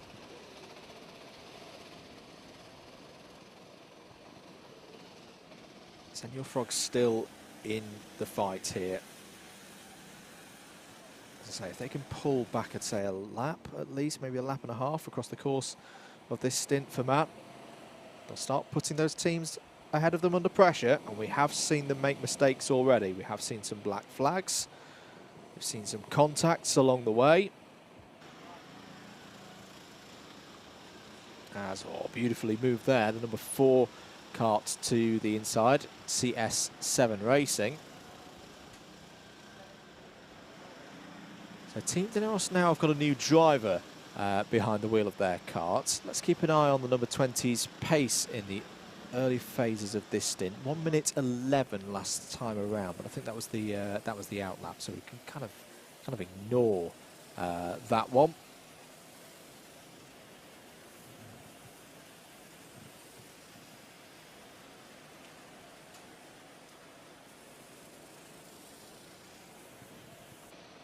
All fairly quiet out there on circuit at the moment. There are Team Deneros with their new driver at the wheel.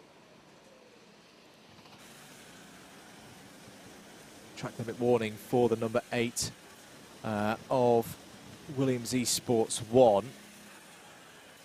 Just trying to hold themselves in there at the moment in that top 10. They have retaken 9th place, by the way, from TRX. Warning reset will actually have been an hour and 7 minutes ago, if I've got my sums right, because it's done every 3 hours. Yes, so it will have been done with 9 hours of the race to go.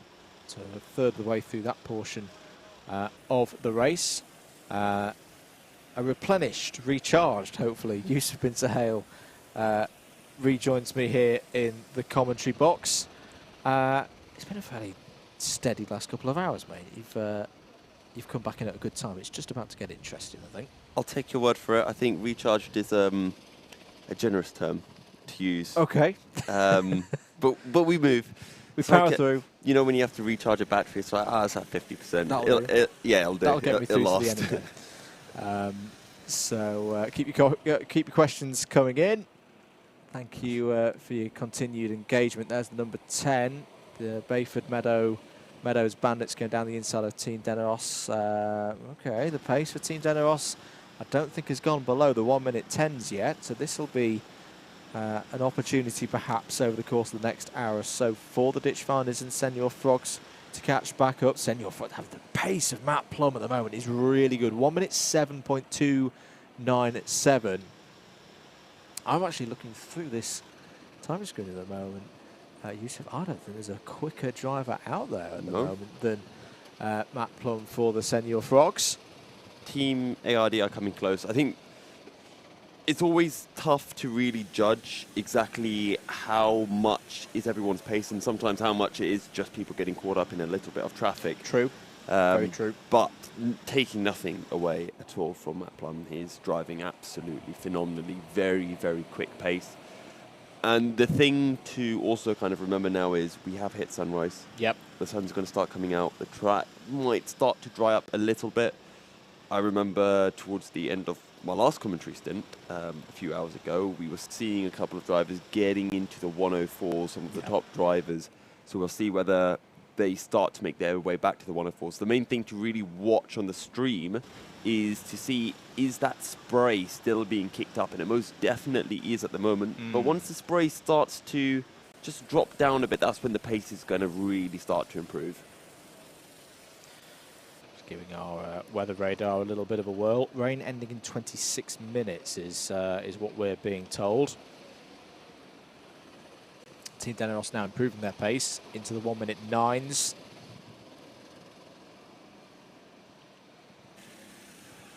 I was also having a chat with Sam Lovelace just before he went out. Yeah. I think about half an hour ago or something, and I think they're relatively happy with how their race has gone. I think it's been, he said it's been very consistent for them. No big mistakes, and they've just got on with what they've had to do. And I guess it's a case for them just to wait and see if anything happens to the two teams above, because that is endurance racing, isn't it? It is.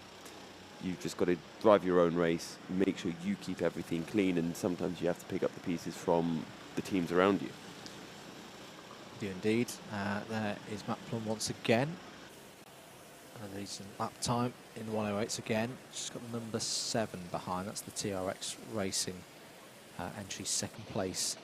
They've taken second place back in Clubman now. Team Deneros are doing a good job here. They're responding to the pressure from behind, down into the low 1 minute 9s now. I'm also going to mention, apologies, we missed this one, Trophy or Trees, that's the other YouTuber influencer team, have got past Mini Boost. They were charging along. They did get that switch done before the pit stops that have just been made. So Trophy or Trees back ahead now of Mini Boost for 19th place, but I do think they've had a driver change. Not confirmed at the moment who's got in the kart for them. 1 minute 23.583 last time around. And I think this is my concern for Trophy or Trees at this stage, Yusuf. You know, we've seen Jamie Henderson. Oh, is out there goes a spinner. Just try and catch who that was for. That might have been for Trophy or Trees. They've had their experienced drivers in for a good while, so they're not able to use them right now this second because of the injuries that they've had or the withdrawals from experienced drivers. They haven't really got anyone else who would have that confidence, I would expect, in these conditions to step in place of Jamie Henderson and carry on the form that he's had in the last couple of hours. Yeah, and I think the team would have been hoping that the track dried up specifically for that reason. I mean, I think this is also where sometimes the experience of the quicker drivers in the team, the more experienced drivers comes in, of not just being able to go out on circuit and deliver, but also being able to give information to the less experienced drivers and give it in a digestible way that they can put that into effect, and whether that's through just talking to them before their stint or being able to talk to them during their stint. Yeah, and it's a tough one as well when it's a 25 kart field. And I don't think that's a small field at all. I think it's a very well-rounded group, but it means that there's not like a straggling 10 karts in the back that you'd be like, yeah, we could beat them, because they're all relative rookies as well. Apart from perhaps the two sim-only esports teams, they've probably got the least amount of experience of real-world driving in a race conditions, would you say? Possibly. I mean, unless there are some teams where they just haven't had much karting experience. I mean, they're definitely beating teams with karting experience. For example, they're ahead of Brighton Motorsport, who we know they've all got BUKC experience, Club 100 experienced drivers there, so they're still doing a stellar effort. But I just worry now, can they hold themselves in the top 20 for the remainder of this race if the weather continues to be like this up to the checkered flag? And it's one of the things that I will say with sim racing. I mean, I love sim racing myself, whether that's on iRacing, ACC. Sim racing never gives you experience for driving in the wet. Every single sim that's out there, the wet weather that it has is never even close to what you have when you're out in a kart in the wet. And the I was going to throw in Gran Turismo 7 there. It's got decent wet weather. Does it? Okay. But you've got a wet tyre, and that's what you've not got here, that you've got to run around in slicks and have that sensation of understeer, lots of it, don't like it, what do I do here, how do I cure this? Well, it's, do you remember good old Jess Alexander? I do very well. She was racing in the iRacing Championship on Wednesday. Oh, is she? Yeah. Wonderful. So, I remember... Actually, no, that was complete rubbish. No, she wasn't racing on Wednesday. She did round one. Okay.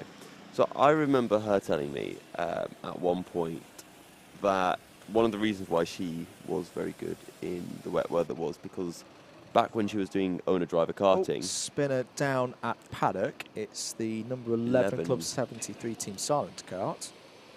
They are currently down in 21st, actually currently hunting down trophy of trees.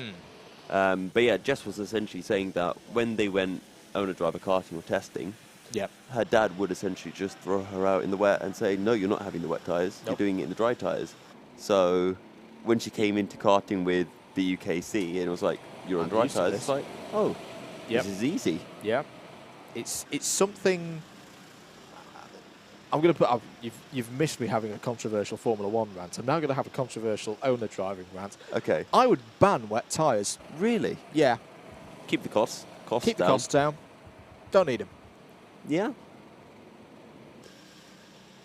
There's certain classes I think you would keep them in. I think Bambino level, you would keep them in. And in fact, a lot of Bambino classes run on a treaded tyre anyway in the dry. Okay. Maybe Cadet you'd keep them in, but there's a lot of races for me at junior into level now. The thing is, do we really need wet tyres? It's been so long since I've driven on a wet weather tyre. I mean, I'm thinking back to about 2009, 2010 was the last time I was on wet. So I actually don't remember what they feel like and what the difference is versus being on slick tyres. So I can't really comment, as that's a bit of a battle. 25 going up the inside of the 10 into turn 1. Very nice move. That was for position as well. That was for 7th place overall. Team ARD have got ahead of the Bayford Bands. This is a really good run. I've been impressed with Team ARD this last couple of hours. A bit of pressure was put on them. They had that black flag along with TRX. They dropped back into the clutches of Team Daneros.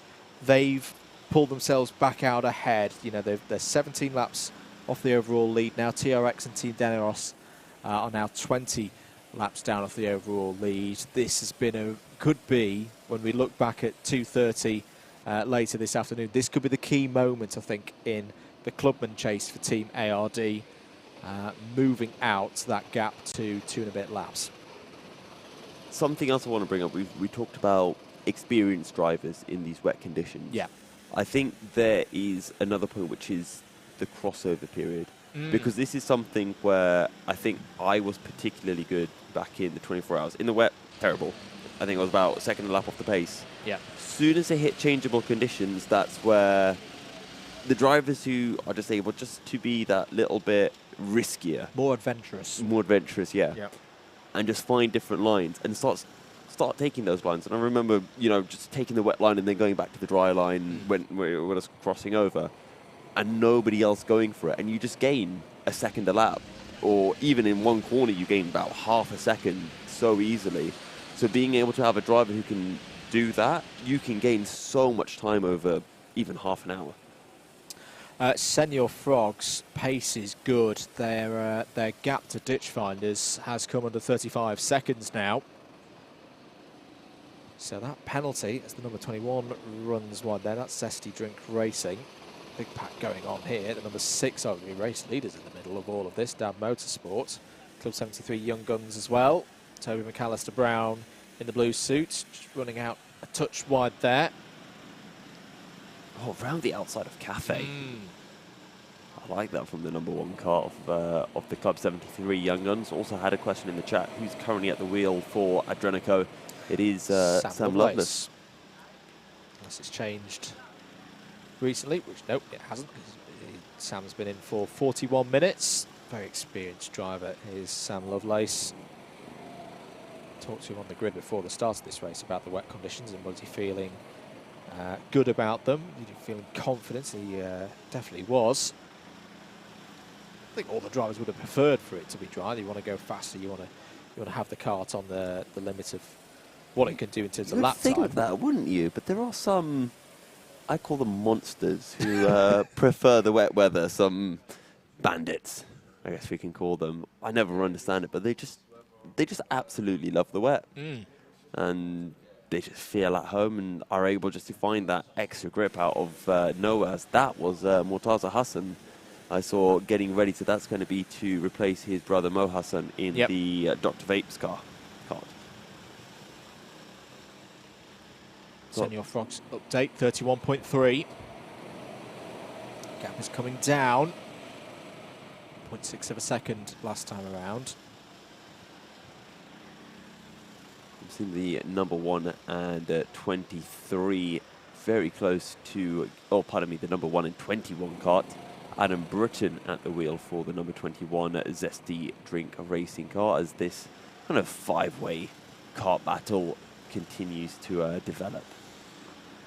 You see there from Matt Plum, very, very sharp turning, which you can do with the steering geometry, the easy steering geometry design on these karts, designed to make that initial turning a bit more responsive. In these conditions, you use it to initiate that sliding, don't you, Yusuf? Especially through, it's not quite a Scandi flick in a rally sense, but there's elements of it in there, as Haldas gives us a thumbs up for Trophy or Trees. Brighton Motorsport have just gone back past Club 73 Team Silent. That's a technique as you're going in through the initial part of the S's, where you've got to get that rotation, that initial rotation around the corner. Otherwise, you're going to be skirting with the barrier on driver's right. Yeah, so sometimes you do that just to get the back end out, get a slide, but sometimes you also, we were talking about it before, where you just snap the steering wheel and hold it, just waiting for kind of the grip just to kick in, and that's, I guess, more of the standard way, not trying to slide it, being a bit smoother, even though it doesn't look visibly smooth on the steering wheel. Yeah. We can see Matt Plum now right on the back of, which car is that? Is that the numbers? That's the race leaders, yeah. It's the race leader, number 6. That's going to put a smile on his face, isn't it? Good wheel to have at the moment, unless they could try and go past here, the race leader. We were discussing before we came back in, Sean Dabin and the number 6 Dab Motorsport team. They're in this position now where 3 laps, when it comes to traffic, they don't need to do anything silly. A 50-50 move is just not worth the risk anymore. and losing some of your lead with penalties. So as long as they keep driving in a relaxed manner and taking care of the car, they're in a very strong position at this stage of the race. And that is something very nice when you are this far ahead in an endurance race. Not that I've ever been in this position, but I've heard it from others that you don't need to take as many risks. Yeah. And that's even with taking curbs, and there aren't that many big curbs that are going to damage the karts here at Buckmore. But it is nice just to be able to have that safety for teams just to be able to calm down, just stay off the curbs a little bit, take it easy. They don't have to make any risque kind of moves through on the back markers, or in this case, with the likes of Senior Frogs and Matt Plum in that 23 kart trying to make his way through the field. As I think it is slowly starting to get warmer outside, and I can actually look outside and now see the karts whizzing around, whereas before it was very dark and gloomy. TRX Racing picking up a track limit warning, and the number 6 Dab Motorsport have been able to pull a couple of kart lengths ahead of the number 23 of Matt Plum that is now being closed in by the number 1 Club 73 Young Guns kart.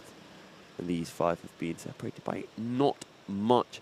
Also in the battle for 5th place, currently 33 seconds separating Club 73 Young Guns in 5th and Dr. Vapes in 6th. And the pair of them have been pretty much trading lap times over the last 5 minutes or so. We might be having a battle as well for P15 as Formula None in the number 15 car being reeled in slowly by Zesty Drink Racing, which I believe was Adam Britton at the wheel of the kart, as that is, I believe, Mo Hassan's race engineer feeding him information on lap times and the sort.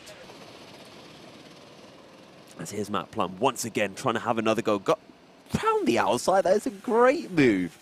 Making his way up the hill through Cafe Corner. That was audacious. It was brave and pulled it off to absolute perfection. That's one of my favorite moves that I've seen all day today. Goes a little bit wide then through the second part of turn 1, but is able to keep the number 13 of Brighton Motorsport at bay. That's someone's grabbing a little bit of shut eye. Can't say that I blame him.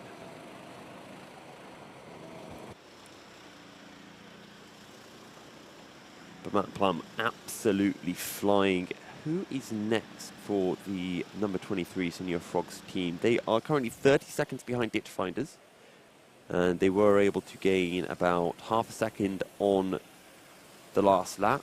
And we'll see how much they can gain on this particular lap. As they've got the number 10 to pass, and then I think it was, I saw the number 15 of Formula None further up the road. Formula None still being hunted down by Zesty Drink Racing, now 5.6 seconds separating that duo of karts.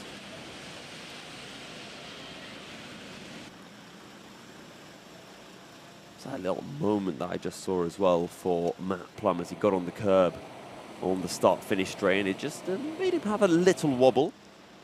A fun wobble, you can call it. Nothing that will scare him particularly much. And you can see the different lines that Matt Plum is taking versus the karts around him. Matt Plum really pulling the kart back through the first hairpin, making sure that he's able to straighten up that kart early, get on the power, and that's one of the key things. Even if you're getting back on the dry line, if you can keep that kart pointing in a straight line rather than continuing to turn the steering wheel, you can put the power onto those rear tyres a little bit more effectively and pick up your speed as well.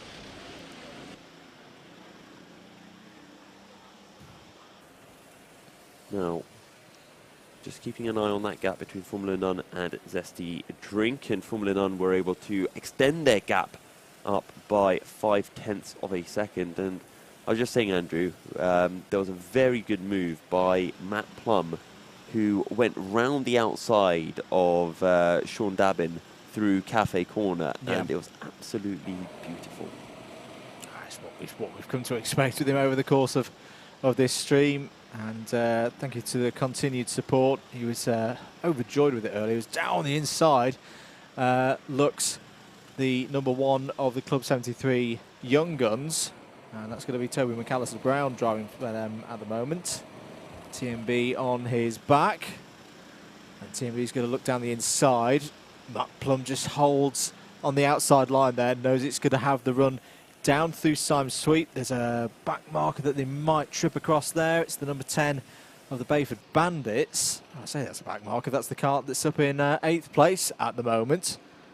As I think this time, Matt Plum is going to resign to just sitting behind Toby McAllister-Brown now. Toby McAllister-Brown will hopefully be able to give him a bit of a tow. As there's Will and E, who started the race for Senior Frogs. I'm really enjoying this battle because I think those two are probably the two quickest drivers out on circuit right now, and they are not working together. They want the pride of being at the front of this duet of karts. It's tricky to... Oh, it's deep. There goes Toby McAllister-Brown. It's quite hard to work in the wet because we talk a lot about like a little bit of bump drafting, particularly over the top of the rise through Cafe Corner. With the rear axles sliding around so much in these conditions, the slightest little bit of a tap, which in dry conditions would be very helpful, it's the complete opposite in these conditions. And it's one of those things when you're racing with someone in the wet, if you're on the absolute limit most of the time, and if you get that slight little tap, which is not what you're expecting, you just lose the rear end of the car, and you're just a passenger at that point, and is really unfortunate. And you can't really push people along as much. I think, all of my 24-hour experience is all at Teesside, and you have two really, really long straights. And if you bump draft, you gain about 2-3 tenths a lap. It is ridiculous. But here at Buckmore, you've got the straight, but in the wet, when you go through Cafe, you have to lift, so you don't get the ability to bump draft all the way through there. So yeah, maybe it is just every man for themselves and battle as hard as they can. McAllister-Brown off there at hairpin 1, gets back on circuit. Senior Frogs and Matt Plum get into the position once again. You just have to be patient there to win out in that on-track battle with the number 15. The good news on the Senior Frogs front is that means they have now got a clear 2 laps, if I'm not mistaken, on Formula None. And we're just coming to the bottom of an hour, 7.5 hours to go. Let's have a run down through the order as we are getting into the really important phase of the race now, the run to the checkered flag. DAB Motorsport are still your leaders. It's, in terms of gaps, fairly static at the front of the order, but 1,046 laps completed by DAB Motorsport. Their lead is still 3 laps over the number 3 of Accelerate Kent Brewery Racing. A further 2 laps back are Adrenico Racing, and another further 2 laps behind them are The Only Way Is Brentwood. Those top 4 have pretty much been in that formation for the last 3 hours, thereabouts. Club 73 Young Guns have still got a bit of a challenge from behind for that 5th place. They're 4 laps behind the Brentwood team, but only 1 ahead of Dr. Vapes there in 6th and number 17. It's been a big hour. It's been a big couple of hours for the number 25. Last year's Clubman champions, Team ARD, are looking like at the moment they're in a good position to retain that title. They were in a very close scrap with TRX, but they've now solidified themselves in 7th place overall, and they've got a number of laps over the opposition in the Clubman class, denoted by the black backgrounds there on the number boards. 11 seconds is their lead overall over the Bayford Bandits, who've just crossed the line there in 8th place for their 1,030th lap. The Williams Esports 1 team are a further 2 laps back, and then a further 23 seconds. We then find TRX Racing. That shows you the effort that Team ARD have put in, that what was a less than 1 lap lead is now at least 2.5, depending on how you cut it and where the leader is. Team Deneros are still very much in the discussion for a podium within Clubman. They're sitting in 3rd spot at the moment, 25 seconds behind TRX. The lap times across the course averaged over 10 laps or so, fairly equal, I'd say, for TRX Racing and Team Deneros. They're in a bit of traffic at the moment.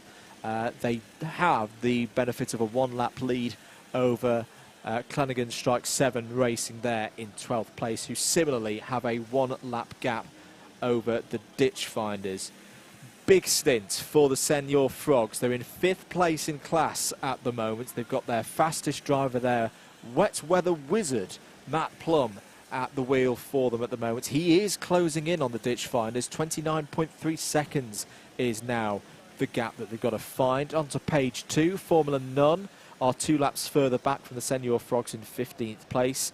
0.4 of a second ahead of Zesty Drink Racing, who are 34 seconds ahead of Club 73, Not Fast But Furious, who are 19 seconds ahead of South Coast Racing. Very tight there from 15th down to 18th. They've got a 3-lap gap back to Mini Boost in 19th place, who've retaken that position over Trophy or Trees, the group of F1 influencers there in 20th place.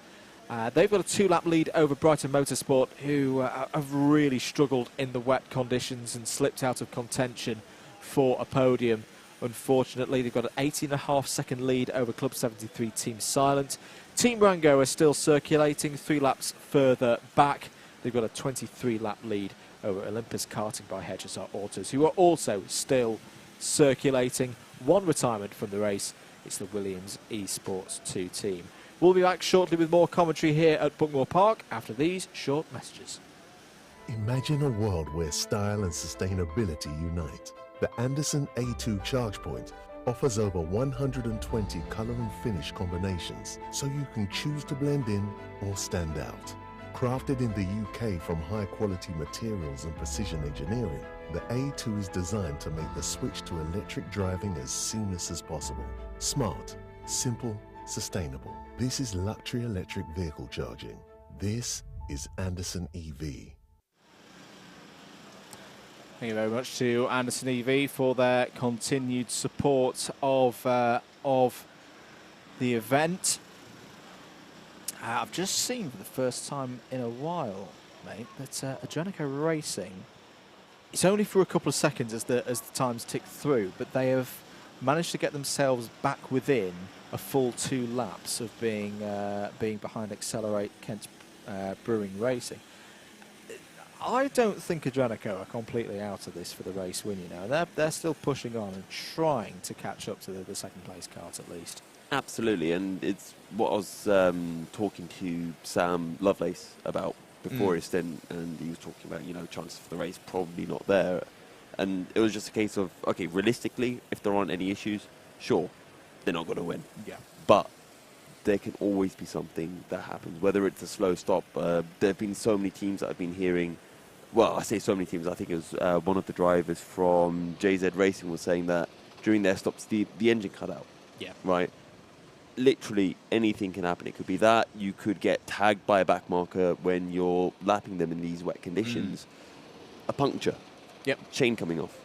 You have to be there continuing to push yourself, push the cart, yep, to be able to allow these mistakes to occur. And it's also what we were talking about with regards to Down Motorsport, the fact that they can potentially take it easy, but in my own opinion, I don't think you should take it easy. No. Because I remember something that Seb Vettel said back at, was it 2012 Canada, after he, well, bottled the win to Jenson Button, or was it 2010?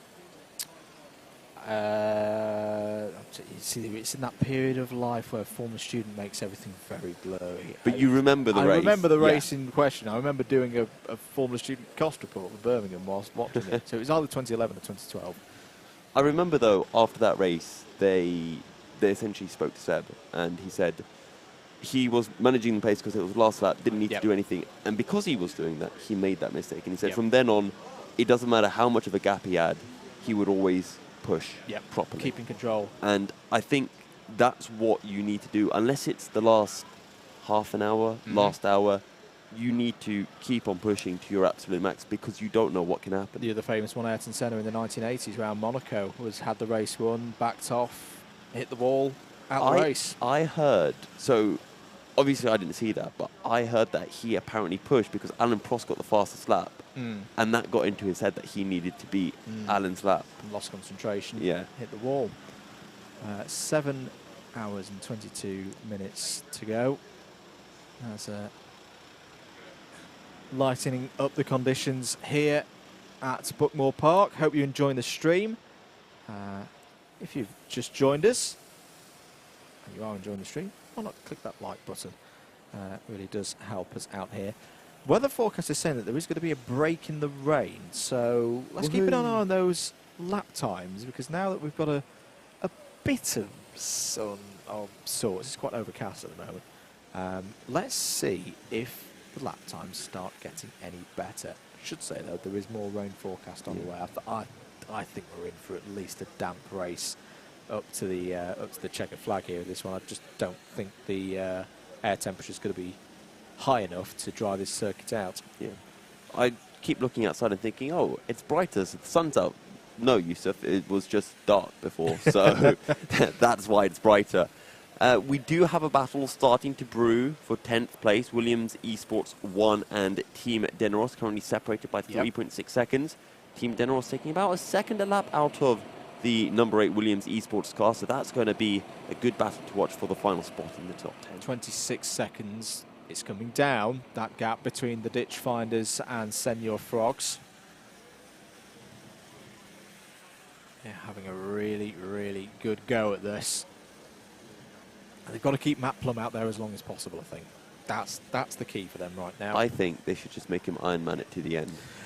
Well, he won't be able to, because you have to do a driver change on a fuel stop. Oh, you do, don't you? But if you can extend it out to, we've seen some teams running it out to 2 hours. And I mean, CS7 Racing, for example, they've been out for 2 hours and 22 minutes. Hello to our camera up there. That's the team are back in. The day shift have returned from a good night's sleep. So we're having some fresh camera operators out on circuit very soon. A big thanks to our whole camera operating team. For my sins, I don't have a list of everybody's name right in front of me, but we will try and get everybody's name together, because it's been a huge, huge effort getting this one together for this race, the 24 hours of Buckmore Park. Yourself included, mate. Late caller. Thank you for having me stepping up. Having me in. It's been a pleasure so far. I've really been enjoying it. Every time I think I get tired, and then I jump on the mic, I realise I'm not tired anymore. Yeah, get that second wind. A bit like Senior Frogs have been getting their second wind. Yeah. Second wind this race. The thing for them though, it is, I know it may be hard, not physically, because in the wet it is a little bit easier on the muscles, but on the mind, on the brain, that's the part of the body that's really going to be aching now. If you're maybe Harry or perhaps Chip, maybe going out for another one when you've already done a lot of driving today. In a way, if I'm in the mind of Cal Freese right now as team manager, and I'm looking at this race ahead and knowing I'm going to need my fast drivers, it might mean that some of the other drivers don't get another go, which would be a shame. Yeah. But if they want that third place on the podium, here's how I play it. I think you keep Matt Plum out as long as possible. I think you try and do one of those 2 hour plus stints in this one. And just put him in every other stint. And then put him in every other stint. But you've got to make sure that whether it be a Harry or a Chris MD or a Chippo again, they must be asleep right now. Yeah. Don't let them be up. Keep them just laid back, chill, and then get them up with about half an hour, 20 minutes before they've got to get in the carts. Keep them as fresh as possible, because that could be the difference in the last quarter of this race. So I've got an interesting thought on physicality of wet versus dry, because I think wet is less physical, but when you move your body around and you're constantly leaning into corners, I find that does really tire me out. I think it tires you out on the noggin, because you're having to think.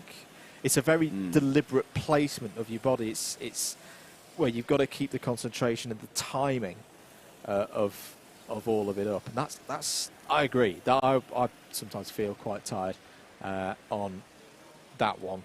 So I think you're onto something there. I was also wondering, could we get a camera on the number 8 and number 20? They're coming across the start line now, and that is the battle for P10 between Williams Esports and Team Deneros. Team Deneros continuing to close in, although that last lap they did drop a 10th, 1.2 seconds separating the pair of them, and it is our closest battle on circuit at the moment. It's one inside the top 10.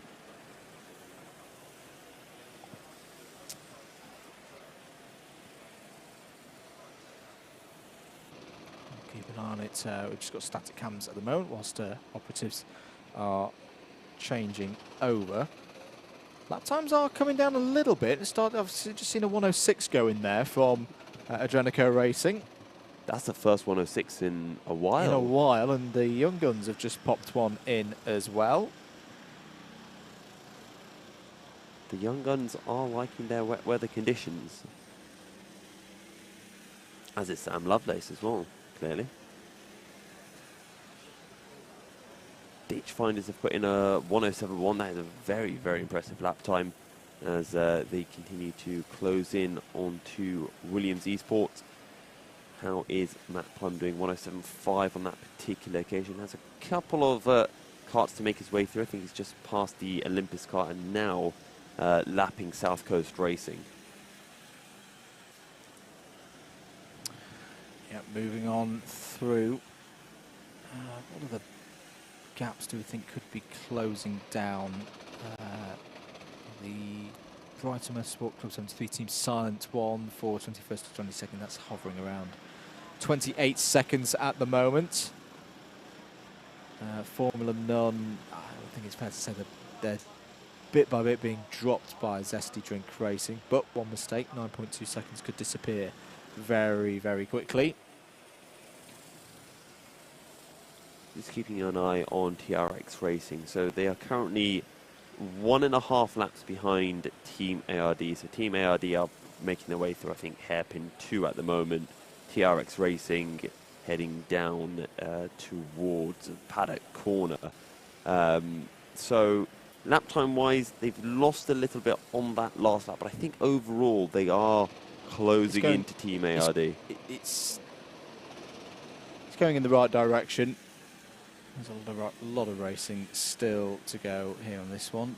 I know we've been watching Team Deneros as well. They're half a second behind Williams Esports now. They've just come through. They were very close through the first sector there.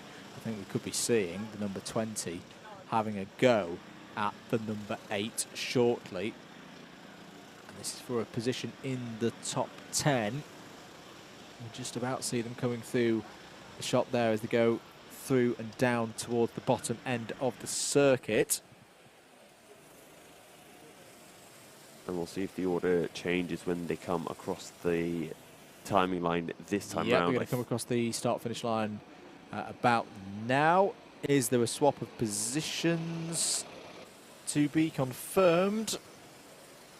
No, 0.5 a second is the gap though. So Team Deneros have got one of the big challenges in these conditions. They've caught the Williams Esports one kart, but you've got a damp line and a very much still full wet line. They've got to go on that full wet line to get through and up into the top 10 right at this moment. And they've got the Accelerate car in second place right behind them as well. So yeah, it's turned this two-way battle into a three-way battle. And when you're in these endurance races, you don't really care if someone is coming to lap you or if you're lapping someone. You treat everything as a battle in of itself. Maybe if it's an actual battle for position, you defend really hard, but otherwise you just treat every battle as its own thing.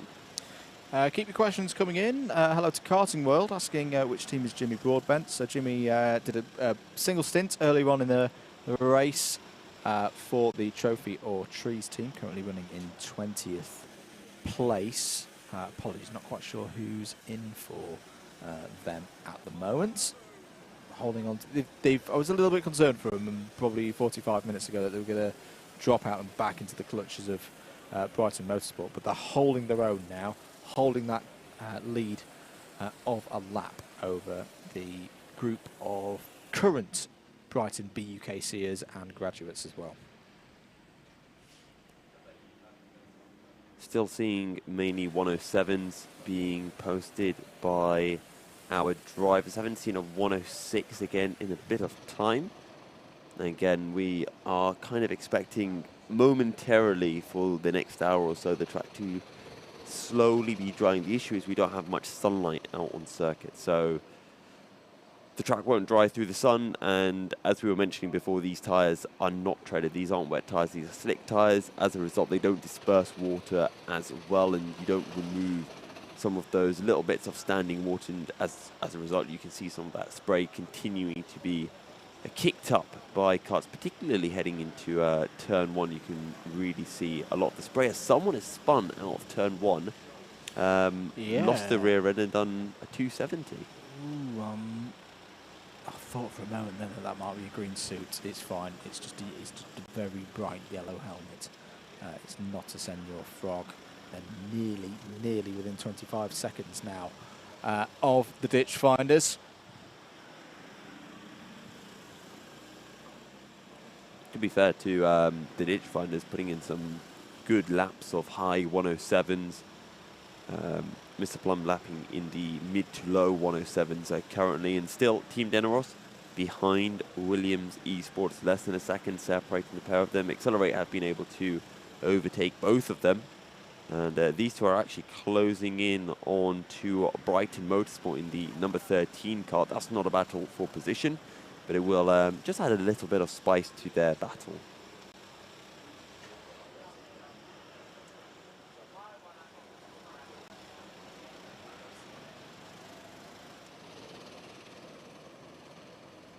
I think Dr. Vapes as well, having just been lapped by The Only Way is Brentwood, who are currently sitting in 4th place. Dr. Vapes down in 6th, and they need to be careful because they're going to, well, they are being closed in by the Bayford Bandits, but they do have about 3 to 4 laps in hand.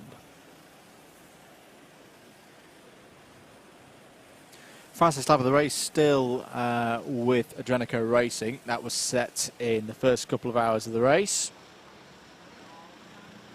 Won't be beaten, I think, for the remainder of the 7 hours and 10 minutes that we've got here.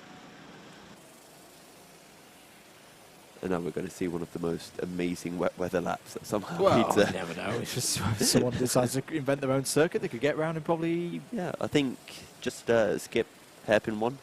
Skip hairpin 1, take the club layouts, don't go down beyond the trees. Just set like a 25-second lap time. New track record. New track record. There you go.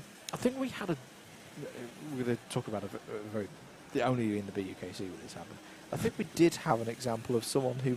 There was a contretemps, shall we say, going over the start-finish. Carts everywhere, spinning round. And someone managed to do a 360 where they went over the timing beam, round the back of the transponder, and then back across the circuit. So it looked like they'd done like a 2-second lap. Incredible. We've definitely had that happen at Teesside. Really? In the British 24 Hour.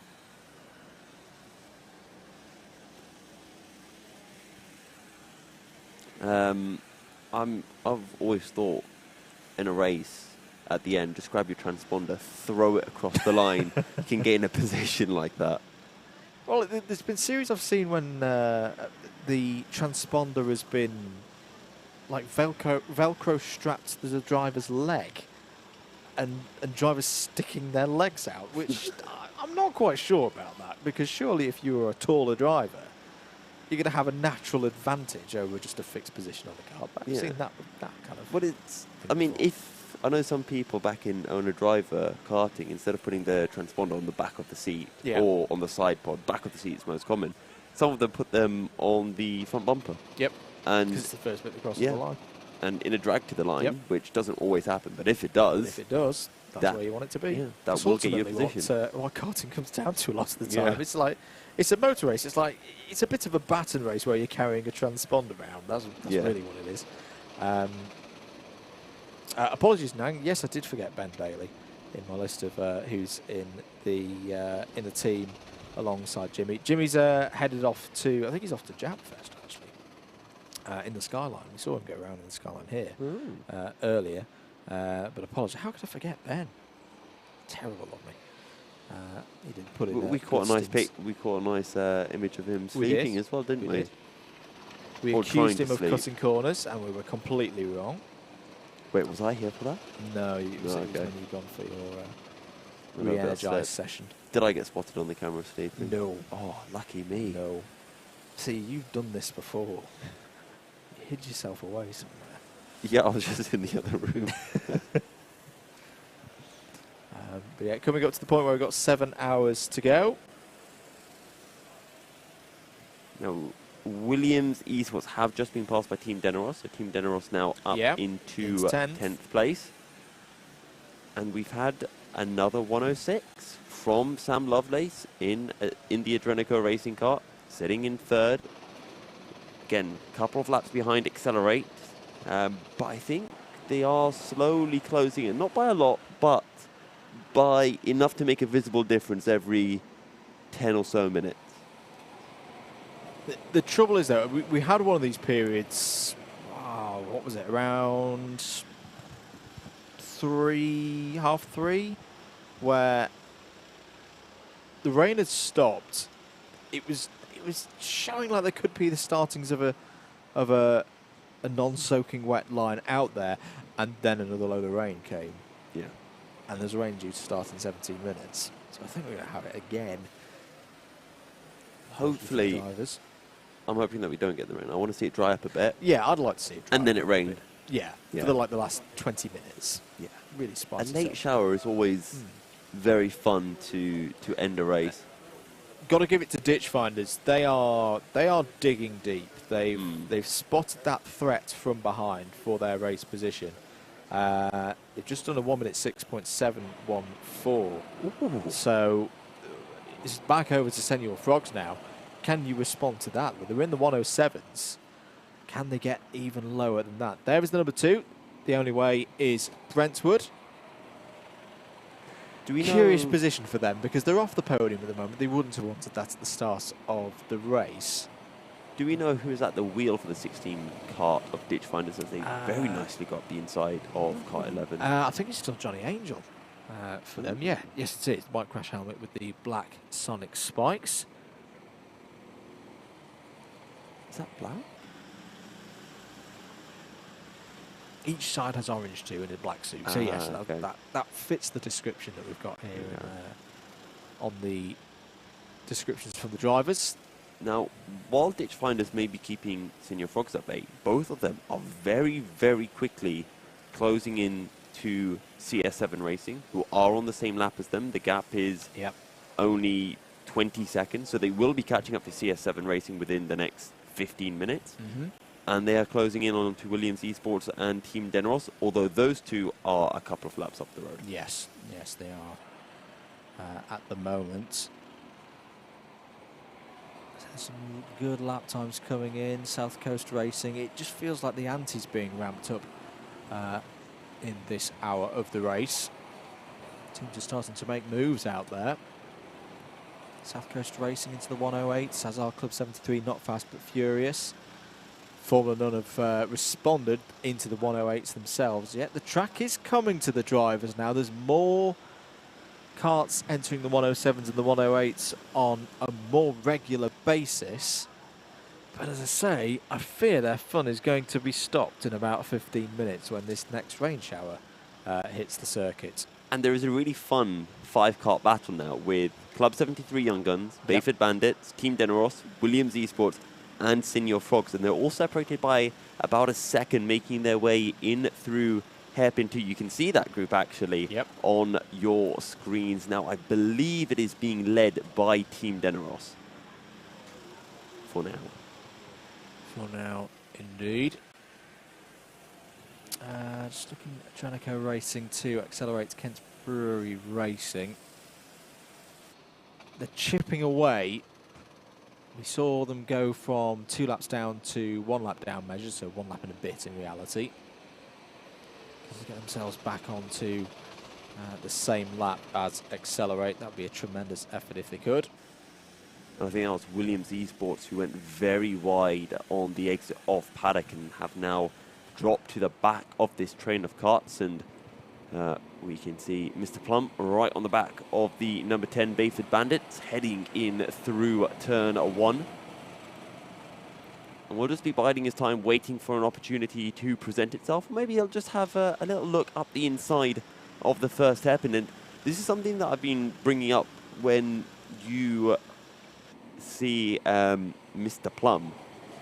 He always goes for this late apex, and he always has that visor open as well. As we like to say, his double visor. He's got his visor and then his glasses underneath.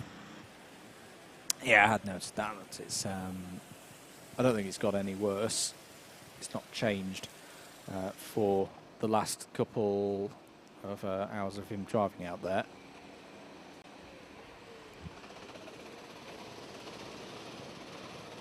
But one thing that I do like from Mr. Plum, and genuinely keep an eye on this, he always cuts back. A lot of drivers seem to be just holding it wide throughout the entire corner, whereas Matt Plum always gets that kart turned in and tries to straighten up the kart as quickly as possible. And I think that's one of the reasons he is as quick as he is out on circuit right now. He's doing a good job. He's keeping them in the fight. Thumbs up there from the driver behind. Thank you for the help, says Matt Plum. He won't be saying thank you after he gets sent up the inside into hairpin 1. Is able to get him on the switchback.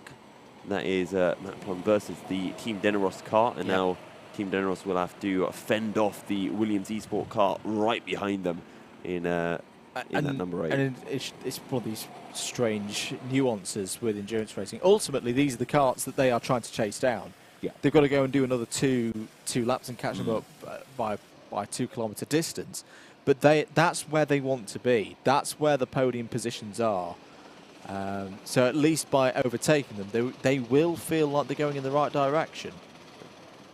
And I think, has there been a switch? Because I think it's showing at the time that Williams Esports have got back ahead of Team Deneros, but it does look on the screen that Deneros is ahead of the Williams Esports carts for now. Yeah. Contact warning for the Bayford Bandits. Teams still have 1 hour in this period before the next reset of warnings. So if you've got 1 remaining, so every 3 hours, all teams' warnings for track limits, contact, etc., are reset. So that was last reset with 9 hours of the race to go. Will be reset with 6 hours of the race to go. Okay. If you've got a couple in your back pocket, you probably may just like expand out now. You take a few more liberties in this next hour. You've got to play the tactics of this, but you've got to be very careful if you've only got one more bullet there to use, because if you use it up now and get a penalty, that could be putting you on the back foot, and it could be putting you out of sync for the rest of the race. Yeah. I feel like in the dry, it's something you can do, but in the wet, where you're always a little bit closer to running the risk of picking up a penalty. True. Probably better to err on the side of caution. There has been a team that have unlapped themselves, Adrineco Racing, only 3 and a bit laps down now on Dab Motorsport. Yes, no, they are. They have got themselves back from 5 to 4 on our timing screens. So good news for them. Yeah. And again, we're seeing more drivers dipping into the 106 and more regularly as well, being the key factor. Again, we won't see them always in the 106s because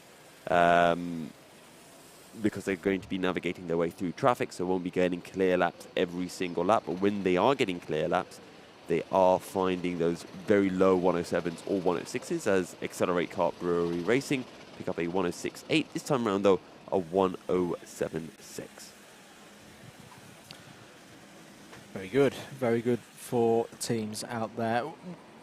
What we will probably temper with Adrineco getting back to 4 laps down is, again, Dab don't overly need to be pushing it. They've got a 3-lap lead. They at this stage, with where they've got it positioned, they can afford to a degree to let Adrenico through. You know, if Adrenico want to race up the road and try and pull that gap back and then fall off the road, Dab will probably nicely wave at them as they go through and re-put that lap on them. They won't mind at all.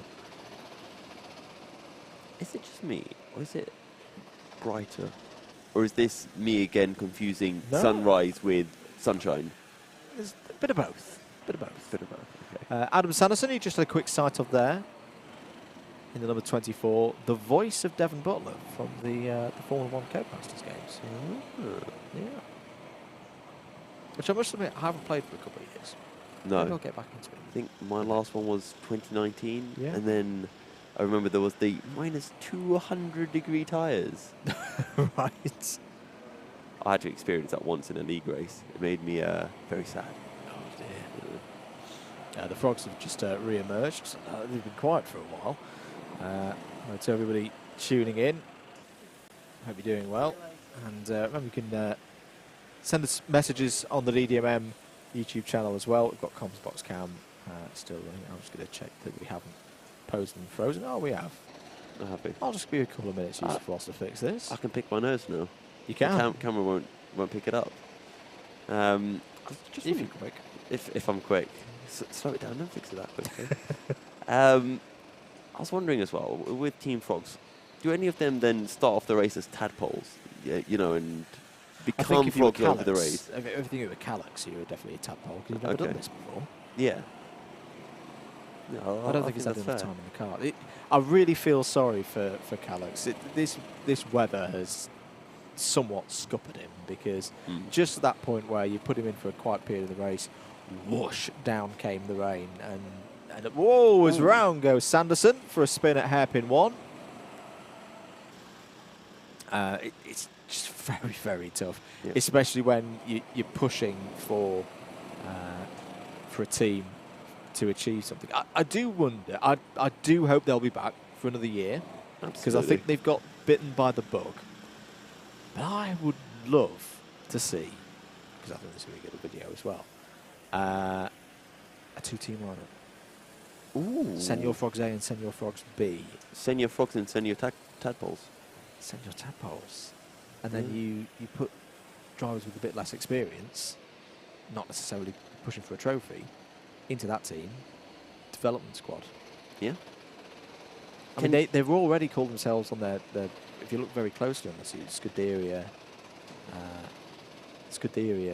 Senior Frogs. So you could have like an Alpha Tauri version. Yeah. Can drivers hop between teams? What's the Italian for Senior Frogs? Signora. Signori. Sidemen and sidepod. There's only 2 sidemen in there. You've got to keep remembering. You can have the left sideman and the right sideman. I'm going to look it up now. What's Italian for frogs? I should know this considering I'm half Italian. For frogs, it's... Oh my god. What's Italian for frogs? See, when I go to Italy, this is why I have I'm gonna a colleague of mine who speaks very good English. Yeah. And is a native Italian, so it's like, Daniele, I don't know what's going on. And he orders all the stuff from me. Yeah. Terrible. Classic English. And then he tells me when I'm pronouncing all the Italian names wrong. Yeah. It's a fair trade. I haven't been back to Italy in actually a while. I need to have a trip back. Oh yeah, Rane. There we go. Signori Rane. Signori Rane. AlphaTauri squad. There we go. You can have that one for free, guys. Trademark, copyrighted, Double Dash, Motorsport Media. Right, do we have any gaps? Williams Esports still hot on the tail of Team Deneros. This is the number 20 and number 8. They've just started a new lap. And also, Ditch Finders, 2.8 seconds behind CS7 Racing. That's for position, and they've been closing into CS7 for the last hour or so. Yeah, it's. I know it seemed like the gap to Senior Frogs has been going out, but actually looking at the bigger picture, those are 2 quick carts, both moving up through the order and looking to pick off CS7 and Williams Esports in the next hour or so. It's definitely getting brighter out there. I was going to say, call me crazy, Andrew, but I think the sun is definitely shining now. Yep. You can see it on the camera as well when you see towards turns 2, the first hairpin, that it is brighter. You can kind of see the sunlight reflecting off some of the puddles a little bit more. But rain still forecast to fall in the next 11 minutes. And it could be another quite heavy deluge. There is Matt Plum. The lap time that time around, 68.183. Ditchfinder's really hot, but Ditchfinders, I think, are not quite. There's a couple of karts in the 6. Oh, 106.1 for Drenico. That is almost into 105 territory now. Ditchfinder's in a 107.1. One of the quickest karts out there at the moment. Definitely in the top 5 of the 24 karts still running out there on circuit. Still just the single retirement in this race. Williams Esports 2. So Ditchfinders are right on the back of CS7 Racing, and they might make a move, I think, into the first hairpin. And I think they've got the job done. So Ditchfinders now up into P12. They are a lap and a half behind Williams Esports. Another thing to note is just noted by producer James in my ear. Look at how Matt positions his body weight in the kart. Not as much through turn number 1. You want the kart nice and stable through there, but watch him through some of these tighter hairpins and how. I say that he's not doing this as much now. It's something that I was actually talking to Matt with. There's a little bit now. There's what we call a Euro lean, a mild Euro lean. What is, from your perspective, Yusuf, what is Matt trying to achieve by doing that? So essentially what you're doing with the car, you don't really get a lot of natural weight transfer, but if you ever sit in a car, so for any people watching at home thinking, okay, how can I test this? If you ever go karting, before you go out on circuit, sit in your car and turn your steering wheel all the way to the right and all the way to the left. And what you'll realize is on your front tires, one of the tires will lift up off the ground, and one of them will kind of dig in more. And it's always the front outside tire that digs in, and then the inside one that lifts up. So when you're going around a circuit and you're driving, that's what's happening. When you're turning in, one of those tires is lifting off the ground a bit. And what Matt is doing is he's leaning to the outside of the car, so he can put more weight on that outside tire. So it just digs in a bit more, and he gets more grip. And then what he'll do on the exit of the corner is he'll lean back to make sure that the rear tires really sink in to the tarmac, and you get a bit more drive coming out of the corner. Hello to Martin Webster, who's got in contact on the Alpha Live YouTube chat. Looking forward to doing this race next year with Maple Motorsports.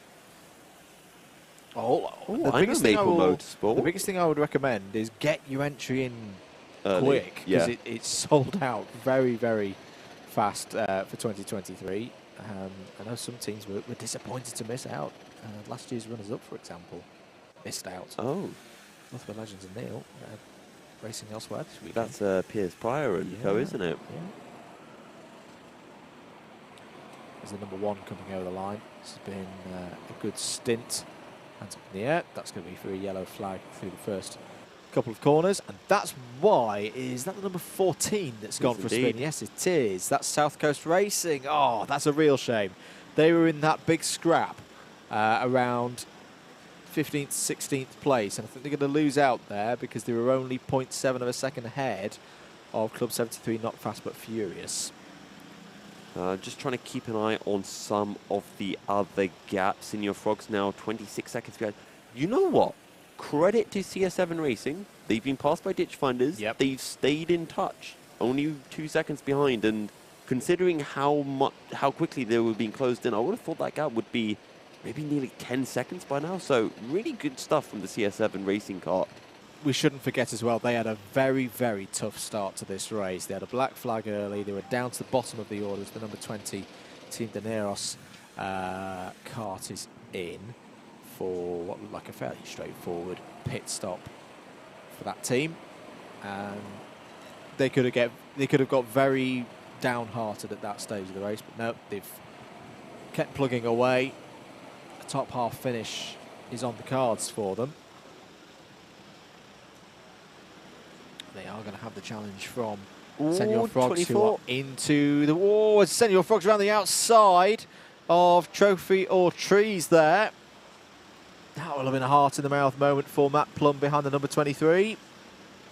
And it's always when you see that cart spinning in front of you, you have to make that very quick decision, inside or outside. And you have to judge, is that cart spinning?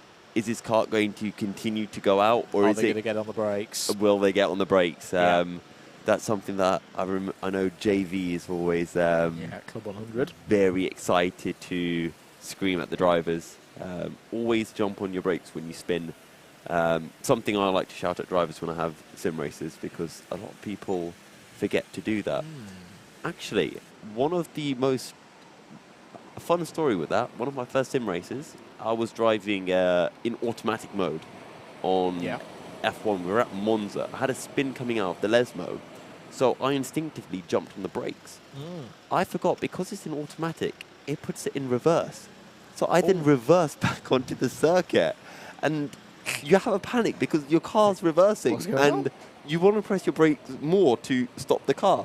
And then you just reverse faster onto the circuit. And it was unfortunate. I can't remember if someone collected me as a result, but it was a bit of a panic moment for myself. Based on it being that was a black shaded helmet in for the number 24. I think it might be Alex Gillen back in for them at the moment. We know it's not Matt Amos, because unfortunately, if you missed it earlier in the race, Matt Amos, who's got a good amount of experience around this circuit. I was really eager to see Matt drive, but he had dislocated his finger in his first stint, and that was him done for the day under doctor's orders. He's okay. We had him on the interview stand, and did a bit of commentary earlier. We're going to get onto this in a moment. There it is on your screen, because this is a big story developing in the Clubman category. It is a black flag for the second place team in Clubman, TRX Racing. This is going to cost them, Yusuf, because I think Team Daneros are going to get back past them and into second place, and it's going to drop them further into the clutches of Ditch Finders and Senor Frogs.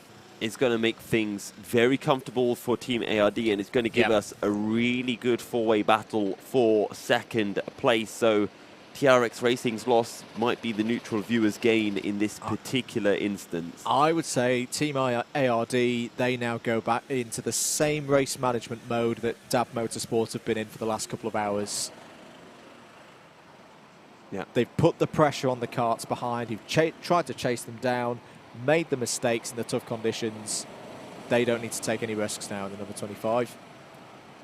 I am going to go out on a mini limb here and say that the next hour is very, very crucial, because I think the track is drying. Not quickly, but it is slowly drying. We're getting very close to seeing 105s, and this is the point where it's going to come down to some of those more experienced drivers. Can they find where that tiny, minuscule bit of extra grip is out on circuit? Can they take advantage of it? Because if they can, that could be a half a second a lap that they were able to find versus anyone else out on track. And for the likes of Adrenico Racing, trying to close in to Accelerate and DAB Motorsports in the battle for the win. Adrenico Racing currently 1.5 laps behind Accelerate, Kent Brewery Racing, and also in the battle for our Clubman Class P2 now, with TRX Racing picking up that penalty. TRX Racing have made their pit stop. They only lost 30 seconds, not a huge amount, so they are now 7 seconds ahead of Williams Esports, who are in turn about a minute ahead of Team Daneros, or about 50 seconds. Not good news, I'm afraid. Let's just have a look at the radar. I was hoping that the rain starting in 7 minutes, it might just be one of those that burns up and doesn't hit the circuit. I don't think we're going to be that lucky. There is a bit of a system moving in from the English Channel. It's this stream of rain. There's a stream of rain. And it's directly targeting the circuit. It's heading straight for Rochester. We're currently looking at our screen. The showers that we've had through 4, 5, 6 o'clock We then had this break, and then there is a lot of red on the monitor, ladies and gentlemen, for what is going to hit the circuit in the next 10 minutes. Yeah. It's about to get very tricky for the drivers out there. Make the most of these conditions while they can, because this may be as good as it gets between now and the checkered flag. You say make the most of these conditions. They're only going about a second quicker than when it was chucking it down. Or maybe 2 seconds quicker. It was what, 108? Yep. When we 108s, had proper rain? 109s. And it's just one of those things. There's still that little bit of standing water, and with these slick tyres, it doesn't really matter if it is raining or if it's just damp and greasy like it is currently. You just can't find the grip. You can't find that extra time until a dry line eventually forms, and those essentially the little crevices in the tarmac, yep, that water in them kind of gets dispersed a bit. A very nice little slide in from the 23 of Matt Plum. Quick sight into race control there, overseeing all the events going on out there on circuit and making sure that everyone is playing by the rules. Very quiet in the pit lane at the moment. They can see a lot of the circuit from up there. It's just it's a good race Garda. control box. It's a good race control box. I understand. I've commentated from there. I also understand why JV keeps me out from the UKC and Club 100. He doesn't want me going in there and disrupting everything. For those of you not aware, the building in the background there, that's where we are. Yep. And all the drivers are. And some of the drivers as well. 6 minutes and 6 hours and 40 seconds of this race to go. Dab Motorsport, 108's there. Won't be concerned from there. Just holding that gap at 3 laps at the moment. 8 seconds. And good to hear that they're listening to the stream as well. Yeah. You could hear a bit of the delay. It was about a minute. 20 seconds. 20 seconds? 30 seconds. 30 seconds.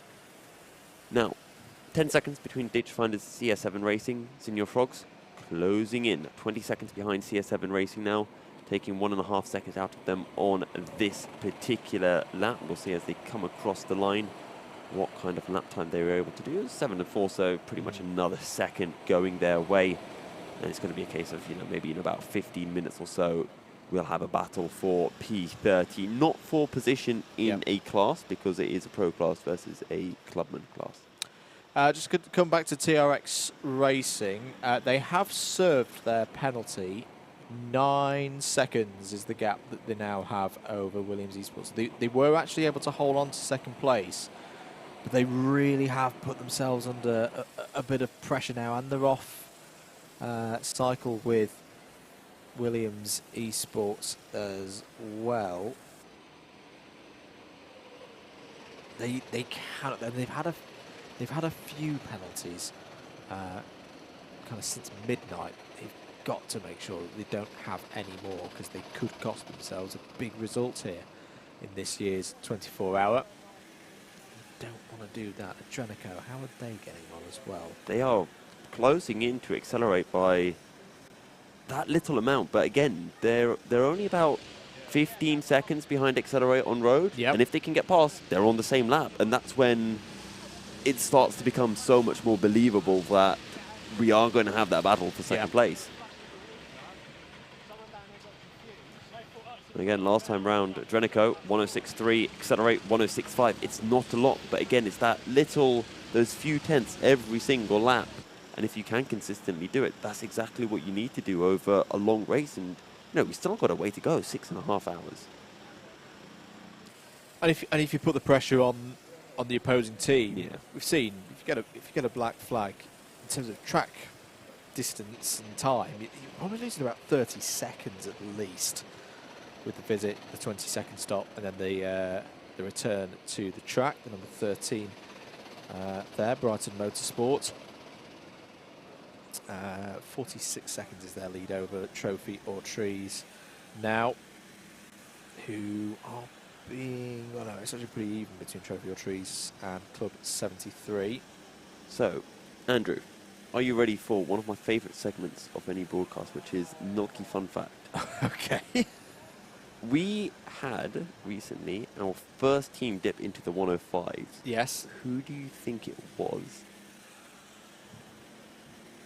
I'm being asked to go and help the producer now. I'm gonna You've been ponder saved that for one. I've been now. saved. Yes.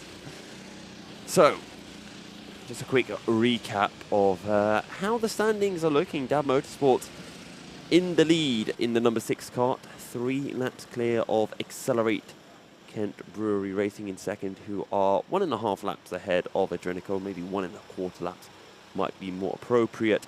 The Only Way is Brentwood are in fourth, a further 3 laps behind, but are on circuit right behind Adrenico, and these two almost working together to make their way through the field right now behind TRX Racing and Team Deneros, who are having a little scrap between themselves right now, and TRX Racing currently sitting in 9th place.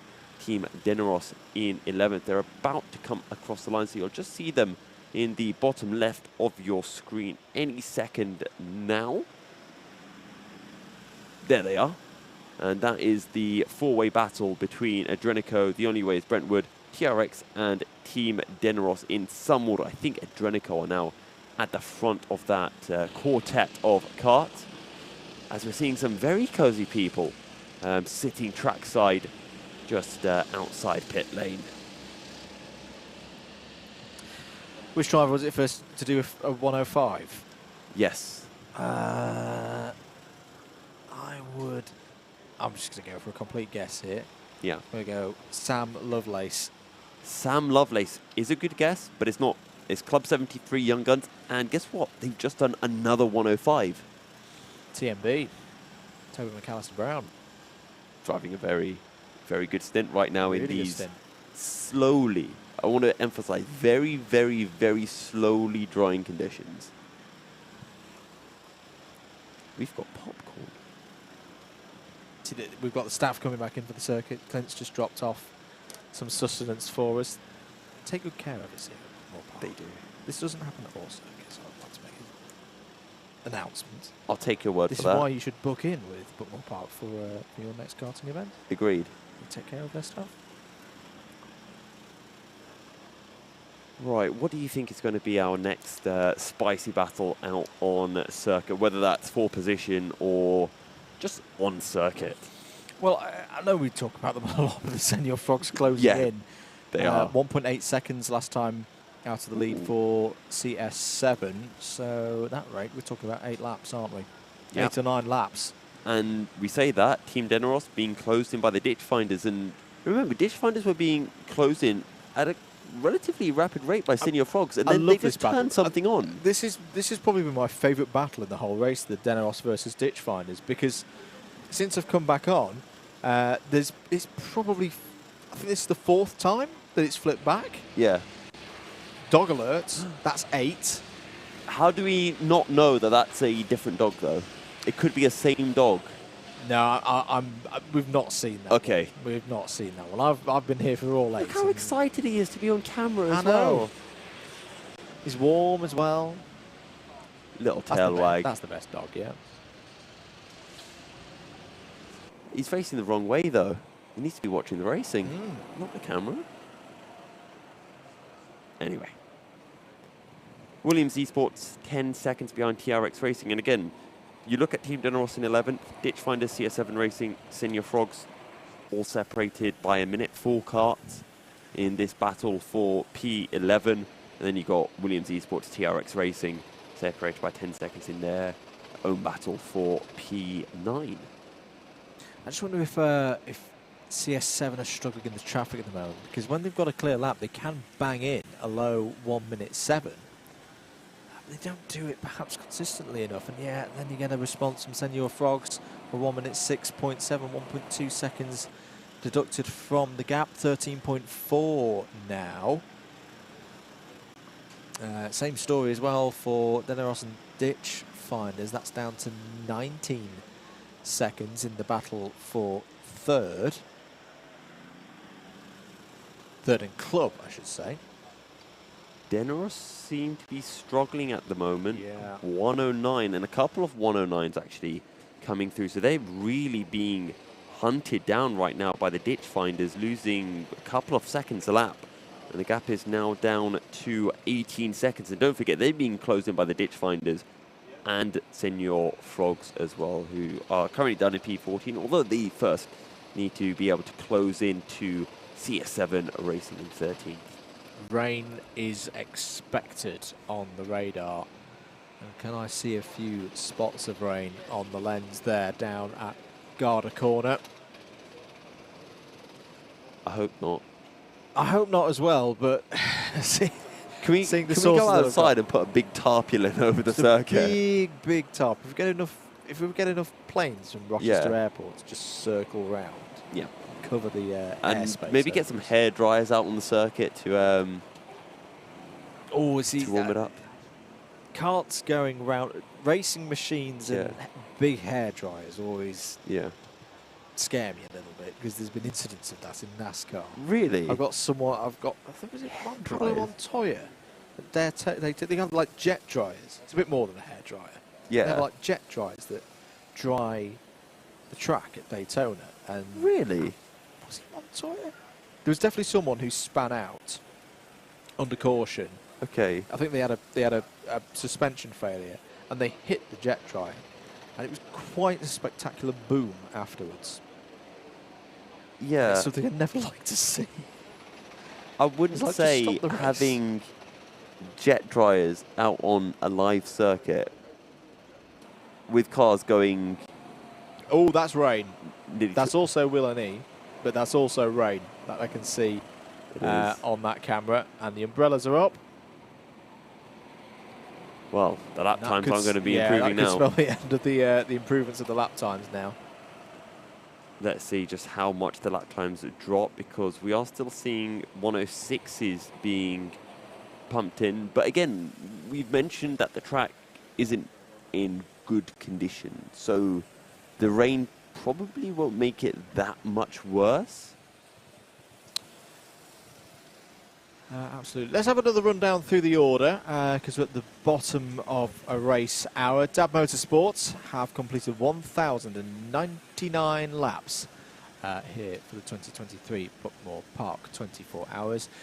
And their lead is still 3 laps, as it has been for quite a few hours now. Admittance Racing have pulled themselves back by a lap, so they're only a further lap behind now, +4 against the leader.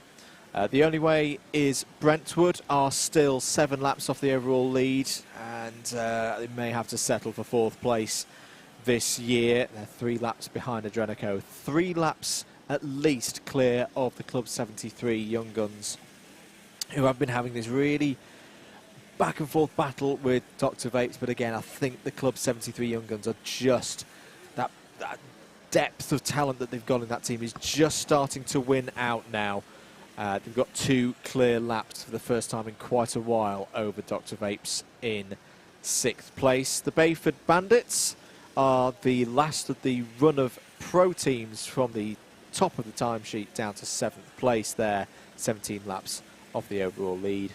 In terms of overall position, they've got some work to do there. They're only 53 seconds ahead of Team ARD, who are in a very strong position now within the club category.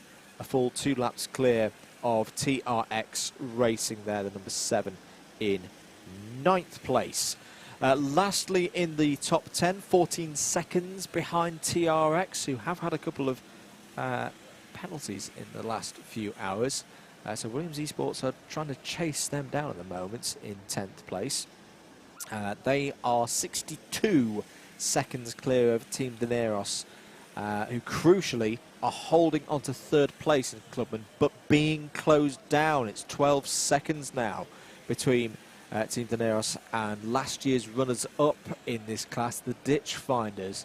Keep an eye on that battle in the next hour. CS7 Racing are next up in 13th place, in a bit of a sandwich there between the Clubman teams. The Senior Frogs continue to push. They have not given this one up yet. They're in the top 5 in class. Matt Plum is in for them at the moment. He's had really good pace the last hour, and they are closing down the cart ahead of them. Formula None are next up, 3 laps further back in 15th place. 6 seconds ahead of Zesty Drink Racing. And Zesty Drink Racing are taking chunks of time out of Formula None at the moment, so that we could see change shortly for 15th place. Club 73, Not Fast But Furious, are a further 63 seconds back. They're also overlooking their shoulders because 17.6 seconds down the road from them are a closing South Coast Racing team. They've got a comfortable 3-lap gap over Mini Boost, who are improving on their position from 12 months ago. They're there in 19th place. Brighton Motorsport have recovered to get past Trophy or Trees and back into the top 20. Their gap over the Motorsports YouTuber and Influencers squad is 41.6 seconds. Getting very close as well between Trophy or Trees and the cart behind them. Club 73 Team Silence are only 3 seconds off the number 24 now. A further lap back, Team Rango, they are closing in. We talked about it earlier that Team Rango had fallen 3 or 4 laps behind the closest cart. They've gone under the radar the last hour or so. They could start gaining positions as we go into the final quarter of this race. They have a comfortable 25-lap gap over Olympus Karting, who is still continuing around. Let's not forget, this is a team of complete novices to competitive karting from the sim racing world. They are plugging away. They've gone past the 1,000 lap mark now, 1,043. They are the last running kart out there, but they are still running. We've had 1 retirement in this race, the Williams Esports 2 team, having completed 817 laps. That is your rundown, with just under 6.5 hours of the race to go. Here is a short few words from our sponsors.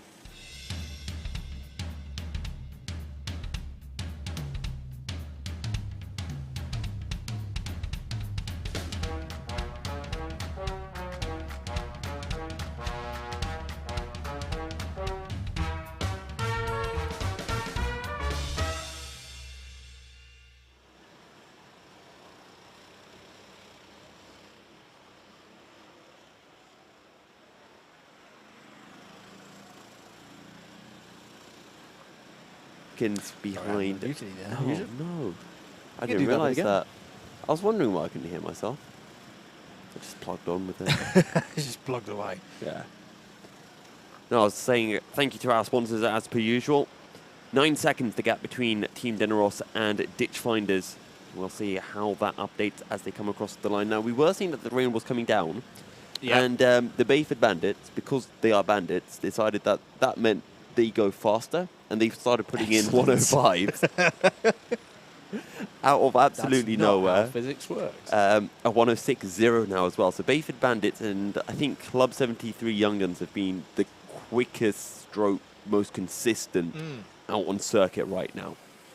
Hello to Ian Sumner on the DDMM comms box feed and data centre. Good morning, chaps. Looking remarkably fresh. Thank you, Ian. We don't feel it, but we're plugging on as we're approaching that final quarter of the race in 24 minutes' time. You can get in contact with us on the DDMM comms box feed.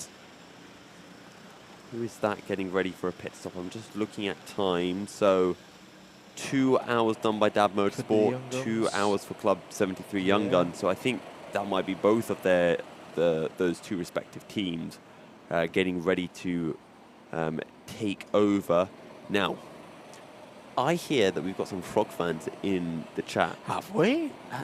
I know, they've been kind of going under the radar, haven't they? So, Senior Frogs, 4 seconds behind CS7 Racing. That's closed quickly. That was above, what, 13 seconds before the rundown? It was indeed. I think we might be having a change for P13 very shortly. There is the Senior Frogs cart making their way through Cafe Corner and starting a new lap. And just in front of the number 22 is the number 4 CS7 Racing cart. George also asked, why is this Matt guy driving for the Frogs? Because he's a wizard, and this is what good... I'm going to give Carl Freezy the credit here. This is what a good team manager does. He scours the world for good driving, great driving talent, and that's what the Senior Frogs have had. jesting aside, Matt has been part of their behind-the-scenes effort. So he was here last year. He's doing all the photography for them and a good amount of the filming here last year. And it just so happens that he's a very, very quick driver in karting in his own right. And boy, has he delivered for them today, because this has been really tough conditions. That's the number 17, it's Dr. Vapes. I think that was Marcel Chmielewski getting back in for them. I think Murtaza Hassan jumping out of the karts. And let's not forget as well, Senior Frogs, they've got radio, which means Mr. Plum knows exactly who he's battling with, and he knows exactly that the kart in front is for position, which will it gives you that little bit of extra motivation, doesn't it?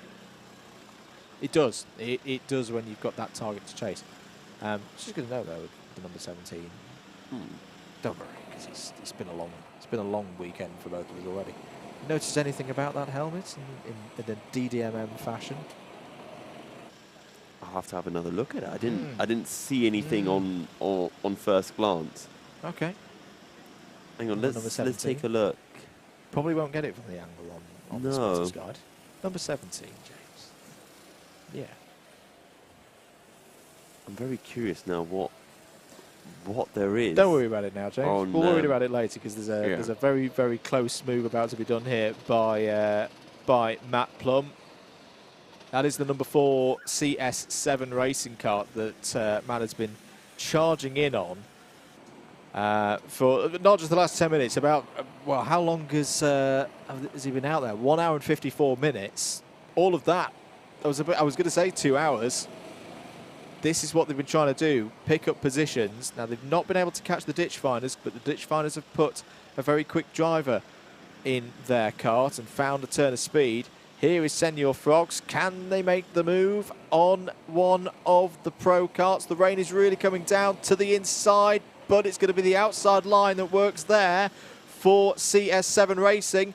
To the inside there, Matt Plum, just short of making the move work as they head downhill. There's a bit of chaos ahead of them. The number 17's involved.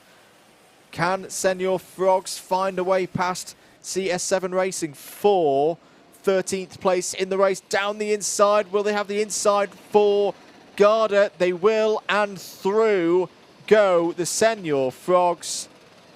The emojis will go wild. Brilliant work. No, around the outside goes CS7. They say nope, no emojis. Denied by the number 4. And this is a great scrap. Look at the level of the rain now. This is the heaviest rain that we've had in the race so far. This is the band of rain from the storm that we were talking about over the English Channel. It has hit the circuit. It has hit the circuit direct here at Buckmore Park. Matt Plum cutting back there, trying to find a way through. Is there a switchback perhaps into hairpin number 2? Matt Plum's going to look for it. He's going to get on that curb, go and try and get the drive. Here comes CS7 again, but no, this time Matt Plum gets across in front, blocks the run on the late apex and the sharp run out of hairpin number 2. That is a position gained for Senior Frogs, and it's a well-deserved gain for Matt Plum. And, you know, the cheekiest thing he did there was that little thumbs up at the end, almost to say thank you, as if it was almost made easy for him, because that definitely was not made easy for him. That was there. Did CS7. But... ditch finders within a second of Team Deneros. More battling. But this is the thing. Now the key battle starts, because whilst that is a position overall, fantastic, gets Senior Frogs 1 spot up the order, what they really care about is the next 2 karts ahead, because they are in their same class, and that is where the chance of going one better than 2022 and being on that Clubman podium, that's where it is. That's where they need to get to. And the ditch finders are up the road. They're the ones who've been quick in this phase of the race, but we've seen it go back and forth between ditch finders and Team Deneros. The best thing, if you're supporting Senior Frogs right now, is you want those 2 teams to start fighting.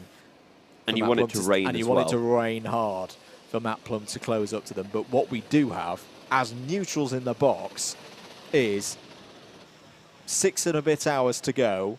And still, one of our key spots in this race, one of the spots on our podium, on our podiums, is covered with 3 potential holders of that last spot. 30 seconds covers them. Yeah, it's absolutely fantastic. Also, Zesty Drink Racing have just passed Formula None for P15. Ditch Finders still behind Team Deneros, and the longer those two battle, the better news it is for Senior Frogs. Yeah, Trophy or Trees have just got past Club 73 Team Silent. There it is, the number 17. Now, that is properly chucking it down. The lap times have got about 1.5 seconds slower than 5 minutes ago. Yep. It's no longer Buckmore Park, it's now Boatmore Park. Boatmore Park. I've not heard that one. I'm going normally for Buckmore Lake, but I like Boatmore Park. We're slowly approaching not that far away from the Medway, of course. And this is where everything that the drivers have learned about the circuit starts to change. Yes, it's still very wet, but this is where you really start to get puddles, as Matt Plum demonstrates. And you have to learn where those puddles are, and is it effective to avoid those puddles? You know, taking a completely different line so that you don't aquaplane over the puddle, does that actually gain you time, or do you lose more time in the avoidance of it? Well, I don't think we've seen the track have more standing water on it at any stage so far in this edition of the Buckmore Park 24 Hours. It got pretty nasty, what would you say, around 1 o'clock in the morning.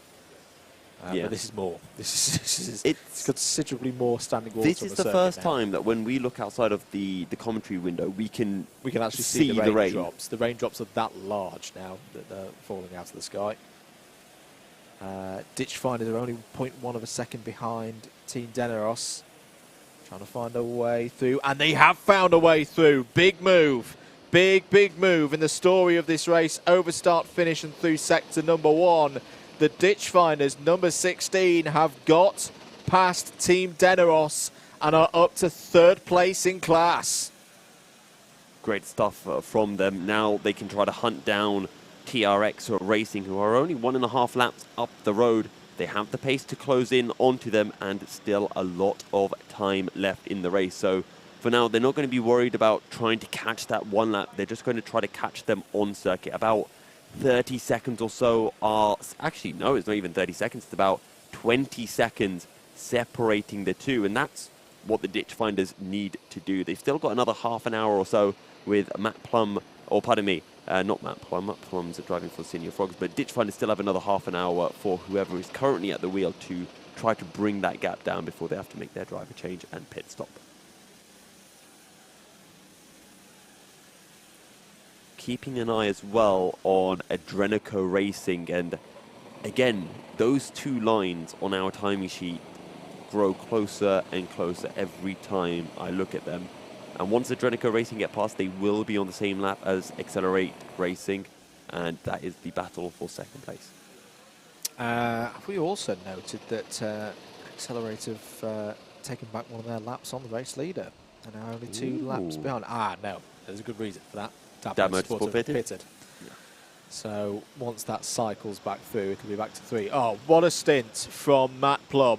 Gets out of the kart. Once again, the Senior Frogs are being talked about going for a podium, and who is getting in?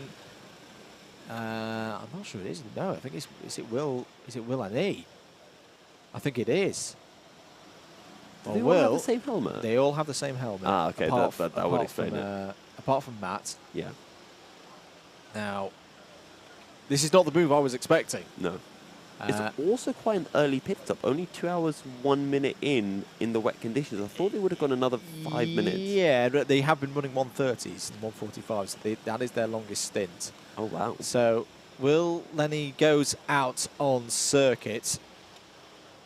Didn't feel good about his first stint. We've not seen him since hour 2 of the race.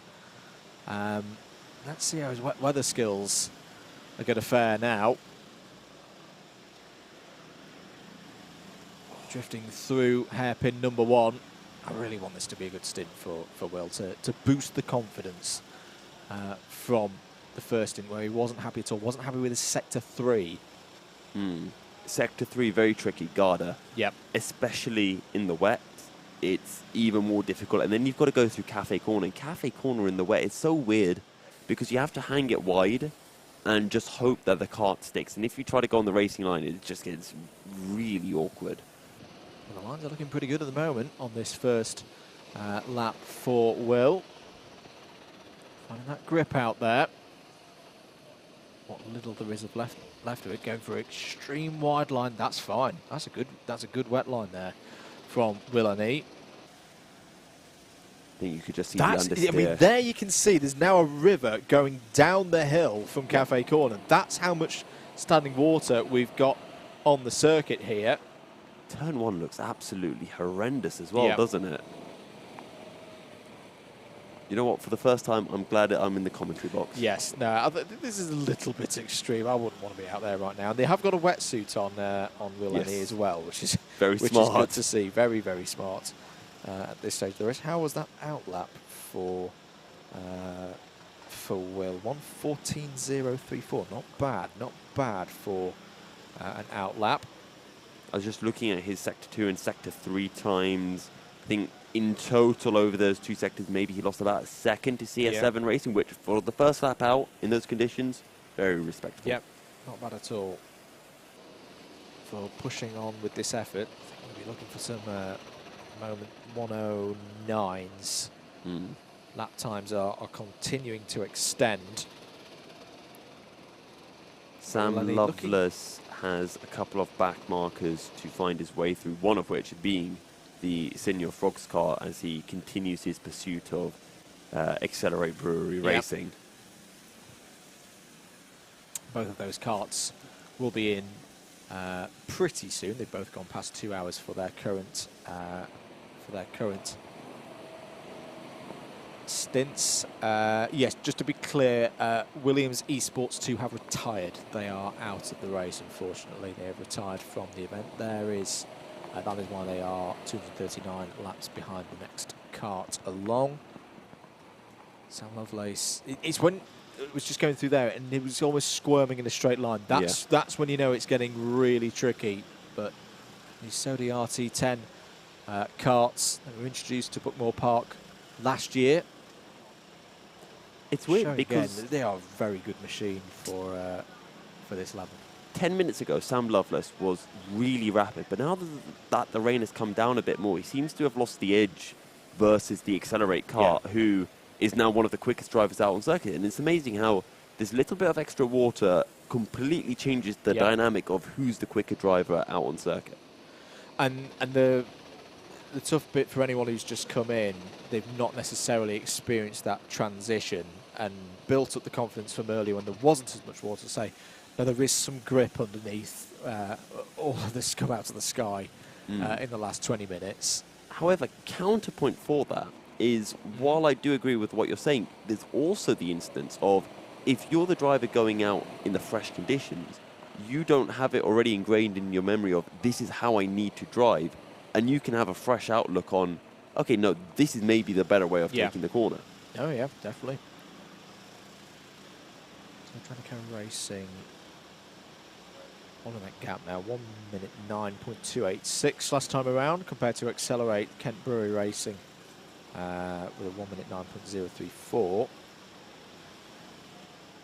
Bayford Bandits continuing to be absolute bandits in the wet. 108.4, quickest drivers out on a circuit in these treacherous conditions as they continue to hunt down Dr. Vapes, taking down nearly a second on that particular occasion. 2.5 laps down on the Dr. Vapes team.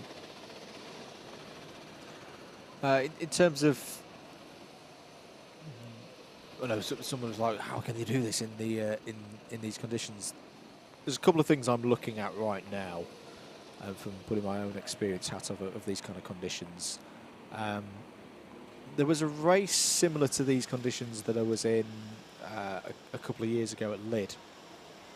For those who don't know, Lyd, much faster circuit in terms of it's got longer straights, and it did get very heavy. The water level started rising, and there was genuine aquaplaning. It's the first time I've had proper aquaplaning in a kart. Now, I was on my team radio doing the old F1 drivers thing again. Red flag, red flag. This is getting a bit sketch out here. And I was wrong. I was wrong to say that because I actually asked JB, our race director, afterwards, of like, what was going... Not to say, oh my goodness, what were you doing? Yeah. Like, I'm genuinely interested to know. What would cause you to bring out... What would have caused a red flag in that situation? He said, well, to be fair to all of you out there, you'd all backed off. You'd all backed off and gone, whoa, this is a little bit interesting out here, and none of you were falling off the track. Yeah. That's what I'm seeing right now. I'm not seeing a sea of yellow flags all over the circuit and everybody losing control. It's clearly very wet. You know, you're always getting tram tracks of trails being left by the karts in terms of where they're placing themselves in the circuit. But everybody's driving within the conditions and not causing yellows that then breed yellows that then breed yellows as we go around the circuit. The other one that I'm looking at is visibility. Yes. Where we're at on Friday for BUKC, Clay Pigeon. Now, I've also driven there in the weather that is like this. Now, we did have red flags a few years ago at an event at Clay Pigeon because the fog descended and you couldn't see from one marshal post to the next. Now, quite clearly, I know the cameras are very good here with Alpha Live. That's a pretty representative picture. That's not enhanced in any way. I can see quite clearly out of the commentary box window to my left, I can see the opposite side of the circuit. Visibility from post to post is not a problem right now. The drivers are dealing with this fine. That was aquaplaning for the very, 17. Very wet now. And this is also where we can come back to your previous point about dries versus wets. If they were using wet tyres, a lot more spray and visibility would therefore be a lot worse. We would not be able to see the karts as clearly as we can because there would literally be walls of water coming up from the tyres. But because we have slicks, which, it just kind of just pushes the water out the way. Yes. More difficult to drive in, less spray though. Means the drivers also get less wet. It's there stuck is the number 22 of Mini Boost. Can they get that kart going, or is it beached in the grass? They're on the downhill from Garda, so they should... Are they going to be okay to just roll that one, or do they need a bit of a push? I think it's a little bit stuck in the grass, and drivers can't get out of their karts. For those familiar with BUKC Club 100, or if you've ever been to Three Sisters... Have they run out of fuel? How long have they... Oh, it's only 12 minutes in the kart, so definitely not out of fuel. Definitely not out of fuel. A big puddle forming there on the inside of the entry to the centre chicane. Wow. You really do not want to be on that apex because you will aquaplane. I don't even know what that is. That's just... It's at the side of the circuit. Yeah, that's down. That's running down from Cafe Corner. Yeah. But I'd still maintain the point. I know the 22's had a bit of a moment here, but they're the single cars. That's the test car. That's the test car pulling over to one side. Everyone's driving within. Yeah, they've lost an engine. They've lost an engine. Get the pull start, and away they will go. But Mini Boost have lost a big chunk of time there. They may lose 20th place to 19th place to Brighton Motorsport.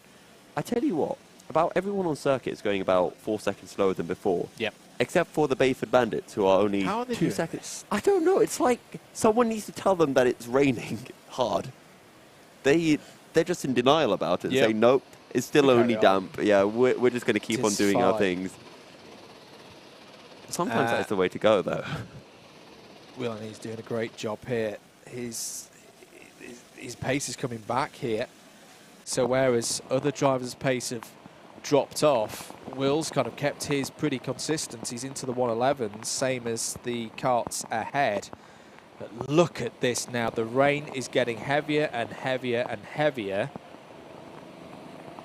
We'll say the visibility's okay because we can see on this camera shot. This is on the outside of turn number 1. It's a pretty long run. Between turn 1 and the exit of Cafe Corner. But water's starting to form up. Drivers have got to be very, very careful. Also, this top end of the circuit is like a table. The water just sits on top of it instead of running down. This is the worst time to wait to get into a kart because it is actually horrible. You want to be sitting in the kart. you mentioned visibility. Do you remember the... Oh, let's listen into this.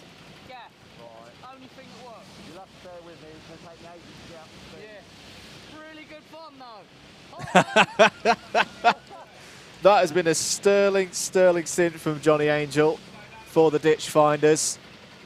You heard that. Skid, gas. Skid and gas. I was going to say, you mentioned poor visibility. Yep. Do you remember final round, Club 100, last year here at Buckmore, when Mike Hoppin had that win and spun across the line? Yes, I do, because my endurance teammate Andrew Ward got a podium. He finally got a good result on a stream round. Lovely. Well. That round in the evening was really bad for visibility. Yep, for form. Yep. I don't know if that's a case of just because we were entering the night times. Yeah, a bit of night time in November. So hopefully we don't get that here, because it does look fine. It doesn't look like there is any mist or fog that is starting to set, as that is Sam Lovelace really just trying to get that car through the corner. And this is something where I think it becomes easier to visibly discern who the quick drivers are, because the quick drivers are always on the edge of the limit, always just fighting that little bit with the steering wheel to find the grip. And the ones who look ultra smooth tend to be missing out on finding some time out on circuit. Joshua asks, do we think the rain will stop? There may be the odd break in it, so just to update everybody as well as I can, I am not a weatherman. This is a very thin corridor system that is blowing in from the channel. It's almost like a finger of it pointing out from the southwest across to the northeasterly direction. This is the finger crossing the circuit, like straight line, bang across the Rochester and Chatham and Maidstone area. So there may be odd little breaks in it, but when the rain is hitting, it's going to be heavy.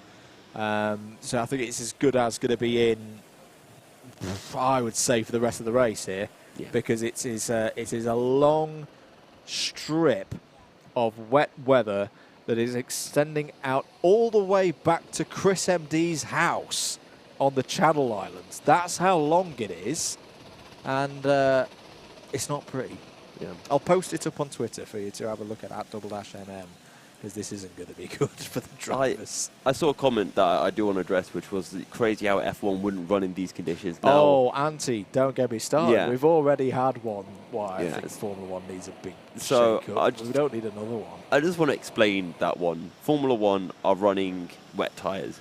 They kick up a lot of water. If these karts were running with wet tyres, and again, this isn't Formula One cars driving at over 100 miles an hour, you would not be able to see the karts right now because of how much spray would be kicked up. And when you're driving at over 100 miles an hour and you can't see in front of you, it's very difficult. Imagine driving on the motorway, the rain's chucking it down, and you don't have your windscreen wipers on. Turn off your windscreen wipers. Actually, don't turn off your windscreen wipers. But if they were off for a couple of seconds, that's what F1 drivers can see, or what they can't see. And that is why those races have to be red flagged. Not because the cars can't go around in those conditions, just because they can't see. And they've also not done enough on the air to make sure that the effect is reduced. that as well. Who knew? You make the underside of the cars not flat and suddenly they kick up a lot more spray out the back of them. Who knew? Oh, trouble for Sam Lovelace, the number 5, third place, Adrenico Racing. That looked like a recovery from a spin there. Yep, through Cafe Corner, where you kind of want to go flat. You have to commit to the corner to get that front end to turn in, and it can just go so badly wrong. He's lost about 8 seconds as a result, and it just goes to show someone as talented as Sam Lovelace struggling in these conditions, and you have to push if you want to find the time. And Adrenico Racing are really desperately trying to close in on to accelerate, and as a result, these mistakes can occur. We've got 3 laps over the next kart behind them.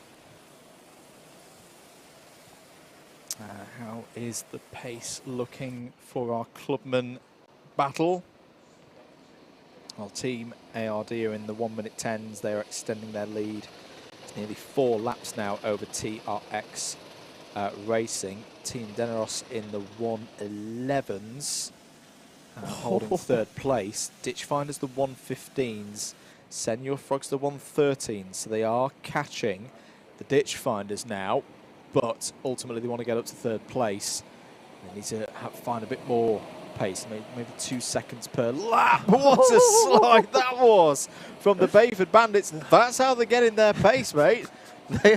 They're treating this like a gymkhana course. Skid and gas that we heard? That was skid and gas. That was definitely skid and gas. I think if I did that, there'd be a different skid and gas, but we'll leave that one there. 2 types of skid in one guy. Someone's gone, why, that's the number 4 car, as Sam Lovelace is he actually being closed down here by the Senior Frog cards, or has he found a way through?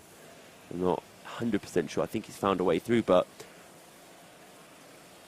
I'm hoping that we can actually stick with 1 car around the lap, because it'll be really cool just to see where all of this spray is, because I think it is all on the run out of Garda all the way into turn 1. That's where all of these big puddles are forming, and Sam Lovelace is staying well clear of the inside through that left-hander and is starting to find where the puddles are and avoiding those puddles. There should be a really big one on Cafe, and then here on the run into turn 1, I mean, you can see the aquaplaning happening as they just hit these patches of water. And as soon as they hit the patches of water, that's when they start sliding. Bayford Bandits, they love the sliding. They're going for the puddles. They're just out to have fun. And it's working as the number 1 car of Club 73 Young Guns, doing the exact same thing as the Bayford Bandits. And Bayford Bandits, quickest drivers out on circuit. The only karts in the 109s are currently. Team ARD very close to the 109s as well, 110.2. on this particular lap. Ditchfinder still 9 seconds behind CS7 Racing, and Ditchfinders were ahead of CS7 Racing, have made their pit stop, now closing back in, and Senior Frogs have dropped about a minute behind the Ditchfinders after their pit stop. Some good laps being put in by the number 16 car currently.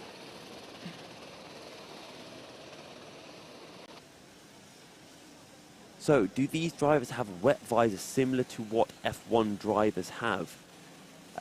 So, what we have in karts is you have 2 types of visors usually. You've got your iridium visors and you've got your clear visors. You also have some mixes where you get some fogged or misted visors, but those are the 2 usual ones. So, you've got your iridiums and you've got your clear visors. Iridiums you only use when it's sunny or during the day. If it ever gets a bit cloudy, if you go into night, then it's straight to the clear visor. So you can see Sam Lovelace has his clear visor on. One thing that a lot of the drivers like to use is they have this cool little spray that they can rub onto the visors, which just stops water droplets from sticking to the visors and just keeps the visor clear. The other thing is they open their visors a bit just so it doesn't mist up as much, because visors mist up a lot more when it is raining. But yeah, no special visors. There have been some weird visors where they almost have a fan that sticks out from the chin guard on the visor. But they only really use it in owner-driver karting when the wet tyres are out. And I think it's just to stop water from going into their face. I don't really know how it works, but it's this visor and it just spins round. Not visor, it's like a little wind turbine, little fan that just spins round and round at the front of the helmet. So lap times 109s for Dab Motorsport and Accelerate, 109.1 for Dr. Vape. Very quick time for Dr. Vapes and the Bayford Bandit. So whoever's at the wheel for Dr. Vapes, which I think is Marcel Chmielewski at the wheel. I'm sure I'm pronouncing that completely wrong. Some very quick times coming through from them in these very, very wet conditions. 2 hours 28 for Adrenico Racing. They are going to be making their pit stop very, very soon, and someone else will be jumping at the wheel of the number 5 car, possibly Dante Dillon. Haven't seen Harrison Kirkham out in a long time, so he might be the one jumping at the wheel of the car. Quick driver in the wet is Harrison Kirkham. Robin Kassam and Callum Jones are two other drivers that we might be seeing taking over from Sam Lovelace, who does not come into the pits this time around.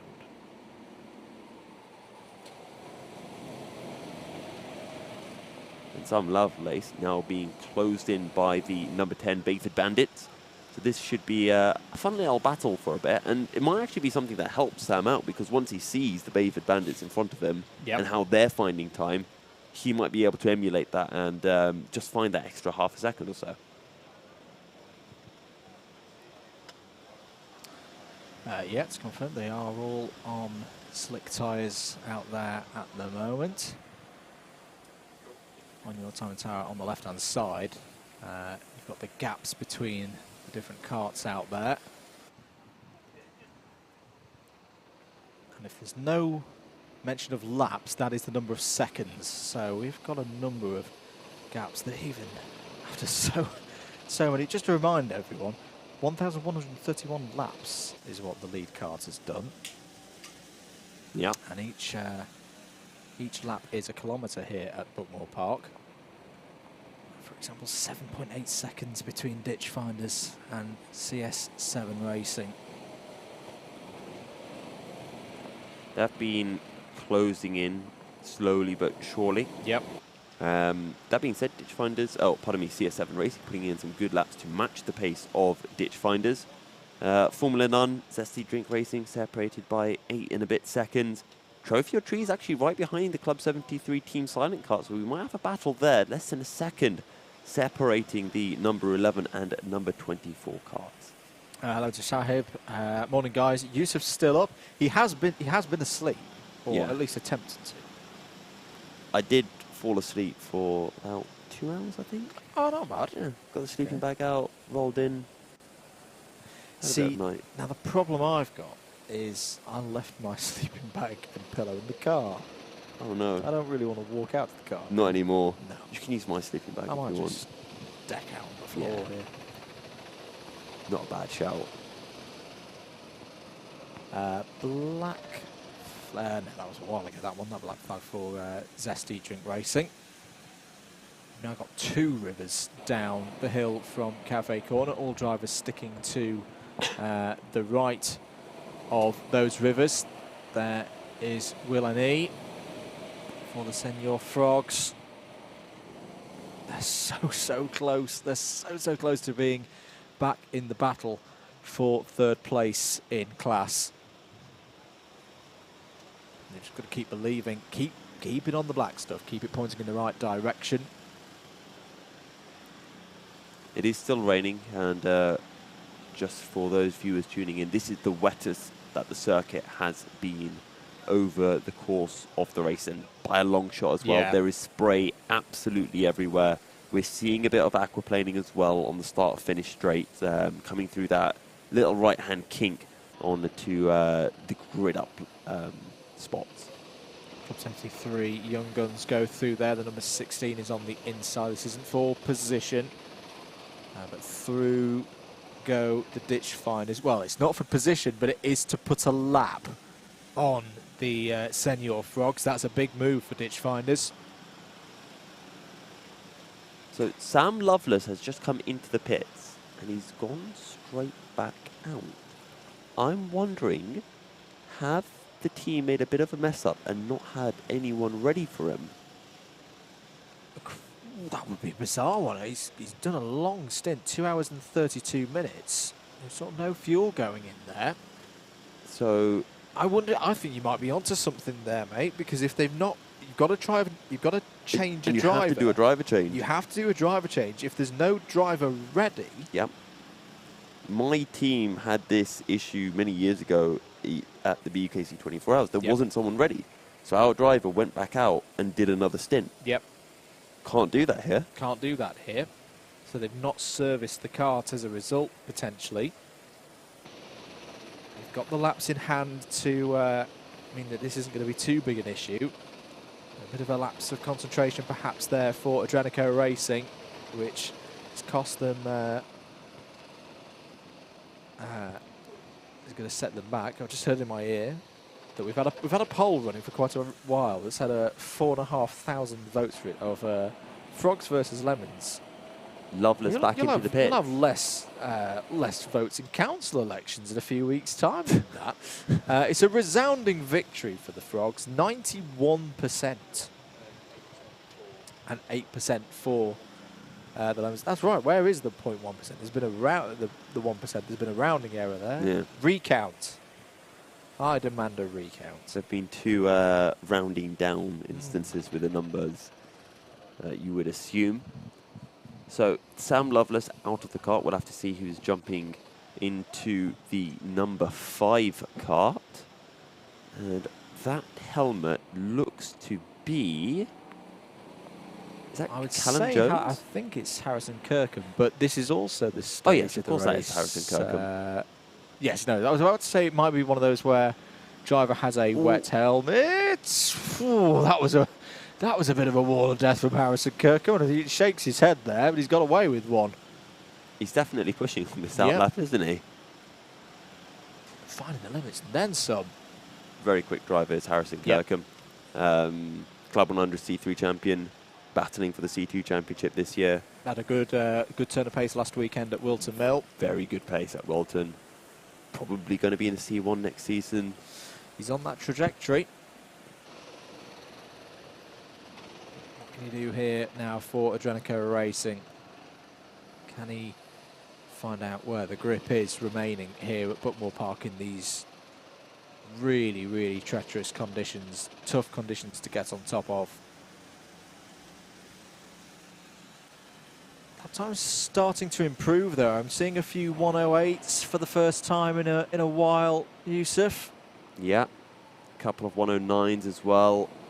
I think before we were running 110, 111. It doesn't look like the track's any better. It still looks like there are rivers out there. The rain is still coming down. Not as hard as before, but I think there is still a net addition of water to the circuit.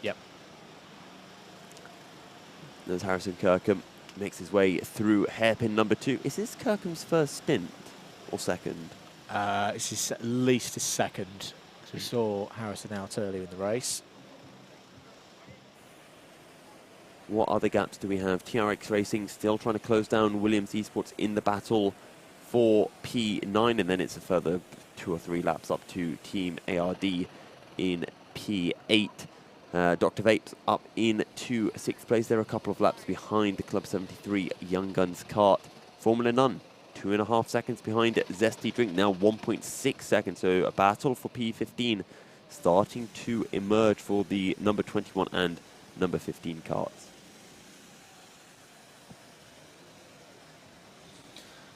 Just looking further down the order, the Trophy or Trees Club 73 Team Silence and Brighton Motorsport battle.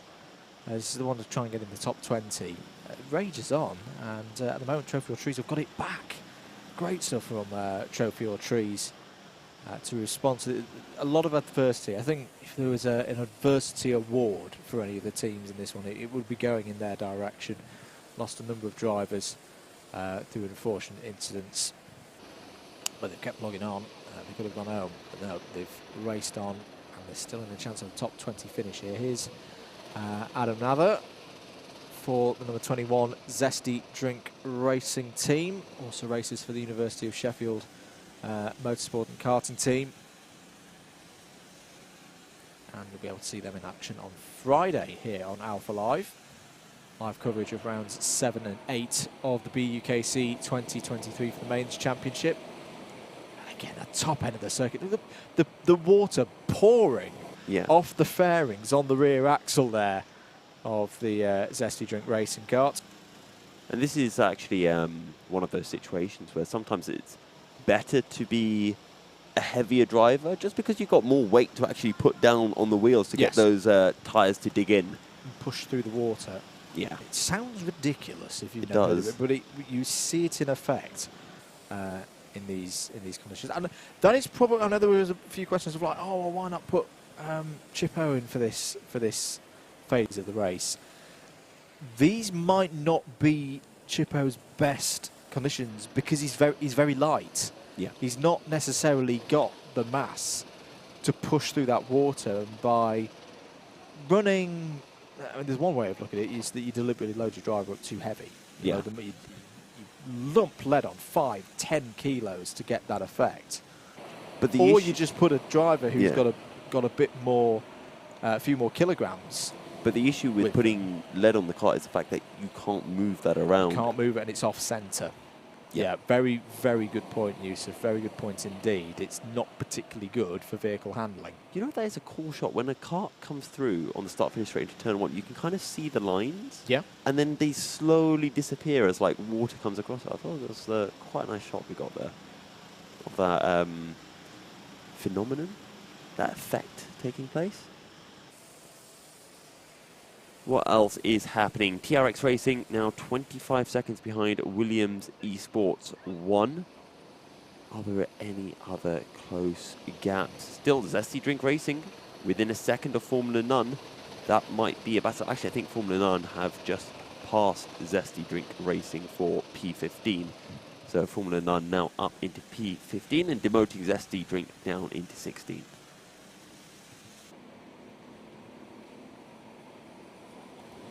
And 2 seconds between Trophy or Trees and Club 73 Team Silent. Team Silent that time around taking a second out of Trophy or Trees, so now they got just 1.5 seconds.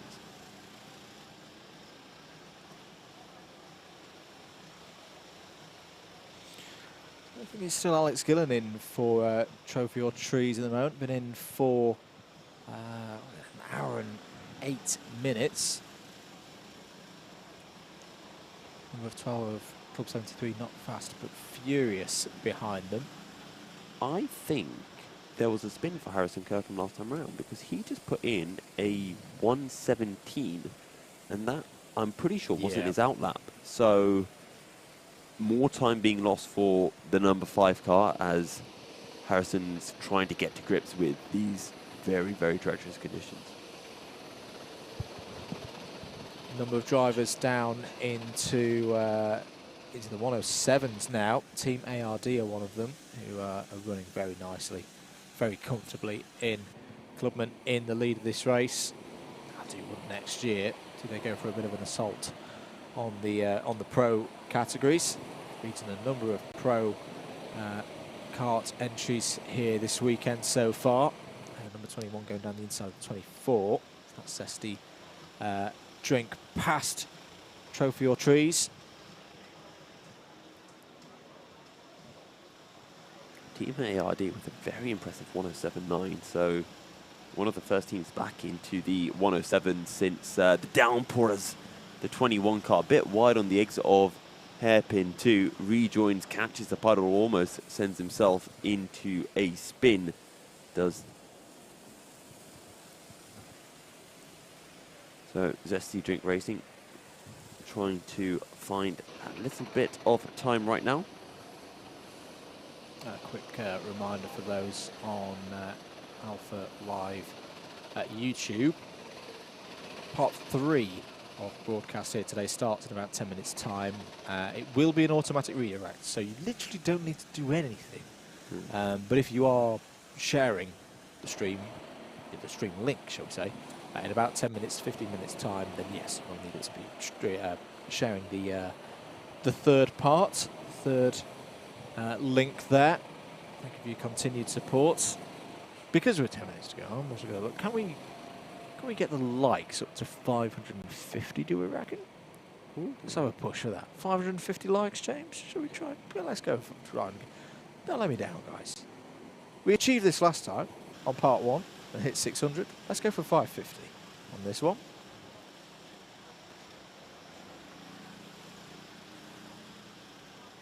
I like the sound of that. There's a good. See, this is why James does the business. If we hit 550 likes, we'll get one of Senor Frogs in for an interview. How's that for a deal? Yeah. Yeah. I think that's a very good trade. So if you haven't done so already, make sure that you've clicked that thumbs up. 5 hours and 38 minutes of this race to go. Dad Motorsports still in control. 2 laps clear of.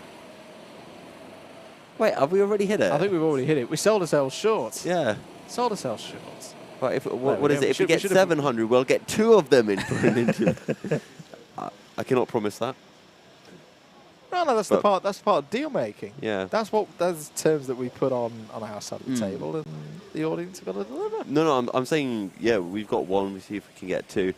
We do have a question in chat, which is a somewhat relevant question on how would red flags work. So I believe, Andrew, correct me if I'm wrong here. If there is a red flag, they bring all of the karts to a stop on circuit. Yep.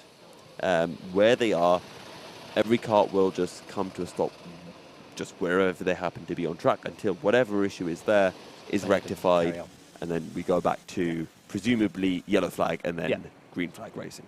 It's confirmed by the boss. 700 likes, 2 Senor Frogs. Okay. For interviews.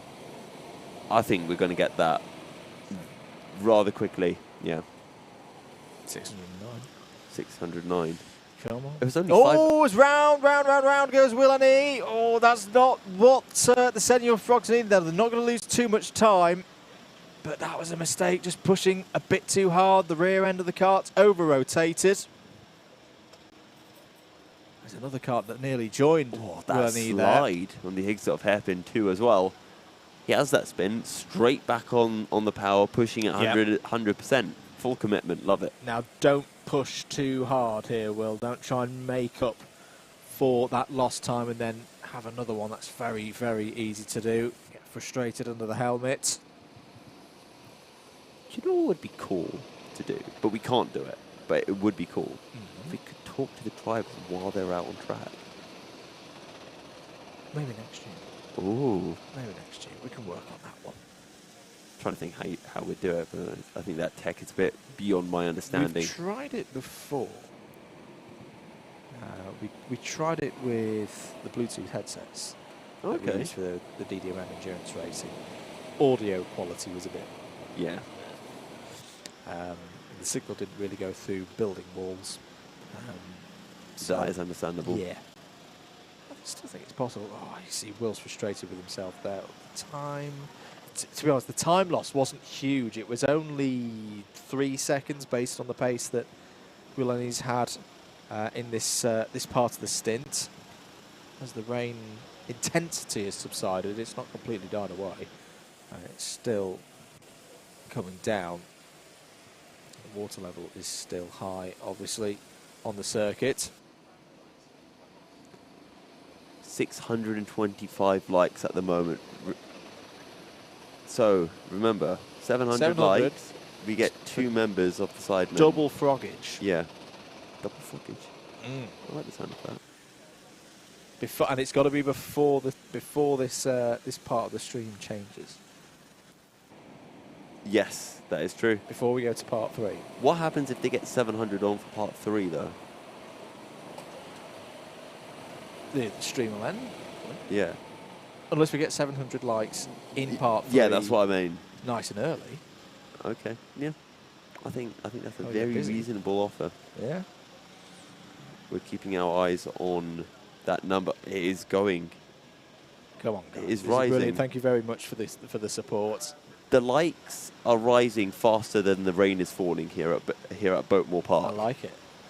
Buckmore Park. Hello to Ryan again. Good morning to the commentary box. Track seems to have turned into a boating lake. Yes, yes, it has, and it could still get worse based on some of the radars that I've seen. Thank you for tuning in, mate, on the DDMM comms box cam. Spinner at the Garda. Sorry, paddock. That is the number 19 car of Team Rango. To be fair, Team Rango were putting in some quick lap times. 1:09.5. Yep. So they definitely were pushing. Apparently 4 minutes left before we change the stream. 27 likes to 5. Hey, it's my racing number, 73. Oh, it's gone. Oh, it's gone. Can we end on a perfect 7:30? That'd make me very happy.